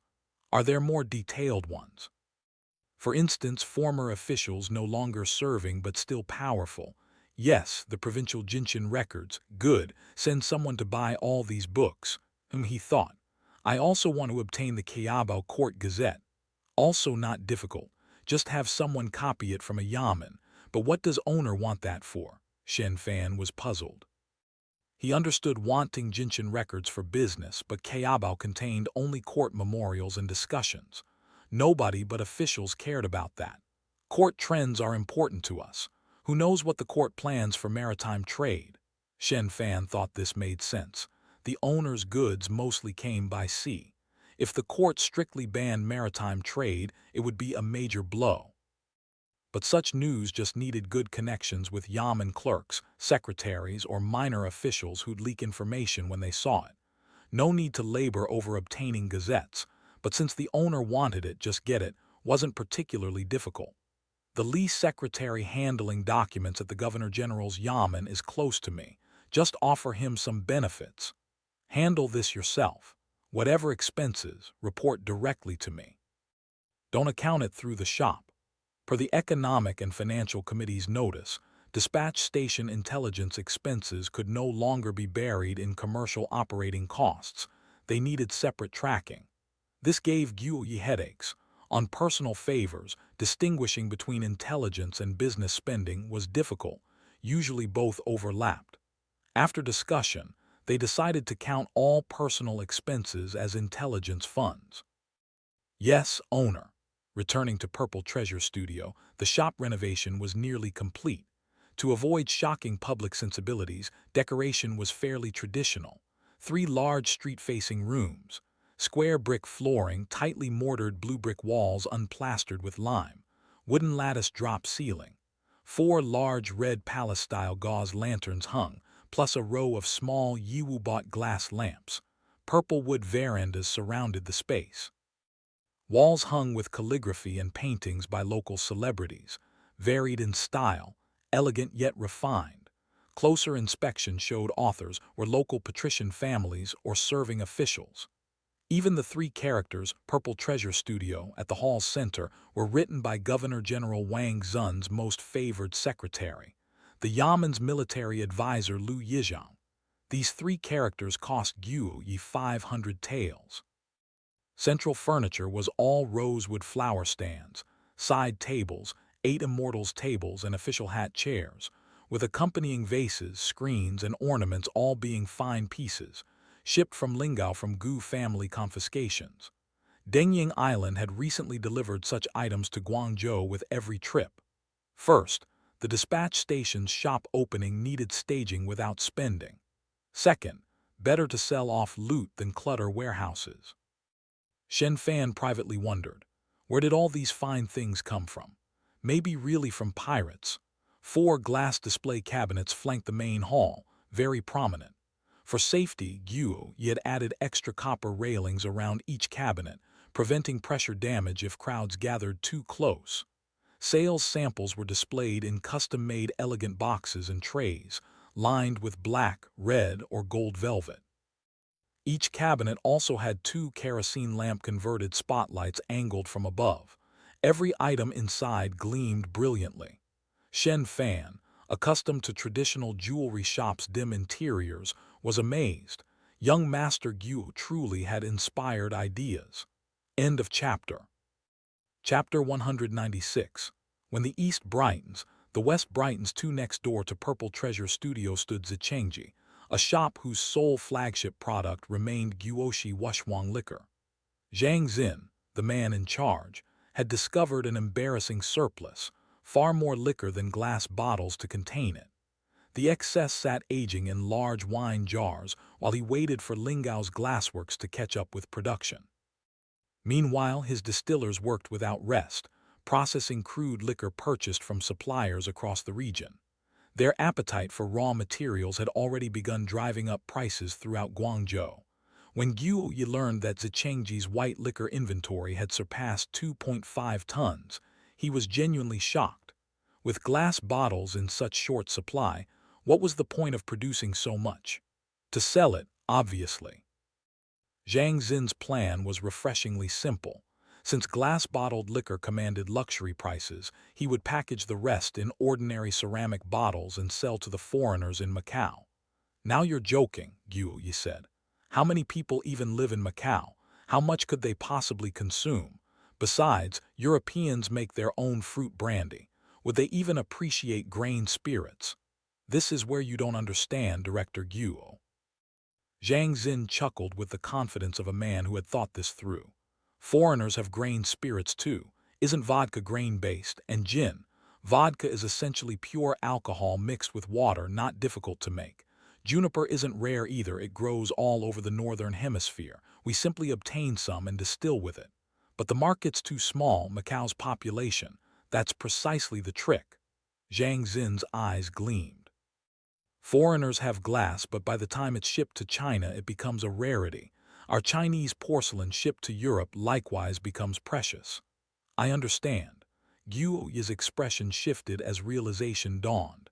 "That's why you want ceramic bottles." "Exactly. Guangzhou's countryside crude liquor in glass bottles becomes Guoshi Wushwang. But put it in ceramic bottles and it becomes Louis Xii, mysterious ceramic from the mysterious East, holding mysterious fine wine." He spread his hands theatrically. What a fantastic commercial gimmick. The Gou family confiscations had yielded porcelain in abundance. Inventory estimates ran into the tens of thousands of pieces. Such quantities could never find buyers within Ming China. The only viable option was selling to the original customers, Europeans. The Dengying Island had recently brought porcelain samples, originally planning to test demand in Macau, and Zhang had seized upon the idea of repurposing ceramic vases as bottles.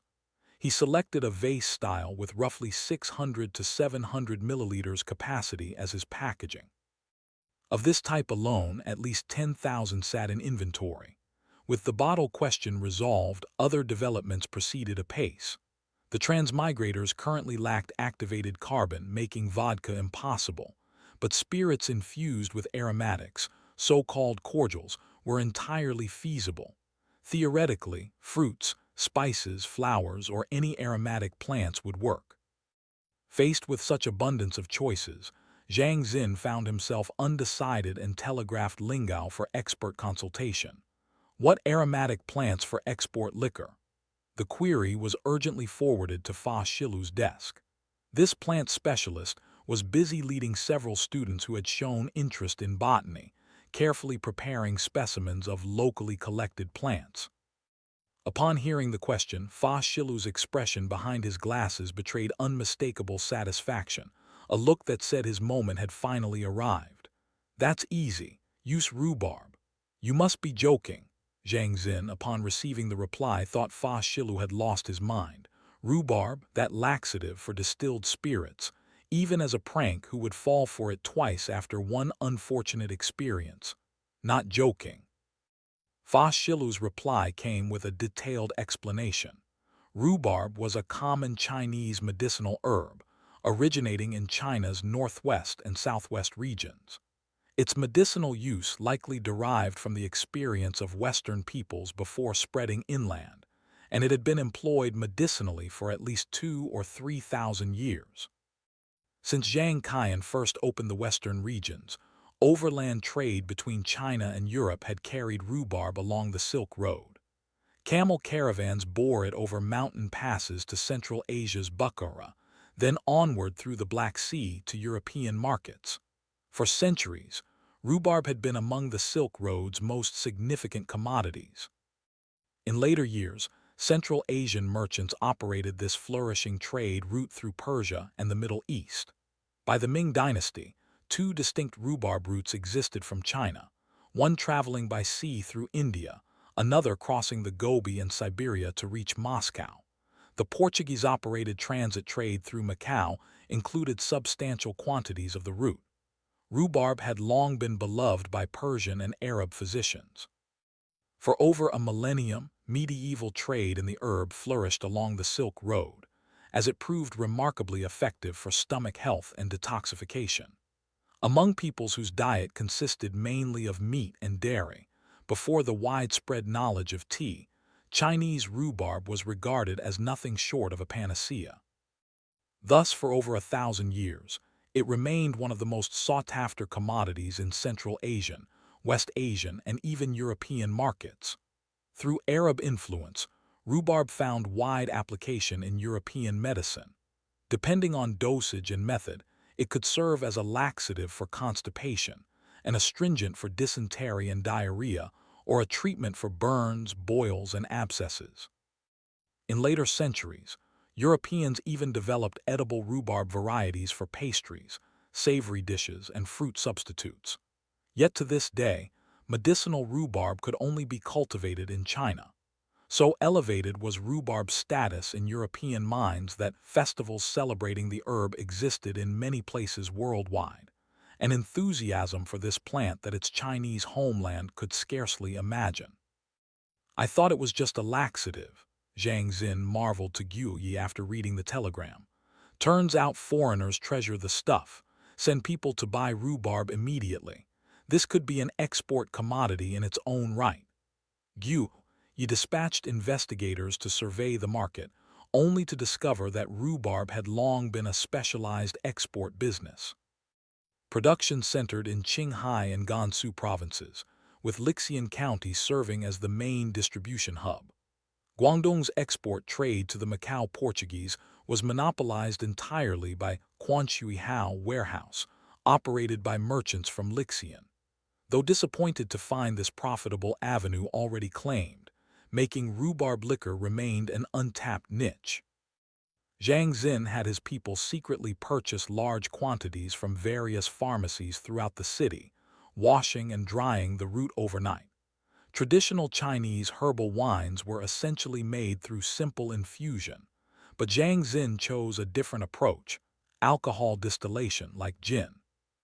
Shredded rhubarb was placed on a distillation rack while liquor steam passed through it, then recovered through coiled condensers to produce a slightly yellow liquid with a fragrant, distinctive scent. Finally, following Zhu Ziliang's suggestion, a small amount of dissolved white sugar was added to impart a subtle sweetness. The result was genuine rhubarb cordial. As for the post-distillation rhubarb residue, Zhang Xin had it all dried and sealed for storage. He planned to use it as raw material for bagged rhubarb tea. If black tea powder could be packaged into fashionable tea bags beloved by Chinese petty bourgeoisie, similarly processed rhubarb tea might have Europeans clamoring for it. The ceramic bottles couldn't bear paper labels. They would look cheap. After discussion at the dispatch station, Yan Mouda designed small ivory plaques to be ordered from local carving shops, hung on bottles with colorful brocade cords. The plaques featured traditional patterns. The brand name, Dateng Gongzhou, Tang Princess. This tacky name drew expressions of contempt from everyone present, but Zhang Xin was undeterred. You want something elegant like Goddess of Luo River. Would foreigners understand that? Look at all those famous French wines, either Napoleon or Louis XIII. Aren't those even tackier? I haven't even named it Kangxi, Yangzheng, or Qianlong yet. Fine, stick with your Tang Princess, Guo Yis laughed. As long as it's not Consort Lan or something. Consort Lan, that's not bad either. But foreigners wouldn't grasp China's Y-franking system. They wouldn't appreciate the subtlety. Maybe I'll use it for domestic brands later. Could even do a whole series. While Tang Princess and Guoshi Wushwang underwent intensive processing, other developments progressed. Shen Fan's recruited craftsmen had all arrived. When Beihengxian closed, the boss had paid final wages, but the craftsmen's normal compensation had always been meager, leaving them with little savings. Now facing uncertain futures after the holiday, Shen Fan's timely recruitment was like rain after a long drought. All were grateful to their new employer. Yan Mouda welcomed everyone, promising good treatment and asking them to work with peace of mind. Each person also received 200 wen as New Year's celebration money. Then he produced his jewelry design album and asked for their professional opinions. Contrary to his expectations, the craftsmen opposed most of Yan Mouda's modern jewelry designs. They thought his concepts looked attractive enough but were too light and flimsy, lacking substance, probably wouldn't sell well. Yan Mouda spent considerable effort attempting to convince them otherwise, but made little headway. Their perspectives would require gradual alignment. Though the craftsmen disagreed with manager Yan's designs, he was the boss, and a boss had the prerogative to pursue whatever he wanted. Everyone would simply follow along. Initially, some craftsmen worried the boss's experimental tinkering might bankrupt the business. But after seeing Purple Treasure Studios' inventory of sample glassware, the consensus shifted. With such fine secret crafts at his disposal, manager Yan could tinker to his heart's content without concern. Some even offered additional processing suggestions for the glassware. A jewelry craftsman named Zhu Shengyi proposed adding gold or silver rims and handles to certain glass cups, along with small decorative flourishes for enhanced luxury. Yan Mouda privately found such suggestions distasteful. In his view, this vulgarized the glass's pure aesthetic, but he still expressed approval. Creativity should be encouraged, not crushed simply for differing from his own sensibilities. Besides, their aesthetic sense probably suited this era far better than his own. End of chapter. Chapter 197. Guo Yis Report. Dusk draped itself over Guangzhou as lanterns flickered to life in windows throughout the city.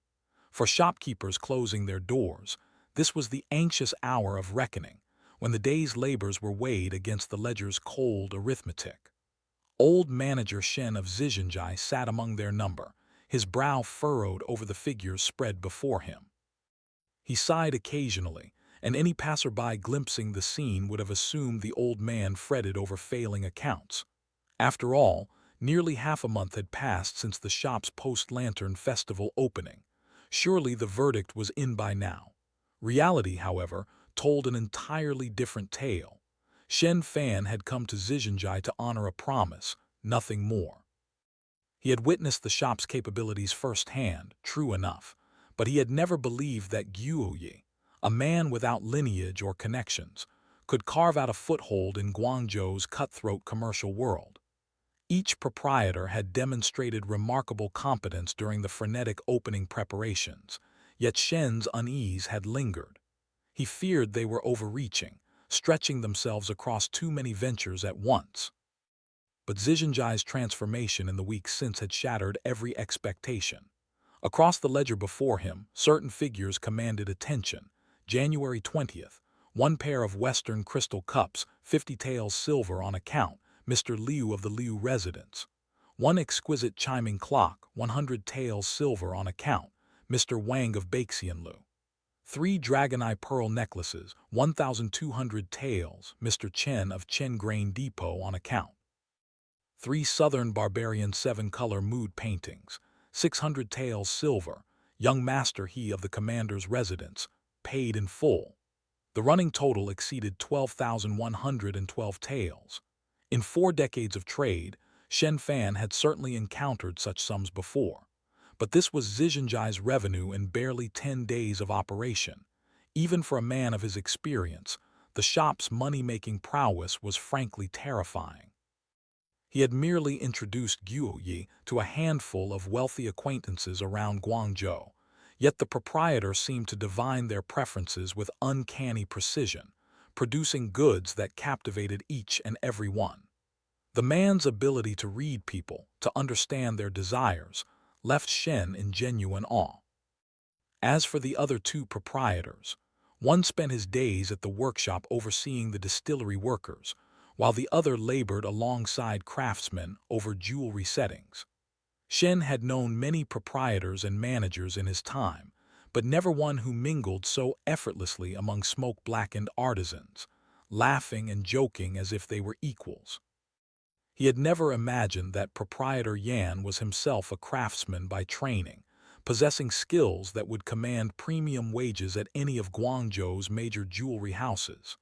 How had Guo Yi, a man whose bearing practically announced wealthy origins, come to partner with such a person?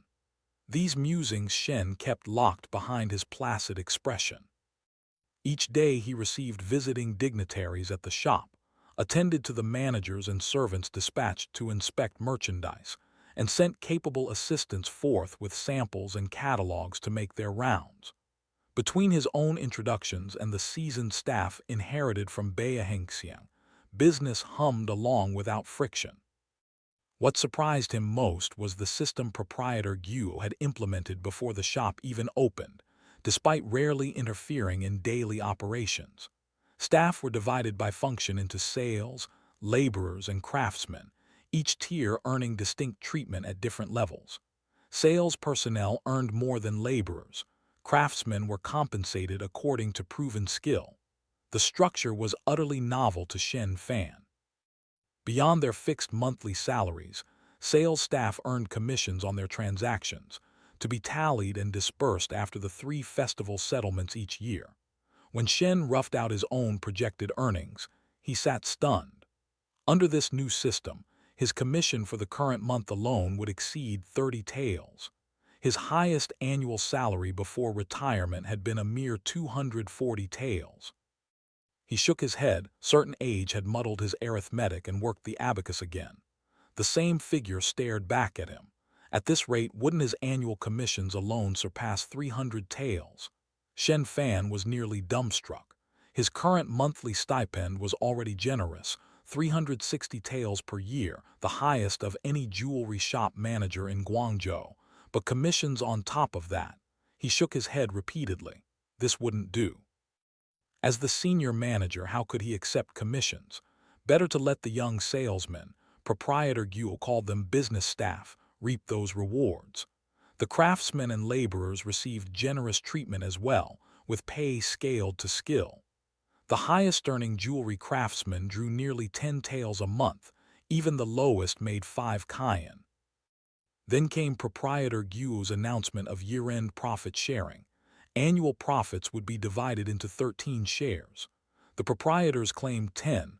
All sales staff split half a share, and craftsmen and laborers split another half. 1 share went to a common fund held by the shop for staff emergencies, illness, death, unexpected misfortune. The final share was designated retirement money. Those who served diligently until age or infirmity claimed them would be supported in their twilight years and given proper burials from this pool. When the system was unveiled, the entire shop stood in stunned silence. Could proprietors so kind-hearted actually exist? Shen Fan harbored no doubts about their sincerity. He was too worldly wise for that. Guo Yi's benevolence was no performance. He genuinely cared for his workers. Elsewhere, shops provided staff 2 meals a day and considered the matter settled, but proprietor Guo had declared, How can you expect people to work hard on just 2 meals? And changed it to 3 meals a day. Shen Fan released a slow breath. He had toiled for over 20 years to reach a managerial position where such a privilege applied to him. At Zhizhenjai, even the lowliest apprentice enjoyed it. They had truly found a good master. As for the lesser benefits, they were too numerous to catalog. The jewelry workshop ran hot, so they installed large windows to draw air through. Wooden buckets of cooling herbal tea stood ready inside. A well was dug in the courtyard, fitted with stone troughs where workers could wash after their shifts. Now they were erecting rows of new rooms on empty land, dormitories, proprietor Guo called them, so that staff wouldn't have to squeeze together on makeshift bedding strewn across the workshop, the shop front, the corridors. With such investment in their welfare, no wonder the spirit at Zhizhenjai ran so high. Even old Wang, the lowest-ranked watchman and gatekeeper, made his nightly rounds with diligent purpose. Every face in the shop radiated energy, enthusiasm, a kind of fire Shen Fan had never witnessed before. This wasn't the grim effort of people driven by desperation. It was the unmistakable bearing of men and women who felt they were working for themselves. Watching Zhizhenjai flourish with such startling speed, Shen felt genuine happiness for his benefactor. Yet beneath the elation stirred something he could not name, a faint unease. Such smooth sailing was rarely an auspicious omen. He sighed softly and closed the ledger with care. At that same hour, Guo Yis sat in a secluded safe house, his brush flying across the page. Report to the executive committee. Having arrived in Guangzhou nearly 3 months ago, our team, in conjunction with Naval Department colleagues, has overcome the initial obstacles and established trade operations on a stable footing. To avoid direct competition with Gaozhou, we elected not to operate the egg mirrors ourselves. An agreement has been reached. Gaozhou will continue as sole distributor. His market control is excellent, maintaining a stable supply and price structure. From the standpoint of accelerating cash collection, retaining him as intermediary is the optimal arrangement. Our primary profits currently derive from decorative glassware. Margins are narrow. Portuguese imports from Macau provide competing alternatives. Beyond that, glassware remains little more than a curiosity here. The general public shows minimal interest. There is, however, considerable demand for window glass in the luxury market. We observed small quantities of flat glass installed in a wealthy family's garden pavilion windows. The original purchase price was reportedly astronomical, yet foreign ships are reluctant to trade the item due to heavy breakage in transit. Demand exists, but supply does not. Market testing of Guoshi Wushwang liquor as presentation gifts has yielded satisfactory results. Most recipients were captivated by the glass bottles themselves. Guoshi Wushwang has become the most fashionable gift circulating in Guangzhou's commercial and official circles, trending toward premium status. However, the initial bottle supply is exhausted and we cannot continue shipments. Request the executive committee arrange urgent bottle production. Sample development of Tang Princess for the European market is complete. We will soon conduct test sales in Macau. If results are favorable, request the executive committee allocate all inventory items cataloged JC83 porcelain vases to the forward station. Experimental sales of 16-page AV albums through certain specialized channels have proven invaluable, significantly alleviating our initial cash shortage. Given the sensitive nature of these goods and their unsuitability for sustained trade, we request the executive committee expedite tobacco and simple light industrial goods production. Quality tobacco leaf can be sourced locally in Guangzhou. Additionally, the Lizhu outpost establishment nears completion. We have opened a Kiwei Escort Bureau branch in Heikeng County seat, along with a lodging house for mules and horses. Acquisitions include 3 pressing mills, 1 water-powered, 2 animal-powered, and 5 sugarcane plantations totaling 1,200 standard mu of cane fields. In Zhuan County seat, we have opened 1 warehouse, acquired 2 pressing mills, and purchased 4 sugarcane plantations totaling 1,400 standard mu combined. Local harvesting has commenced. Request: the Executive Committee urgently dispatch specialists to Lizhu to oversee sugar operations. Guo Yis exhaled and glanced up at Zhang Yuchen, who was chattering away enthusiastically with Zhang Yu over the radio. The otaku had transformed into a genuine ham operator. Lacking QQ, he had taught himself to flirt via Morse code. His enthusiasm for the radio was such that he practically refused to relinquish it, requiring a sturdy worker to pedal a bicycle outside each day just to keep the batteries charged. With that much enthusiasm, Li Jiqi's going to murder you, Guo Yis muttered. He consulted his notebook and resumed writing. Personnel recruitment. Beyond the staff and craftsmen recruited directly for the forward station, we have engaged approximately 30 additional skilled tradesmen through local managers. They have agreed to work in Lingao but are unwilling to relocate their families. All have stipulated a 1-year trial period, after which they will evaluate conditions before committing further. Once terms are finalized, we will formalize contracts. Please dispatch a vessel to collect them at the earliest opportunity. Regarding population acquisition in Guangzhou, we have established a cooperative relationship with local gentry member Liang Kunhu. We recruit famine refugees under the pretext of land reclamation. He manages all dealings with officials. As a gesture of partnership, the forward station has donated 1,000 taels to the charitable hall he oversees under the Zhengji name. At present, tens of thousands of refugees crowd Guangzhou and its environs. How many can Lingao absorb? Finances. Cumulative sales have reached 12,000 taels silver. Due to differences between local trading conventions and those we are accustomed to, major retail customers universally operate on credit. Converting sales and profits to liquid capital remains difficult. The ledger figures are impressive on paper. The forward station has already expended substantial funds establishing outposts, shops, and personnel. We request authorization to draw 10,000 taels from payments owed by Gaoju to fund our next operational phase. Request that the Finance and Currency Committee urgently establish expense procedures and reimbursement protocols for the forward station, enabling us to standardize our financial system. Guo Yis paused, his mind drifting to the thick ledger of transactions and the stack of handwritten receipts locked in the safe. Over these past months, money had poured through their hands like water, and in this time space there were no invoices, only the handwritten chits that accompanied every expenditure. He could say in all honesty that not a single yen had gone toward personal indulgence, and he would vouch for every member of the station's personnel. But this state of affairs could not persist indefinitely. Better for the finance department to codify procedures so everyone had regulations to follow, otherwise, any future inquiry would lead to an inextricable morass. Outpost construction.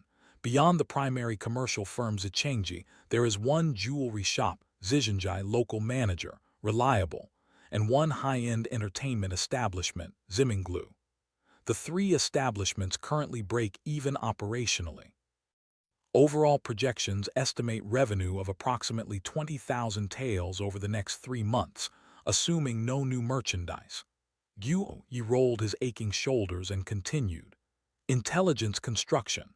The street-level collection network led by Gao Dai has commenced operations. Gao Dai is serviceable, but his father's position remains ambiguous. If feasible, it would be prudent to relocate his parents to Lingao for integration, lest he waver. National and Guangdong official and gentry directories have been obtained and will be dispatched with the departing vessel. Channels for acquiring copies of the Dibao official gazette are also now in place. The forward station has invested 2,000 taels to renovate a 3-story pavilion on busy Gaiati Street in Guangzhou, temporarily designated Ziminglu, for use by intelligence specialist PEPI. Agent PEPI has caused considerable sensation among Guangzhou's officials and gentry. Reports indicate she has grown quite close to He Ruben, the Guangzhou commander's son, and visits the commander's residence with some frequency. When the figure known as Pei Lixiu first appeared before the public at Ziminglu, the sensation had been nothing short of seismic. The meticulously contrived lighting effects proved well worth the investment. Who would have guessed that Ming Dynasty celebrity devotees could match modern fans for sheer fanaticism? But if they only knew what PEPI actually was. The thought struck Guo Yi with sudden force, and he had to suppress the urge to hurl down his brush and burst into laughter. End of chapter. Chapter 198. Macau tour. With Guangzhou now firmly in hand, Guo Yi and his colleagues turned their attention to a pressing matter: converting Lingao's growing stockpile of war spoils into silver. If they could also secure orders for liquor, it would provide a valuable outlet for the waste materials from the upcoming Lizhu sugarcane pressing season. The executive committee approved this new expansion initiative without hesitation. Given that the overland route into Macau required passage through the barrier gate, and that relations between the Ming government and Portuguese Macau had begun to curdle, they opted for the simplest approach: entry by sea. The Portuguese guarded Macau jealously, viewing it as the crown jewel of their East Asian trade. They scrutinized foreign merchants with suspicion, yet welcomed Chinese traders with open arms, a favorable asymmetry for entry. Beyond the immediate goals, the executive committee harbored grander ambitions, establishing a trading house in Macau that could facilitate direct overseas exports, bypassing Guangzhou entirely. Macau in 1629 stood at the zenith of its commercial glory. The great triangular trade that radiated from its harbor was the most lucrative route in all of international commerce, and the transmigrators naturally had designs upon it. The Guangzhou Forward Station had been allocated a 40-ton single-masted vessel by the executive committee. Between ships captured at Baitu and others purchased locally in Hainan, the committee now commanded a considerable fleet, its sailors recruited from Guangzhou and intimately familiar with the Pearl River estuary's treacherous waters. Yet both Guo Yi and Ma Qianzhu agreed that since this voyage marked their first foray into Macau, it was best not to involve newly hired locals. They dispatched the 70-ton double-masted Tongji from Lingao instead. From the forward station's limited personnel, only Zhang Xin actually joined, a man who had once worked at a modest shipyard on the shores of Dongting Lake and was eager to personally assess Macau's shipbuilding capabilities, as well as study the Portuguese vessels anchored there. The remaining berths were filled by transmigrators from Lingao. When word of the expedition spread, volunteers materialized from every corner, most of them nursing transparent hopes of sampling foreign women. Their justifications were creative. The industrial department proposed assessing European technological development. The agriculture department expressed curiosity about whether New World crops had been introduced locally. The finance department suggested investigating foreign currency systems. Baitu Liu of the printing office offered a justification that left everyone doubled over with laughter. "I am a Catholic, so going to Macau will help me interact with the local Portuguese." In the end, this inspection delegation ballooned to over 30 souls, when originally the ship needed only 10 including sailors. Those who secured approval stuffed their bags with modern trinkets, dreaming of emulating those European sailors who had used glass beads to seduce native women across Africa and the Americas. Those denied passage complained bitterly, requiring department heads to mollify them with vague promises. The resulting chaos need not be detailed further. When Daisy led the Macau commercial inspection delegation, with Diana Mendoza accompanying as translator, Joe Wiesen tagged along under the pretext of looking after his family member. It would hardly do if this Western mare grew disoriented among her compatriots and bolted. The Tongji loaded sample goods in Guangzhou and collected Zhang Xin. Old manager Shen, upon hearing that proprietor Zhang was bound for Macau, had offered to provide an interpreter, but Guo Yi declined, fearing their peculiar group would attract unwanted attention. Shen Fan instead wrote a letter of introduction to a business associate who operated a silk shop in Macau and spoke the foreigner's tongue. Should they require assistance, they could seek him out. Macau lay close to Guangzhou. Strictly speaking, both Macau and Hong Kong could be considered outer harbors of the Great Southern Port. Administratively, the territory fell under Xiangshan County. Most transmigrators aboard could recite the history of Portuguese settlement by heart, and some had visited in their original time-space. Everyone burned with curiosity to see what this Macau looked like now. As the Tongji cleared the Pearl River estuary, Ming was the first to spot land. Everyone crowded to the rail, gazing at a tombolo in the distance, a land-tied island. A narrow isthmus connected it to the mainland in the shape of a lotus blossom. Macau was minuscule.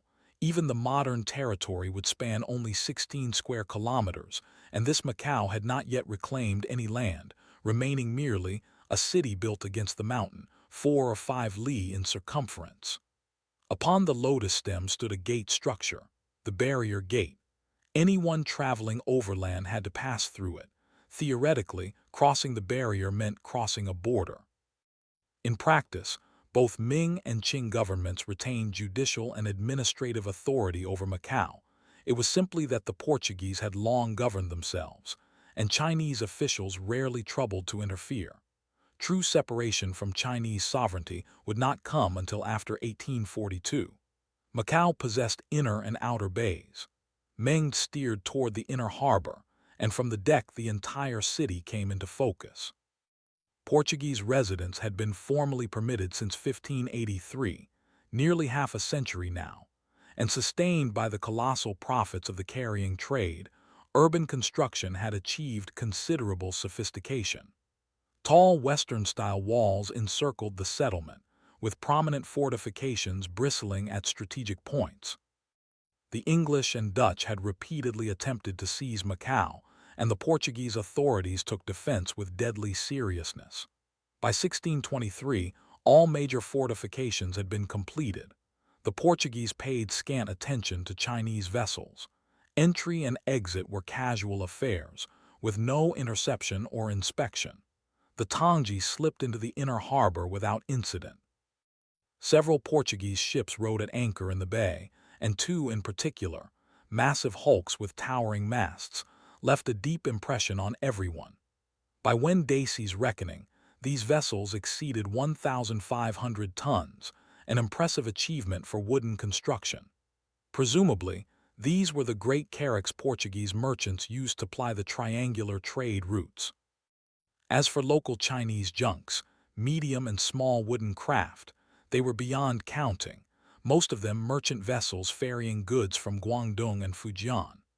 Baitu, who had leveraged his Catholic faith for a berth, disembarked with the others. He had no idea how Director Wen's foreign woman had negotiated with the Portuguese, but everyone went ashore without difficulty. Baidul's English was passable, yet here it proved as useless as Chinese. A strange sensation stole over the group as they walked through the streets of this tiny territory, surrounded by unfamiliar languages, unfamiliar architecture. An unmistakable sense of displacement settled into their hearts. The city bore no resemblance to any Chinese settlement. It recalled instead a small Spanish town, streets laid out in neat, orderly grids. The compact urban core centered on a cross-shaped main thoroughfare, and at the intersection rose a tall wooden cross. Buildings lining the streets were unmistakably Iberian, low arcaded structures with whitewashed walls, and from the street one could see that every window was shuttered tight against the subtropical glare. Someone mused aloud about serenading beneath such windows with a guitar. Miss Mendoza remarked in English to Director when that the place reminded her of certain inland towns in Venezuela. When Dacey was unsurprised. Both were, after all, textbook examples of Iberian colonial urbanism. The streets teemed with the quintessential population of a colonial outpost. Portuguese, Chinese, Africans, and mixed heritage people of every conceivable combination moved through the crowds. Japanese were numerous as well, most clad in Portuguese servants' livery, scurrying about on errands. Throughout East and Southeast Asia, the Portuguese, Spanish, and Dutch employed Japanese as servants, craftsmen, sailors, and soldiers. Dark-skinned men with curly hair who might have been Indians walked among them, alongside ragged Southeast Asian natives with shifty, watchful eyes. The scene was vibrant, almost theatrical. Nobles passed on horseback. Veiled ladies rode in two-person sedan chairs, shaded by parasol-bearing African slaves. Even thousands of miles from Lisbon, the Portuguese maintained their aristocratic pretensions. And weaving among them were sailors of every shade, universally drunk, staggering from one tavern to the next.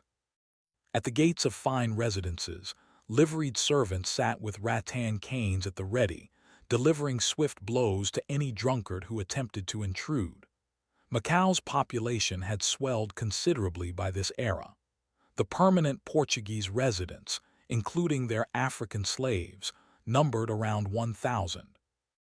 Beyond them were uncounted local Chinese, as well as a floating population of Indians and Malays who stopped briefly for trade or service as sailors. The group meandered through the streets, casting curious glances in every direction. They never located the legendary tavern with Western hostesses, so Baitu proposed viewing the famous Sao Paulo Cathedral before its eventual destruction by fire. Everyone agreed. They navigated by rough memory toward the original site and discovered a major construction project underway. The cathedral, also called St. Paul's Church, remained incomplete. Stone and timber lay scattered across the grounds, but every craftsman in sight was Japanese.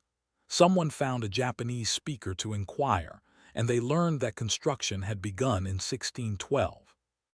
The transmigrators exchanged incredulous looks. 17 years of work, and the church was still an unfinished shell. What precisely had these Japanese been doing all this time? Baitu deployed his Catholic credentials and quickly extracted useful information from the Japanese laborers. Most of them were Christians, Japanese Christians, and working here represented both livelihood and offering to their faith. The Japanese workers warmed to Baitu, this Chinese fellow believer. After they stumbled together through some Latin Bible verses, the craftsmen opened up about the local situation. It emerged that one leg of the great triangular trade that had made Macau prosperous had already been severed. According to the Japanese, in 1608, a ship from the Arima domain had clashed violently with the Portuguese while passing through Macau. The then governor, André Pessoa, had suppressed the mutiny aboard the Japanese vessel with brutal force, killing many and executing the ringleaders. Only at the bishop's intercession had he spared 15 prisoners. When André Pessoa sailed to Japan in 1610 to resume trade, he met fierce retaliation from the Arima domain. His trading vessel was besieged by 4,000 men. In the end, trapped and despairing, Pessoa ignited the ship's powder magazine, destroying himself and his cargo in a single cataclysmic blast. Portuguese trade with Japan had been severed ever since. End of chapter. Chapter 199. Fencing stolen goods, the Portuguese trade had been devastated. That much was clear from the mournful accounts of the Japanese Christians. The heretical Dutch now dominated Japan's foreign commerce, they explained, maintaining their trading post at Hirado, while true Catholic believers had been expelled from the islands. Though Portuguese-Japanese trade had shown recent signs of recovery, it amounted to no more than a single ship per year. The local church had suffered grievously as well. The Macau Jesuits had once enjoyed the lucrative privilege of trading 40 pickles of raw silk through the Portuguese-Japanese route, and that privilege was now a memory. This intelligence proved valuable to the transmigrators, but further questioning yielded diminishing returns. The Japanese craftsmen, thrilled to encounter these peculiar fellow believers who were neither Japanese nor quite Chinese nor Western, soon turned the conversation exclusively toward the Tokugawa shogunate's persecution of the Christians. They spoke at length of martyrdom and miracles, tales that held little interest for Baitu, whose practice of Catholicism had never been particularly devout. He was searching for a polite excuse to slip away when the craftsman insisted he meet the local church's priest. Recognizing this as a matter requiring organizational approval, he hurried off to consult Wendaci about whether contact with the local church was advisable, and if so, what stance they should adopt. After deliberation, Wendaci concluded they should make contact, if only to discover what the Catholic Church might offer. Cultivating good relations for the time being could do no harm, and might even yield practical assistance. He approved Baidu's visit to the local church, instructing him to explain their origins according to the captive's handbook. Say as little as possible and listen more, Wendaci cautioned. If I remember correctly, the Catholic order here is primarily the Society of Jesus. The Jesuits are particularly adept at adapting their approach to their audience. They can be dangerously persuasive. Understood, Director Wen. Baidu departed with the craftsmen. The rest of the group continued their wandering. Gradually, the streets shed their European character, fewer white faces appeared among the crowds, and the architecture took on an increasingly Chinese aspect. Inquiries revealed this to be the street, Macau's Chinese quarter. Shops lined both sides of the lane, their signboards displaying a bewildering variety of trades. Zhang noted that most dealt in raw silk and silk fabrics, with porcelain establishments also well represented. Some storefronts presented an air of refined elegance, yet displayed no visible merchandise. Attendants in blue-collared jackets and small caps stood ready at their doors to greet customers. The group was idly speculating about these mysterious establishments when a young shop clerk emerged from one and invited them inside for a conversation. Bringing the entire party would be both unnecessary and imprudent. Such a large group moving together was far too conspicuous. Wendaci had noticed several black men in livery trailing silently behind them, likely local security personnel. To avoid complications, he decided that only he and a few others would enter to assess the situation. The rest would disperse into groups of 5 or 6 to explore freely. The streets in the Chinese quarter were narrow to begin with, and the profusion of shops along them had erected awnings that blocked out much of the already limited sky. The lighting was poor, and stepping into the shop plunged them into deeper shadow, accompanied by a faint, subtle fragrance. After a moment their eyes adjusted to reveal a reception room in the classic Chinese style beyond the entrance hall, gray brick flooring, rosewood trim, and a pair of Yiwu glass palace lanterns suspended from the center beam. Wendaci had to smile when he saw them. Evidently their products had already become markers of status. As he surveyed the room, a well-dressed Chinese merchant emerged from behind the screen, offered a formal bow, and introduced himself as Huang Shunlong, manager of the Tailong trading house. Courtesies and names were exchanged, and both parties took their seats. Huang Shunlong proved refreshingly direct. Are you merchants from Australia? Indeed. They say Australian merchants have shorn hair and short jackets. Now I see the rumors were accurate. A thin smile crossed Huang Shunlong's face. Manager Wen has come to Macau on business, yes. His voice dropped to a conspiratorial murmur. Perhaps you have certain goods that proved difficult to dispose of in Guangzhou. Wendaci and the others stiffened. Goods difficult to dispose of in Guangzhou could only mean the loot they had seized from the Gu manor in their black-on-black raid. Did this man have connections to Gou Er?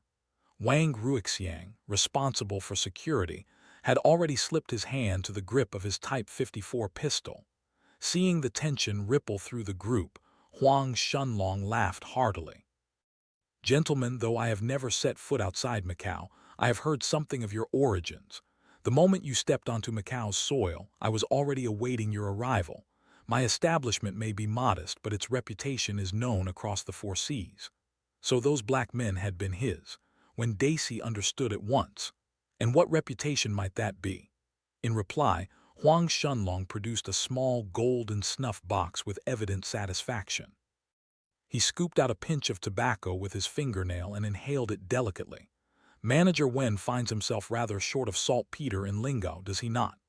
We do feel the shortage, Wen Daisy replied, deciding to play along and see where this led. In truth, Manager Gao is something of an amateur in this particular trade. Huang Shunlong dabbed at his lips, the tobacco leaving a yellow butterfly-shaped stain beneath his nose. When it comes to saltpeter and gunpowder, my goods are far superior to his. So this was a man who specialized in contraband. When Daisy recognized the opportunity immediately. Relying solely on Gaoju as their procurement agent created dangerous dependencies. From a supply security standpoint, the risk was unacceptable. Establishing a second channel here would be a significant advantage. As it transpired, Tailong specialized in overseas trade. The house operated over a dozen small, swift vessels plying the waters along the Guangdong coast, transporting local silk, porcelain, medicinals, and handicrafts to Macau for sale to the Portuguese. But Huang Shunlong maintained another line of business, providing necessities to ships at sea. These necessities included timber and ironwork for repairs, provisions, and naturally, firearms and gunpowder. The inevitable corollary was that he also fenced stolen goods for pirates. Macau was no pirate haven, of course, and both fencing stolen goods and provisioning pirates were illegal. The Portuguese governor's authority offered some protection, but Macau itself could not shield him from the Great Ming Code. That Huang Shunlong had operated this business locally for years and remained unmolested spoke to one obvious fact. He had money, and plenty of it. Additionally, he had married a Portuguese wife, a decision that had destroyed his reputation within his own clan and very nearly gotten him expelled from it entirely. Such a man suited the transmigrators' needs admirably. When Daisy produced a manifest of the various trade goods seized from the Gu manor, ironware, cotton cloth, woolen fabric, leather, copperware, and the like. Useful items would naturally be retained, but the substantial quantities of porcelain, silk, and handicrafts served no purpose for them and were ripe for quick disposal. The negotiations proceeded swiftly. Huang Shunlong would purchase all the goods on the transmigrators list for 40,000 piasters. The transmigrators would handle delivery to Macau, and both parties would settle in full upon receipt. Additionally, Huang Shunlong would provide an extra 10,000 caddies of pig iron and 1,000 caddies of saltpeter. How would Manager Wen prefer to settle the account? Huang Shunlong inquired. What are the options? If Manager Wen prefers cash, I'll need some advance notice to make arrangements. 40,000 piasters is no small sum, after all. The alternative was payment in promissory notes from the Indian Brahmin merchants operating locally. These notes were honored throughout Southeast Asia, extending all the way to Goa and Madras on the Indian subcontinent. They could be redeemed for cash at any time and used directly as checks for large transactions. By Wen Daisy's thinking, the notes would be more practical. They would be making regular purchases locally, and hauling silver back and forth was cumbersome. But then he remembered that currency reform was soon to be implemented in Lingao, which would require substantial reserves of precious metals as backing. They agreed on half in silver and half in notes. The deal was struck. Huang Shunlong smiled like a fox who had just raided the henhouse. Clearly he believed he had gotten the better end of the bargain. He then mentioned that Australian goods were quite remarkable and expressed hope for future cooperation in that area. When Daisy felt a quiet satisfaction, their products really were universally appealing. They dispatched someone back to the ship to retrieve samples of the Transmigrator Collective's limited self-produced goods, which consisted mainly of various small glass items and the rice wine from the Guangzhou dispatch station. Huang Shunlong examined them with a furrowing brow before speaking. These items are fine quality, but the market for them is limited. He gestured toward the glass pieces. The Franks bring such glass trinkets on every ship, bowls, beads, baubles. Their workmanship may not match yours, but it's sufficient to impress the natives of the South Seas. As for the liquor, they mostly drink fruit wines here. I'm afraid there may be little interest in rice spirits. However, the 100 or so hawksbill turtle shells that the fisheries group had collected while fishing commanded an excellent price. Huang Shunlong remarked that the Portuguese were fond of them and would take as many as could be supplied. Huang Shunlong was clearly aware of their activities in Lingao and seemed to be probing the transmigrators' future intentions. Would Australia dispatch more large vessels? Did Australia intend to follow the Portuguese precedent and occupy Lingao as a permanent trading base with the Ming Dynasty? If so, did the Australians plan to involve themselves in the local trade? These questions, when Daisy suddenly realized, were not merely Huang Shunlong's personal curiosity. The Portuguese authorities of Macau were undoubtedly keen to know the answers as well. Organizing his thoughts, when Daisy replied that Australia had no ships coming for the time being, but they certainly intended to remain in Lingao. Huang Shunlong offered a friendly warning. They should be wary of Zhang Zhilong's movements. One cannot tolerate another snoring beside one's bed, he observed. The man was ambitious, and having submitted to the imperial authorities, he would sooner or later move against all the various sea lords of the Fujian and Guangdong waters. Zhang Zhilong was evidently much resented.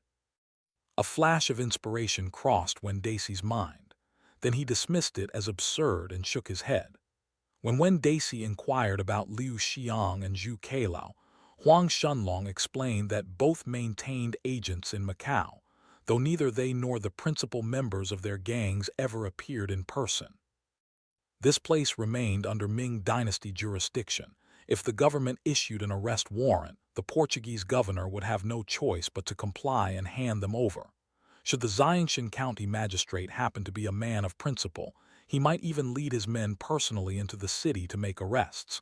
Not even the governor could protect them then. When Daisy asked, "Is there a woman named Li Xia in this city?" End of chapter. Chapter 200. Weiss Lando manager Wen knows this person. Huang Shunlong seemed unsurprised. She's quite famous around here. How could I not? The memory of his capture stirred something dark in Wen Daisy, a humiliation that awakened violent urges he would never voice aloud, for such admissions would irreparably damage his image. She and we have quite a history, he said vaguely, choosing his words with deliberate ambiguity. After all, history could mean collaboration just as easily as enmity. Manager Wen need not hide it. This woman acts alone and is utterly ruthless. I imagine she's had some conflict with your people as well. When Daisy's silence was confirmation enough, Huang Shunlong elaborated freely. All anyone in Macau knew was that Li Xia was of mixed Portuguese and Chinese blood. Her actual parentage remained a mystery, as did the whereabouts of her family.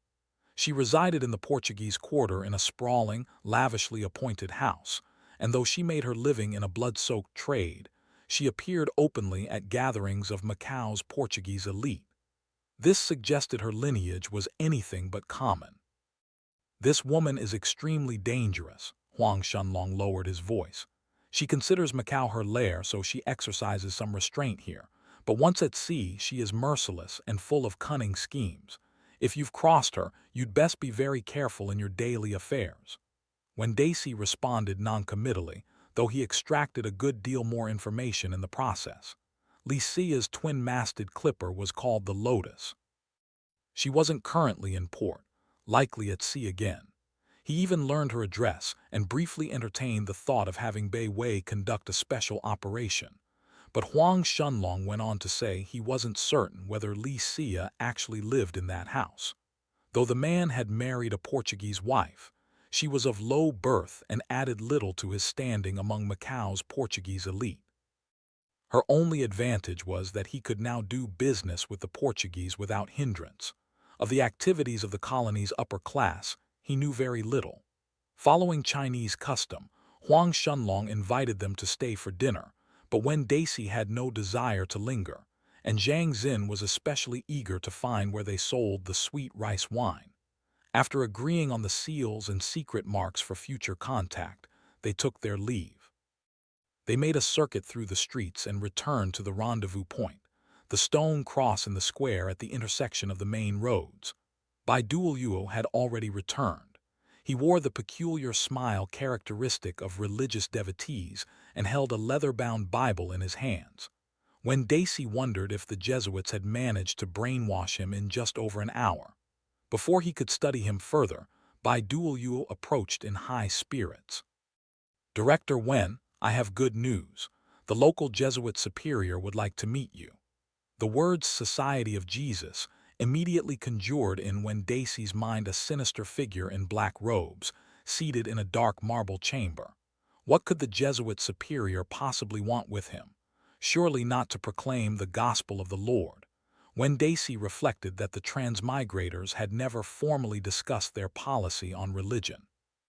He wasn't particularly fond of any of this era's faiths, and ideally they would establish some kind of holy church with himself as the archangel. But with so many people making this crossing, that was unlikely to happen. This group of modern people might be mediocre at other things, but they were devastatingly sharp when it came to political maneuvering.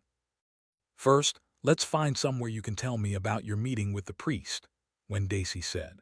In a hall of a small but exquisite church at the heart of the Portuguese Quarter, the scorching sunlight of South China filtered through lead-latticed windows, casting dappled shadows across the marble floor. A man in clerical robes sat beside a large desk with gilded corners, his head bowed as if in thought. The desk was piled with books and documents, and a finely carved ebony crucifix stood prominently upon it. Behind him loomed an ornate fireplace. Judging by the patterns and the distinctive veining of the marble, both the stone and the craftsmen who worked it had likely come from distant Italy. Of course, in South China, where temperatures never dropped below 20 degrees Celsius even on the coldest days, the fireplace served a purely decorative purpose, a symbol of authority for the superior of the Society of Jesus in Macau. This superior oversaw all Catholic missionary activities in China and East Asia, and his power within the church was such that he need not defer even to the Bishop of Macau. This solitary figure was Girolamo Giranzani, superior of the Jesuits in Macau. Giranzani sat alone, his body frail. Many years ago, while on a mission in Patani, he had contracted malaria. Though tobacco treatment had saved his life, the aftereffects still flared up from time to time. Yet within this weakened frame blazed a powerful spiritual fire. Perhaps knowing that his remaining time was short, he felt an ever-growing urgency about missionary work. "These fools," he muttered to himself. "Whether they're from the Franciscan or Augustinian orders, they're all fools. They believe faith alone is the bedrock of everything, that martyrdom is glory. Must the debacle of 1596 Japan be repeated here in China?" On his desk lay a letter from the Jesuits in Manila regarding whether Chinese ancestor worship constituted idolatry, a question that had ignited considerable debate within the church and now showed signs of spreading to the highest levels of the curia. Ah well, he thought. Though the Society of Jesus wielded great influence at the papal court, power and enemies were always proportional. And then there were the kings and nobles who all sought to use the Jesuits as their own instruments rather than gods. Let them debate, Giranzani decided. Best if this matter is never resolved. He knew very clearly that unless the church adopted the position already advocated by the Jesuits in Beijing, that Chinese ancestor veneration was merely commemorative, the already sluggish missionary work in China would become even more difficult. He had been in Macau for years and understood exactly what ancestor worship meant to the Chinese. Of the missionaries he had sent out, apart from Mateo Rix, who had achieved some success, 8 or 9 out of 10 had been expelled by China's local officials. Others had simply vanished without a trace. Giranzani knew that most of them had likely found their way to martyrdom. Missionary work in China was far less successful than it had been in Japan. Though Rixai's efforts had won over a number of Chinese officials and intellectuals to the faith, and the Jesuits had successfully entered China's capital to participate in the court's astronomical calendar revision and weapons manufacturing, the number of converts remained stubbornly stagnant. China's common people, officials, and intellectuals alike maintained a deep wariness of these foreigners with their strange appearances and customs. He sighed, hearing footsteps outside the door. "What is it?" A door hidden behind a curtain opened quietly. A man dressed in black entered with soft steps. "Your Eminence, Lord Lando has arrived." "Show him in." Before long, an officer walked through the door. The man appeared to be between 35 and 40 years of age, tall and solidly built, with keen, alert eyes and a short black beard. He was dressed in the fashionable Spanish style, a fitted vest with snowy lace ruffles at his throat and wrists. A heavy sword hung from the broad belt slung across his chest, occasionally clanking against his boots as he moved. This attire, combined with his cold gray eyes, marked him unmistakably as a professional soldier who lived by the blade. He removed his hat and bowed to the superior in the French manner, then stood respectfully, his bearing dignified, every inch a man of status. The superior studied the figure before him. His gaze was deep and inscrutable, revealing nothing of his thoughts. "This dangerous fellow," Jiranzani mused. "Can I really entrust this task to him?" The adventurer, who had appeared from God knows where, called himself Weiss Lando. Though he claimed to be a scion of a noble family from the Parma region of Italy, his Italian was dreadfully poor, so poor that Jiranzani, as a fellow countryman, found it embarrassing. People had noticed that he occasionally slipped into English. Were it not for his appearance and his steadfast faith, the superior would have genuinely suspected him of being a heretical Englishman. Such adventurers were everywhere in the far eastern waters at this time, men with backgrounds and histories both real and fabricated, all hoping to claim their share of the spoils from this age of great navigation. Well, so be it, the superior thought. A man like this has no roots. Should anything go wrong, I won't need to explain myself to anyone. He studied the officer carefully for a moment, then spoke. "You are Weiss Lando." "I am, Your Eminence," Lando replied. "It has been over 3 months since you arrived in Macau aboard Father Comage's ship. Are you finding life here agreeable?" "Entirely agreeable," Lando answered candidly, "save that my purse is rather flat." The superior smiled. "No one ever feels their purse is fat enough." He picked up a rolled document. "You participated in Aragonese's operation." "Yes, Your Eminence. The report you wrote for Father Comage was quite detailed. Evidently Aragonese's enemies defeated him without any need for your intervention." "Yes, Your Eminence. Those Chinese had very heavy firepower and a strong will to resist. Australians, I believe. They call themselves Australians." Lando shrugged. "They are unmistakably Chinese, though not of the Ming Dynasty. Is Aragonese's ship still under repair?" "He spends every day in the taverns recruiting sailors. I imagine he'll have difficulty finding enough men, even if he's willing to recruit Chinese sailors." "They'll send him men from Manila," the superior said quietly. Though Portugal and Spain were currently under the same crown, relations between them could hardly be called cordial. Macau had yet to raise the royal standard, and the governor in Manila and the nobles there were constantly scheming to bring the colony under their rule. As an Italian, Jiranzani felt an instinctive distaste for the Spanish. "You are a brave man," the superior said. "Your loyalty to the church is plain for all to see," a thought occurred to him. "I hear you fought the infidels in Montenegro." "Yes, as a volunteer," Lando answered proudly. "I could have stayed home and lived in peace, but I went to that mountainous place instead." "Very good," Jiranzani continued. "The time has come for you to demonstrate your talents and distinguish yourself." The cunning Italian immediately assumed an expression of devoted service. "Yours to command, not mine the church's." End of chapter. Chapter 201. The Missionary Question. "Yes, Your Eminence." Lando's tone remained perfectly respectful, but the superior knew all too well that beneath this man's deferential facade lay an arrogance he could not fathom, as though Lando himself possessed the omniscience of God, however carefully he tried to conceal it. "This scoundrel," he thought. "If God permits me to live long enough, I shall consign him to the inquisitors in the Philippines and let those fanatical Dominican friars deal with him. For now, however, he assumed an air of nonchalance. Very well. Remember this, you must not allow Nicolas to triumph. Whatever else Aragonese wishes to do, let him. Except, he paused, considering. The Australians over in Qiangzhou Prefecture. You mean those strange Chinese on Hainan Island? Yes, call them what you will, you understand my meaning. He deliberated further. If Aragonese is sensible, he won't provoke them again, but should he do so, you may lend them your assistance. I imagine they would welcome it. Yes, your eminence. Go see Father Comage. He will give you 50 silver pesos, and then you may proceed. Your eminence, if I am to board Aragonese's ship, I will need to settle my hotel accounts here, to say nothing of my tab at the tavern. I am an old soldier, penniless as they come, and a dangerous mission requires considerable funds.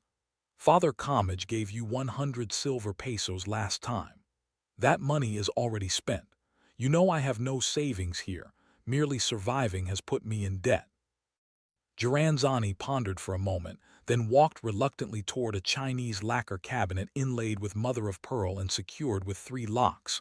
From within, he produced a money pouch and weighed it in his hand. Take it. This is 200 silver pesos. Lando bowed to the superior and tucked the pouch into his pocket. Very well, you may go. The superior made the sign of the cross over him solemnly. When serving God, you need not scruple about anything. You know, the Society of Jesus has the authority to absolve even the gravest of sins. Lando bowed deeply, kissed his ring, and withdrew. When the sound of the door closing behind the curtain reached his ears, the superior let out a soft sigh. Without looking in any direction, he ordered, "Ambrice, please show Manager Wen and his party in." Lando descended a staircase known only to those within the organization and emerged into the courtyard. Quite pleased with himself, he patted the money pouch at his waist. Serving the Jesuits really was a wise choice. Such generous patrons. Just as this thought formed, he noticed a priest leading several people toward him. His interest stirred. He quickened his pace and slipped into the shadows beneath the corridor eaves. When he glimpsed their close-cropped hair and the blue training uniforms they wore, a faint smile crossed his face. He waited until they had entered the building before emerging. "Well, well," Lando murmured thoughtfully. "You Australians. Welcome, Manager Wen." Giranzani rose to greet these oddly dressed figures. He had long heard they wore strange clothing, but examining them up close, their attire proved simple, the fabric unremarkable, though the style bore a passing resemblance to European fashion. As for their extremely short-cropped hair, he actually found it rather agreeable. Wen Dacey gave a slight bow. The priest before him wore an elegant black cassock, had black and slightly curly hair, and bore a warm, charming smile. Giranzani's Chinese was quite good by the standards of the time, though an accent was unavoidable. The combined differences of era and nationality made communication rather laborious. When Dacey proposed switching to a language both parties could understand with precision. "Let us speak Latin." With that, he called Diana Mendoza over. This master's graduate in English language and literature also knew Latin. Miss Mendoza, meeting a genuine priest for the first time in this timeline, became so excited she forgot herself and immediately knelt to kiss his ring. This surprised and delighted Giranzani. Evidently, there were quite a few of the Lord's faithful among the Australians. Moreover, this beautiful congregant was clearly not Chinese. Her appearance reminded him of the women from his homeland, equally charming and vivacious. With such an auspicious start, the ensuing discussion naturally became friendly and constructive. Giranzani was extremely interested in the transmigrators' origins, particularly this Australia they mentioned. This was an age of geographical discovery, and Europeans were fascinated by such news. Every new discovery meant fresh opportunities for wealth, land, and power. Wen Dacey, of course, refused to reveal where this so-called Australia actually was. Knowing European greed, once they learned such a fine place existed, they would swarm there at once. In fact, Australia had already been discovered by this time. In 1606, Spanish navigator Torres had sailed through the strait between Australia and New Guinea.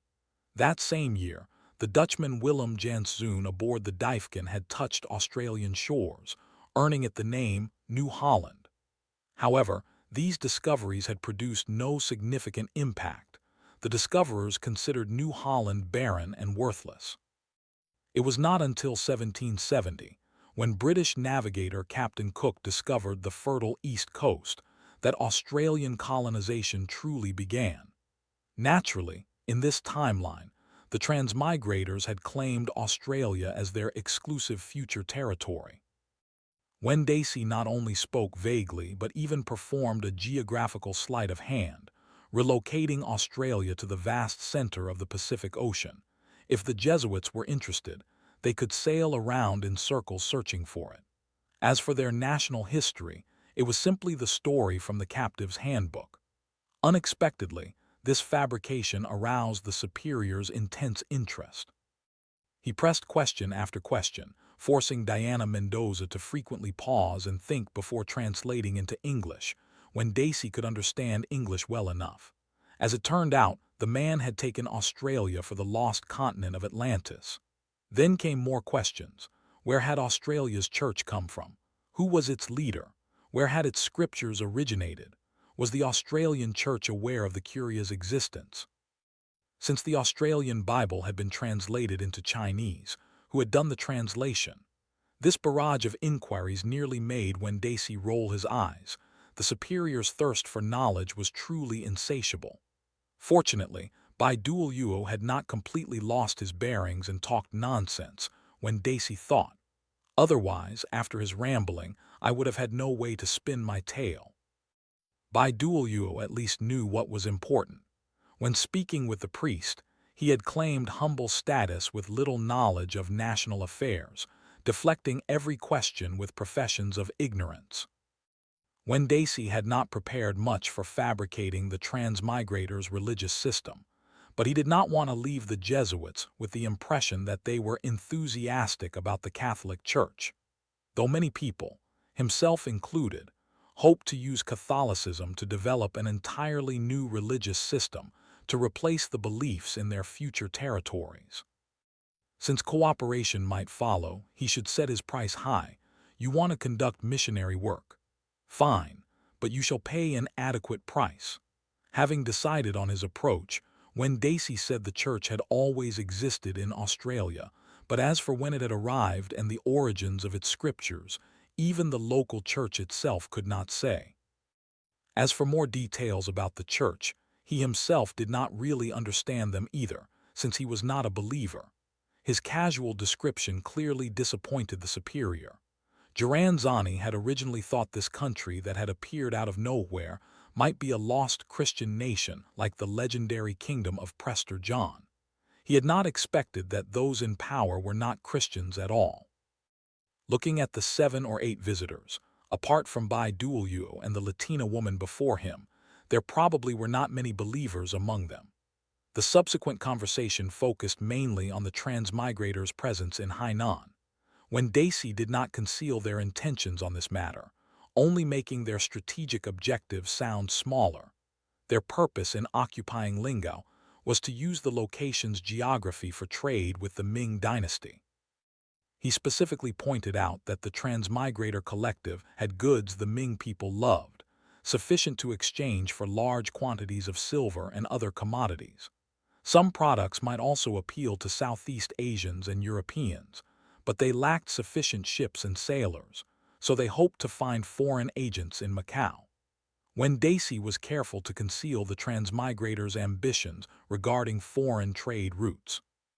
He knew this was an extremely sensitive matter for middlemen like the Portuguese. However, providing profitable goods was something the Portuguese would welcome, just as Chinese merchants supplied them with raw silk fabrics and porcelain that could be sold at high prices in both Japan and Manila.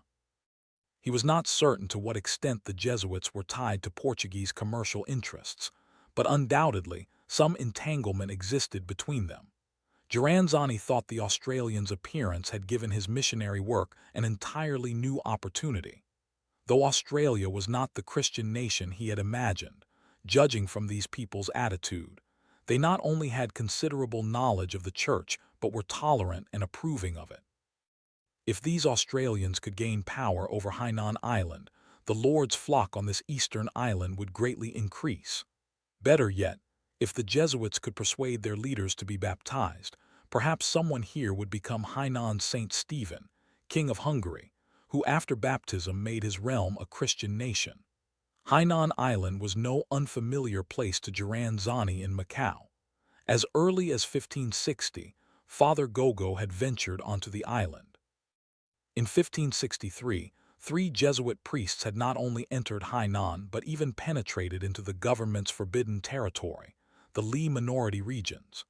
In 1584, Franciscans from Spanish Philippines, en route to their mission in Vietnam, had shipwrecked on Hainan's coast, been arrested by local authorities, and were later released and returned to Manila. The greatest advantage for Hainan missions was Wang Honghui. It was this native of Ding'an in Jiangsu, serving as Minister of Rites in Nanjing, who had planned and guided Mateo Rixai's entry into Beijing in 1598. Though on the surface Wang Honghui had brought missionaries into Beijing to help revise the calendar, the deeper reason was that this quasi-Catholic hoped to use the opportunity to help Rixai conduct missionary activities. His son had subsequently converted to Catholicism, taking the Christian name Paul. This meant the church had for the first time obtained the support of influential local figures for missionary work in Hainan. Jiranzani knew that Paul had visited Macau several times recently, requesting that priests be dispatched to Ding'an County for missionary work.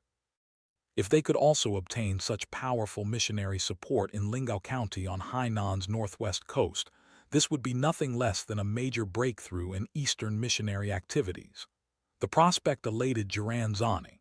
His thoughts were entirely as Wendaci had anticipated. Jiranzani indeed expressed his hope for missionary work.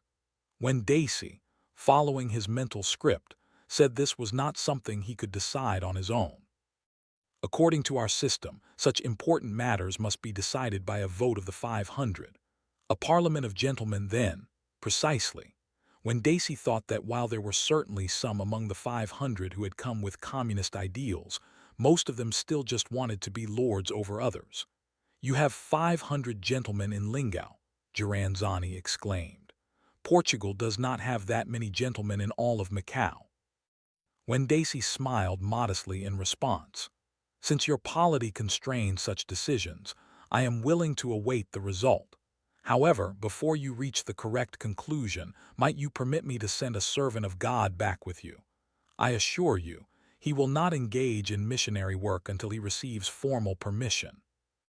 Wendaci hesitated briefly, thinking that a missionary who did not know the language could not cause much of a stir.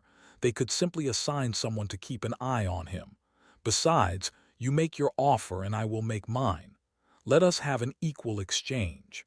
End of chapter. Chapter 202. Li Huamei falls from the sky while Wendaci and the superior of the Jesuits haggled over missionary matters. The others scattered about in search of romantic adventures of their own. Many had been deeply influenced since childhood by tales of the age of exploration, and some began clamoring to find taverns and beautiful barmaids the moment they set foot on shore. After wandering about for a while, everyone was sorely disappointed. Though this was a Portuguese stronghold, there were not actually that many Portuguese people. Most pedestrians on the streets were still Chinese. Portuguese men were scarce enough, let alone Portuguese women of the statuesque variety. Occasionally they would spot an elegant Portuguese noblewoman or an ordinary Portuguese woman, but aesthetically speaking they looked nothing like the tall Western beauties the group had imagined, short in stature, with dark hair and dark eyes, lacking the signature voluptuous figures. Someone suggested checking out the dockside area, proposing they simply go straight to a brothel and skip the pretense of bar-girl romance. The dock area certainly had brothels aplenty, with sailors of various complexions coming and going in a lively bustle. The men drumming up business appeared to be local Chinese, quite unscrupulous about their clientele. Seeing several oddly dressed transmigrators peering curiously at the entrance, They immediately called out in a jumble of unknown languages, enthusiastically inviting them inside. Half-heartedly, the group entered a dim interior courtyard ringed by a row of crude small rooms, each doorway curtained. The heavy panting of men combined into a great chorus of human desire. Even these long-deprived men could not help but feel a physiological response. Then several women emerged from the small rooms, putting on what they considered their most charming smiles and pulling their clothes open to reveal their chests. Though to this group of moderns numbed by adult videos, they might as well have been flat-chested. Worse, each was as small and slight as a child, their small, pinched faces appearing somewhat puffy in the dim light, their eyes narrowed to mere slits. Their bodies also gave off some unidentifiable smell. The group's ardor, which had been running high, immediately cooled by 9/10 at the sight. Pleading lack of funds, they slipped out one by one. With no women to woo, their spirits naturally dampened. There was not much to do in Macau anyway. The famous tourist attractions of later eras either had not been built yet or were military-restricted zones. Though the Portuguese residential quarter had its distinctive character, it was ultimately just a small place, and they grew bored after a few circuits. In their boredom, they actually discovered a genuine tavern near the dockside. A cup-shaped sign hung outside the door. The group of would-be romancers' eyes lit up and they hurried in. The moment they entered, a wave of noise, the heavy smell of alcohol and tobacco smoke assaulted them. Their eyes watered from the smoke inside, and they could just make out sailors of various complexions puffing away, paying no attention whatsoever to these newcomers. "What the hell? I thought sailors chewed tobacco," Mendoza said.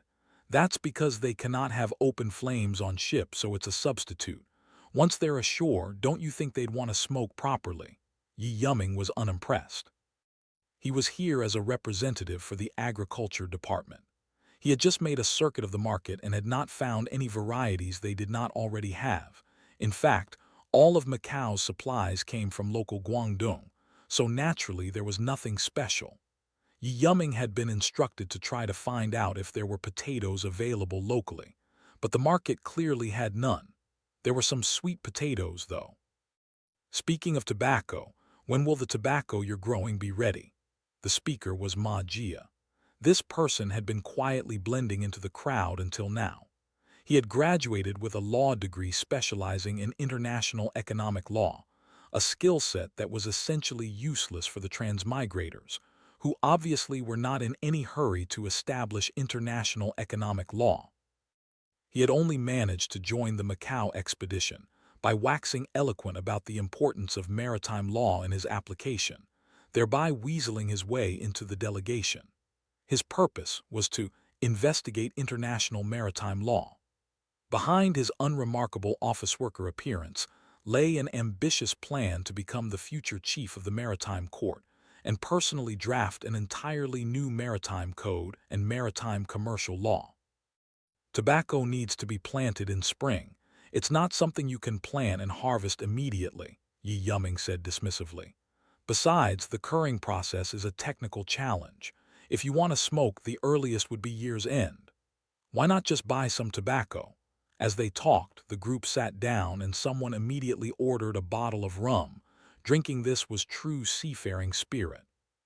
The rum came in a rough ceramic bottle wrapped in rattan, the wax seal on the cap still intact. Mengdu examined the seal with feigned expertise, then opened the bottle. Li Huamei was puzzled. "Can you actually read that seal?" "Of course," Mengdu declared boldly. "This seal here, one look and I can tell it's Puerto Rican rum." The moment those words left his mouth, a clear tusk of laughter sounded from somewhere in the smoke, there and then not there. Everyone looked around, but the room was so thick with haze they could not see who it might be. "What the devil?" Li Huamei felt a bit uneasy. "Whatever, let's drink." Mengdu poured everyone a glass. "It's my treat." Everyone took a sip. Rum was considered a strong liquor in Europe and America, but at an average of 40% alcohol, it was merely low-proof Baitu to this group. The liquor had a distinctive aroma and a sharp bite. It suited the tastes of the drinkers among them. As they drank, They pricked up their ears to eavesdrop on the conversations around them. Unfortunately, most transmigrators only knew half-baked English. No one understood Portuguese, and even for Spanish they had to consult their Venezuelan guest. After listening for a while, the only useful thing they heard was a few Chinese sailors chatting in Hokkien about mundane matters. Just then, someone suddenly pushed through the door and stood there shouting loudly, cycling through several languages. They understood the last one. Who's willing to sail on Lord Aragonese de Sidonia's Countess of Scarborough? Hey, this really feels like Age of Exploration, Magia whispered, nudging Mengda. Exactly, if only there were a barmaid that would really set the mood. Mengda was in high spirits, fiddling with a phone charm embroidered with tourist souvenir motifs that he had brought, originally intended to charm barmaids. Unfortunately, the only person serving drinks in this tavern was a strange, sullen-faced fat man of indeterminate nationality. SHH, Yi Yumming suddenly became alert. Get your heads down. What is it? Magia was puzzled. Didn't you read the enemy intel briefing? Yi Yumming whispered. Who reads that stuff? That Spanish ship that attacked us before the new year. It was called the Countess of Scarborough. What? Everyone was stunned. Xiao Bailang, here as a representative from the machinery department, reached to yank the Derringer pistol from his belt. The people beside him immediately held him down. Are you crazy? This is Macau. If we start shooting, we're definitely coming off worse. Magia hissed at him. I'm not afraid of those bastards. Several people pinned him firmly to the table. Everyone's hands were gripping their pistols. Mengda even unscrewed the cap of his grenade, ready to serve them a bamboo-cased watermelon if things turned violent. Who's willing to sail on Aragonese de Sidonia's Countess of Scarborough? 1 silver peso up front, 1 peso every week after. Seeing no takers, the recruiter called out the terms. After shouting for several more minutes with still no volunteers, the recruiter gave up and left. Only then did everyone release Xiao Bailang. The Countess of Scarborough is in Macau. We need to tell director when immediately. Right. As everyone was about to get up and leave, bartender, a gin. A clear female voice reached everyone's ears. Someone was actually speaking Mandarin, and it was a girl at that. Mengda's gaze immediately swiveled over. A young woman wearing trousers and a loose Spanish-style shirt, her hair in a ponytail, appeared in view. My God! She was the first Chinese woman they had seen in months who fit modern aesthetic standards. The would-be romancers exchanged glances, each seeing the flames burning fiercely in the other's eyes. They promptly forgot all about reporting the Countess of Scarborough. Miss, would you give me the honor of buying you a drink? Mengda, assuming the manner of a gentleman, was the first to approach. Before the young woman could answer, the expressions of the several men around her, short but clearly far more formidable than the transmigrators, had already turned unfriendly. Magia hurried over to smooth things over. Haha, sorry to bother you. It's so rare to hear someone speaking Mandarin here. My friend just got a little excited. Then pour me a glass of your rum. The girl was completely at ease. Looking at her more carefully, the group judged her to be in her early 20s. Though her overall features were good, her skin was somewhat rough and her complexion dark, likely a woman who had spent a long time at sea. Between the Malay crease at her waist and the fierce-looking men around her, she might well be a pirate. A Chinese woman pirate. The phrase sent another wave of excitement through the group, naturally calling to mind the character Li Huamei. This inexplicable association, combined with the girl's good looks, greatly increased the transmigrators' goodwill, and they struck up conversation even more eagerly. Might I ask the young lady's name? Mengda deployed every gentlemanly flourish he had seen in movies. My name is Li Huamei. Everyone was dumbfounded. Now this was truly bizarre. Had they not traveled through time and space, but rather into some video game, they could not help pinching themselves and staring at her in disbelief. Seeing their peculiar expressions, Li Huamei seemed puzzled. Is my name that strange? No, not strange at all. Magia, the most composed of the group, hurried to smooth things over. Please forgive us. Your name happens to be exactly the same as someone they know. It's a very common name. Coincidences are bound to happen. Li Huamei smiled radiantly, and the would-be romancer's hearts raced. Might we ask what this Miss Li whom you know is like? End of chapter. Chapter 203. The group proceeded to wildly embellish the biography of Li Huamei from the Koei video game, including such implausible elements as the Conqueror's proof. Ma Jia, noticing that the gaming enthusiasts were getting increasingly carried away, and that Li Huamei's expression was growing more skeptical, quickly cut them off before they gave themselves away. Li Huamei did not ask further questions.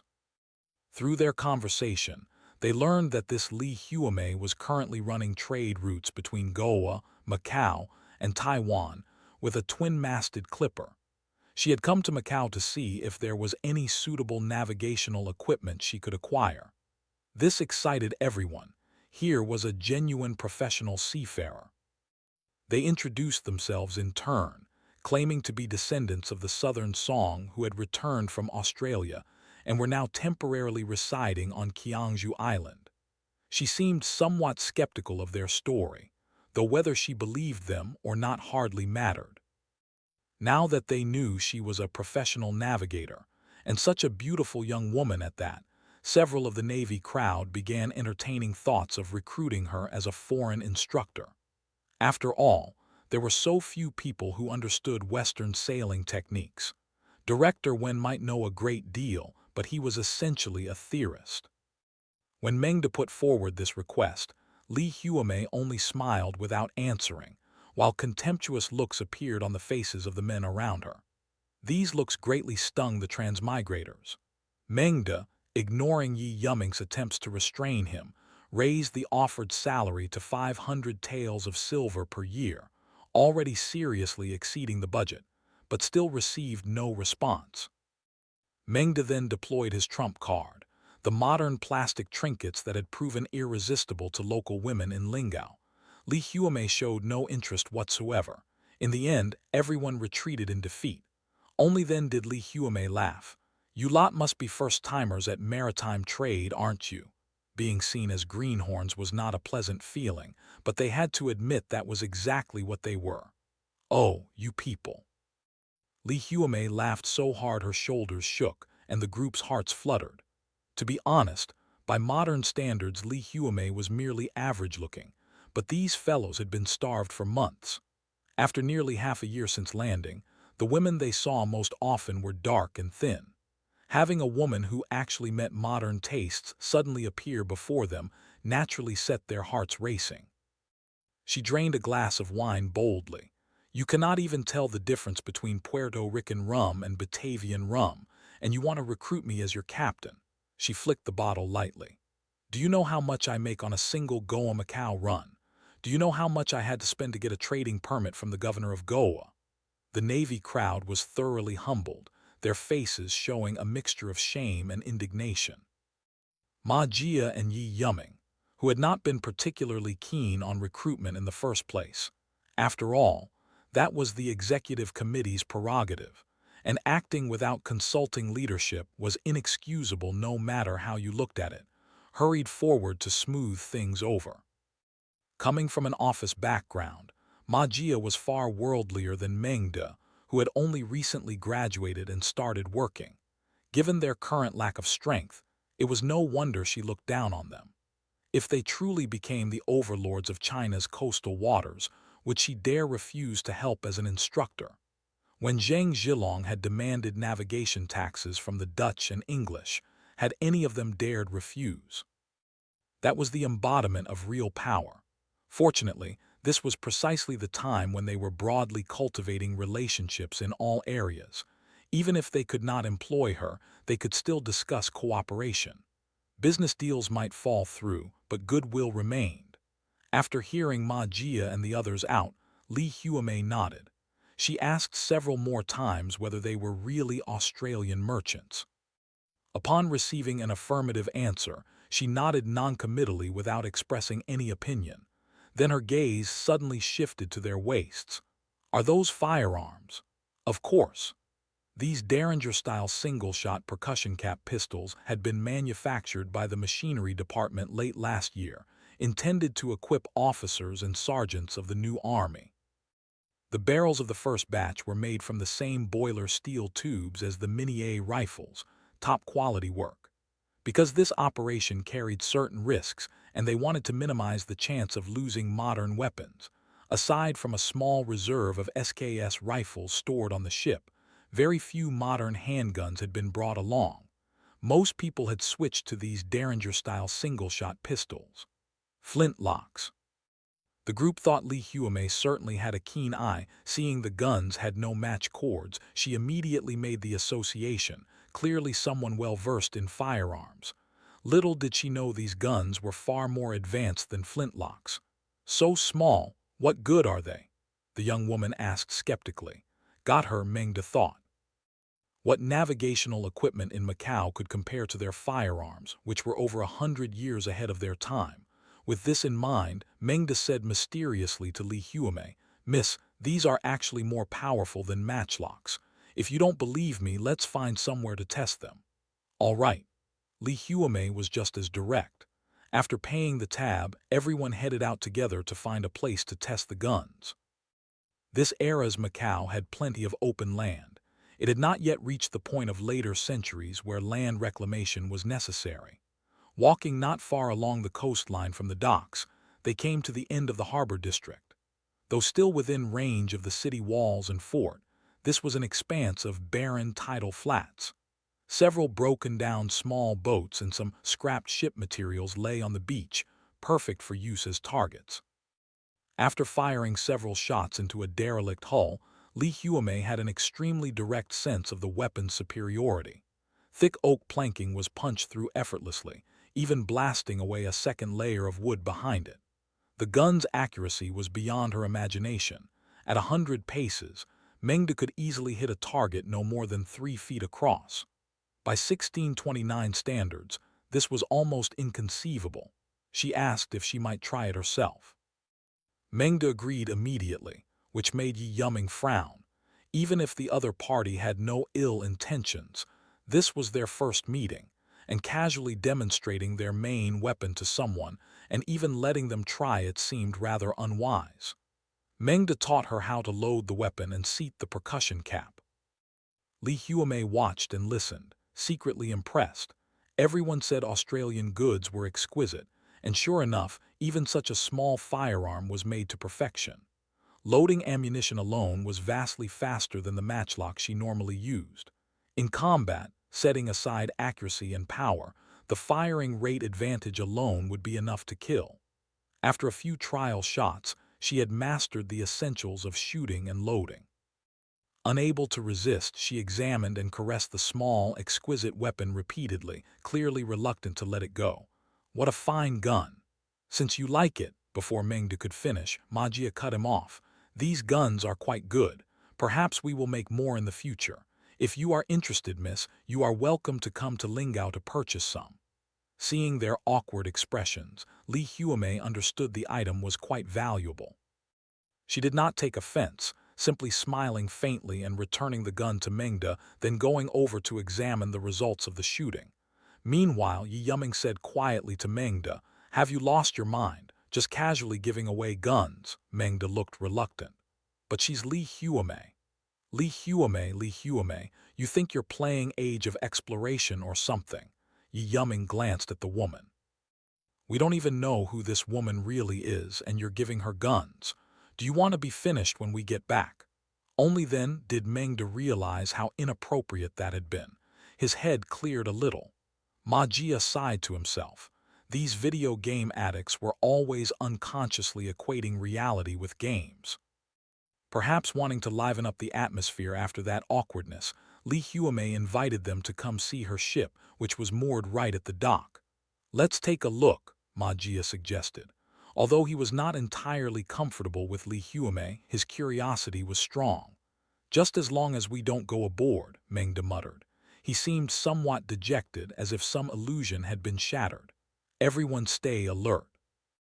That said, this was still Portuguese-administered territory. No matter whom they were dealing with, things would not get completely out of hand. With arrangements made, everyone walked back together. Her ship stood out conspicuously among the many vessels in the harbor, a compact single-masted ship. though still considerably larger than the transmigrator's Tangji. This single-masted clipper had a bowsprit as long as the hull itself, like a swordfish's bill, allowing it to carry an array of sails.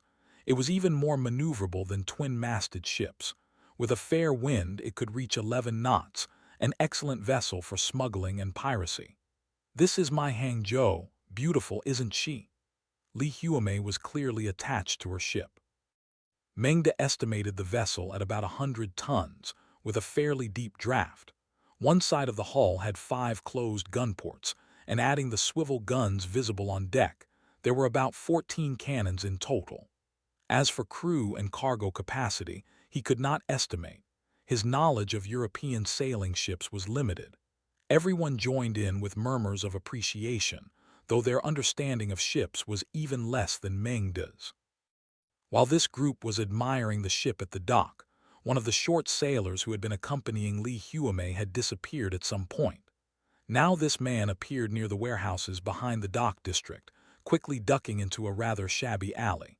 He came to a busy freight depot, looked around to make sure no one was watching, then slipped around to a side door and knocked softly several times. The door opened immediately. Without greeting the doorman, the sailor walked straight inside. Beyond the door was a small courtyard with many large and small buildings, all seemingly unused and locked. Various odds and ends were piled in the yard. The sailor came to a second door and pushed it open. Inside was an entirely different world. In a Moorish-tiled central courtyard, 2 dark-skinned guards were dozing. Hearing someone enter, they immediately sprang alert and grabbed their curved swords. The sailor waved them off and continued deeper inside. At the top of some steps was a dim reception room, light filtering in through high, narrow windows. The sailor stood at the entrance for a moment, letting his eyes adjust to the darkness. He saw his mistress, Li Xia, wearing a loose silk robe, reclining sideways on a low couch heaped with cushions embroidered with beautiful patterns. She was studying a piece of paper in her hand, lost in thought. End of chapter. Chapter 204. Gou Er Emerges. The sailor stood for a moment, confirming that his mistress had noticed his arrival. "Captain, Li Huamei has made contact with those people." He recounted the entire process, adding at the end a contemptuous remark. "They're a bunch of greenhorns. Just as I expected." Li Xia glanced at the slip of paper she had been studying for days. The cover of a pirated CD of Age of Exploration 4, enhanced edition, bearing the dashing figure of Li Huamei. Not even the transmigrators themselves knew how this pirated disc cover had fallen into Li Xia's hands. Perhaps someone had casually stuffed it in a pocket when buying pirated discs back then. No one remembered having lost such a piece of paper. After the kidnapping operation failed, all the participants had been cleanly dispatched by the Australians. Li Xia could not obtain any useful information from anyone who had been present. Her only remaining connection to this group of Australians was this slip of paper. It was a remarkable piece of paper. During her time in Macau, lying low after her defeat, the pirated disc cover for Age of Exploration 4 had become the thing Li Xia studied most. She had a vague sense that she had stumbled upon something she should not have. The paper itself was nothing special, but the artwork on it was unlike anything she had ever seen.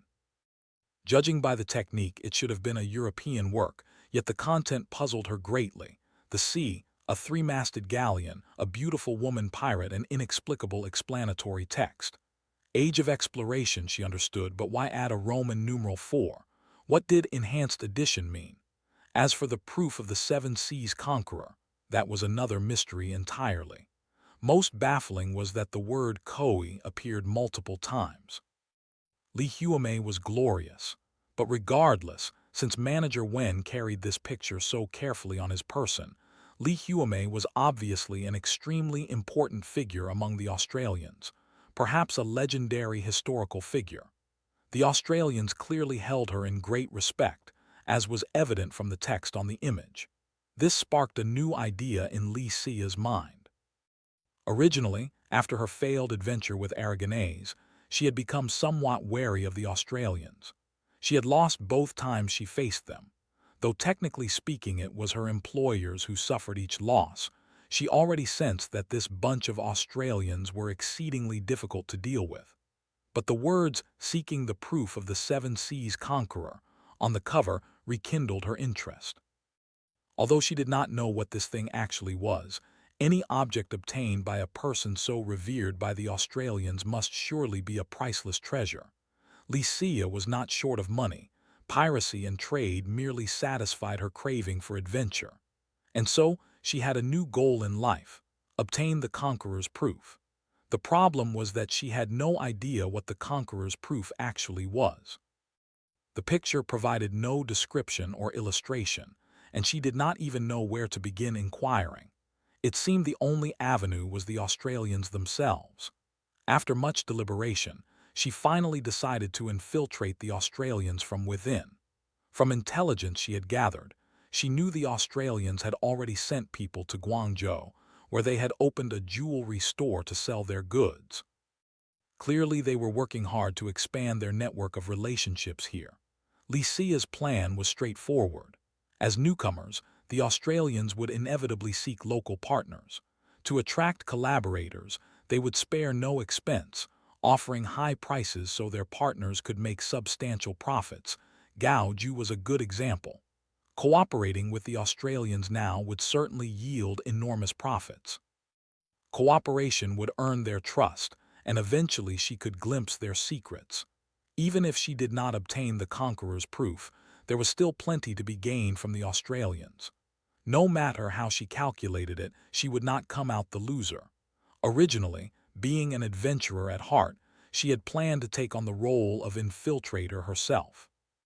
But she had already shown her face to Manager Wen, and her reputation in the area was too prominent, both unfavorable factors. In the end, she decided to send her foster sister Li Chun. Li Chun was the daughter of her wet nurse, of pure Chinese blood. Having grown up in Li Xia's household, she was equally steeped in both Chinese and Portuguese culture. She was both Li Xia's deputy and her sisterly confidant. They had adventured together at sea for years. She was perfectly suited to play the role of a woman sea merchant. Finally, to make it easier for the Australians to accept her, Li Xia gave Li Chun the name Li Huamei. She had an instinctive premonition that the Australians would develop favorable feelings toward her spy because of the associations this name would create. After hearing the report, Li Xia fell silent for a moment, then ordered, "Go tell her not to overplay her hand. Focus on establishing the connection first." The sailor bowed and was about to withdraw when she added, "Tell her not to send someone back to report every little thing. Only send word for important matters, and you should come here less often." "Yes, Captain." The sailor withdrew. After the sailor left, the room sank back into dim silence. Li Xia took one last look at the slip of paper, placed it in an exquisite enamel box, and locked it. She drew a small plastic compact from beneath her pillow, opened it and glanced at her reflection, then pulled a cord. A maidservant appeared at once. They were all female slaves Li Xia had purchased from an island group off the Indian coast. The natives there were ugly and fierce, prone to fighting, but once they accepted you as their master or friend, they were utterly loyal. Only a very few people here understood their language, making them even better for keeping secrets than mutes. "Bring the guest in room 11 of the guest courtyard," Li Xia commanded in their native tongue. Before long, the second son of the Gou family, Gu Zunli, who had escaped the assault on the Gou manor, appeared before her.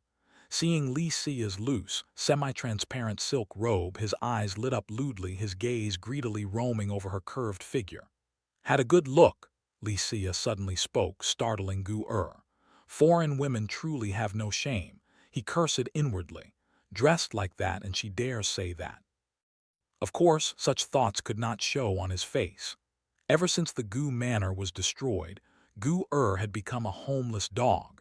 He knew that neither the bloodthirsty Australians nor the various gang bosses who had entrusted him with stolen goods would let him off lightly. As soon as he returned home, he had arranged his affairs, taken his son and a few loyal followers, and fled. Fortunately, he had prepared in advance. When the transmigrators first landed, he had already sent his wife and family to his father-in-law's place, a rural strongman in Lingao. Large sums of money were hidden in a well, but he was not willing to simply accept his downfall. He immediately headed to Qiangshan County, where he had connections for fencing goods and a backer advisor Ma at the Hainan Military Circuit Yamen. Advisor Ma was a local Hainan man of Hui descent, who also held the title of Ziyukai degree holder. Though a scholar, he had inherited his ancestors' talent for commerce. Backed by the power of the Hainan Military Circuit, he was a key figure in the Gu family's Qiangzhou-Guangzhou fencing network.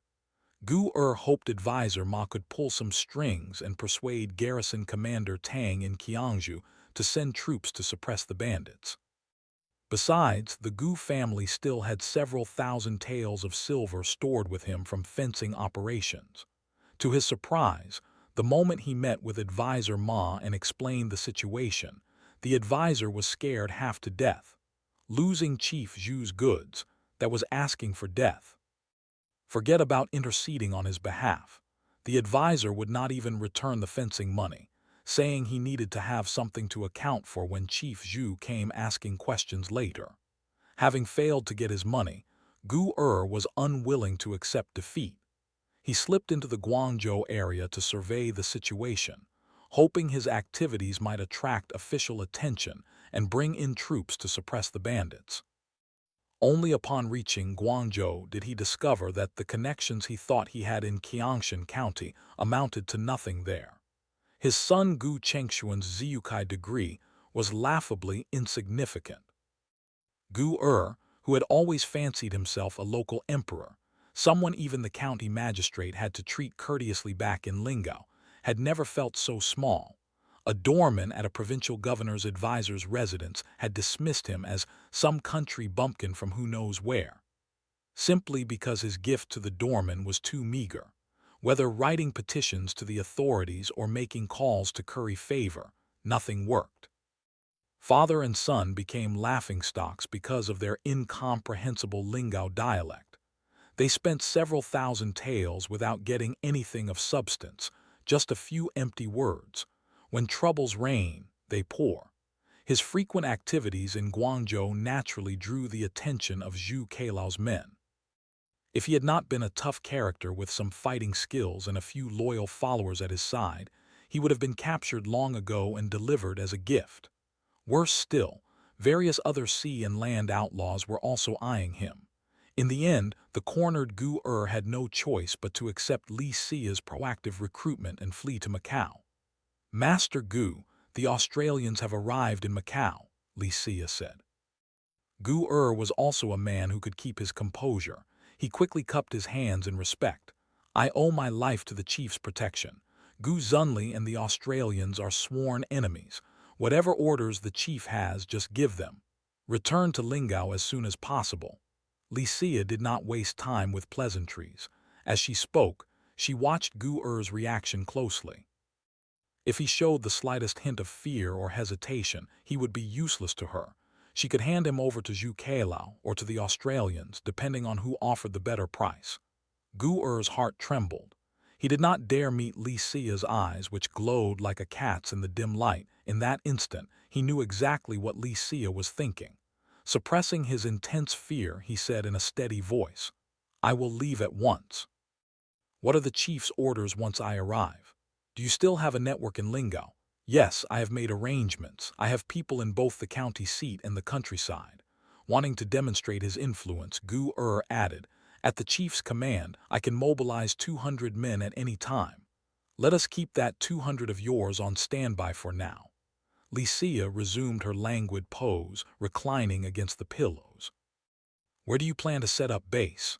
"At Liuamao Mountain. The bandit chief there is my sworn brother." Gou Er was confident. The bandit leader in Liuamao Mountain was called Hu Lanyan, Rotnai Hu. They had a bond forged through life and death, and Gou Er had kept him well fed with silver over the years. Getting him to take Gou Er in should not be a problem. "Good. On your way out, find the accountant. Take a basket of pigeons, 100 taels of silver, and my token." Go to the docks and find a small boat with a blue cloth strip hanging from its bow. The captain will send you back to Lingao when he sees the token. Where you land is up to you, but once you are ashore, you are on your own. Understood? Once you are settled, send me a pigeon message immediately. I will naturally dispatch someone to contact you. End of chapter. Chapter 205. Pandora's Box. As for what use the chess piece Gou Er might serve, Li Xia had not decided yet. But idle pieces had their uses. She was not investing much in Gou Er, and she would not mind if she lost him. What came next would depend on Li Huamei. She was confident the Australians would be led around by the nose by her foster sister. Meng De and the others' exchange with Li Huamei resulted in her agreeing to visit Lingao to see what collaboration opportunities might exist. The transmigrators found this outcome acceptable enough. As for recruiting her in the future, they figured that once their strength grew, it would cease to be a problem. As for the other thoughts harbored by certain would-be romancers, those varied too much to enumerate. When Daisy had also concluded his meeting with Zhang, well aware of the Jesuits' burning desire for a breakthrough in Chinese missionary work, he had thoroughly whetted the superior's appetite. The two sides reached a preliminary agreement. The transmigrators would allow the Jesuits to send one priest back to Lingao with them. During his stay in Lingao, the priest could move freely within the transmigrators' controlled area, but was not permitted to proselytize. Macau Jesuit ships could enter the transmigrator-controlled port of Bopu at any time to deliver mail and personal items for the priest's use. If necessary, the Jesuits could recall the priest at any time, and the transmigrators would not obstruct this. In return for these conditions, the transmigrators obtained far greater benefits. The Jesuits agreed to act as protectors of the transmigrators' interests in Macau. They guaranteed that once a more comprehensive agreement was reached, they would provide sufficient conveniences for the transmigrators' commercial activities in Macau, including permission to open a trading house there. An additional bonus was the superior's reaction after tasting the sweet rice wine with rhubarb that Wen Daisy had enthusiastically presented. Not only did he lavishly praise the flavor, but he was also quite taken with the porcelain bottle. On the spot, the superior purchased the entire stock of rhubarb wine. The agreed price was 1/4 of a silver peso per bottle, far exceeding Zhang Xin's prior estimate. The combined power of rhubarb and the porcelain bottle surprised Zhang Xin. He had not quite believed it when Fashalou told him about Europeans' obsession with rhubarb. Zhang Xin and Wen Daisy also explored the area near Macau's docks. Macau had no large-scale shipyard, only ship repair capabilities, with few European shipwrights. Wen Daisy was rather disappointed.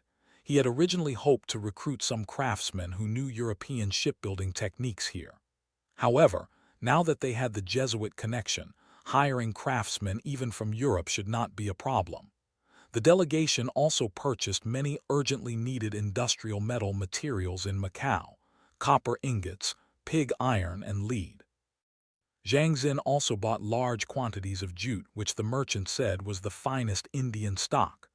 "What is this for?" Wang Ruixiang asked, having followed them around all day. Seeing them spend money on what looked like a pile of grass, he was puzzled. "For making rope." "Rope? Yes, ship cables." Zhang Xin explained that jute was the best material for making ship cables, lightweight yet strong. It was an important shipbuilding resource. The Indian merchant who sold them, the jute, seemed quite pleased with the transaction. He went into the back room and brought out an ornate silver hookah, lit it, and invited Zhang Xin to try it. Zhang Xin sniffed, then had Mendoza exchange a few more words with the merchant. The merchant retrieved a box from the back. Opening it revealed dark brown flat cakes inside, looking smooth and soft, emitting a very distinctive smell. Zhang Xin's eyes lit up. He sniffed, pressed with his finger, touched it briefly to the tip of his tongue, and immediately spat out his saliva. "Ask him how much he wants," he told Mendoza through Zhou Weisen. But Miss Mendoza kept shaking her head, chattering at Zhou Weisen. Zhang Xin grew impatient. "Hurry up and ask. What are you mumbling about?" Zhou Weiss spoke to Mendoza several more times before they finally reached a deal, 1 silver peso per box. Ask him, is bulk purchase available here? Zhou Weiss hesitated, then asked Zhang, listen, old Zhang, do you know what this stuff is? Obviously, why would I buy it if I didn't? Don't tell me you want to follow the British example and do the opium trade, poisoning the Chinese people. Dr. Zhou, don't you know that opium is an important pharmaceutical ingredient? Of course I know that, Zhou Weiss said. The problem is you're the commercial agent for Guangzhou. The moment you buy opium, I start thinking about the destruction of opium at human. I wouldn't do anything that would make my sons be born without assholes, Zhang said. Yi Yumming went to pick up that tiresome missionary, so I'm handling the agriculture department's affairs. What the hell, you're going to grow opium on the farms? Let me give you a word of advice. Once Pandora's Box is opened, there's no end to the trouble. If you need it for medicine, buying Indian opium should be more than enough. Depending on imports is always dangerous, especially at this stage. Zhang got his answer from the Indian. Demand for opium was not large. Only 200 or 300 chests came from India to Macau each year. If the transmigrator's needs were not substantial, he could specially transport some for them. In this era, opium had not yet become the sought-after, enormously profitable commodity it would become in later times. Whether as a recreational substance or medicine, demand was still quite small. Once the Tongji's cargo hold was completely full, the ship set sail for the return voyage. In addition to the cargo, there was now a black-haired, brown-eyed foreigner aboard.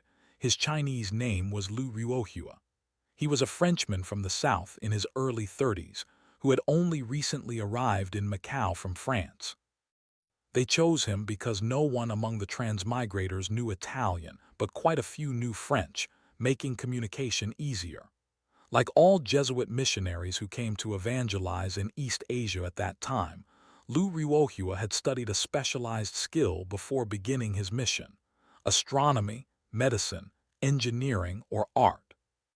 The Jesuits' brilliance in the missionary field was recognizing early on that for Eastern nations with centuries or even millennia of civilization, a Bible alone would be far from sufficient to win them over. Lu Ruohua had chosen to study medicine. He had learned from reading the biography of Ignatius of Loyola, founder of the Jesuits, that people in sickness and pain were most susceptible to the Lord's calling. After boarding the ship, he had not remained quiet for even an hour. He immediately set about finding people to teach him Mandarin. With everyone having nothing better to do, they amused themselves at the foreigner's expense. Everywhere you could hear his stiff-tongued attempts. Ni hao, kai fan lemay, dui bu chi, ni sha ga hao ren. It drove Wen Daisy to distraction. Miss Mendoza, meanwhile, acted as if she had found the light of her life.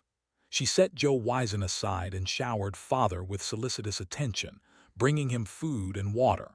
This left Zhou Weiss quite disgruntled. But having spent years abroad, he knew that Catholics tended to have strong religious feelings. A priest suddenly appearing in Miss Mendoza's spiritual desert, her overwhelming excitement was only natural. Director Wen, I think Catholicism is bound to spread to Hainan this time, Wang Ruixiang said quietly to Wen Daisy when he found an opportunity. A nation cannot have two masters. Once these foreign religions are brought in, another center of authority will form in the people's minds. Won't the religious leader's word become more powerful than the government's? Don't forget the lessons from that other timeline. Monotheistic religions are all problematic. When Daisy remained impassive. What do you propose? On this vast sea, Wang Ruixiang made a chopping gesture. That will not solve the problem. When Daisy shook his head. You are underestimating the power of faith. Coming with us, he has already prepared to die. Kill one Lu Ruohua and 10 more will come. And then they will not be taking our ships, they will come in secret. Wang Ruixiang seemed to understand his meaning and nodded, but could not resist adding, religion, its destructive power is too great. When Daisy gazed at the undulating sea, after a long while he sighed, I hope that in our lifetimes we will have the power to change the course of this world. Just then, Mengda came to report. the ship had reached the vicinity of Hong Kong. "Lock Lu Ruohu in the cargo hold. He is not allowed on deck," when Daisy gave the order. This immediately drew strong objection from Miss Mendoza, who happened to be nearby. Trading on her service to the transmigrators, she came to protest the rough treatment of a clergyman. But when Daisy was unmoved, he simply had Joe Wizen drag his woman away. The place he was going next was somewhere foreigners absolutely must not know about. Under Meng's guidance and with 21st century nautical charts, they came on their return journey to another small island in the Wanshan archipelago outside the Pearl River estuary. Viewed from the ship, the island was lush and green, dotted with fishing villages of various sizes. Cross-referencing with the charts and measuring latitude and longitude, they confirmed this was the future Hong Kong island. The shores of Victoria Harbor were utterly desolate, never mind markets. There were hardly any signs of human habitation at all. The ship lowered a boat, landing on the pretext of replenishing fresh water. Their actual purpose was to conduct a basic survey of Hong Kong Island, including its terrain, topography, and freshwater resources. They also needed to take actual depth measurements along the various bays of Victoria Harbor to see where would be suitable for establishing a future cargo transshipment base. Hong Kong Island was nearly 81 square kilometers in area, large, with fresh water as well as timber. Victoria Harbor was also one of the world's 3 great deepwater ports. As a base, whether for military or commercial purposes, it had tremendous value and far more development potential than tiny Macau. When the Portuguese had first reached China's coast, they had recognized this as a prime location. But they had been too aggressive, going so far as to occupy Tuen Mun in the new territories, attempting to directly control access to the Pearl River estuary, and were driven out by Ming forces. When Daisy knew very well that not far from here, at Tuen Mun, there was a Ming military camp. For the transmigrators to occupy Hong Kong right under the authorities' noses without a fight was utterly impossible. End of chapter. Chapter 206. Food circulation vouchers. The next agenda item was the question of currency reform.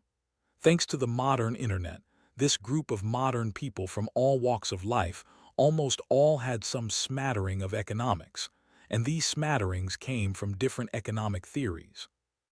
In the dormitory quarters, future economic structure and monetary policy were the 4th most popular topic among the idle transmigrators, after official ranks, succession, and women. Like the old days on forums, many people debated with various half-baked theories about things they did not really understand, mouths foaming, until fists were about to fly. But for Cheng Dong, all these theories were meaningless to the Finance and Banking Committee. Anyone who had studied a bit of history knew that ancient Chinese society was fundamentally a natural economy. Self-sufficiency was the norm, and commodity exchange was poorly developed. However, it was not until they came to Lingao in this timeline, actually met the local people, and witnessed the society and commercial environment of the period that the transmigrators realized just how naturally economic an era they had entered. Especially in a backward, purely agricultural county like Lingao. Though the late Ming was supposedly the era of capitalist sprouts in China, in Lingao there was no capitalism to speak of. Even the simplest commodity exchange was pitifully rare. The entire county had only 14 markets, and these 14 markets were so small they could not compare to the farmers' markets in the residential neighborhoods some of them had known in their previous time. Some markets did not even have buildings, just a patch of mud and a few thatched sheds. In what little market circulation existed, barter predominated. Whether peasants paying rent to landlords or landowners paying grain taxes to the yamen, everything was done in grain. Most peasants and landowners lived self-sufficient lives, with only a very few commodities purchased at market. Even these transactions were often conducted through barter, homespun cloth, mountain specialties, and the like. Even the yamen paid its runners and minor clerks in grain and cloth. Consequently, in this locality, never mind the banknotes seen in movies and television, even silver was rarely seen. The limited currency in circulation consisted mainly of various copper coins. According to Treasury statistics, the coins circulating most commonly on the market included Tang, Song, and Ming Dynasty coins. Even Han Dynasty Wuzhou coins from long ago were in circulation. This meant a major problem faced the transmigrator regime, a lack of sufficient means of payment. The transmigrators had plenty of silver and gold, whether brought from the original timeline or obtained in this one through selling goods and raiding wealthy households. The Finance and Banking Committee's current direct holdings alone amounted to 120 kilograms of .975 fine silver, plus assorted ingots, cakes, scrap silver, silverware, and silver jewelry totaling over 700 kilograms, equivalent to more than 20,000 treasury taels in local terms. They also had over 20,000 foreign silver coins, mainly Spanish reals and pesos. Gold reserves totaled over 200 taels. Beyond that, there were over 5,000 strings of copper cash. Yet despite this enormous wealth, the transmigrators found it difficult to actually use. Most of their local expenditures were small, paying wages, purchasing raw materials and food. These commercial transactions rarely called for silver. Copper cash was actually the most consumed currency. But the transmigrators regarded copper coins as raw metal and wanted to minimize such expenditures. The result was that the various departments under the executive committee devised all sorts of methods for external payments. Wuda had first introduced work point vouchers for the labor corps and the commune, followed by the more direct rice tickets and salt tickets. Work point vouchers themselves were essentially a grain standard currency. Finally, when the Women's Welfare Cooperative opened and introduced the practice of using transmigrators' wage points to purchase goods, the situation became even more complicated. All this left the finance department in a state of chaos. The budgets, payment records, and reimbursement claims submitted by various departments all used different units: taels, wen, jin, points, and fen. Factor in the conversions between different values, and Cheng Dong's accountants were nearly driven mad. Therefore, the finance department was adamant about unifying the currency. Only with unified currency could a currency exchange and financial system be established. The executive committee's first proposed monetary system was the silver standard, issuing silver dollars worth half a treasury tael each. The transmigrators had sufficient silver reserves, and these reserves would only grow in the future. Issuing silver coins had adequate material backing. Second, considering the notorious reputation of the Ming Dynasty's precious paper money, merchants and common folk would probably dislike paper currency. Promoting its circulation would face great difficulties.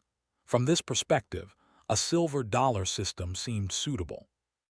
However, others raised different views, arguing that the timing for silver dollars was not ripe. Lingao's economy was underdeveloped, with small market scale and limited resource production. Even half treasury tael silver dollars would have too much purchasing power. After all, the price of rice in Lingao was only about 1 tael and 3 mace, meaning half a treasury tael could buy approximately 36 kilograms of rice. For small payments, this was still too large. The transmigrator regime would inevitably have to continue issuing subsidiary coinage. To establish credibility, transmigrator coinage would have to be finely made. But another law of the marketplace was Gresham's law: bad money drives out good. One could imagine that once the transmigrators released high-quality coins onto the market, the traditional Chinese habit of hoarding gold, silver, and even quality copper coins would swallow these coins like a black hole. Not only would they fail to dominate the market, they might well be overwhelmed by inferior coins flooding in from surrounding areas. After all, the transmigrators controlled only tiny Lingao. After comprehensive consideration, the executive committee finally decided to issue grain-backed notes in their territory. This paper currency was named Lingao food circulation vouchers. The reason for not using names like Tongbao or similar was purely to avoid provoking the authorities. Token vouchers and monetary tallies had long been issued by Chinese merchants independently, with the government rarely interfering. The form used yuan as the unit to avoid confusion with old units like wen, tael, and mace. The basic unit of Lingao circulation vouchers was the yuan, with each yuan equivalent to 500 grams of rice. Below the yuan was the fen, with 1 yuan equaling 100 fen. As long as the transmigrator regime held sufficient grain, this paper currency's creditworthiness could be guaranteed, and the transmigrators had full confidence in their agriculture. In the long run, the grain standard was merely a stopgap measure. But given current capabilities, this system was relatively safe and acceptable. After all, the transmigrators had already established considerable credibility locally. Promoting this grain ticket should not face too much difficulty. I'm still skeptical whether paper money can actually be used, said Li Huamei from the Navy at the discussion meeting, finding the whole thing dubious. Don't tell me about Song and Yuan dynasty paper currency. That was government-issued. No matter how debased a government becomes, it still has some credit before it completely collapses. What do we have that would make the common people trust us? Wendacy explained. As long as there's a place where they can exchange it for full value in goods, the common people will accept it. When the pound sterling still had gold content, everyone knew how much gold a gold sovereign could be exchanged for, but practically nobody actually went to exchange it for gold. People only needed to know that the Bank of England would exchange it for gold. That was enough. But what do we use for foreign trade payments? Someone from the Commerce Department challenged. They won't accept your notes and they don't want your rice either. They've all got their dark eyes fixed on white silver. Still thinking about silver. What do we need silver for? To buy things outside Hainan Island. Why not just have people ship the goods directly here? Why go through the trouble of silver as an intermediary? We're not Spaniards who can't offer anything good and have to rely on silver to buy things. We have attractive goods. Merchants will naturally come chasing profits. Direct barter is fine, said Yan Kuezhai. Having graduated with a finance degree and understanding accounting, he had already been transferred to the Finance and Banking Committee by Cheng Dong. Actually, I also think increasing Lingao's local silver reserves isn't very meaningful, Wendacy said. In a small place like Lingao, if there's too much silver, it depreciates. As for current foreign procurement, we have over 100,000 in funds available in Guangzhou, and the Guangzhou station will continue to replenish that. Procurement payments aren't difficult. If we really need to use money, we can manage with silver pesos, Cheng Dong said. These coins are very popular along the coast and circulate easily. But if outsiders come to our territory, what exchange rate do we use? Cheng Dong said, let me explain the monetary policy. The transmigrator regime had no immediate plans to let circulation vouchers completely replace all currency on the local market. That was beyond their current capabilities. The transmigrators only intended to use them as a means of payment and settlement. Silver and copper coins already in circulation would continue to circulate. Exchange rates between them would use rice prices as reference. Assuming rice cost 1 treasury tael per 100 kilograms, then 1 treasury tael could be exchanged for 200 yuan of Lingao circulation vouchers. However, that's just theoretical. For the next few years, we won't exchange our circulation vouchers with miscellaneous silver and irregular coins. Cheng Dong explained that the reason for not exchanging was that Ming Dynasty currency was extremely chaotic, with rampant counterfeiting. Whether silver or coins, the variations in purity were unimaginable, making it very difficult to correctly assess their value. The exchange difficulties were too great. Someone asked, I want to know how much ability we actually have to manipulate Lingao's rice market. Since rice is the backing, won't fluctuations in rice prices cause the currency's actual purchasing power to rise and fall? That's indeed a problem, Cheng Dong admitted. Grain was not like precious metals such as gold and silver, whose value was relatively stable. Grain was affected by many external factors. But I believe that across all of Lingao, the transmigrator government is fully capable of controlling rice prices. End of chapter. Chapter 207. Circulation. And so the transmigrator regime's first currency system came into being. The moment the new notes entered circulation, every other ticket, voucher, and scrip became obsolete. The work point coupons that had proliferated throughout the commune were recalled and converted at their established grain exchange ratios. Should we establish a bank to handle all this? Eventually, yes, Cheng Dong replied. But for now, we won't call it a bank, or a money house, or anything of that sort. The Finance and Banking Committee's strategy was elegantly simple. They would establish a grain shop to manage the issuance, collection, and exchange of currency. Since their money was backed by grain, a grain shop would be far more comprehensible to ordinary people than some abstract financial institution, while also providing the convenient fiction of merchant-issued tokens. The establishment was christened DeLong Grain Shop, at Wen Dacey's suggestion.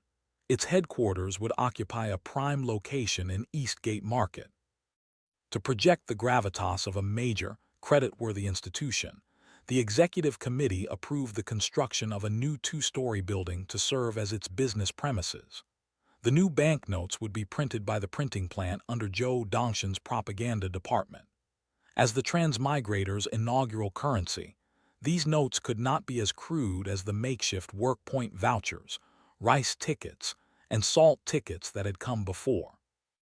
They needed to be attractive, durable, and fitted with specific anti-counterfeiting measures. Zhou Dongshan brought in Baitu Yuo and Tan Ming to tackle the problem. One had worked in commercial printing, the other had operated three-color presses. Both were professionals whose expertise far exceeded that of the generalist Zhou Dongshan. Specialized banknote paper was, naturally, unavailable. The transmigrator's modest paper workshop could currently mass-produce only rough straw paper, fashioned from local rice straw, and fit only for use in the latrine. The small quantities of writing paper they produced fell well short of banknote requirements. However, Cheng Dong noted that their inventory included some heavyweight colored cardstock with a satisfyingly stiff texture. Both its quality and its hues were beyond the capability of any paper-making workshop in this era to replicate. The Lingao food circulation vouchers would come in three denominations: 10 yuan, 5 yuan, and 1 yuan. The 10 yuan note would be printed on yellow paper, the 5 yuan on red, and the 1 yuan on green. Subsidiary coins would also be issued: 50 fen, 20 fen, 5 fen, and 1 fen, all on blue paper and differentiated by size. The banknote designs featured pastoral agricultural themes: oxen, farmers at work, sheaves of wheat, flooded rice paddies, and the like. The issuer was listed as DeLong Grain Shop, with an official seal in seal script below, accompanied by Cheng Dong's signature. The reverse of each note bore a line in regular script: each yuan redeemable for 1 caddy of rice. Baitu Yuo lithographed all these designs in color. Zhou Dongshan had initially wanted to employ the 4-color press in the printing plant, but ink supplies were running dangerously low and couldn't be replenished for the time being. When the sample notes were presented, everyone agreed they looked rather ugly. The designs possessed no three-dimensional depth whatsoever. It'll have to do. Cheng Dong examined the samples with a resigned expression, knowing full well this was the printing plant's limit. Asking them to produce something comparable to modern banknotes was a fantasy. Even these humble notes already exceeded the capability of any local counterfeiter. The largest consumer of circulation vouchers was Wude. Monthly work point settlements alone represented an enormous expense. According to his plan, Bern Commune would completely abolish the supply system and transition to a monetized wage system. Each commune member would receive circulation vouchers based on the work points they had earned. The commune canteen's food provision would likewise shift to members purchasing their meals with vouchers.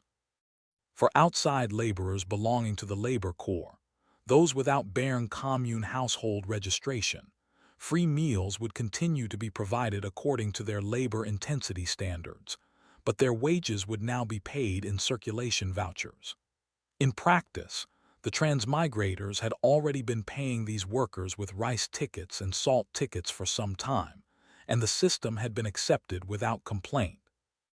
Local people recruited by transmigrator enterprises and departments, the so-called employees, were registered in Bern commune but had their wages paid by their respective departments rather than the commune itself. Their meals would likewise transition to self-funded, just like regular commune members. Finally, there was the military. Soldiers' pay had always been in silver, and the officers were firmly opposed to rashly replacing it with paper money. Such a move would leave the troops feeling cheated. Watching shiny white silver transmute into paper slips would make no one happy, so it was decided. The military's basic compensation would remain unchanged. Free meals would continue, and pay would still be dispersed in silver. To encourage soldiers to embrace paper currency, Chengdong proposed implementing a military preference policy at all transmigrator-owned shops in East Gate Market.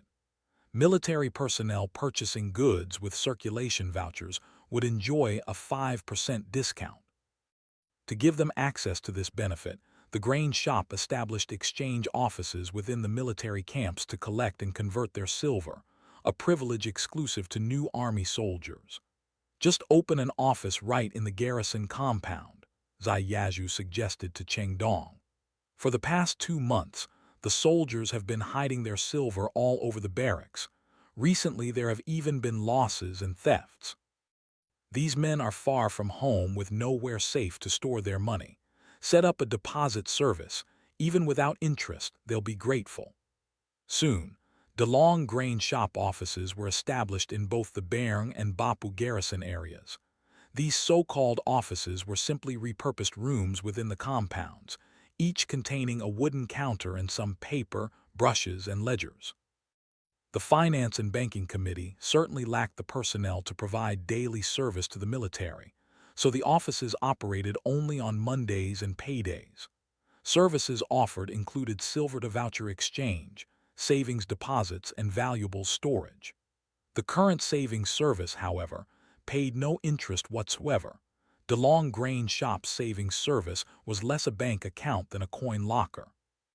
After the service launched, it was enthusiastically welcomed by the soldiers. Yet few came to exchange their pay for circulation vouchers. Most deposited their wages at the DeLong office immediately upon receiving them, obtaining a bank book to carry on their person. Only soldiers with family in the area would exchange some vouchers on leave days to purchase goods to bring home. When the first batch of circulation vouchers was distributed, the market's reaction was remarkably muted. After all, merchants doing business at East Gate Market had grown accustomed to transmigrator vouchers over the preceding months. Though the vouchers came in various types, one thing remained constant. Every transmigrator voucher could actually be exchanged for real goods, and the amounts were always precisely as stated, never shortchanged. Dongmen Chuyu also posted numerous notices throughout East Gate Market, requiring all merchants to accept circulation vouchers, without exception, while guaranteeing they could exchange vouchers for grain at DeLong Grain Shop at any time. To build confidence in the new currency, every evening before market closing, Dongmen Chuyu and the DeLong staff would push handcarts laden with rice through the market, going shop to redeem circulation vouchers. In the first few days, nearly every merchant exchanged their collected vouchers, but after a fortnight, very few bothered anymore. Traveling merchants, receiving circulation vouchers but finding it inconvenient to haul grain along their journeys, chose to spend the vouchers directly at East Gate Market, using them to purchase various goods. Sedentary merchants initially exchanged their vouchers for grain or used them to buy other goods as a precaution. But over time, As they discovered DeLong Grain's shop continued to honor vouchers freely and without restrictions, many began keeping some paper currency on hand. After all, it was far more convenient to carry and use than heavy copper coins or the silver that varied endlessly in purity and required constant weighing. The jumbled copper coins and the perpetual nuisance of assaying silver had long been sources of complaint among traders. However, the circulation vouchers' reach remained essentially limited to transmigrator-controlled areas. Even in County Gate Market, merely a stone's throw away, they weren't readily accepted. Shopkeepers there generally maintained a wait-and-see attitude toward this paper money. But Cheng Dong considered this perfectly normal. Paper currency was largely supported by government credit. Most paper currencies in the modern era were issued without backing. In that respect, they were actually less secure than Lingao circulation vouchers backed by grain. The vouchers would only be recognized as valuable wherever transmigrator influence extended. Without sufficient political and economic power, people beyond their territory naturally wouldn't accept them.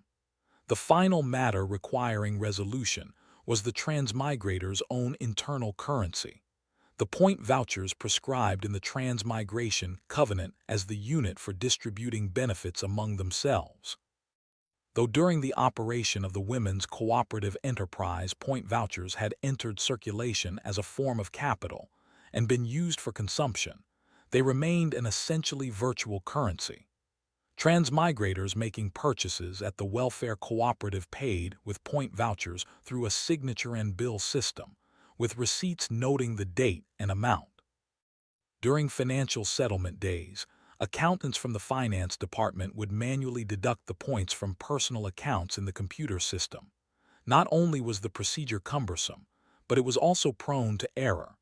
Now Cheng Dong proposed making a portion of point vouchers physical, no longer merely entries in a computer ledger.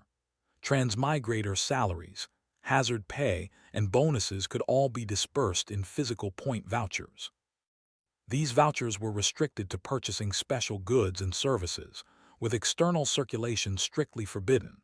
Currently, point vouchers could only be used at the Transmigrator Canteen, the Women's Cooperative, and the South Sea Demonstration Farm. Point vouchers bore no lateral relationship to any other currency and possessed no exchange rate. They were issued and collected solely by the Finance and Banking Committee. Some suggested that since point vouchers were now physical, the supply system could be abolished for transmigrators in favor of a pure salary system. But after considerable discussion, the Executive Committee decided to maintain the supply system for all transmigrators. The Executive Committee would continue to provide every transmigrator with free housing, medicine, food, basic weapons and ammunition, and clothing. However, transmigrators were permitted to use point vouchers at the 3 designated establishments to purchase additional consumer goods, including alcohol, tobacco, and other non-essential items. If the canteen had sufficient supplies, they could also purchase extra chicken, duck, fish, and meat. Point vouchers remained the only currency transmigrators could legally hold. Apart from expense funds issued for specific mission requirements, individual transmigrators were forbidden from possessing Lingao circulation vouchers or precious metals. End of chapter. Chapter 208. The church Xiao Zishan felt as though he had been handed a scalding hot potato. He was still wrestling with how to organize the school. Since no one showed the slightest interest in becoming a children's teacher, he would have to serve as principal himself for the time being. Of course, he would need to find an executive vice principal, someone he would have to search for at his leisure. But one thing had been confirmed at the meeting. Transmigrators with dependent personnel were eligible for a dependency allowance, a demonstration of the administration's humane policies. The meeting also addressed cooperation with the church, a decidedly thorny issue. Beyond acquiring European personnel, technology, and materials, the transmigrators hoped to harness a new religion to create spiritual sustenance and moral principles for future citizens. but they had no desire to see the church accumulate excessive influence or authority in social life, let alone authority that originated from abroad. The Jesuits are determined to spread Catholicism into China. Instead of letting them do the preaching, we should do it ourselves, Wendaci declared. We do the preaching, precisely. Rather than passively obstructing and defending, we should channel the flow. Wendaci elaborated on his "we take the lead" approach to missionary work. We take the lead means this: the church, I'll permit you to establish one. Faith, I'll let you spread it, but control of the local church must rest with us. The church can exist only as an appendage and instrument of the transmigrator regime. Will the Jesuits agree to such conditions? Ma Qianju was no admirer of the Jesuits either. They will, Yu Shui said with supreme confidence.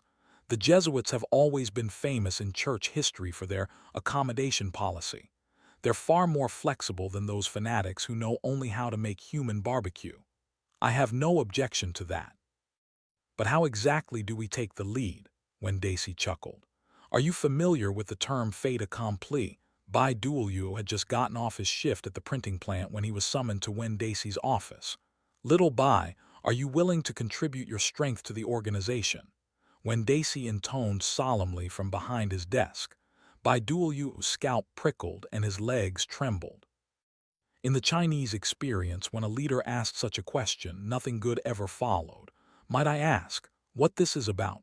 Baidu ventured cautiously. Well, it's a good thing. After discussion, the executive committee has decided to have you serve as the head of the Lingao Catholic Church, say, bishop. What? Baidu nearly leapt out of his skin. He was merely an ordinary lay believer, not even a monk, and they wanted him to be a bishop. The notion was absurd. Father Lu Ruohu of the Jesuits has arrived in Lingao. The executive committee is about to begin negotiations with him regarding church affairs. Wendaci glanced at the door. The internal affairs personnel standing guard outside immediately closed it, plunging the room into sudden dimness. Reaching a missionary agreement is probably unavoidable, Wendaci continued. Even if we refuse, they'll simply send priests to infiltrate and establish an underground church. You know about underground churches? Baidu's scalp prickled again. Of course he knew what underground churches were. He nodded. The Jesuits already have a foothold in Ding'an County on Hainan, at the very least. The Wang Honghui family's influence shouldn't be underestimated. Wang himself is a Jiqi degree holder and former Minister of Rites, with connections to Mateo Rixai in Beijing. His son Paul is extraordinarily enthusiastic about missionary work. If we don't act proactively, the Jesuits will focus their efforts exclusively on Ding'an. Once they've established themselves there, we'll be facing a Hainan church system that answers to the Macau Jesuits when we eventually unify the island. Wendaci polished his glasses. This cannot be permitted to happen. True. So our thinking is this: we establish our own church with a transmigrator as its head. That way, the Macau Jesuits would have only a cooperative relationship with us. No matter who they send, those priests would be nothing more than guest advisors. With you as the Bishop of Lingao, the Jesuits would have no avenue to seize ecclesiastical authority. Do you understand? Baidu understood what Wendaci meant perfectly. Bishops require consecration by the Holy See, he said. If we establish a so-called Lingao Catholic Church here without papal consecration, it would be self-consecration. Neither the Jesuits nor the Holy See will recognize it. As a Catholic, Baidu naturally knew that the Church had always been extraordinarily particular about the authority to ordain bishops. But our Australian Church is a lost church, Wendaci countered, having already thought this through. A lost church expressing loyalty to the Holy See. The Curia would be so overjoyed they wouldn't quibble over consecration. 9 times out of 10, they'll retroactively recognize the result. So we'll arrange for you to serve as Bishop of the Australian Church, presiding over Lingao's ecclesiastical affairs. The Jesuits will probably agree to these conditions for the sake of a missionary breakthrough. Wendaci was quite confident in this reasoning. What era was this? It was an era when Catholic power had been waning since the Reformation. Catholic Spain had been defeated twice by Protestant England and was now a spent force. Protestant England and the Netherlands were on the rise. Germany was drowning in the blood-soaked chaos of the 30 Years' War. The Catholic Church faced attacks and challenges on every front. The sudden appearance of an Australian Catholic Church right now would serve as an excellent stimulant for the beleaguered church. Wen Daisy didn't think Lu Ruohua, the Jesuits, or the Holy See would fail to see through the executive committee's intentions, but the benefits the transmigrators were offering in exchange would be tempting enough. Baitu himself was a Catholic with sufficient knowledge of religious texts and church affairs. He was the perfect candidate for the position of Bishop of Lingao of this fictitious Australian church. To Wen Daisy's surprise, after some consideration, Baitu still refused. "Director Wen, I don't think I can do this." "Why not?" Baitu steeled himself. "Director Wen, becoming a bishop requires taking vows. Once you take them, you must keep a vow of chastity for life. I still want to get married." Wen Daisy thought this was indeed troublesome. Being a bishop wasn't a matter of a day or two, and the man hadn't traveled through the wormhole just to spend the rest of his life as a celibate monk. "No problem, you can return to lay life later." "No, that won't work." Baitu shook his head emphatically. "If I become the Bishop of Lingao, according to your estimate, the Holy See will probably consecrate me. At that point, my religious faith won't allow me to return to lay life, but I don't want to be a monk." It seemed religious faith really was stubborn. Wen Daisy cursed inwardly and continued trying to persuade him. "We could reform the church system, allow clergy to marry, that sort of thing." Baitu stubbornly shook his head.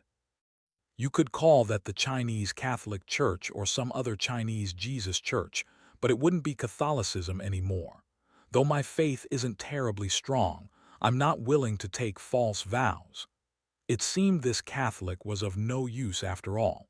This disappointed Wen Daisy considerably. Seeing his expression darken, Baitu sensed things were going poorly and quickly added, "But I'm willing to assist the executive committee with all church work, as long as you don't make me impersonate a clergyman or become a monk." Wen Daisy had little choice given the man's firm stance. However, if Baitu was willing to cooperate within certain limits, the matter was still workable. Compared to Baitu, Miss Mendoza was even less reliable. Since Baitu wouldn't do it, finding a substitute bishop on short notice would prove extremely difficult.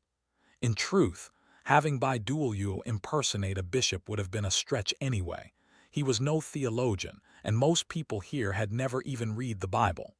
"Then you'll serve as a priest." "It seems that doesn't require vows," Wen Daisy suggested, clearly glossing over the theological details. "All right," Baitu yielded, likely calculating he could negotiate the specifics later. "We'll also need a church," Wen Daisy mused, hand on his chin. "But then again, this church should appropriately be funded by the Macau Jesuits." A new idea occurred to him, and he immediately picked up the phone to call Ding Ding. After hanging up, he considered the question of staffing. Baitu's attitude made one thing abundantly clear. This man couldn't be relied upon in religious matters. So more trustworthy people would have to be assigned to work alongside him, preferably French speakers. They would also need to prepare a few locals as an audience to create a favorable atmosphere for Lu Ruohua. Lu Ruohua had been taken to the quarantine camp at Lingao Corner the moment he disembarked. The camp now received people daily. The Guangzhou station sent approximately 100 children and adolescents from the city almost every week. These individuals were purified here while waiting out the quarantine period and acquiring some basic cultural skills. Lu Ruohua received the full purification treatment, stripped naked, head shaved, hosed down with cold water and scrubbed vigorously with brushes. He endured all of this with the profound patience of a martyr. That composure lasted until he was forcibly held down and had his buttocks spread open for inspection. Only then did he panic. He was certain these pagans were about to commit the wicked sin of Sodom upon him. But they merely looked and moved on. Someone later explained that the examination was for health purposes. Lu Ruohua had also studied medicine and realized this procedure appeared to be screening for hemorrhoids. But he couldn't understand. Hemorrhoids weren't contagious. Why were the Australians so concerned about this? Did they suffer from severe hemorrhoids?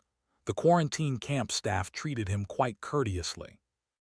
They arranged a private room for him with a bed furnished with clean grass mats and felt padding. His luggage and clothes were delivered. The clothes had obviously been laundered. Lu Ruohua was told he could do whatever he wished in his room, but was forbidden to leave except to use the toilet. A guard was specially posted at his door. 3 meals a day consisted of rice porridge with fish and meat. Apart from the restriction on movement, life was rather pleasant. This captive existence wasn't lonely. Every day, a refined person came to chat with him in the language of his homeland, French. Lu Ruohua noticed the transmigrators possessed a remarkably clear concept of France, unlike other Chinese who considered themselves well-informed about the world if they knew there was a Europe. This slightly surprised the missionary, because in France, and indeed all of Europe, no one had heard of any place called Australia. Yet Australia knew about France. What surprised him even more was that this was the first local person he had met since coming to the East who thoroughly understood French history, not just ancient history, but even Cardinal Richelieu and his siege of the La Rochelle fortress beginning in 1627. The news of that siege had barely reached Vienna within a month, yet someone in the distant East, 10,000 miles away, knew about it in detail. End of chapter. Chapter 209. Negotiations. He Ying observed the Frenchman's astonishment and thought to himself, I also know that La Rochelle fortress will be captured this year. What I don't know is whether the exploits of Monsieur d'Artagnan and his friends fighting Protestants in the bastion will still come to pass. Having been assigned to attend to this French missionary owing to his fluency in French, He Ying felt confident about his rise in the transmigrator hierarchy. He hadn't expected the French he had learned to impress girls in school would prove so useful. Was this diplomacy? Perhaps work for the United Front Department. He had originally been an advertising planner, but among the transmigrator collective, he hadn't landed any suitable position. He had been assigned to the propaganda division under the propaganda department, writing leaflets and painting slogans. Life was fulfilling enough, though it lacked excitement. Occasionally repairing someone's television or radio had provided minor diversion. Because his marksmanship was decent, he had been placed in the training corps after the organizational restructuring, despite his best efforts to avoid becoming a militia member, which meant taking turns standing guard at night every week. Now, with this new assignment, presumably, he wouldn't have to perform that duty anymore. Will the heresy in France be completely eradicated? Lu Ruohua was keenly interested in this topic. The surrender of La Rochelle is imminent, He Ying replied, but religious disputes will not end. Lu Ruohua studied this Australian. Make no mistake, he looked every bit like a genuine Chinese. Lu Ruohua knew the Chinese they spoke differed from that of other Ming subjects. It wasn't Cantonese, Hokkien, or Mandarin, but another Sinitic language altogether. Who exactly were these people? Their origins intrigued him even more than his missionary duties. So you believe the heretics will continue to stir up trouble in France? That's right. France's religious disputes are only beginning, He Ying said modestly. God protect them and save those lambs who have strayed. Lu Ruohua quietly recited a brief passage of scripture. Over the past week, he had constantly tried to spread the gospel of Christ to this He Ying before him. But he could sense that this young man who spoke French with a strange accent, though maintaining a polite smile throughout, didn't care one whit about what he was saying. This left him somewhat dejected. This person was fluent in French and learned in many fields. If he could be baptized, he would make an excellent assistant in missionary work. He Ying was feeling rather bored. As an atheist, the constant religious bombardment he endured was somewhat overwhelming. But he had a mission to complete for the organization, chat with Lu Ruohua, and extract as much intelligence and information as possible. especially to grasp the man's personality so it could be exploited in negotiations.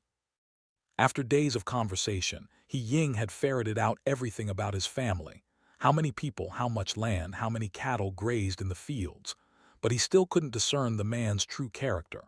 The missionary maintained a mild, peaceful smile at all times. Today he had raised the subject of France's religious wars, hoping to provoke him into anger and expose something of his nature, but there seemed to be no gain.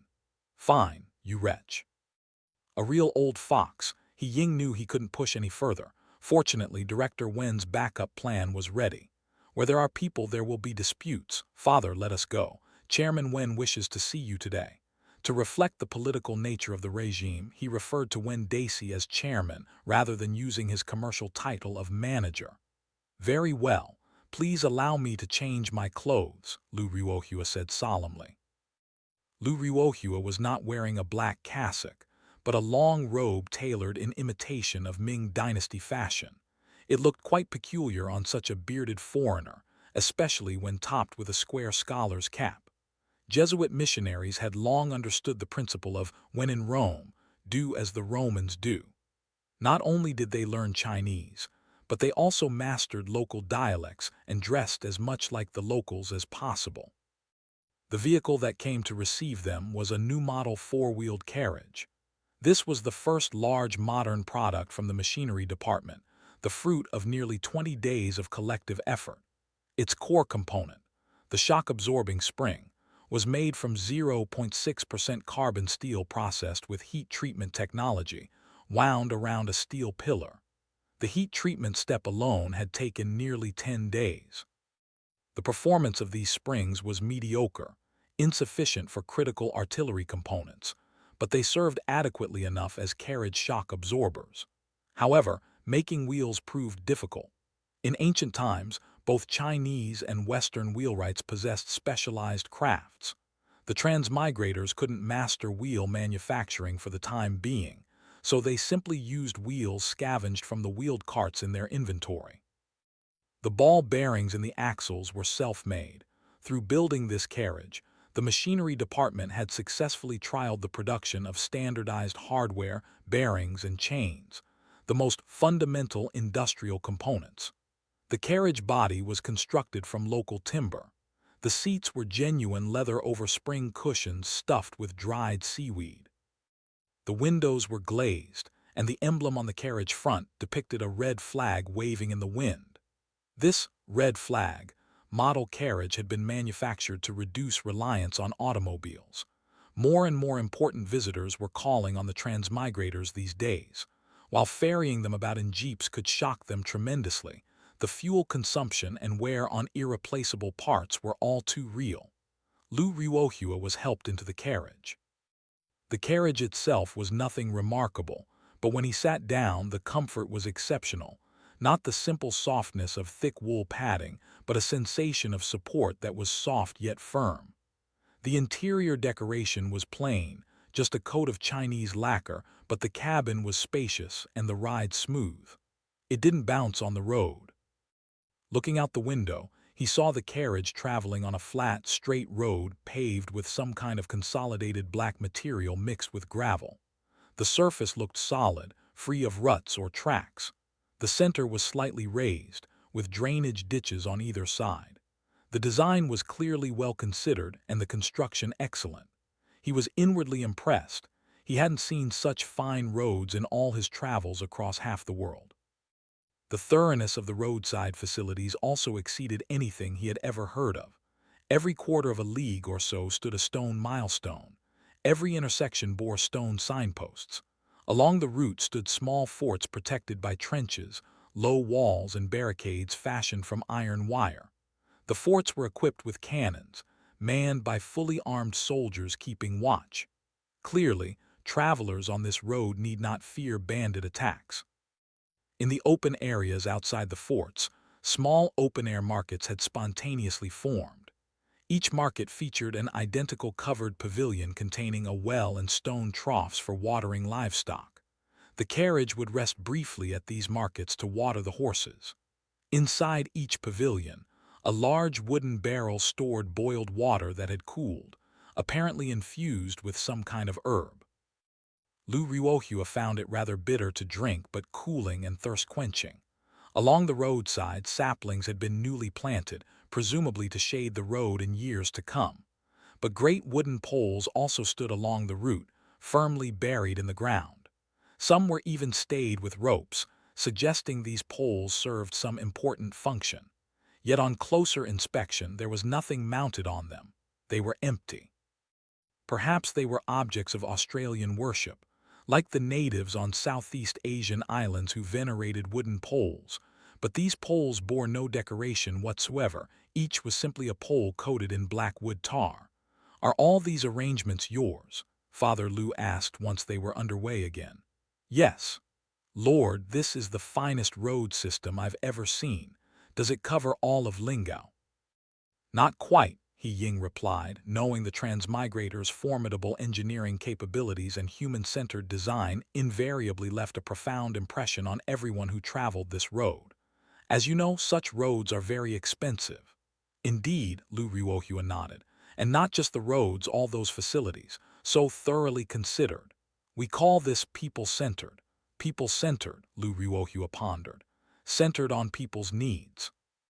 Public roads serve the general public, so naturally they should be centered on the public's needs. I notice travelers on this road pay no tolls. Roads require constant maintenance. How do you sustain them? Simply from your commercial profits. Is this considered Australian philanthropy? Though we collect no tolls from this road, we still benefit from it." "How so?" "Father, surely you know, roads bring merchants and merchants bring wealth." Lu Ruohua understood. "You use roads to attract merchants." "Yes, Father, with merchants comes wealth. The better and safer the roads, the more merchants come and the greater our profits. Your leaders are truly far-sighted." Lu Ruohua's praise was sincere. He. "I believe there are many in this world who understand this principle." The negotiations were held in the commercial house at Eastgate Market. A meeting room had been prepared and furnished with a conference table. Father Lu felt somewhat nervous as he took his seat. Then he caught the aroma of that Arabian beverage, coffee. A girl in an unusual uniform of some kind served coffee in dazzling fine porcelain cups. By this era, coffee had already reached Europe. In the late 16th century, the Venetians had been the first to introduce coffee to the continent, but only a select few enjoyed it, and more people regarded it as a kind of medicine. However, Europeans in the Far East were quite familiar with the beverage, as the Muslim rulers and princes on the Indian subcontinent all maintained the habit of drinking coffee. Though it was only inferior instant coffee for this missionary, the fact that the transmigrators were serving him coffee made him feel highly valued. "Please wait a moment." He Ying courteously excused himself and disappeared behind the door. The room was empty. He could only hear the coming and going of people in the corridor. Bored, Lu Ruohua began studying the room's furnishings. All the furniture was of the finest Chinese style, though arranged rather haphazardly, nothing like the refined orderliness of the Chinese merchants' homes he had visited. Nor were there the long Chinese scrolls on the walls. Recalling the simple cut and coarse fabric of their clothing, it seemed these Australians possessed little artistic taste. Lu Ruohua calculated that, when expanding the missionary team in the future, he should select a brother skilled in art to accompany the delegation. It would make it easier to penetrate their ruling elite. Beautiful things appealed to everyone. Just as he was thinking about how to win over these Australians, he heard a commotion outside the door and the sound of English conversation, with some voices particularly loud. Lu Ruohua started. There were English here. He hurried to the door and peeked out. He saw a beautiful blonde, green-eyed woman in a trailing gown in the corridor, accompanied by a gentleman wearing a mask and wig, emerging from another room. Smiling as he saw them off was none other than Wen Daisy. The two parties exchanged a few more words. When Daisy laughed, then spoke something in English, and the other party nodded repeatedly. It seemed the English were also in contact with these Australians. Judging by the visitors' appearance and bearing, they didn't seem like ordinary English traders in the Far East. The man wore a long sword, not a merchant's attire. Though the gentleman's mask concealed his features, his every gesture was commanding, his bearing impressive, clearly a man of considerable military experience. Such a gentleman would be at least a representative of the East India Company. If he was merely here for trade, that would be fine. But bringing such a lady suggested the English might have some long-term designs here. The heretics in France could only mount their stubborn resistance against the king and the church with English support. Could they have similar designs in this corner of the world? A few minutes later, the door opened. When Daisy walked in slowly, followed by several Australians, among whom Lu Ruohua recognized He Ying and Baitu. When Daisy courteously welcomed Father Lu's arrival, both parties then got down to business. The negotiations were conducted in French through He Ying. Lu Ruohua first stated the Jesuits' requests, 4 points in all. First, permit Jesuit missionaries to preach freely in Lingao, guaranteeing freedom of movement for missionaries within transmigrator territory. Second, Jesuit missionaries may freely purchase or rent houses locally for religious and residential purposes. Third, guarantee the personal and property safety of the church, clergy, and believers. Fourth, apart from the Jesuits, no other religious orders may send personnel to preach here. Aside from the prohibition on other orders preaching here, all 4 points fell within the executive committee's expectations.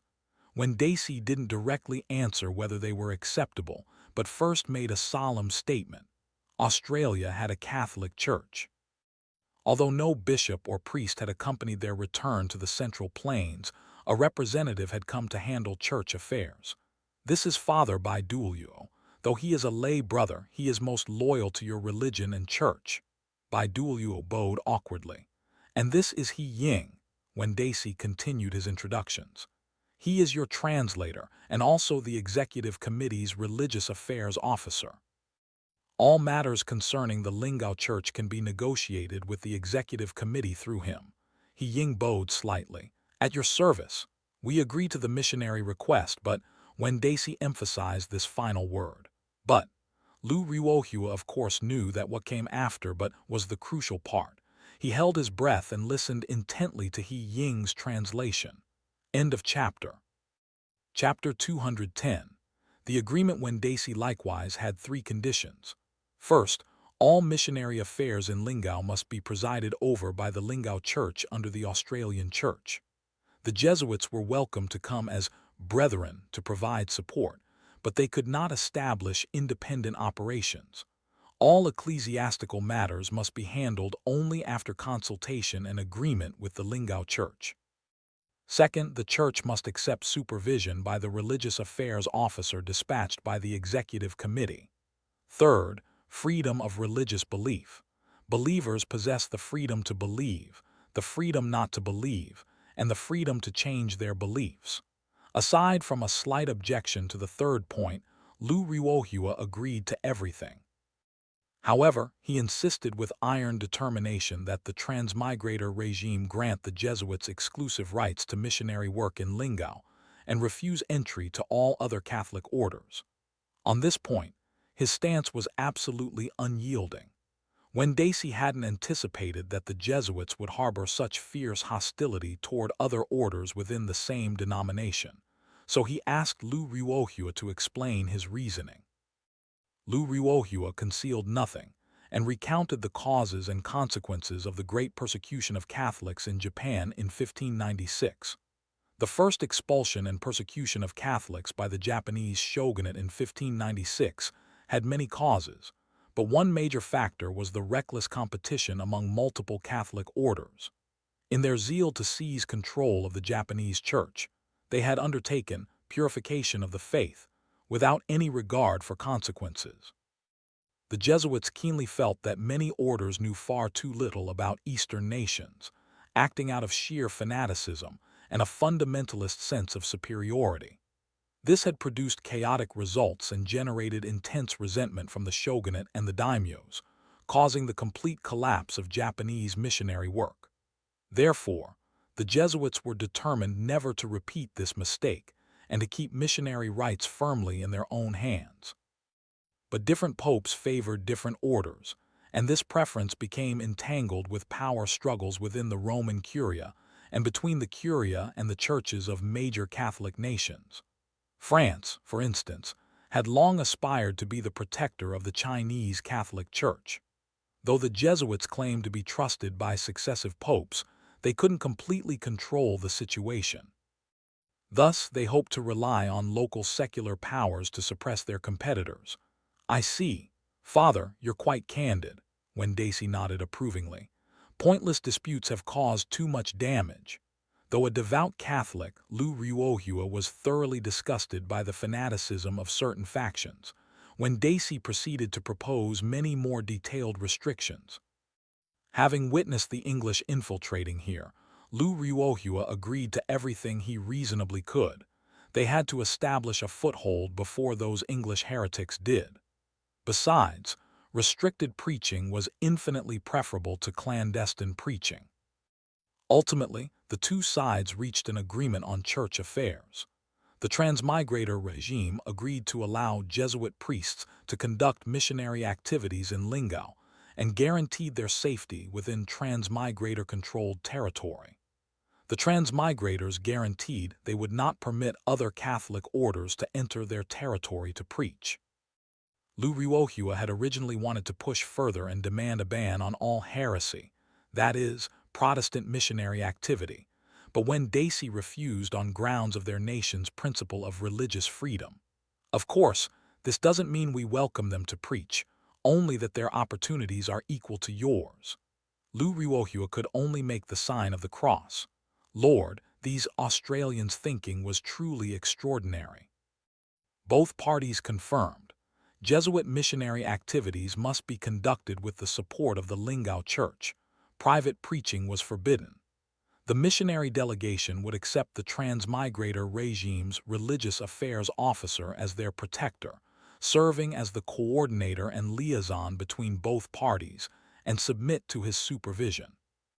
The missionary delegation had the right to purchase or construct buildings in designated areas within transmigrator-controlled territory for religious, charitable, and residential purposes, but approval from the religious affairs officer was required.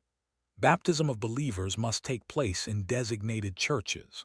All records of baptized believers must be registered and archived with the church. Private baptisms were forbidden.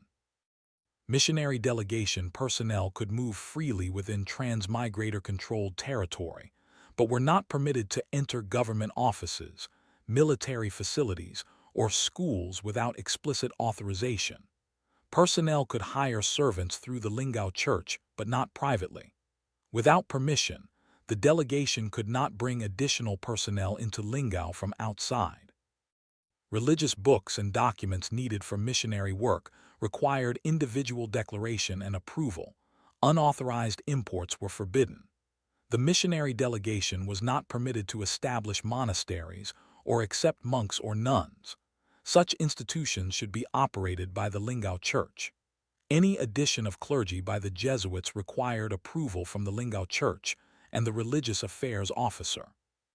In return, the Jesuits would advocate at the Holy See for the Lingao Church's legitimacy, seeking recognition of its full ecclesiastical authority. The Jesuits guaranteed they would facilitate the transmigrators' commercial activities in Macau and recruit European technical and labor personnel on their behalf. They also agreed to utilize their missionary network to facilitate the transmigrators' trading activities throughout Southeast Asia. Both sides departed delighted. For Lu Ruohua, this represented the most significant breakthrough achieved in China to date. Though the Australians were not an official Chinese regime, they were the first regional power to explicitly recognize Jesuit missionary rights. Under their protection, missionary work could proceed openly. For the transmigrator regime, this system guaranteed their control over ecclesiastical authority while fully leveraging the Catholic Church's considerable power. As for further reformation and utilization of the Church and its doctrine, a specialized team was already conducting related research, when Daisy himself headed the theory leadership group. though theoretically this agreement still required ratification by the Transmigrator Executive Committee and the Jesuit Superior in Macau. Everyone understood this was merely a formality. When Daisy beamed and had a bottle of Tang Dynasty Princess brought out, both sides raised their glasses in celebration. "What excellent wine, with the fragrance of rhubarb," Lu Ruohua praised effusively. "How does it compare to the sweet wine of the Chartreuse Monastery?" Catholic monasteries were historically famous for their winemaking. "They're quite different," Lu Ruohua shook his head. "The Carthusian brothers use brandy, while Tang Dynasty Princess uses grain spirits. Each has its own distinctive flavor. These clergy certainly knew their drink." When Daisy, who had privately complained about this bittersweet wine, heard the priest's appreciation and gave him another bottle. "Do you know how to make wine?" When Daisy wondered if this monk might help develop some brewing techniques. "I do not." Lu Ruohua raised his hands helplessly. "I only know how to be a doctor that could prove useful, though 17th century Western medicine wasn't much better than witchcraft." Did he use things like lizard oil as medicine? He would have Shinayaoran investigate what use could be made of him. When Daisy had someone escort the missionary back to the quarantine camp, Baitu was kept behind in the office to receive private instructions. The door opened, and a couple walked in, the English the priest had observed earlier. Naturally, they weren't English at all, but Zhu Ziliang and Ding Ding's wife, Pan Pan. Though Zhu Ziliang's English was excellent and he possessed the appropriate demeanor, his face was still unmistakably Asian, which was why he had been given a wig and mask. "Wasn't our performance wonderful?" Zhu Ziliang preened like a peacock, showing off the snowy lace ruffles at his cuffs. Men wore lace in this era too. "At least the French missionary saw you," when Daisy said. "The negotiations went very smoothly. I think your appearance was an important factor. Glad our effort wasn't wasted. Can I keep this dress?" Pan Pan was captivated by the silk gown she was wearing, striking poses before the mirror in the conference room. "That won't work. It's on the planning committee's books. If you want to buy it, you'll have to ask the planning committee." These clothes had been purchased in Macau for potential reconnaissance operations at European colonies. "Oh, is that so?" The tall Western woman pouted with disappointment. "Ding Ding said the new timeline would have everything, which is why I came with him. Now I can't even buy new clothes. I never used to wear last year's fashions."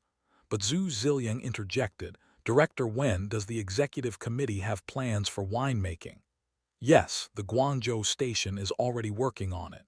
Lizhu will start soon too. Do you have ideas?" "I'm quite the expert at winemaking." Zhu Ziliang immediately began extolling his specialty. He was skilled at handcrafting beer, whiskey, gin, vodka, and other spirits. His main hobby was DIY brewing. "These are grain wines, no grapes needed. Actually, without grapes, you can still make excellent fruit wine brandy from other fruits. Hainan should have abundant fruit resources. I've noticed there's quite a lot of elderberry growing around here." Oh, when Daisy thought this could prove useful. Setting up a distillery was very tempting, and cigarettes too. How many times had people brought that up? And just now, Pan Pan's dissatisfaction with clothing made sense as well. Their current wardrobe was practically Spartan, with everyone wearing durable, easily washed universal brand training uniforms day in and day out. The fanciest things available were just windbreakers and such. Wasn't this precisely the contradiction between backward productive forces and the people's ever-growing material and cultural needs? When Daisy recalled his high school political education classes, now that the transmigrators' situation had stabilized somewhat, if they didn't provide some material and cultural consumption soon, morale would become a serious concern. "Good, let's study this issue." When Daisy jotted the idea in his notebook, looking at Pan Pan's dress, he called the planning committee to ask if they could sell it to her. Right, I know it's needed for intelligence work. We can buy another dress. Besides, only 3 women can fit this kind of dress anyway. Just have her appear in the next performance." So the dress was sold to Pan Pan for 2,000 points. In Wen Daisy's view, this was an absolute bargain. This was a genuine silk dress, and the embroidery and handmade lace alone would have cost at least 10 to 20,000 RMB in the original timeline. But Ding Ding didn't see it that way. When he was called in to pay, his brows knitted together in visible pain. If you want clothes, go to the women's cooperative. At least we're shareholders there and get 12% off, Ding Ding grumbled. They only have Chinese-style clothes. I want to wear this kind. Look how beautiful it is. She twirled, and the eyes of several nearby men lit up. Even Ding Ding's gaze wavered momentarily. Don't make a habit of this. He hurried off with Pan Pan before the tall Western woman could cause any more damage to their finances. Having sent off these two temporary actors, Baitu sat with a gloomy expression. Little Bai, you'll have heavy responsibilities from now on. Yes, the executive committee has placed its trust in me. Baitu had no desire whatsoever to do this job, but having already refused the position of Bishop of Lingao, if he refused again, he would probably never advance within the Transmigrator Collective. After discussing church construction matters with Baitu, he left. Before long, He Ying appeared in the conference room. All right, He Ying, you understand your mission. I won't say more about the French missionary, you understand. Baidu's stance is a bit soft, so you'll need to help guide him along. Keep a close eye on his movements. Rest assured, Director Wen, I'll maintain close watch over them. Don't be too aggressive, guide and utilize them with skill. Whether Catholic or Protestant, if handled well, they can serve our purposes and greatly benefit our rule. Understood. Also, is he still learning Chinese from you? Yes, quite enthusiastically. He also hopes someone will teach him the local dialect or Cantonese. Talk to Xingbaiyu about that, he speaks both. And when Daisy paused to think, go to Wuda's place and find a few reliable locals. Prepare to have him develop them as converts. All right, I'll arrange it immediately. The next day, Lu Ruohua took the regular trading ship from the Naval Forces Department back to Macau to consult with the Jesuits. He also carried the Transmigrator's request to recruit craftsmen, wheelwrights, canvas makers, shipbuilders, and sailmakers.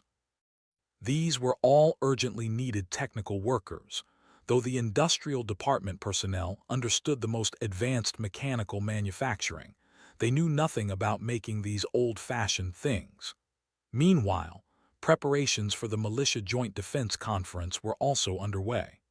The propaganda offensive led by Du Wen reached its peak after the Lantern Festival. 4/5 of all villages in Lingao had given clear assurances they would send representatives to the conference. According to preliminary statistics, approximately 400 delegates were expected, representing about 200 natural villages and 13 market towns. The delegates were mainly village headmen, clan elders, and local gentry. To prepare for this conference, the Lingao Construction Corporation expanded a carriage inn at East Gate Market to accommodate the delegates. Several dozen women were selected from the commune to cook and clean for conferees. The largest project was outside East Gate Market at Beirang City, where the Lingao Construction Corporation had enclosed a vast expanse of open land to construct a massive stadium. The stadium would feature a 400-meter track. Ma Qianju couldn't determine exactly how large the stadium should be, so he specified the standard 400-meter track as the requirement.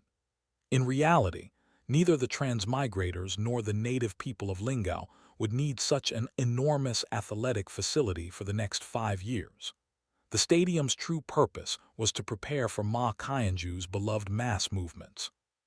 To hold mass rallies and various ceremonies, they would need a sufficiently grand and impressive venue. End of chapter. Chapter 211. The 10,000-person stadium. Once they understood the leadership's intentions, the construction corporation personnel knew precisely where to focus their efforts for this building. When it comes down to it, this is a rally ground, not really a stadium. Mei Wan surveyed the pile of drawings before him. His subordinates had spent several consecutive nights producing them. There were no large-format printers in this era. Producing drawings meant drafting them stroke by painstaking stroke on a board. Should we build the track? Asked Li Ziaolu, who was responsible for planning and design. The track is still necessary, it'll be used for military parades and mass marches. We'll use cinders for the surface. Mei Wan considered, hand on his chin. The field can be surfaced with gravel and lime, then rolled flat. As long as it drains well, that's sufficient. No other facilities required for now. Building materials were scarce, so the large tiered grandstands that would normally encircle a stadium would not be constructed at this stage. The focus would be on the reviewing stand. Per Ma Qianju's vision, this reviewing stand had to be majestic, sturdy, and awe-inspiring at first sight. Magnificent, spectacular, and it must feel extremely solid, you understand. Solid, symbolizing the great power of our new regime, its flourishing prospects. Ma Qianju gestured expansively, struggling to articulate the right words. Like Tiananmen Square. Yes, but don't go replicating the actual Tiananmen. Even if you wanted me to replicate it, I couldn't, Mei Wan grumbled. Where would I find the resources? Do the best you can for the effect. Brainstorm with everyone. So that evening, the team began brainstorming the structure for this massive reviewing stand.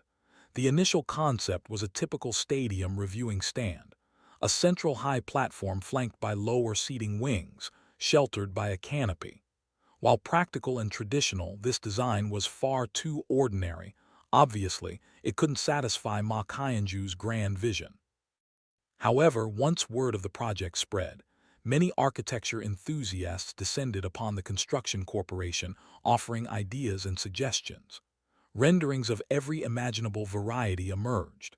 The design finally approved for construction was a neoclassical structure.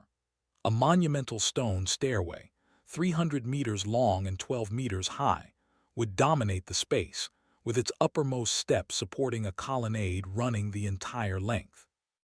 At the center of this colonnade would stand a massive screen wall for displaying the transmigrator regime's symbols, national emblem, and similar items.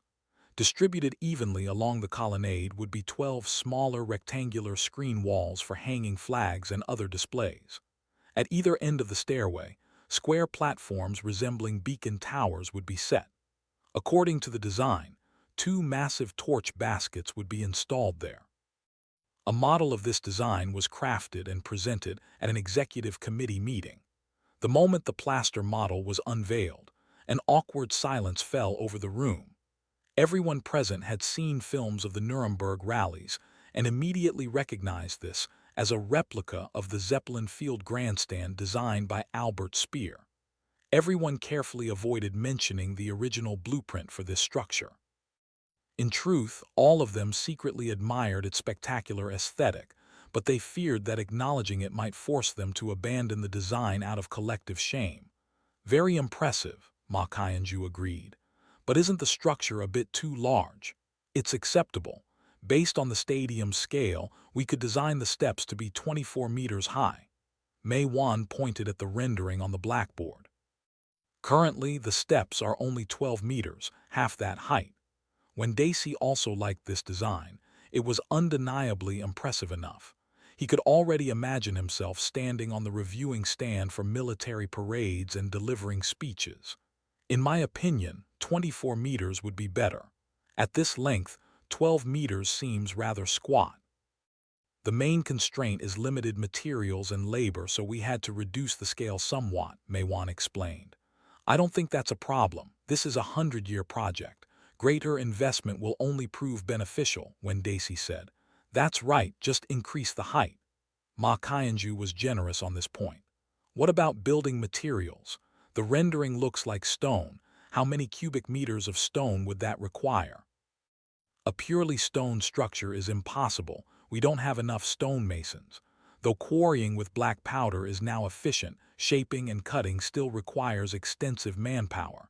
So we're planning to use a simpler rammed earth structure, like building city walls with stone facing on the exterior. Mei Wan had anticipated this question. What about the stone color? Can we achieve a consistent look? Ideally, we should create a nearly white effect. The stone quarried from Bering Rapids is bluish-gray, but we can whitewash it with lime. The effect should be acceptable. Why make it white? In this era, common people consider white an unlucky color. Should we paint it red like Tiananmen? That doesn't match this style. It would look awful. I think golden yellow would be best, gleaming like a sacred golden altar. Golden yellow would be seen as imperial pretensions. Besides, what would you use for paint? If done poorly, it would look like a temple, hardly sacred. In the approved final design, they still decided to whitewash with lime water. After all, ancient people's houses were also whitewashed with lime, and there was no record of them considering it an unlucky color. In the official drawings, the Great Colonnade was removed from the top of the reviewing stand. Mass-producing Roman columns in Lingao was simply too difficult. However, sufficient width was left in the construction to add them in the future. The entire structure's height was also raised to 18 meters.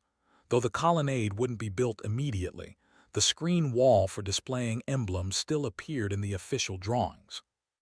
As for the flag-hanging mounts, Mei Wan decided to use wooden frames as a temporary substitute. Each frame would be 12 meters tall for hanging flags, though these would only be practical in light winds. Otherwise, the flags would billow like ship sails.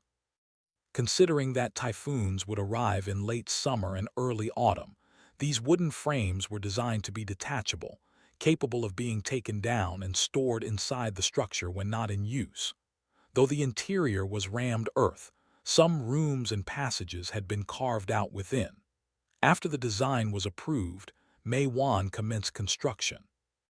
One advantage of rammed earth construction was that workers didn't require much technical skill, permitting large-scale employment of ordinary laborers. The Hakka immigrants from Fujian were generally experienced in building earthen roundhouses, making them ideal as crew leaders for the ramming work. Combined with farmers recruited from the commune and outside, the project proceeded with tremendous vigor. At the busiest times, nearly 1,000 laborers toiled on the site. Over 200 more worked at various quarries extracting and cutting stone. Another 100 gathered oyster shells from the shore to burn into lime. To accelerate progress, Mei Wan also deployed construction machinery to assist. Excavation, piling, and basic compaction were done mechanically, greatly increasing efficiency. Limited by the stonemason's processing capability and technical level, Mei Wan discovered that certain large, complex elements were beyond their ability. The largest stone the local masons had ever worked was bridge arch beams, and even that hadn't been done in many years. If only we had rebar, we could simply make precast concrete components, Mei Wan said regretfully after returning from the materials yard. Steel is so scarce right now that the metallurgy department absolutely won't manufacture rebar, Yan Kuezhai said. What about using bamboo instead?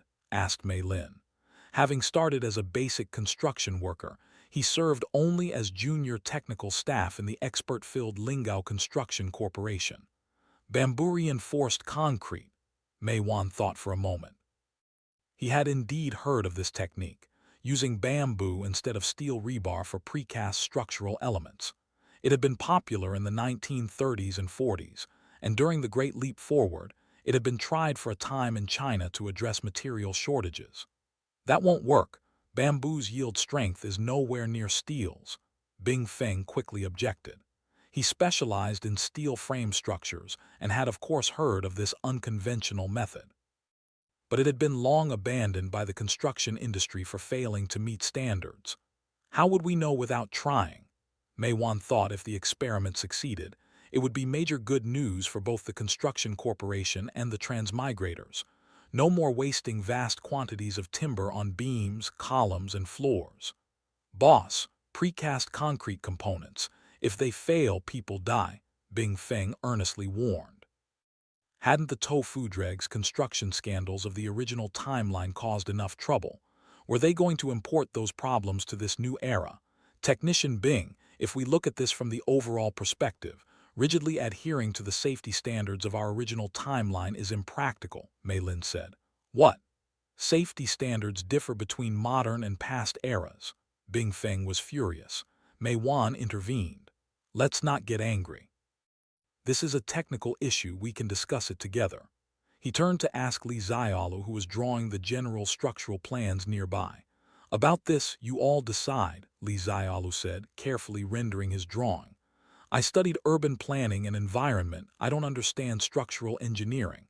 Yan Kuezhai spoke up. Boss, you should be careful. Construction is a 100-year undertaking. If something goes wrong, you'll be infamous for 10,000 years. Mei Lin remained calm. The question is strictly one of resource availability, isn't it? The executive committee has many projects coming up. We can't keep using wooden planks forever. Lingao doesn't have that much timber.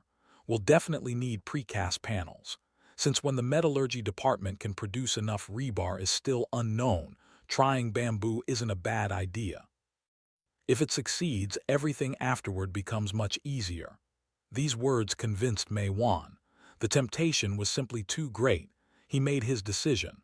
All right, let's try it. Start with small components.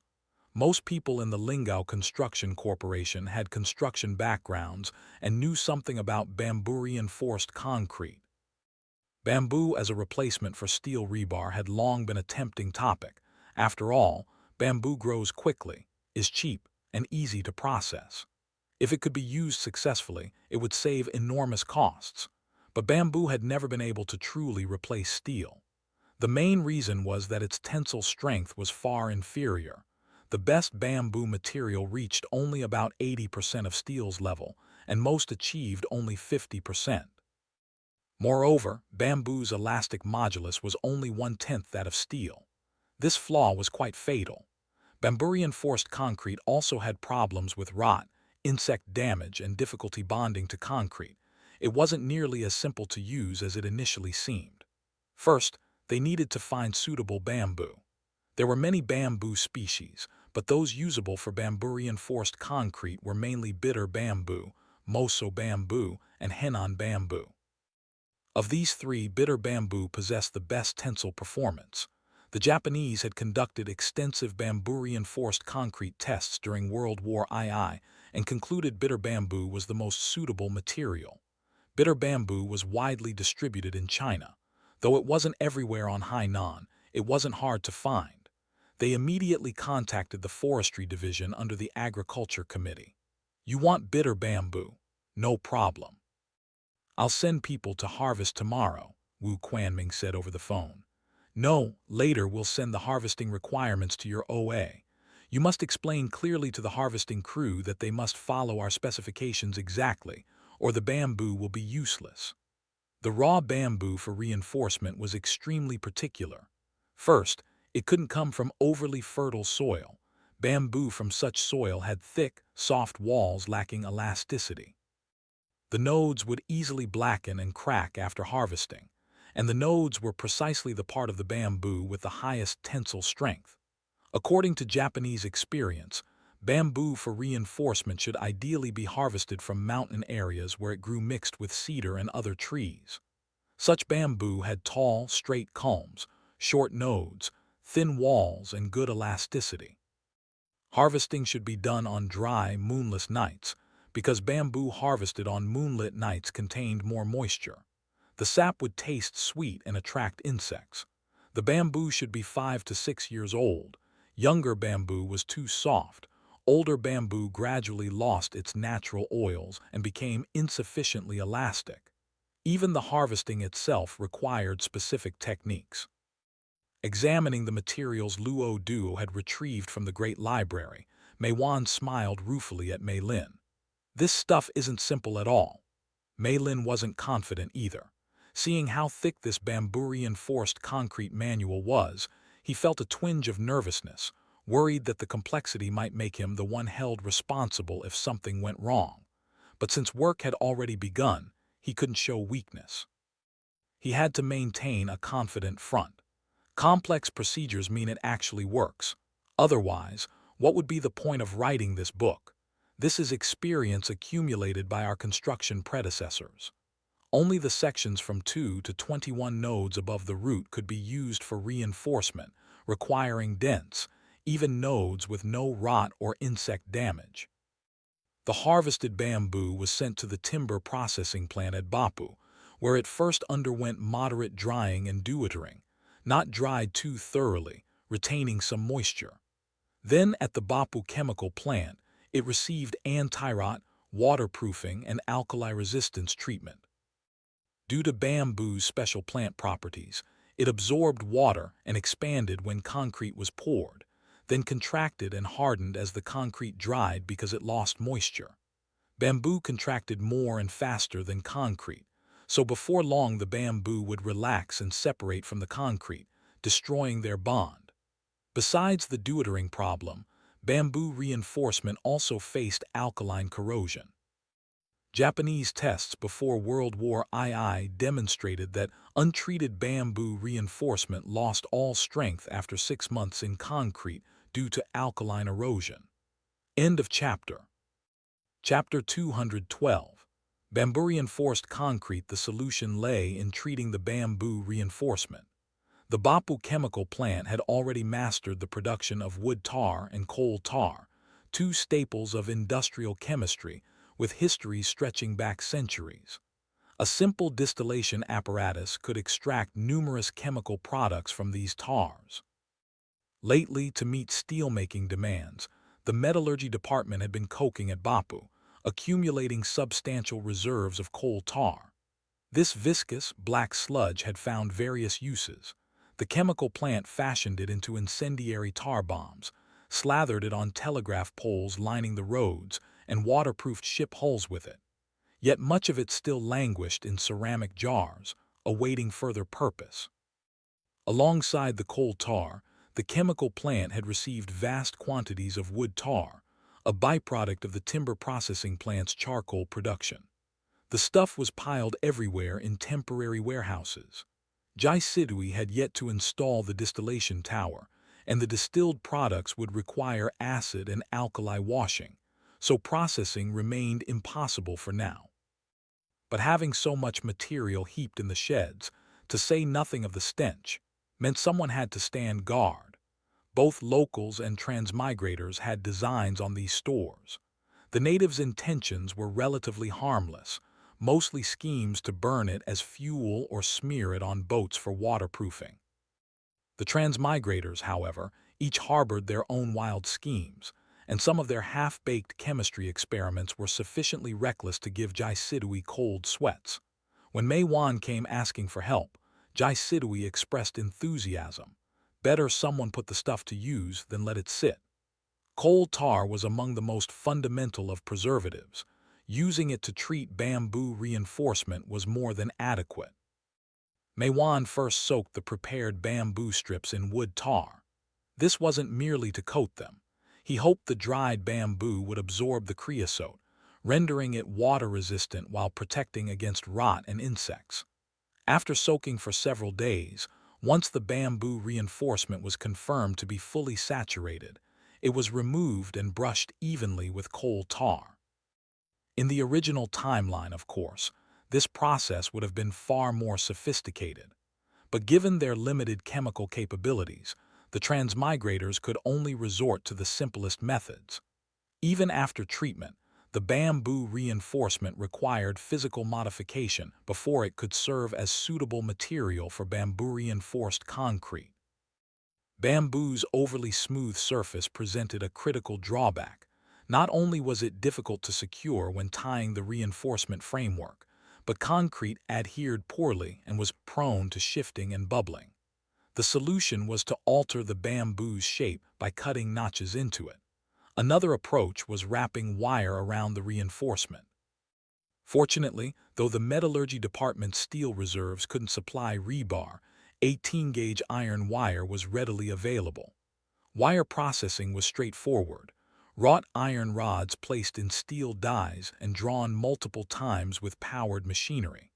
The process was simple and consumed little raw material. Upon learning that the construction corporation wished to experiment with bamboo-reinforced concrete prefabricated panels, the metallurgy department immediately expressed strong support, readily agreeing to supply as much wire as needed. After all, various departments had been clamoring for wire lately. Lingao Telecommunications needed to lay telephone lines, and the light industry department was about to begin producing sewing needles. The entire construction corporation threw itself into the work of tying reinforcement. This task demanded genuine technical skill. Had Meiwan himself not come from construction sites, he truly wouldn't have been able to manage it. Making matters worse, this wasn't steel rebar but smooth bamboo. Several people led the construction corporation's regular workers through the process, wrapping and winding bamboo strips over and over. Their only reference was a few blurry printed photographs.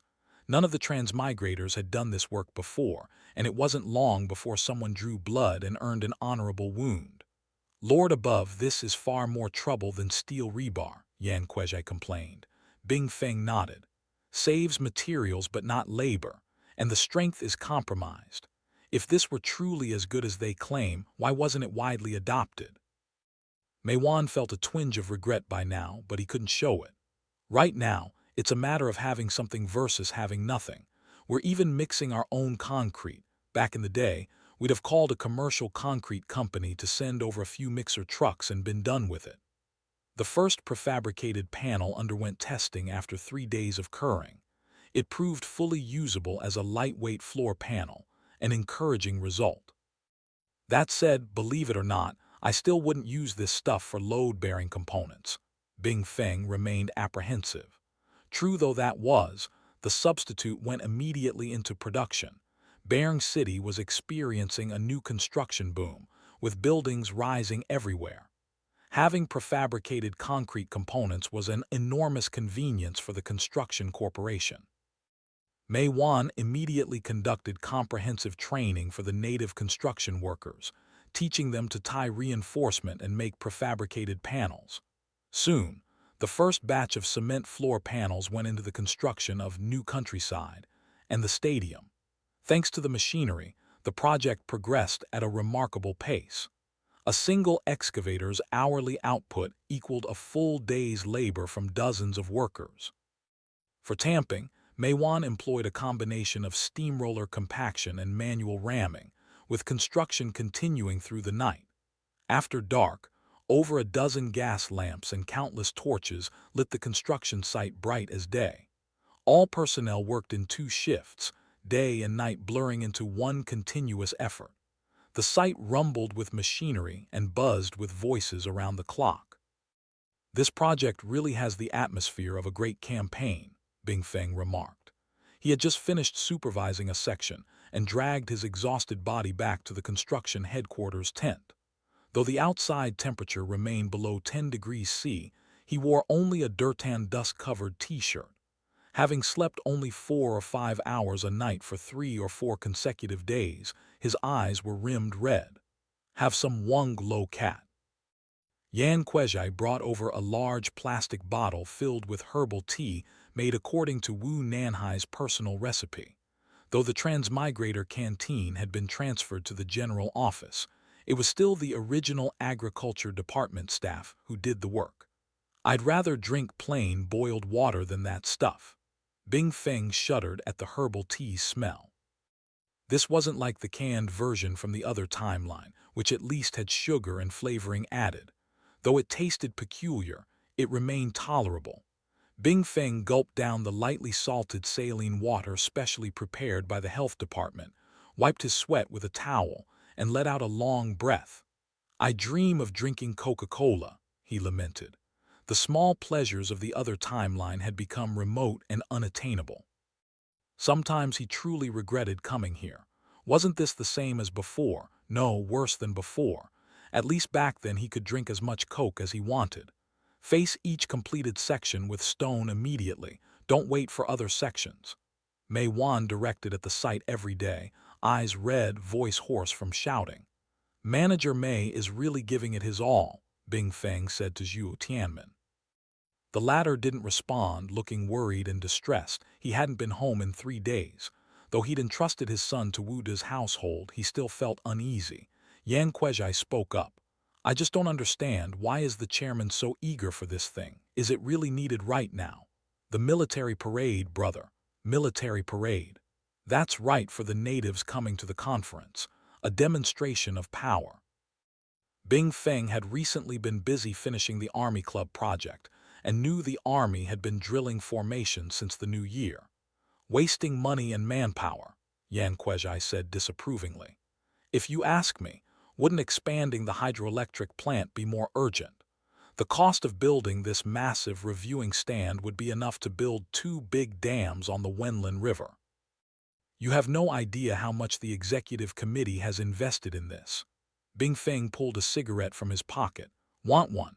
What, you've got cigarettes? Yan Kuei took it from him and discovered it was hand-rolled. The rough paper was obviously a local product, though the tobacco inside was golden yellow. Tobacco the foreign trade company brought from Macau. I managed to get hold of a little and rolled them myself. I suspect they're building this thing just to satisfy the leadership ambitions of those executive committee big shots. Ma Qianju is probably itching to shout those lines, "Comrades, greetings. Comrades, you've worked hard." Don't wrong Manager Ma. Even if anyone were to shout that, it wouldn't be his turn. Director Wen is the executive committee chairman. At most, Ma would shout, "Please review the troops." He's the chief of staff after all. I notice they're quite united on this matter. The two of them puffed away. Truth be told, this tobacco tasted nothing like cigarettes. It was sun-dried tobacco, not the flue-cured variety used in modern cigarettes. Combined with the rough rolling paper, it was merely better than nothing. This is special supply goods from the foreign trade company. Where did you get it? They don't sell it in the canteen. Living off the land. Bing Feng shrugged. This is military tobacco allocated to the army. Haven't we been helping them build their club lately? I've been directing at the site, so they've given me quite a lot. You're engaging in corruption. The army is poor. The Navy's the real power, Bing Feng said with a note of envy, exhaling a puff of smoke and coughing twice. If I didn't get seasick, I'd have joined the Navy too. The life they live, we construction people have it hard. Yan Kuei watched Mei Lin directing workers laying stone blocks, sweating profusely, and Li Xiaolu taking level readings with a surveyor's instrument, a group of people laboring away. Even women are working on the site. Quite chivalrous, aren't you? What, interested? Not at all, Yan Kuei denied quickly. She barely says 3 sentences a day besides work and always looks like men owe her 5 million. Even if I were interested, I'd lose it fast. True, Bing Feng agreed. We need to train some people, at least get some construction foremen and technicians trained. That way we won't have to be on site ourselves every day. Aren't they supposed to build a school after the conference? Let's apply to start a department there, civil engineering. Forget foreman, can I at least get a secretary? Someone to rub my shoulders and pound my legs after work, call it a perk. Hee, there aren't even 40 girls about to graduate from the nursing school. Would we get a turn? True, Manager May might get one though. End of chapter. Chapter 213. The Conference Part 1. Fu Buer set out on his journey with complicated feelings. This was his second trip to the bandits. But this time, he went as a leading figure from his village.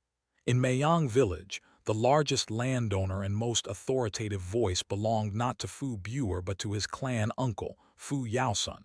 The meeting invitation had been addressed to him. But this clan uncle was an old rustic recluse who rarely left the village. To him, even a county yamen clerk was a great personage, let alone these overseas guests who had arrived in great iron ships.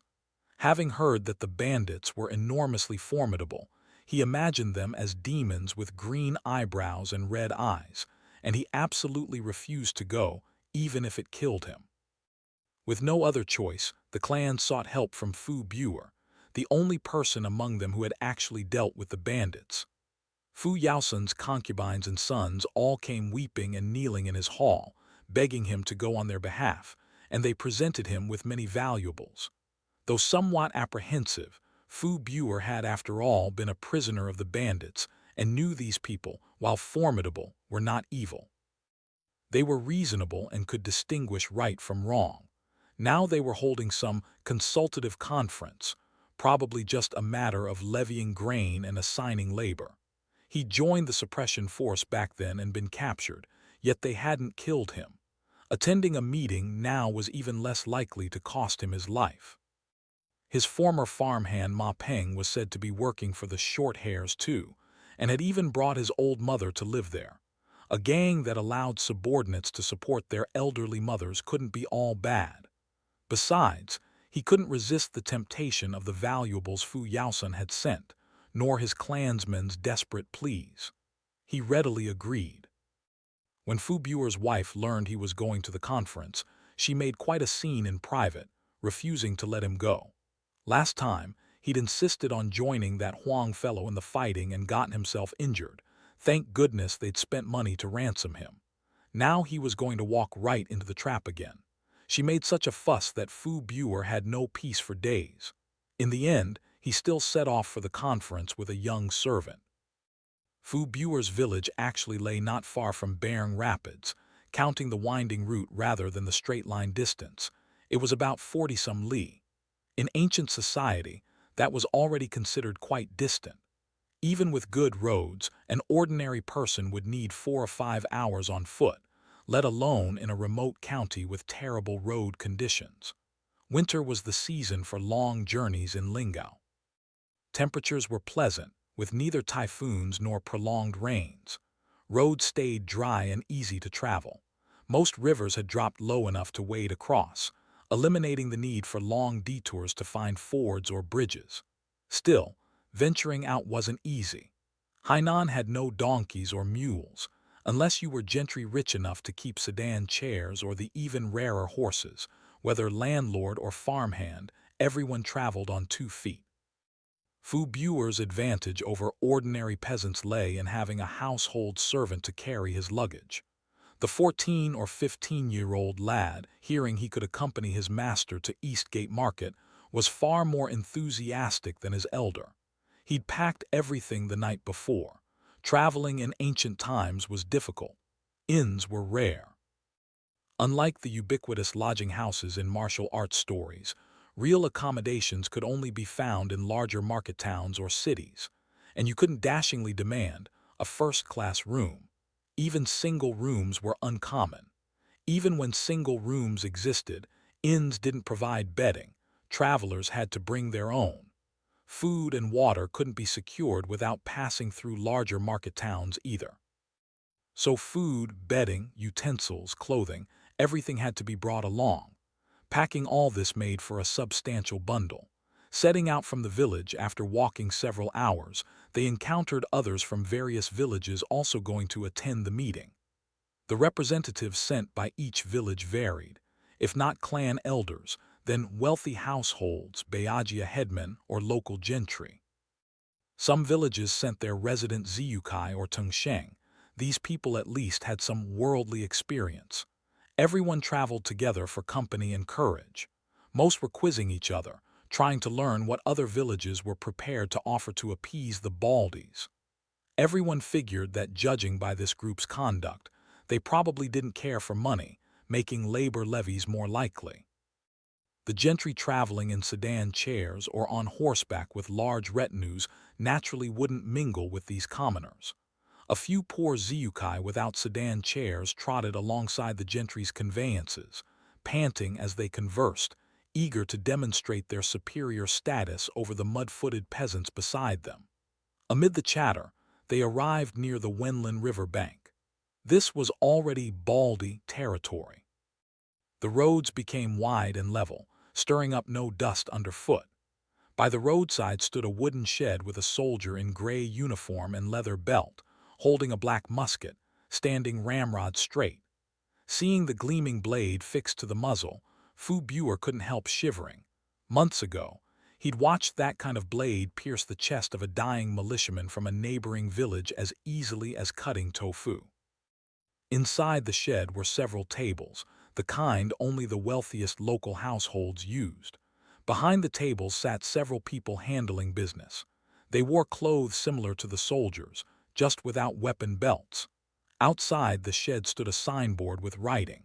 Fu Buer couldn't read, so he asked a Tengsheng to read it aloud. It turned out conference attendees needed to verify their invitations and register here. He saw 4 or 5 children around 10 years old standing outside the shed, dressed like those inside, except with red cloth strips tied at their necks. They wore their hair short like the short hairs and stood with chests puffed out, directing arrivals to line up and register in order. I've heard the short-hairs bought countless young children from the mainland. These must be them, a scholarly-looking man said to someone nearby. I just don't know what they want these half-grown children for. Who knows? This lot's schemes run deep. Our Lingao is in danger, the scholar declared with theatrical alarm. Fu Buer couldn't worry about all that. He simply followed the crowd forward. When his turn came, the person behind the table looked at his invitation and took a stiff, small paper card from the desk with a thin string attached to it. He began writing down Fu Buer's village name and personal name. "Is this your attendant?" "Yes," Fu Buer replied quickly. "A household servant of mine." The clerk glanced at the boy and wrote in the remarks column, "Attendant, one male youth." "Hang it around your neck," the gray-clad man instructed. "This is your conference credential. With this card you can stay and eat for free at the designated places. Don't lose it. Without this card you'll be arrested where you're going." "Yes, yes." Fu Buer hurriedly hung the card around his neck and stepped aside. He heard an argument break out in a nearby queue. "I'm sorry, but you can bring at most 5 attendants to the conference." "I won't eat your food. I've brought my own provisions." A man who looked like a gentleman was arguing. "That won't work either. There simply isn't room to accommodate that many people." The gentleman exploded. "What are you so uppity about? Aren't you that fellow from the front village who was so poor his ass was hanging out, who still hadn't passed the exams at 40? Follow the Baldies for a few days and you think you can rebel?" The crowd stirred. A real Baldy emerged from behind the shed, wearing colorful short clothes, and spoke in a low voice. "Who wants to rebel?" Everyone fell silent at once. The clerks who were fake Baldies all snapped to attention.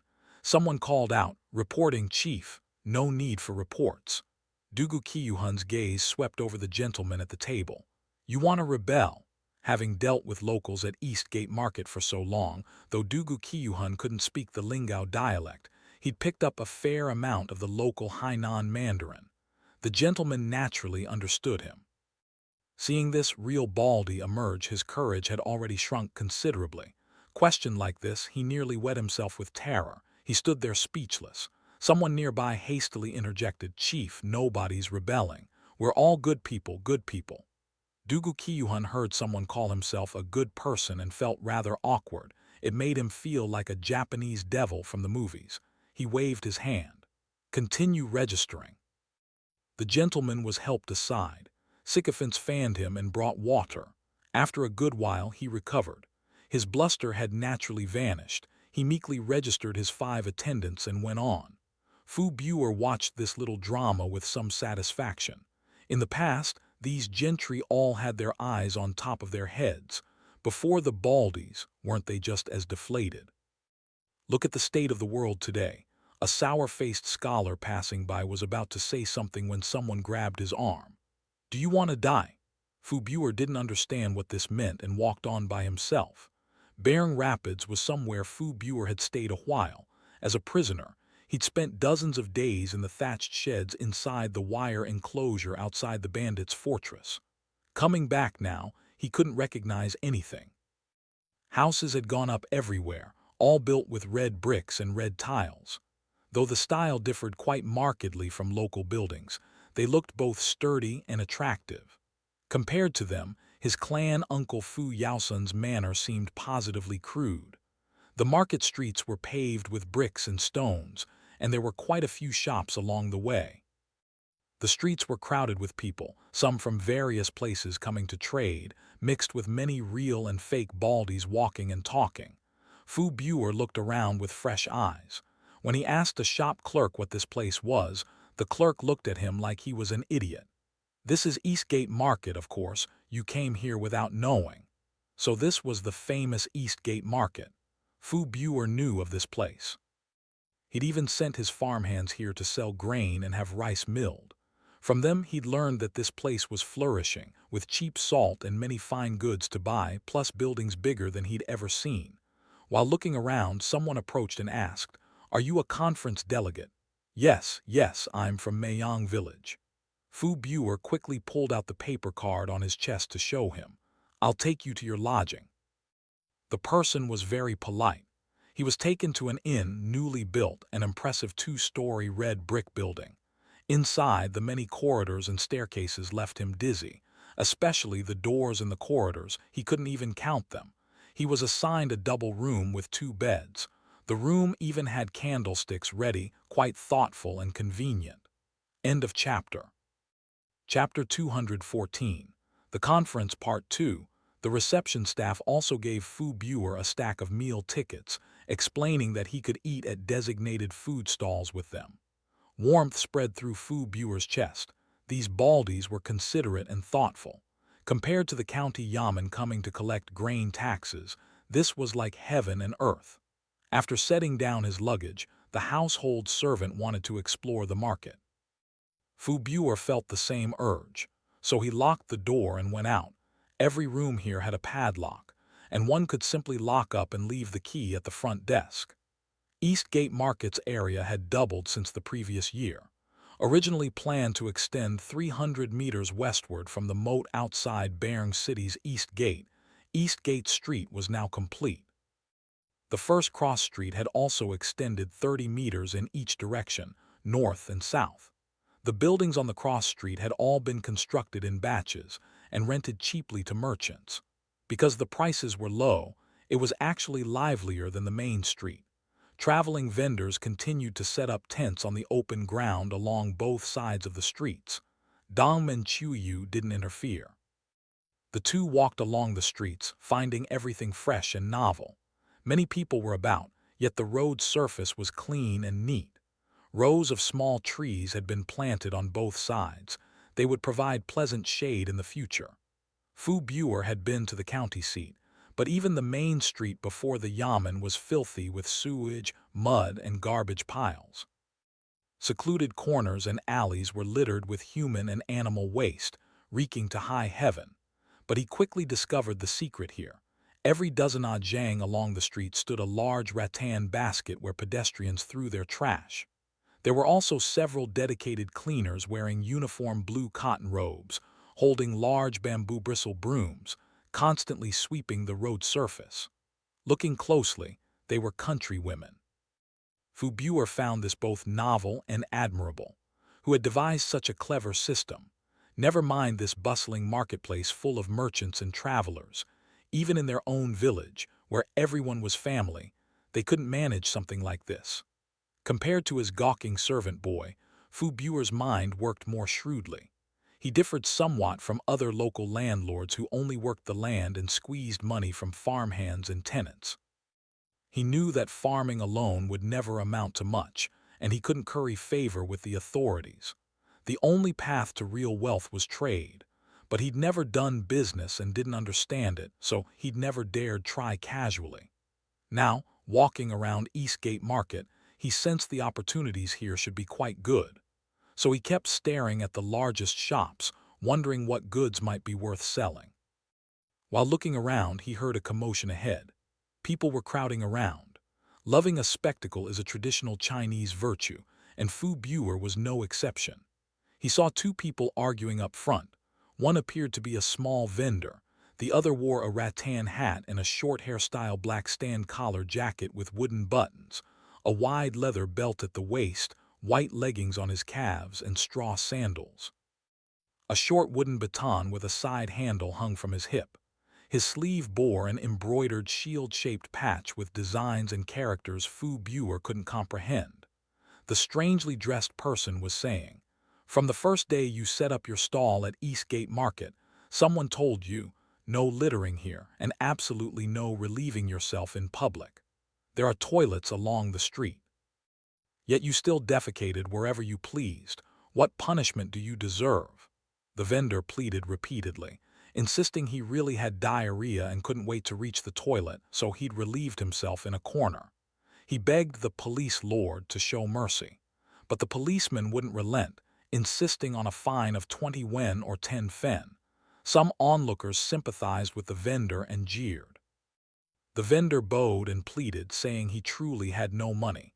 The policeman replied, "Since you have no money for the fine, according to the public security law, you'll clean the streets for 3 days." The vendor accepted the punishment, and the matter was settled. Fu Buer found this amusing and suddenly realized the policeman was Ma Peng. This fellow had done well for himself with the Baldies. He'd become a policeman, apparently something like the Yamen runners. Fu Buer wanted to cultivate a connection with him, so he called out, "Old Ma." Ma Peng was escorting the unlucky vendor to report to the sanitation station. This was the third person he'd caught urinating or defecating in public this week. This was Chief Dugu's Environmental Hygiene Improvement Week campaign. Hearing someone call his name, he looked over and saw his former employer.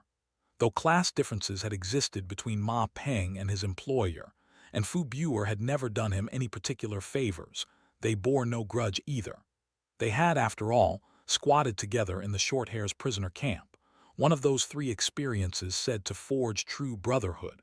Meeting unexpectedly like this, there was genuine joy of old friends reuniting. "Master Fu, you're working for the Shorthairs now." "That's right, as a policeman." Ma Peng noticed Fu Buer eyeing his uniform and tugged at his clothes a bit self-consciously. "This is the standard issue. Everyone doing police work has to wear it. Wearing it makes you look just as impressive as the Shorthair lords." Ma Peng's face reddened. "Can't compare to them." Noticing the card hanging on Fu Buer's chest, he quickly changed the subject. "Is Master Fu also here for the conference?" "Yes, the Shorthair lords told us to come. Do you know anything about it?" Fu Buer hurried to ask. "I really don't know. I'm just a constable. There are I don't know how many layers between me and the Shorthair lords." He barked at the vendor, "Get moving. Stop dawdling." Then he turned back. "Master, please wait a moment. Let me deliver this person to the sanitation station, and then we can talk." Fu Buer was curious about everything now, so he followed Ma Peng to the back of the cross street. There was an independent compound filled with the same garbage baskets from the streets and many 2-wheeled garbage carts.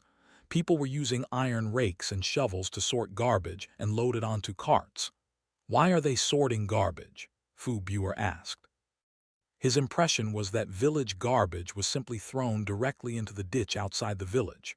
Ma Peng handed the unlucky vendor over to someone at the sanitation station and completed the handover procedures.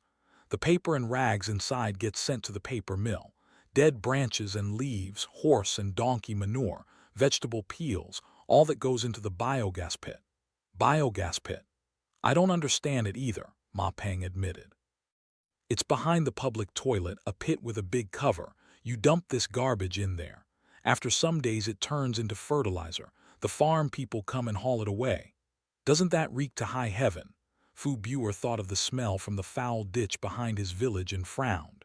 "Strangely enough, when you open the pit, it doesn't smell at all," Ma Peng said earnestly. "They all say the chiefs have real skills.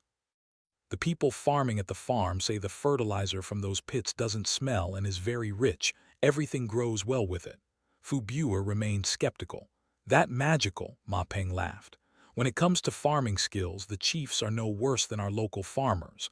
I've worked at the farm a few times. I never imagined land could be farmed that way." Fu Buer's interest was immediately piqued. "How do they farm?"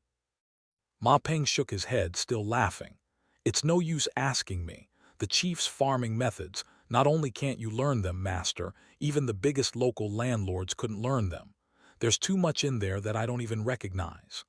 Fu Buer pestered Ma Peng to take him to the farm, even promising him benefits, but Ma Peng absolutely refused. "This I really can't help you with, master. Nobody except commune members is allowed into the farm. If I took you there, I'd definitely lose my job, might even lose my life." Hearing that seeing the farm could cost one's life, Fu Buer's interest diminished considerably. Ma Peng laughed. "There are plenty of interesting places here. I'll just show you around." "Aren't you still on duty?" "It's fine. The chief said we should be good hosts. That means taking good care of all of you. Showing you around counts as duty too." He led Fu Buer walking along the streets. They passed a large shop under construction, with scaffolding erected and masons going up and down. "This is Boss Lin's Quanfu Green Grocery. He used to be just a vegetable-selling hoklo, but he got rich buying vegetables, pork, and poultry for the chiefs, built himself a mansion, and even took 2 concubines." Ma Peng spoke with envy written all over his face. Fu Buer knew of Lin Quanfu, The past few months, he'd been going from village to village buying chickens, ducks, and live pigs for the short hairs, and had visited Meiyang village too. Fu Buer had originally thought this man didn't know what was good for him, openly serving the short hairs. He hadn't expected him to have made such a fortune. He felt a touch of sourness.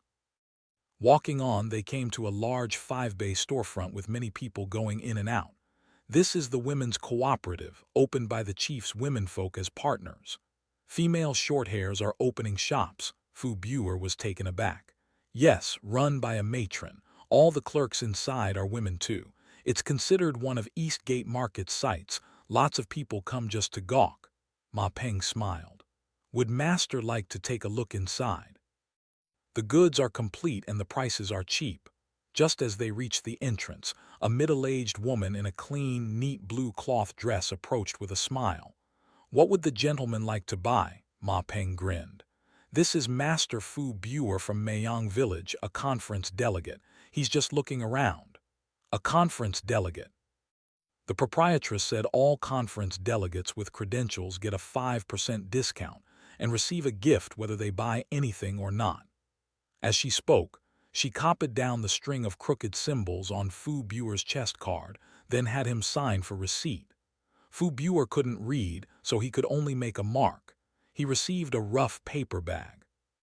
Opening the bag, inside was a thick, soft, fluffy cloth covered with dense loops. By its size, it appeared to be a face towel. Red thread spelled out a line of characters, commemorating the first Lingao Political Consultative Conference, with congratulations from the Lingao Women's Cooperative, 1629 below. Fu Buer couldn't read and worried it might contain some treasonous words. Ma Peng read it to him and explained the meaning. The fact that this poor farmhand Ma Peng could actually read gave Fu Buer quite a shock. Ma Peng, I thought you couldn't read. That was before. Working for the chiefs here, everyone has to learn to read Arabic numerals, Ma Peng said seriously. They had all received literacy training in batches.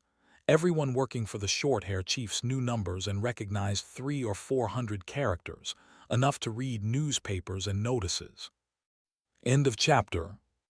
Chapter 215, The Conference Part 3, Newspaper. Oh, this.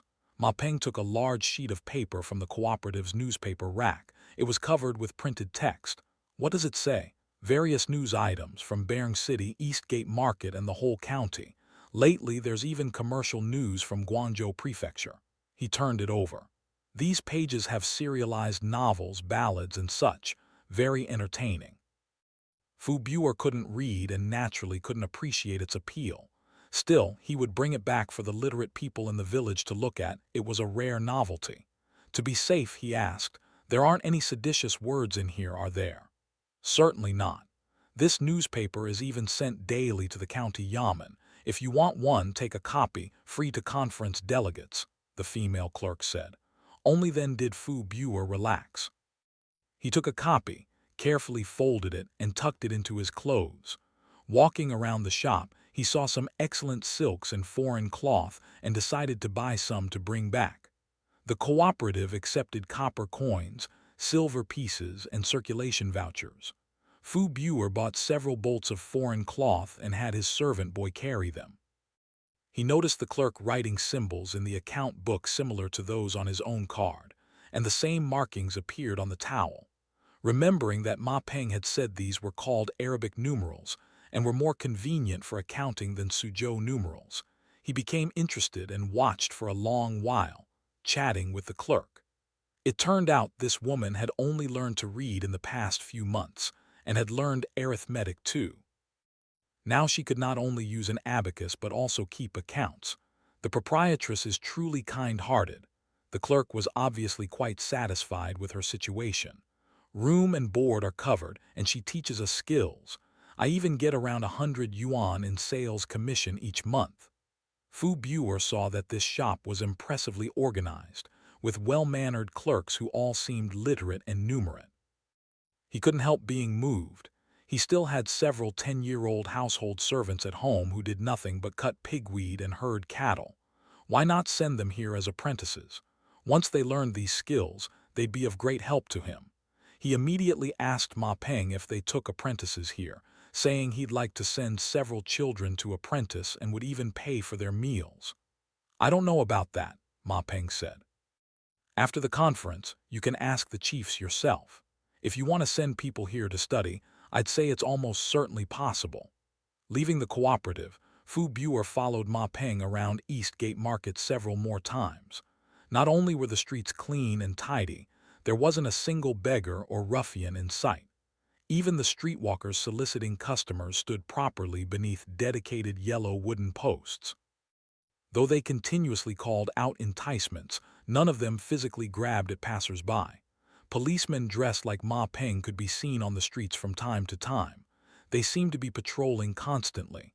No wonder it was so peaceful here. "That type isn't allowed here," Ma Peng told him. "If we catch them, they're all sent to the quarry to cut stone or to the riverbank to sift sand. Whether they can get out is hard to say." He laughed smugly, quite pleased with his authority. The yellow signposts were designated spots for prostitutes to stand. There were 8 posts in all of East Gate Market. Prostitutes who wanted to solicit had to line up at the posts. Only when the person ahead got a customer could the next one step forward. No cutting in line. The chief lords are actually quite merciful to the poor. These common whores don't even have to pay the flour tax. They just need to get a license to do business here. Fu Buer looked closely, and indeed every prostitute had a card hung on her chest similar to his own, except theirs were yellow. Seeing Fu Buer looking at her, a prostitute immediately put on her most charming smile. "Come play, sir. I take copper coins, silver, and vouchers." Ma Peng snapped. Go on, don't bother people. This gentleman is a conference delegate." The prostitute seemed quite afraid of this policeman. She pouted but said nothing. Fu Buer asked Ma Peng, "What are these vouchers?" The cooperative shop asked if I had any too. "Money vouchers, also called circulation vouchers here. All the merchants at East Gate Market accept them." He pulled several colorful paper slips from his pocket. "You can buy things with these paper slips." Fu Buer was quite skeptical. "We get paid in these, would they be fake?" Fu Buer examined the slips for a long while, muttering to himself. He seemed to recall hearing the village elders say that many years ago the court had also issued such paper money. Back then, officials forced ordinary people to accept it when buying things, but when it came time to pay taxes, they wouldn't take it. No matter what amount was written on the paper, you couldn't buy much with it in the market. Common folk treated it as waste paper. He remembered now it was called treasure notes or something. "Brother Ma, can these really work? The government tried this before worthless waste paper," Fu Buer said in a lowered voice. "Of course they work. 1 yuan buys 1 jin of rice. Available anytime." Ma Peng looked unhappy at his skepticism. "You think all these merchants at East Gate Market are fools? Don't mistake this for the great Ming treasure notes issued by the government. These are issued by the chiefs." From his tone, the short hairs were far more trustworthy than the great Ming government. But Fu Buer didn't think the government had any credibility either. He was simply surprised that Ma Peng would so wholeheartedly believe in these mysterious baldies of unknown origin. "This is the DeLong grain shop. They issue the circulation vouchers." Ma Peng pointed to a large shop up ahead. This shop was even more imposing than the cooperative.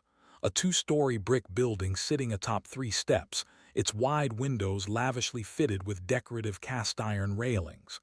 The door was large, with a stone lion on each side. Even the county yamen couldn't match this grandeur. "Brother Ma, how come I don't see any grain trading at this grain shop?" Fu Buer remained deeply skeptical. "This is the front counter. Those making deliveries go through that side door. There's a big courtyard inside, huge." Fu Buer was somewhat intimidated by the grain shop's display. If not for Ma Peng beside him, he probably wouldn't have dared go in. Inside was a very tall hall fitted with a row of wooden counters like those in pawn shops, only not as high. The windows were wide and large, letting in so much light that he found it uncomfortable. All he could hear was the clicking of abacuses. Goodness, this grain shop setup was quite intimidating. On the leftmost counter hung a wooden sign. Ma Peng told him this was the exchange counter.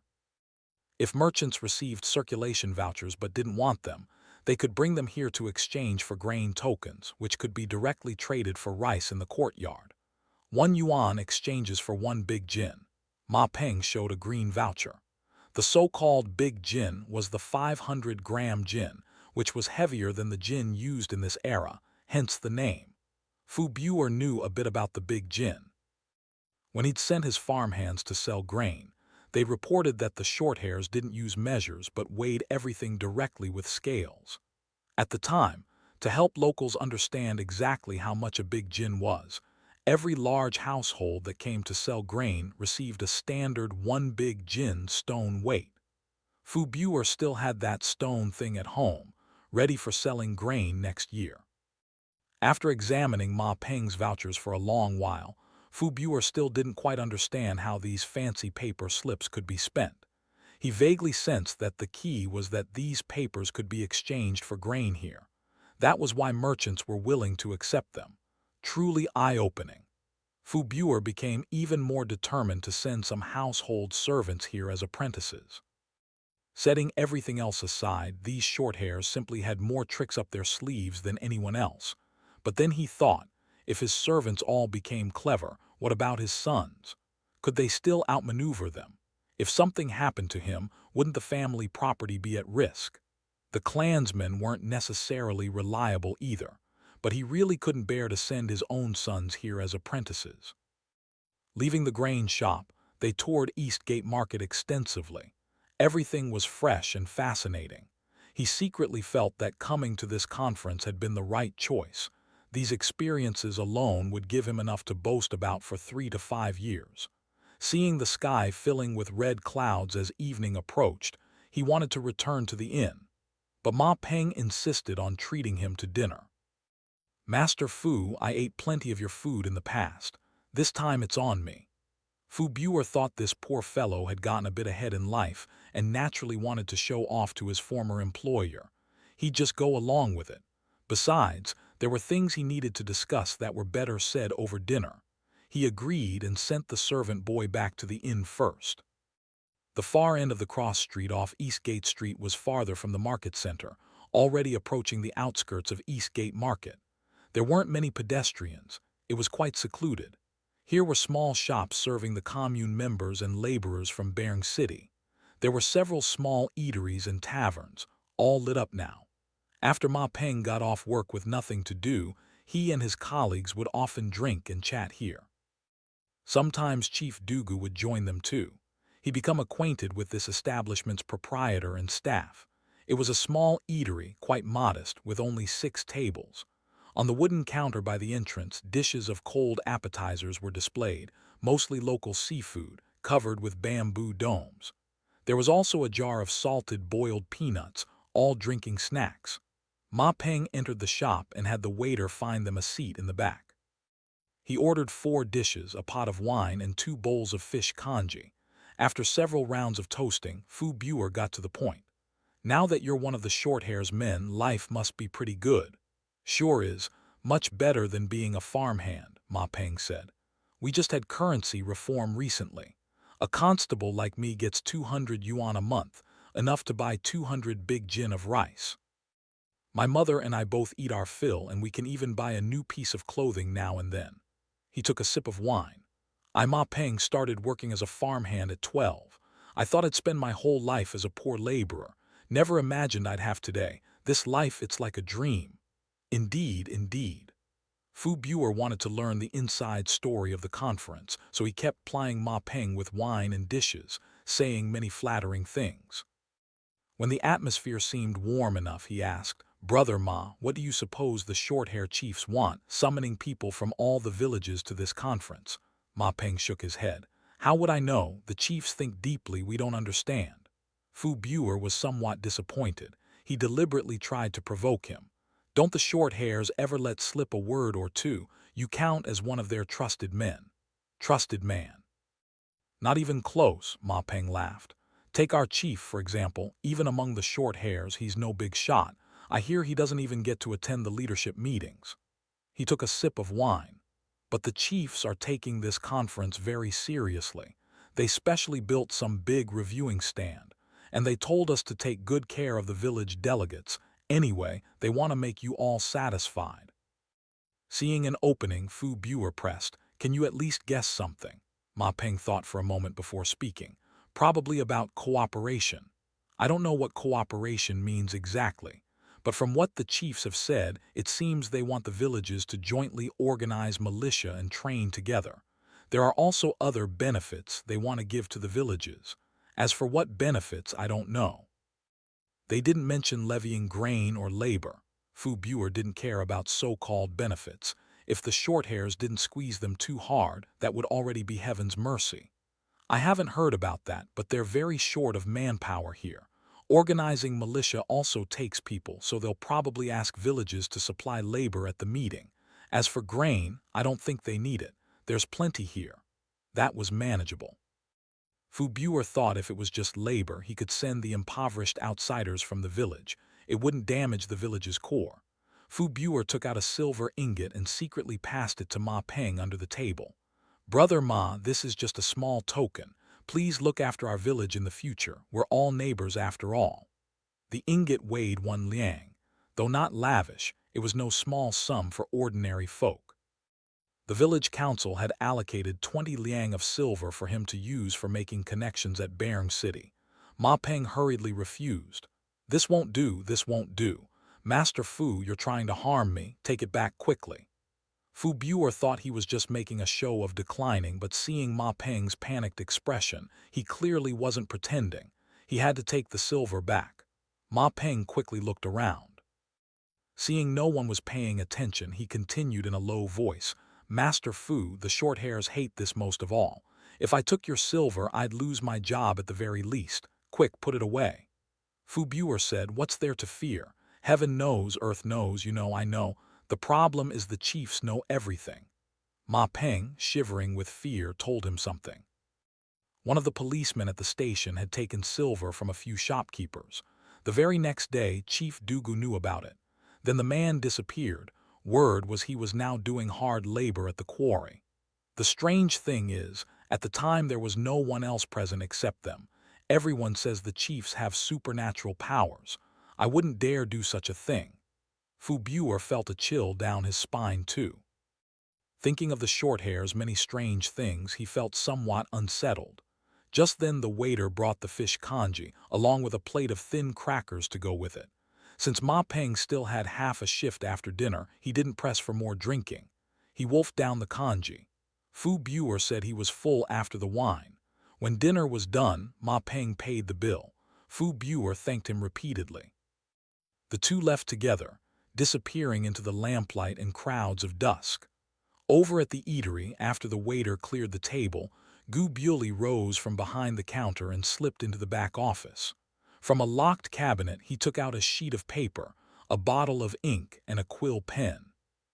By candlelight, he wrote in crooked, simplified characters, "Surveillance report regarding the meeting between Eastgate Market Police Station, Constable Ma Peng, and Mayang Village Delegate Fu Buer at this establishment." End of chapter. Chapter 216. The Conference Part 4. Delegates like Fu Buer arrived at Eastgate Market over the course of several days. Some were visiting transmigrator-controlled territory for the first time. Others were regulars here. Regardless of who they were, the safety, cleanliness, and convenience of life under transmigrator control left deep impressions on all of them. For many, the county seat had been the most prosperous place they'd ever seen. But Eastgate Market's prosperity was on an entirely different level. Even those who had traveled far and visited Guangzhou, the premier port of South China, could see that Eastgate Market's attention to detail surpassed it. The delegates' spending at the market greatly stimulated consumption. Though each delegate received meal tickets, their attendants were not provided for. Moreover, many delegates wanted to try the Baldy's food, especially the scrambled eggs with tomatoes at the Commercial Hall restaurant. Its sweet-sour flavor whetted the appetite and went perfectly with rice. There were also green, tender pods. The staff said they were called Holland beans, fried up sweet and crisp. Vegetable florets shaped like flowers, some white and some green. The white ones were firm and crunchy. the green ones soft and tender. Each had its own distinctive flavor. The commercial hall restaurant's cooks had been selected from among the chefs who'd come over from the Gu manor. Though Ming-era cooking habits and techniques differed from modern ones, professionals were professionals. After training from several gourmands, they quickly surpassed the transmigrators who had been filling in as cooks in the canteen. The commercial hall restaurant hired them as soon as it opened. The county-wide conference was the perfect opportunity to advertise the establishment. Some pleasure-seeking gentry simply gave their meal tickets to their attendants and arranged their own board at the restaurant with silver. Sales of scrambled eggs with tomatoes surged so much that eggs became scarce even in the transmigrator canteen. Scrambled eggs with tomatoes turned into tomato egg drop soup, which drew many complaints. Wu Nanhai had no complaints. Supplying various new vegetable varieties to the conference delegates was his idea. Compared to high-yield grain crops, farmers in the past had no motivation to grow new vegetable varieties. After all, greens and cabbage were edible enough, so why bother with another variety? Diverse vegetables were the demand of the leisured classes. To get farmers to grow them, one first had to win over the stomachs of the wealthy and idle, letting them create the demand. The conference organizers deliberately let these delegates eat, drink, play, and sightsee at Eastgate Market for a few days, letting them fully experience that the sky was bluer, the water greener, and the food tastier in transmigrator-controlled territory. Only then did the general meeting begin.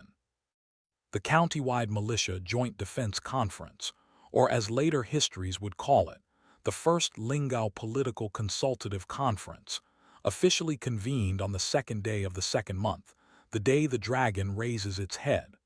Early in the morning, dedicated reception staff came to the inns to escort delegates into the city. The meeting venue was the open-air cinema inside Bering City. This cinema had fairly complete facilities, especially the installed sound amplification equipment, making it very convenient for meetings. The delegates all changed into their finest clothes.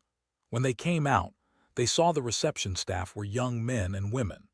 The boys wore near-black navy blue short jackets with 2 patch pockets and stand collars. The jackets opened down the center rather than to the left or right, with a row of straight black round wooden buttons, fastened tightly at the collar. Combined with their inch-short hair, they looked clean and sharp. The girls wore similar navy blue tops in a pullover style, with a handkerchief-like cloth backing at the shoulders and blue pleated long skirts below. Both were simple and attractive. Only their hair was somewhat alarming. Clearly they'd been shaved bald recently, and their hair was still just short stubble. The reception staff were students from Lingao National School.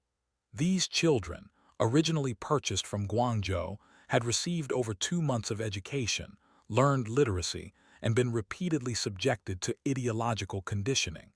They were relatively reliable personnel now. Having them serve as reception staff was practice in social skills. After all, they would be the main source of cadres for the transmigrator regime in the future. Originally, Xiao Zishan had considered the issue of propriety between the sexes and wanted to send only boys. But Du Wen made a fuss, calling it discrimination against women. Yu Shui also pointed out that so-called propriety between the sexes had never applied in the countryside, especially in southern rural areas. Women were the main force in agricultural production, so rural women generally didn't bind their feet. Appearing in public was quite normal for them. Having female reception staff would at most make delegates assume they were servant girls bought by the short hairs. Please make sure your delegate credentials are properly displayed. Thank you. Li Yuanyuan held an electric megaphone, waving a small triangular flag in her hand, constantly calling out like a tour guide. Please maintain order and don't cut in line. Attendants cannot enter the venue. Leave your attendants in the market area. We have staff to take care of them. Having Li Yuanyuan play this role was meant to make delegates aware of women's status among the transmigrators, giving them some psychological preparation for future measures to improve women's rights. Though there were no feminists on the executive committee besides Du Wen, and they had no interest in protecting women's rights per se, in this timeline, liberating women meant liberating productive forces. Everyone understood this principle. Delegates gathered by their respective Du and Tu administrative units. Each Tu had several students as guides, with the leading student also carrying a small flag marked with the specific location, Lingao X Du X2. To accommodate illiterate delegates, the flags also bore different plant and animal designs for identification. After each group was assembled, students led them into the city. Though Eastgate Market was always bustling and plenty of locals traveled the roads daily, the interior of Bering City had always been tightly guarded. Though the earthen walls weren't high, guard towers and gun platforms lined the top, with much barbed wire. The outer moat was several meters deep.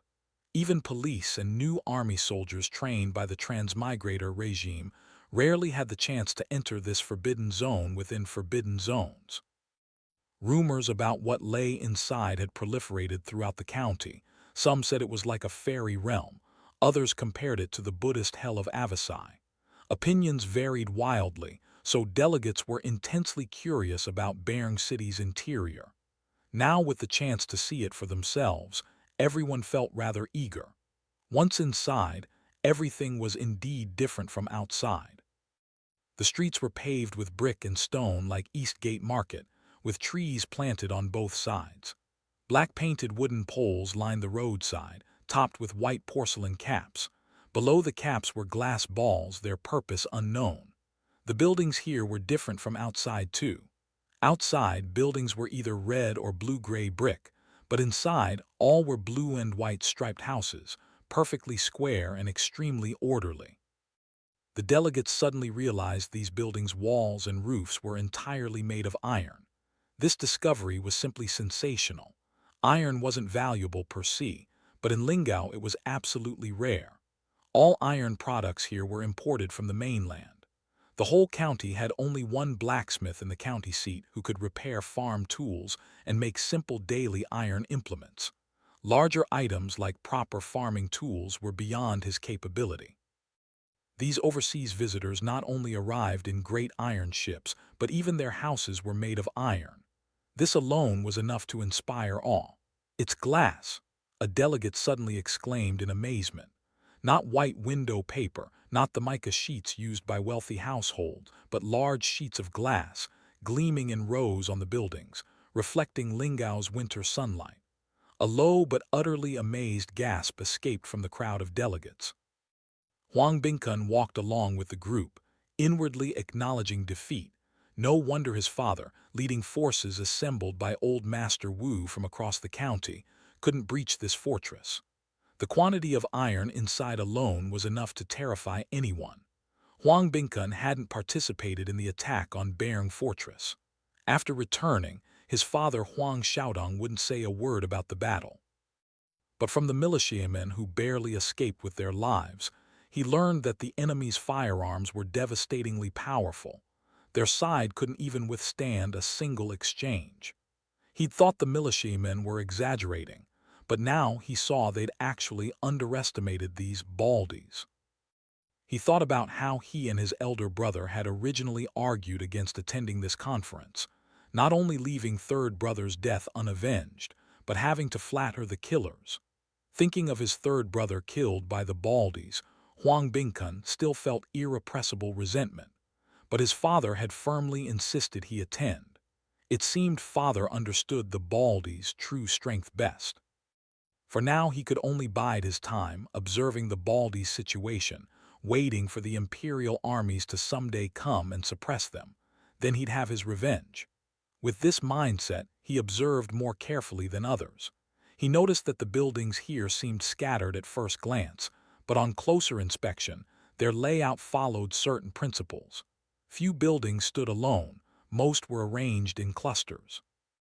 The gaps between buildings were either sealed with brick and stone, or additional walls, and the baldies' distinctive wire fences were built around the cluster perimeters.